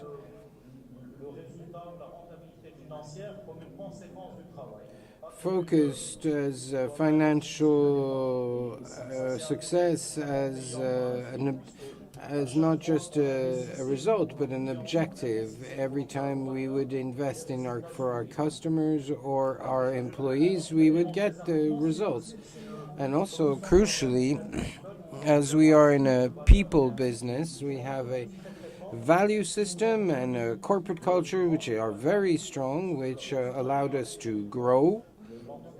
When we started in 2005, there were only 200 people, and today we have 35,000 people, which has allowed us to develop in different countries while keeping the same DNA, the same ambition, the same federating elements which have allowed us to develop similarly in different landscapes. I know you are present on nearshore, offshore. Because of this specific positioning, were you able to, was this a factor in the sustainable growth and maintaining your competitivity? Yes, absolutely. We have markets, offers on the markets which are tailored to the market. We are present physically in France with 2,000 employees in France. We are in Portugal, which is also a nearshore destination for France. We have 9,000 employees. We're in Morocco. We are present in West Africa, in Senegal, Côte d'Ivoire, Cameroon. where we serve mostly the French market, but we are also present in Mauritius and Madagascar for the French market still. And the same logic applies to the North American market, where we are present in the U.S., in the Caribbean, and in South America, to serve the American market. So it's the same model which allows us to provide appropriate solutions. So how important is the human capital in your past and future development? Well, this is fundamental to our history. We are a service industry. Everything that we make for our customers is made by physical people who answer the phones, who develop programs, who develop technology, who create digital innovation. These are services that are made by people, so humans are crucial to our development, which is why we invest heavily on this aspect. We have a true know-how when it comes to recruitment, training, development, motivation of our employees, to have all the things that we need, the trump cards that we need to continue to grow. And technology, of course, is also crucial to our trade, as everything we deliver is delivered via technology. And Morocco enjoys first-rate technology, which allowed us to develop in Morocco. And this technology must be constantly available and secure, and this is crucial, absolutely crucial. And we will speak also of the future of this trade, where human and technological elements are converging, but we'll get back to this later. Yes, you spoke of the future, and we spoke of artificial intelligence and the metaverse, which will change our way we look at the future. Do you think that in the next 20 years that your trade could change fundamentally? Well, it's already changing, really. The densification of digitalization as it's ongoing, but it's getting more and more dense and is incurring progressive but very quick transformation of our trade. We are introducing more and more technology, but we have already included technology in our development. We have departments that work on boosting employee capacity, on smart analytics to be more performant in the provision of our services, artificial intelligence to improve our operations. So we are already in this version of the future, which is clearly talking convergent, that will clearly see the convergence of human and technology.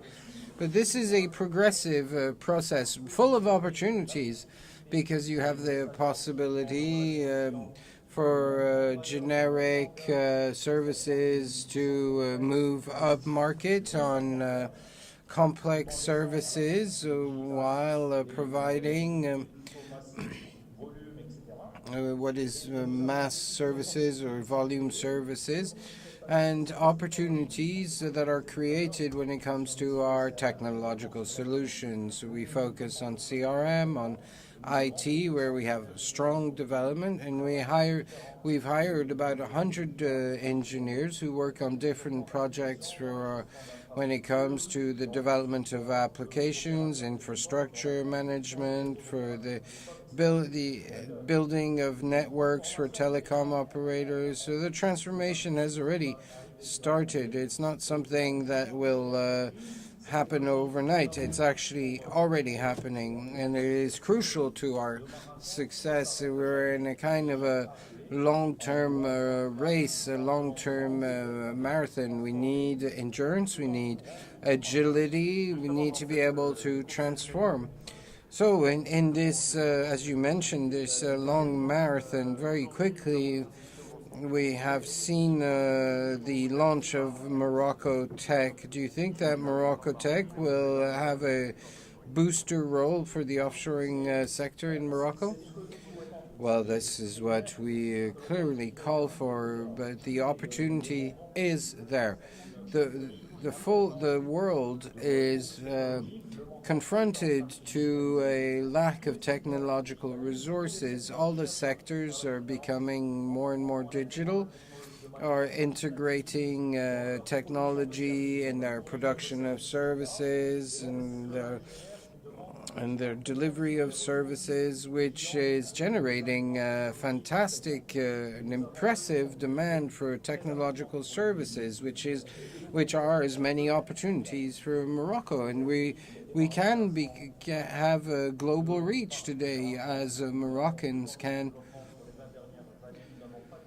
We have no specific problems in finding Moroccans who speak a different language, and they tend to be very well versed in technology. If we want to have an engine for production, for development, well, then we have a real opportunity that we can seize in a practical manner.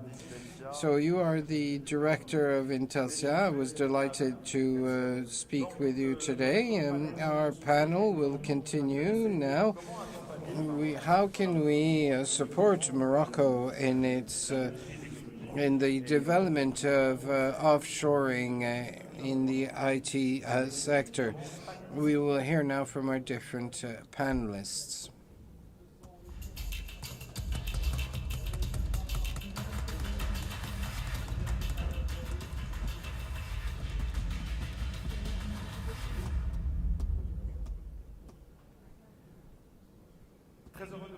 I'm delighted to see you again. As you can see, we have 3 different venues for our panels. We have the keynote on the center stage, the chat, one-to-one chat, and here we have our panel venue, a panel which will be moderated, which will be held with experts in their field. Mrs. Salwa Karkrib, Africa President of INETAM. We're delighted to have you with us. We also have Mr. Ismail Ezelmat, Director of Digital Economy at the Ministry of Digital Transition and Reform of the Administration. We also have with us Mr. Idris El Asri, the Manager Director of Capgemini Engineering Morocco. Can you hear us? We also have Mr. Islami, the Head of Digital and Outsourcing at AMDI, as well as Mr. Frederic Sabah, Managing Director of NDT Data Morocco. Delighted to have you all with us today. I would like to start with you, Mr. Sabah. I saw that today the market of offshoring is growing quickly. Historically, it's been French-speaking, but in the light of your experience, you are also present on the Spanish-speaking market. So for you, what are the key drivers that will allow Morocco to strengthen its position in such as the English or Spanish-speaking markets? Thank you. Thank you first to the organizers for inviting me to participate at this event. Thank you and congratulations for this amazing organization. It's a very positive sign, and I am very happy to be here as a Moroccan to represent a company and to contribute to the launching of MoroccoTech with all actors, public sector, private sector, startups, business angels, under our Digital Translation Ministry. As you said, offshoring is historically started in Casablanca, with mostly with the bank, the Francophone market. Today, as Entity Data, a Japanese company, a sixth company worldwide, we started in 2016 in northern Morocco at Tétouan Shore, the region where we are the first multinational. We first were there under the name of Viris, the Spanish subsidy, and we are today completely integrated. And so our installation in the north was mostly towards Spain and Latin America, but we also transformed it and duplicated our production capacity by becoming 50% present in the English-speaking market.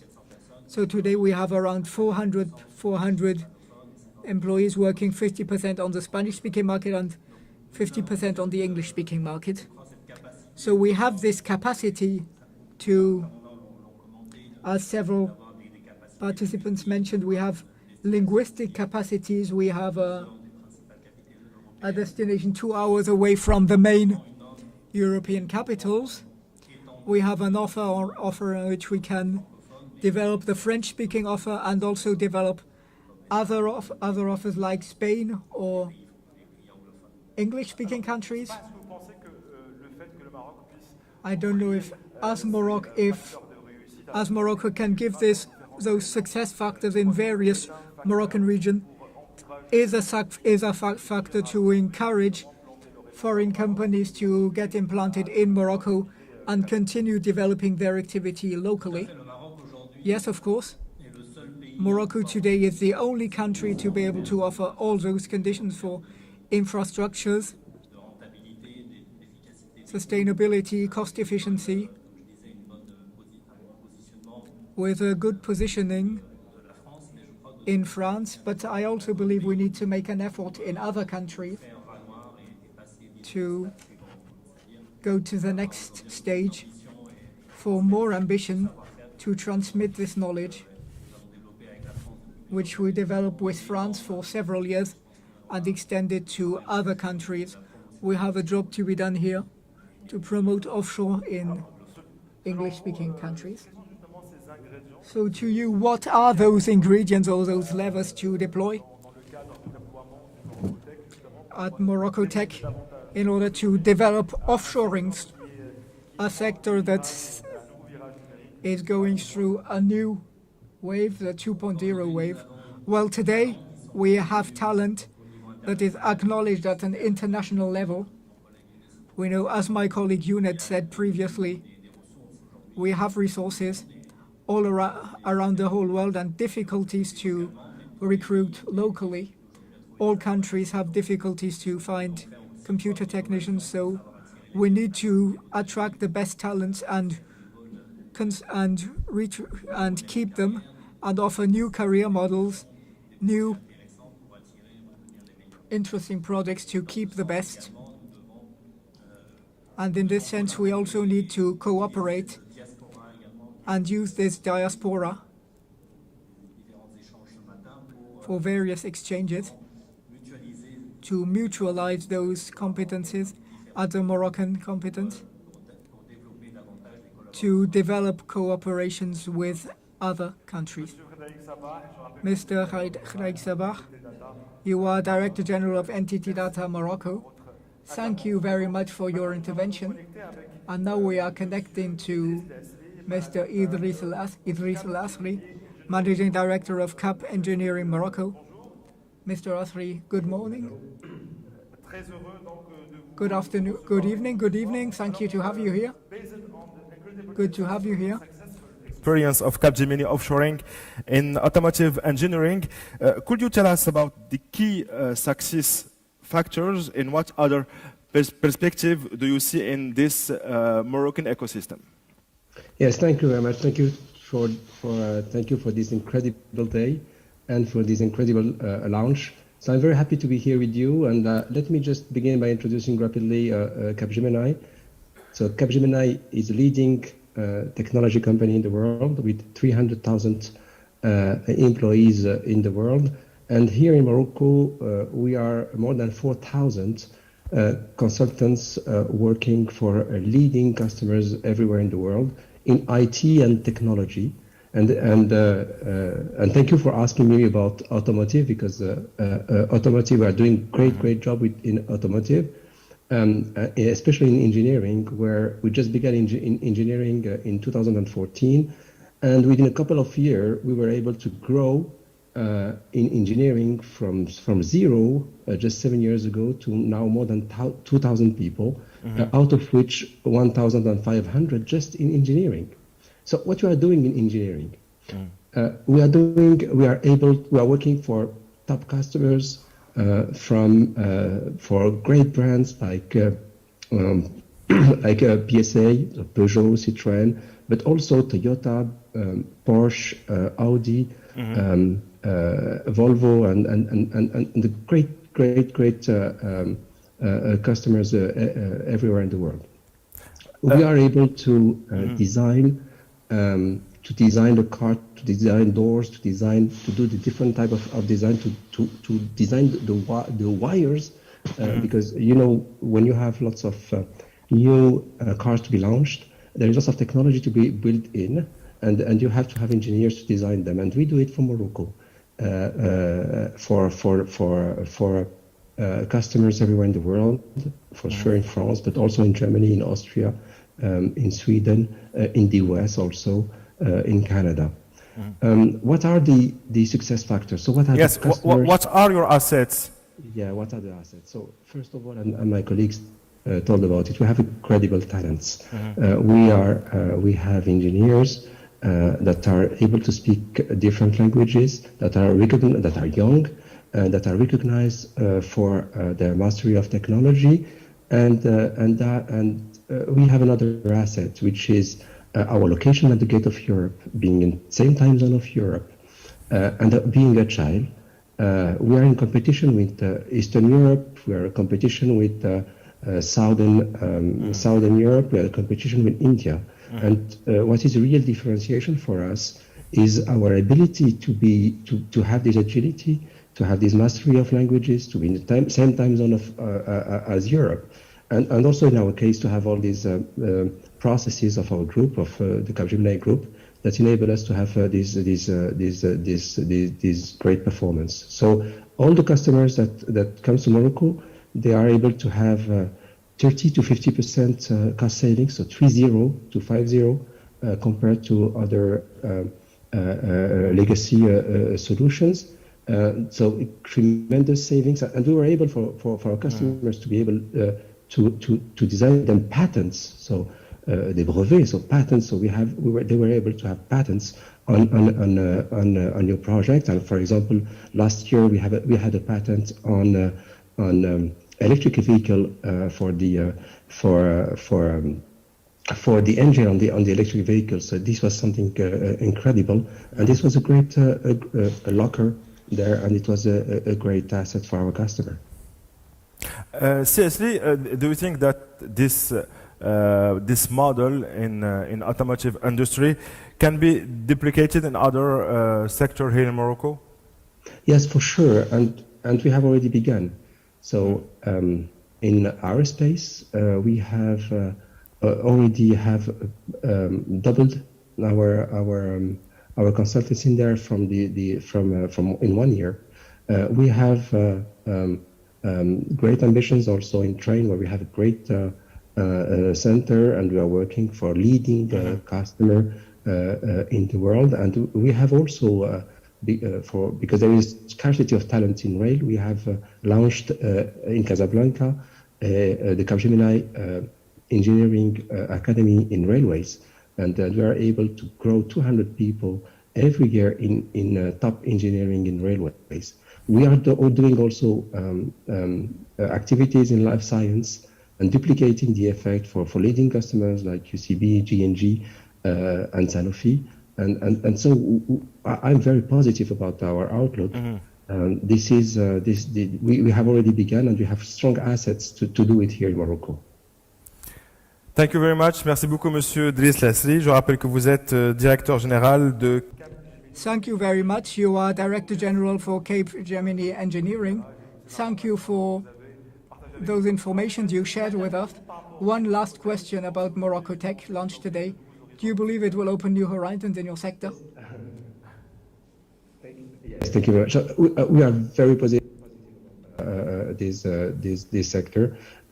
We are in competition with the rest of the world, and this is why I would like our customers, to all the customers, or the leading customers in the world, to be considering Morocco as an alternative. Just try us, and I'm sure you will see the difference. You will see that you are agile.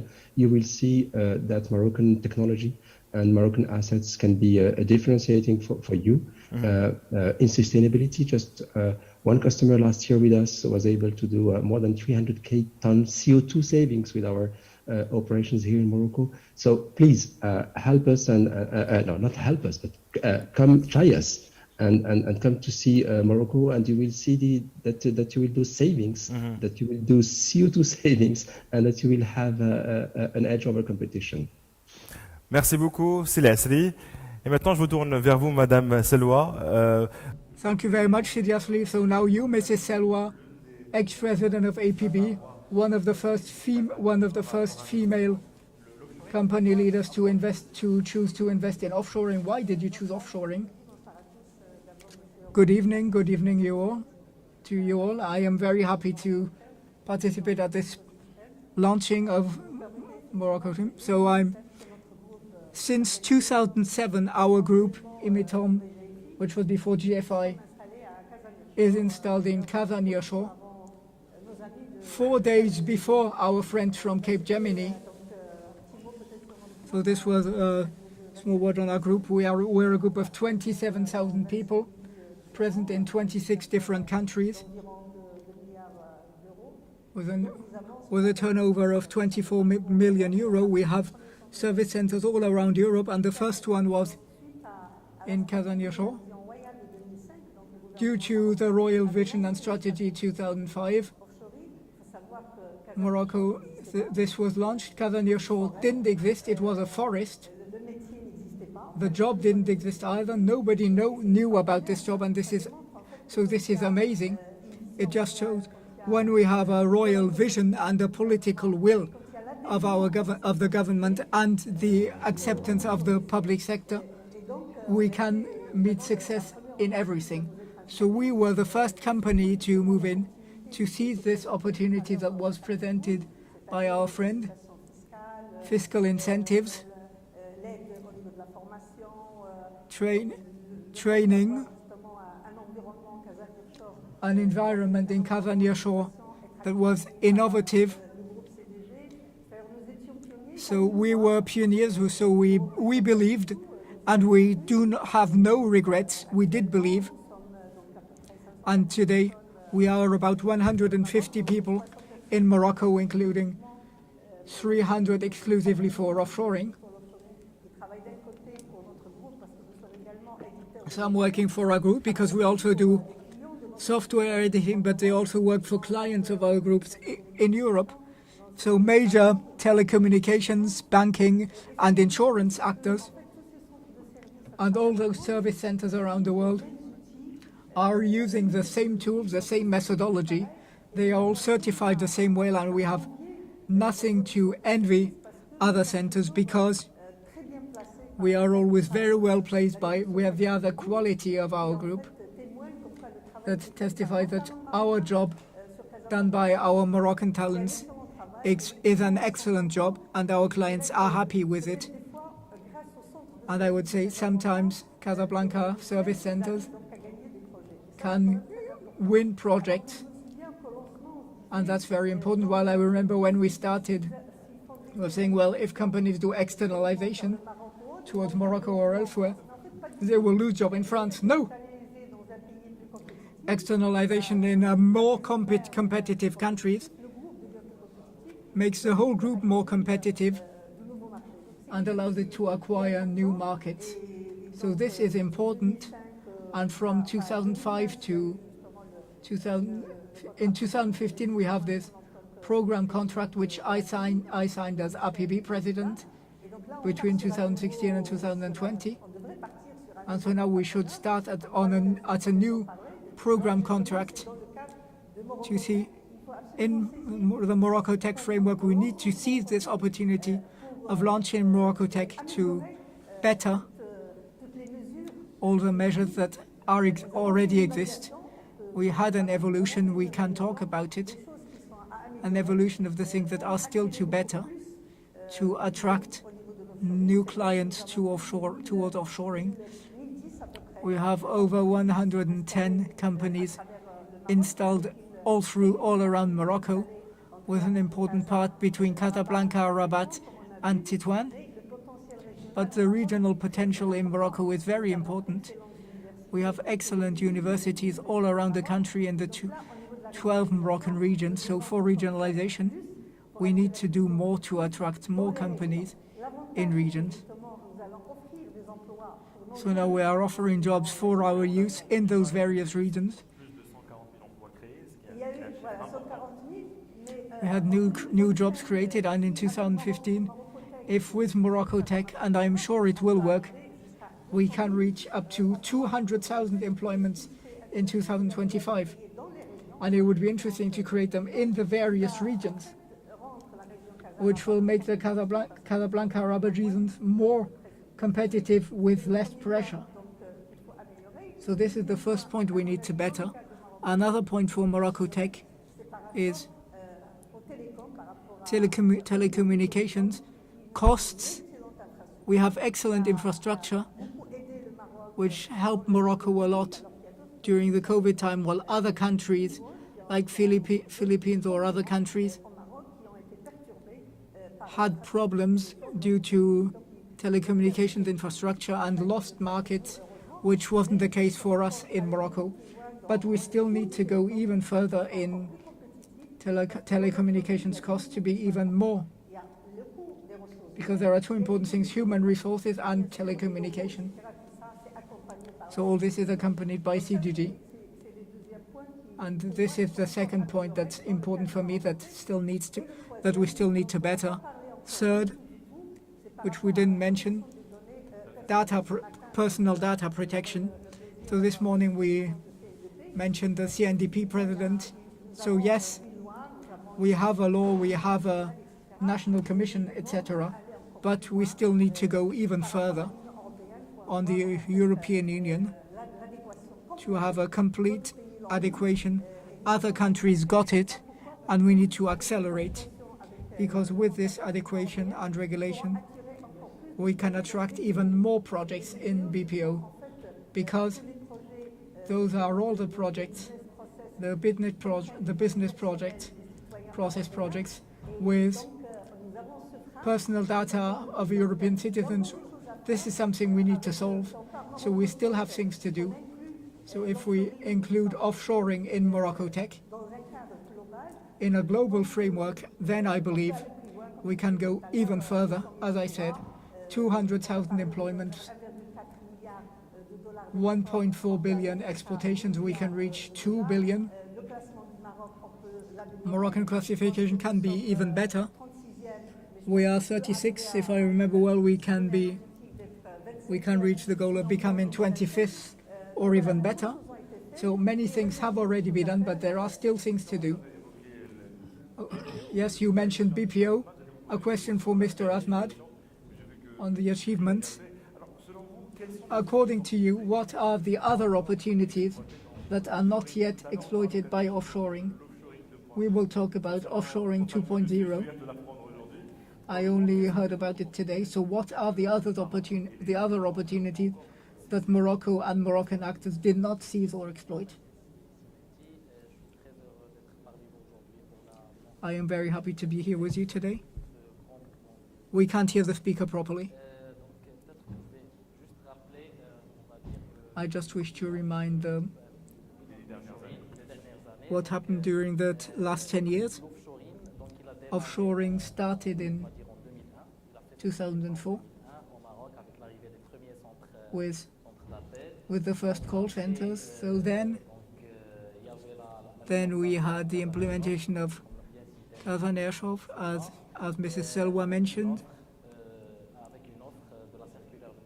with an offer by for two measures, information and compromission. So we had a dynamic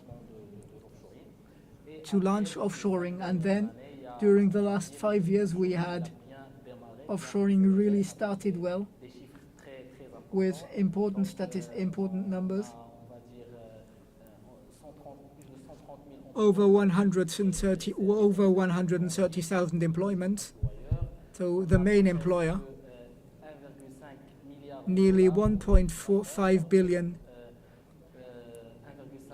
turnover. That represents 1.5 of our GDP. That's very high. Offshoring companies investing around 1.5 million dirham. So this shows they want to do much business here in Morocco. The destination Morocco is attractive. They are investing. So generally speaking, it's positive. But we can do even better. We can do better. How? Well, today we are leaders in French-speaking offshoring. 70% of the French market is here in Morocco. We are the third worldwide destination on the African continent, but we need to work more to position ourselves towards the English-speaking market. This is very important. Offshoring is an important market, over $100,000 million around the world, with a great potential. And the big part is English-speaking offshoring. We have what we need in terms of connectivity. We are close to Europe, close to the US. I believe even with this crisis, all the paradigms were looking to a low-cost destination. Now we're looking to a close destination with interesting services. So we have those assets, connectivity, resource quality, because what are they looking for? They are looking for competencies, for talents to launch their business, and Morocco has those talents. Those people who are working, who are delivering in time, who have potential. A third very important point is, it can't be denied, we have connectivity, competence and costs. We don't want to position ourselves as a low-cost destination, but we need to find a good balance between positioning as best cost, better quality at a reasonable cost. Not as expensive as Europe, but not as low as other African countries. Africa is highly challenged by competitors in Africa, Senegal, Ivory Coast, Mauritius. In Europe, Poland, Romania, and even now Spain. And our major competitors in Asia for the French-speaking market are India, Philippines, and Bangladesh. So it's positive, but we can do even better. So about the future, Mr. Moïse El-Alami. We've seen that offshoring is the standard bearer for the offshoring sector. What actions does the AMDIE conduct to showcase Moroccan knowledge? Thank you for the invitation. I'm delighted to be amongst you today.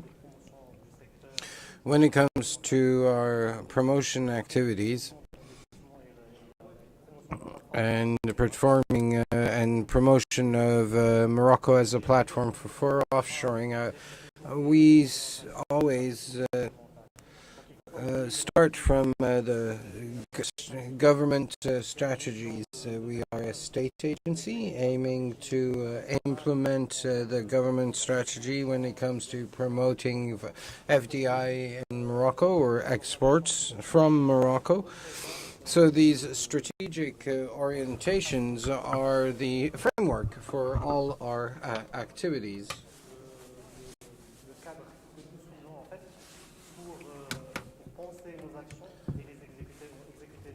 And the execution of our activities. So I would like to take this opportunity to focus on the specific case of offshoring and say that in Morocco we had the opportunity to identify in the early noughties as this sector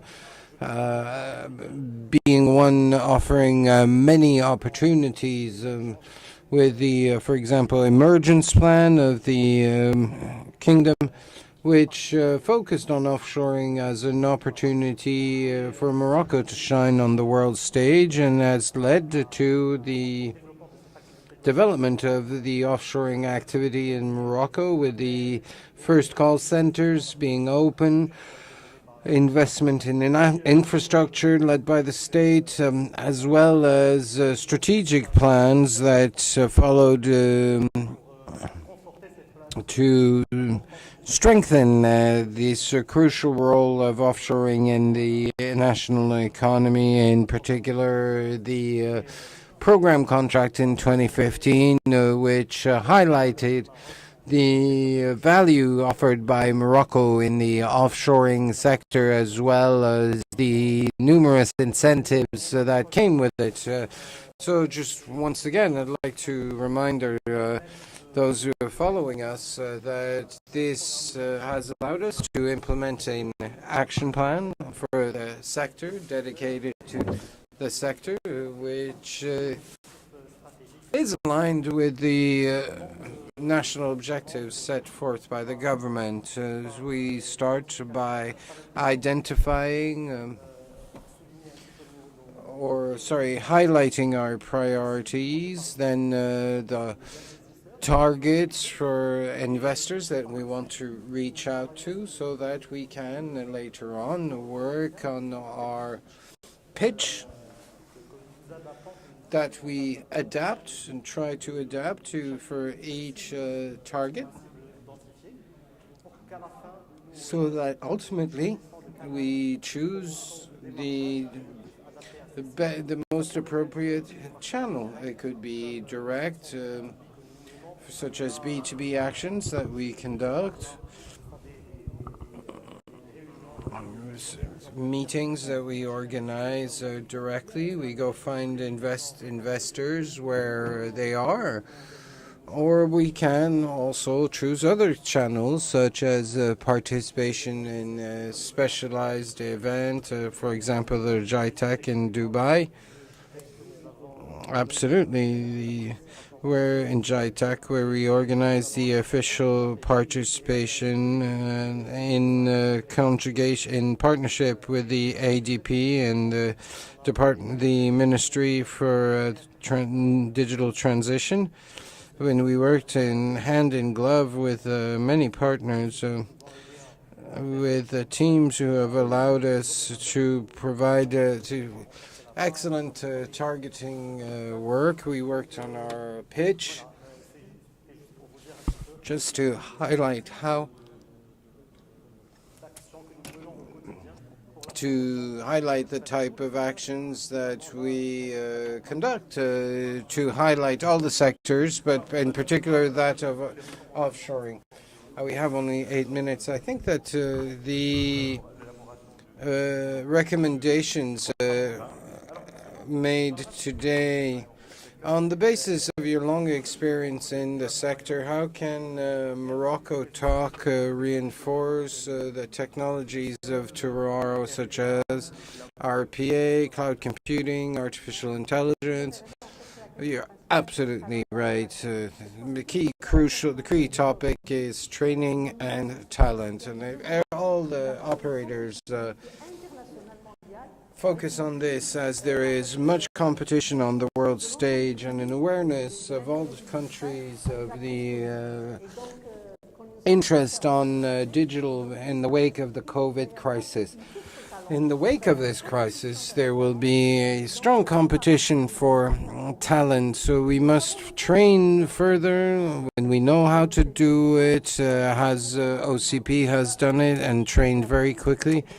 And I think it's very important to develop good quality, large-scale training in partnership with the private sector as well as public sector partners such as the Ministry for Employment. Of course, fiscal incentives. I believe Morocco is already well placed in this respect. We have an excellent a note from the CNRT, which focuses on the regulation of telecoms, aiming to open up the market for telecoms, the 108 Convention with the EU, European Union.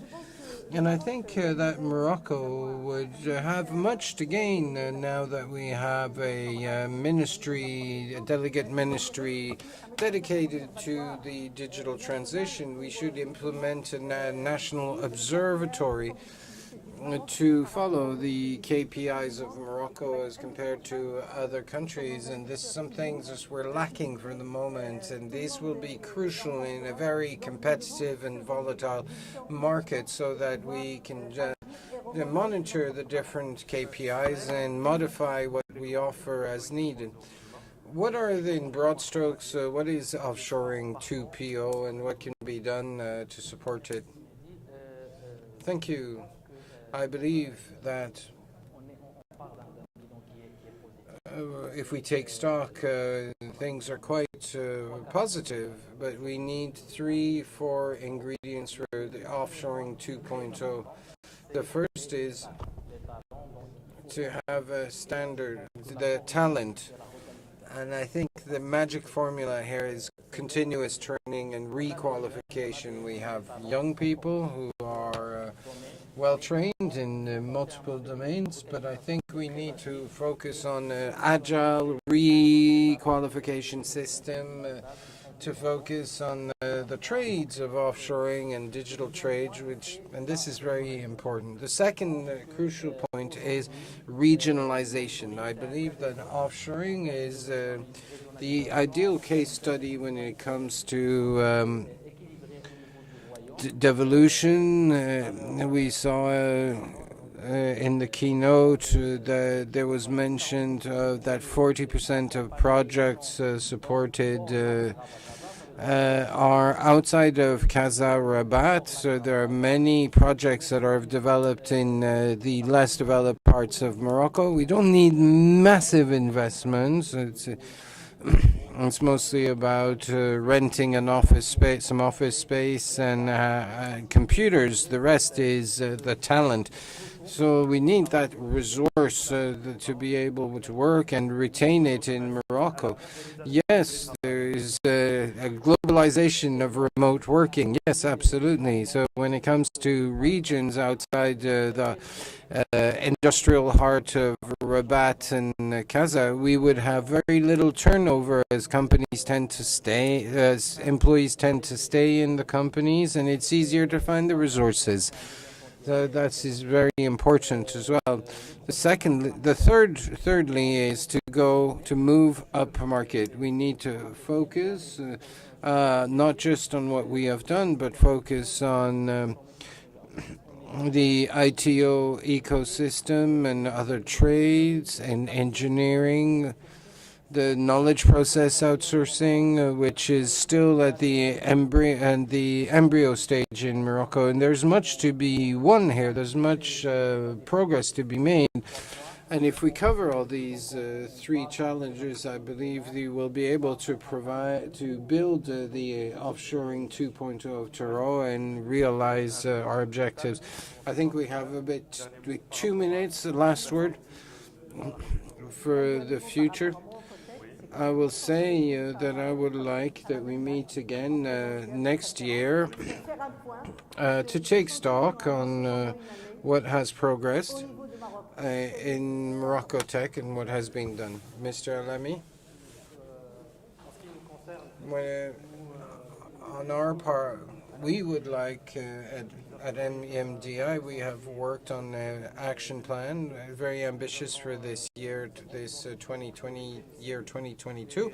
We have identified our priority targets, and we are ready to work with our partners be it the direction of the digital economy or others for the success of MoroccoTech. Mr. Ismail, the last word, closing word, to close this long day for showcase.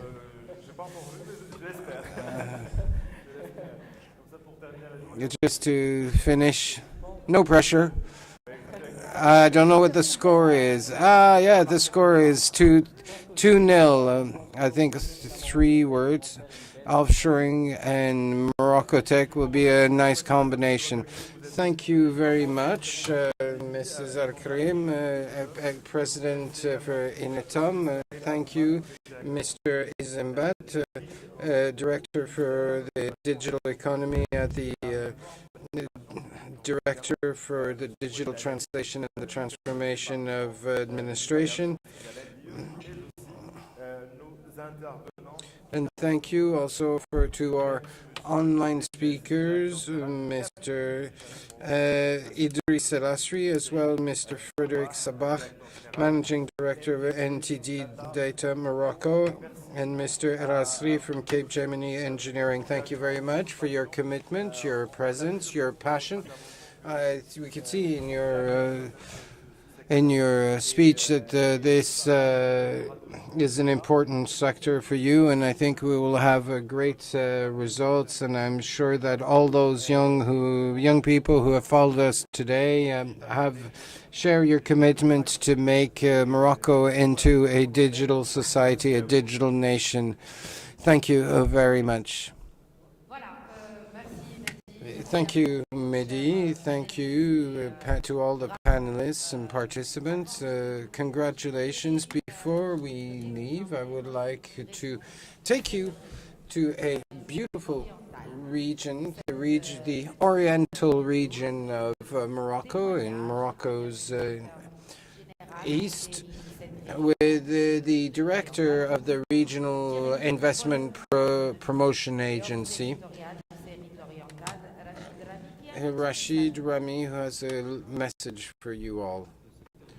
The digital sector are considered as one of the key vectors for the economic growth of the region. Indeed, this sector has experienced exponential growth over the last 3 years and has created more than 2,500 jobs. We cannot hear the speaker. This is due to multiple incentives and competitive factors, as well-trained human capital in the region, focused on trade of the future, such as cybersecurity, artificial intelligence, with more than 400 IT engineers trained in the region, more than 1,200 technicians, and the region also has 5 labs in the field of tech.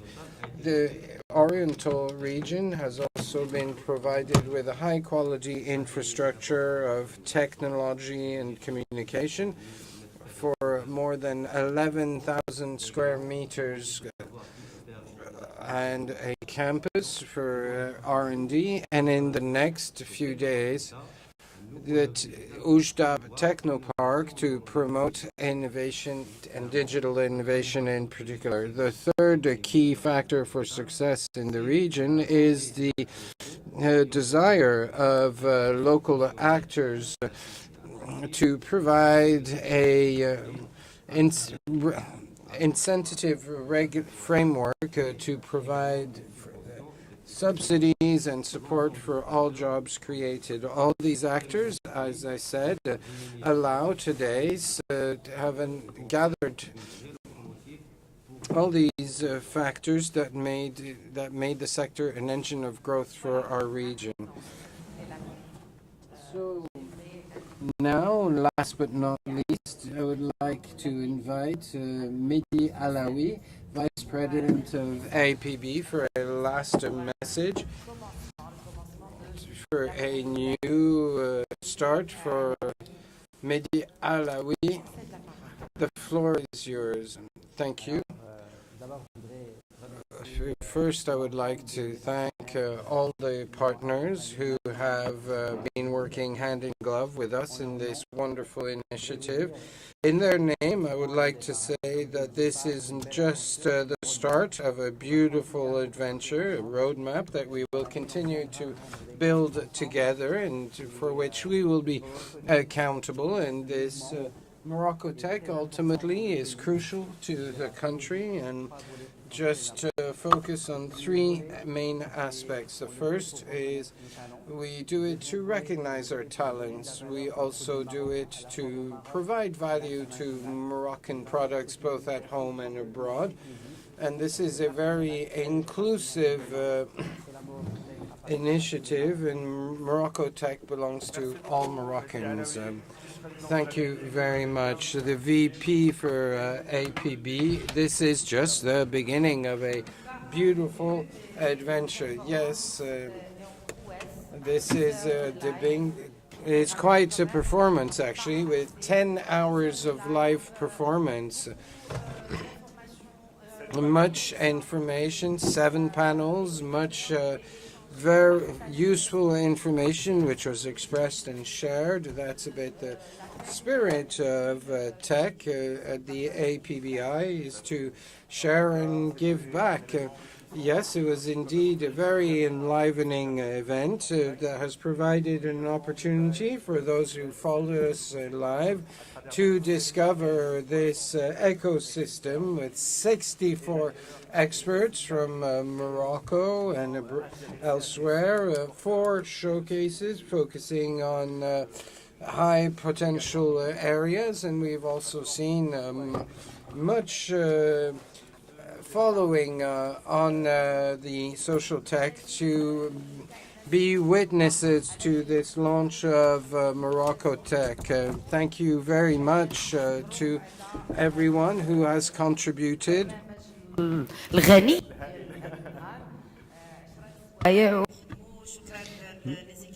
Merci beaucoup, merci à tous qui nous ont suivis, merci à l'équipe de Capital Events, merci à vous Mehdi, merci beaucoup. Voilà, merci beaucoup et nous souhaitons une longue vie. We wish you long life to Made in Tech, Made in Morocco, and we'd like to see you again very soon. Thank you very much for your attendance and wish you an excellent evening.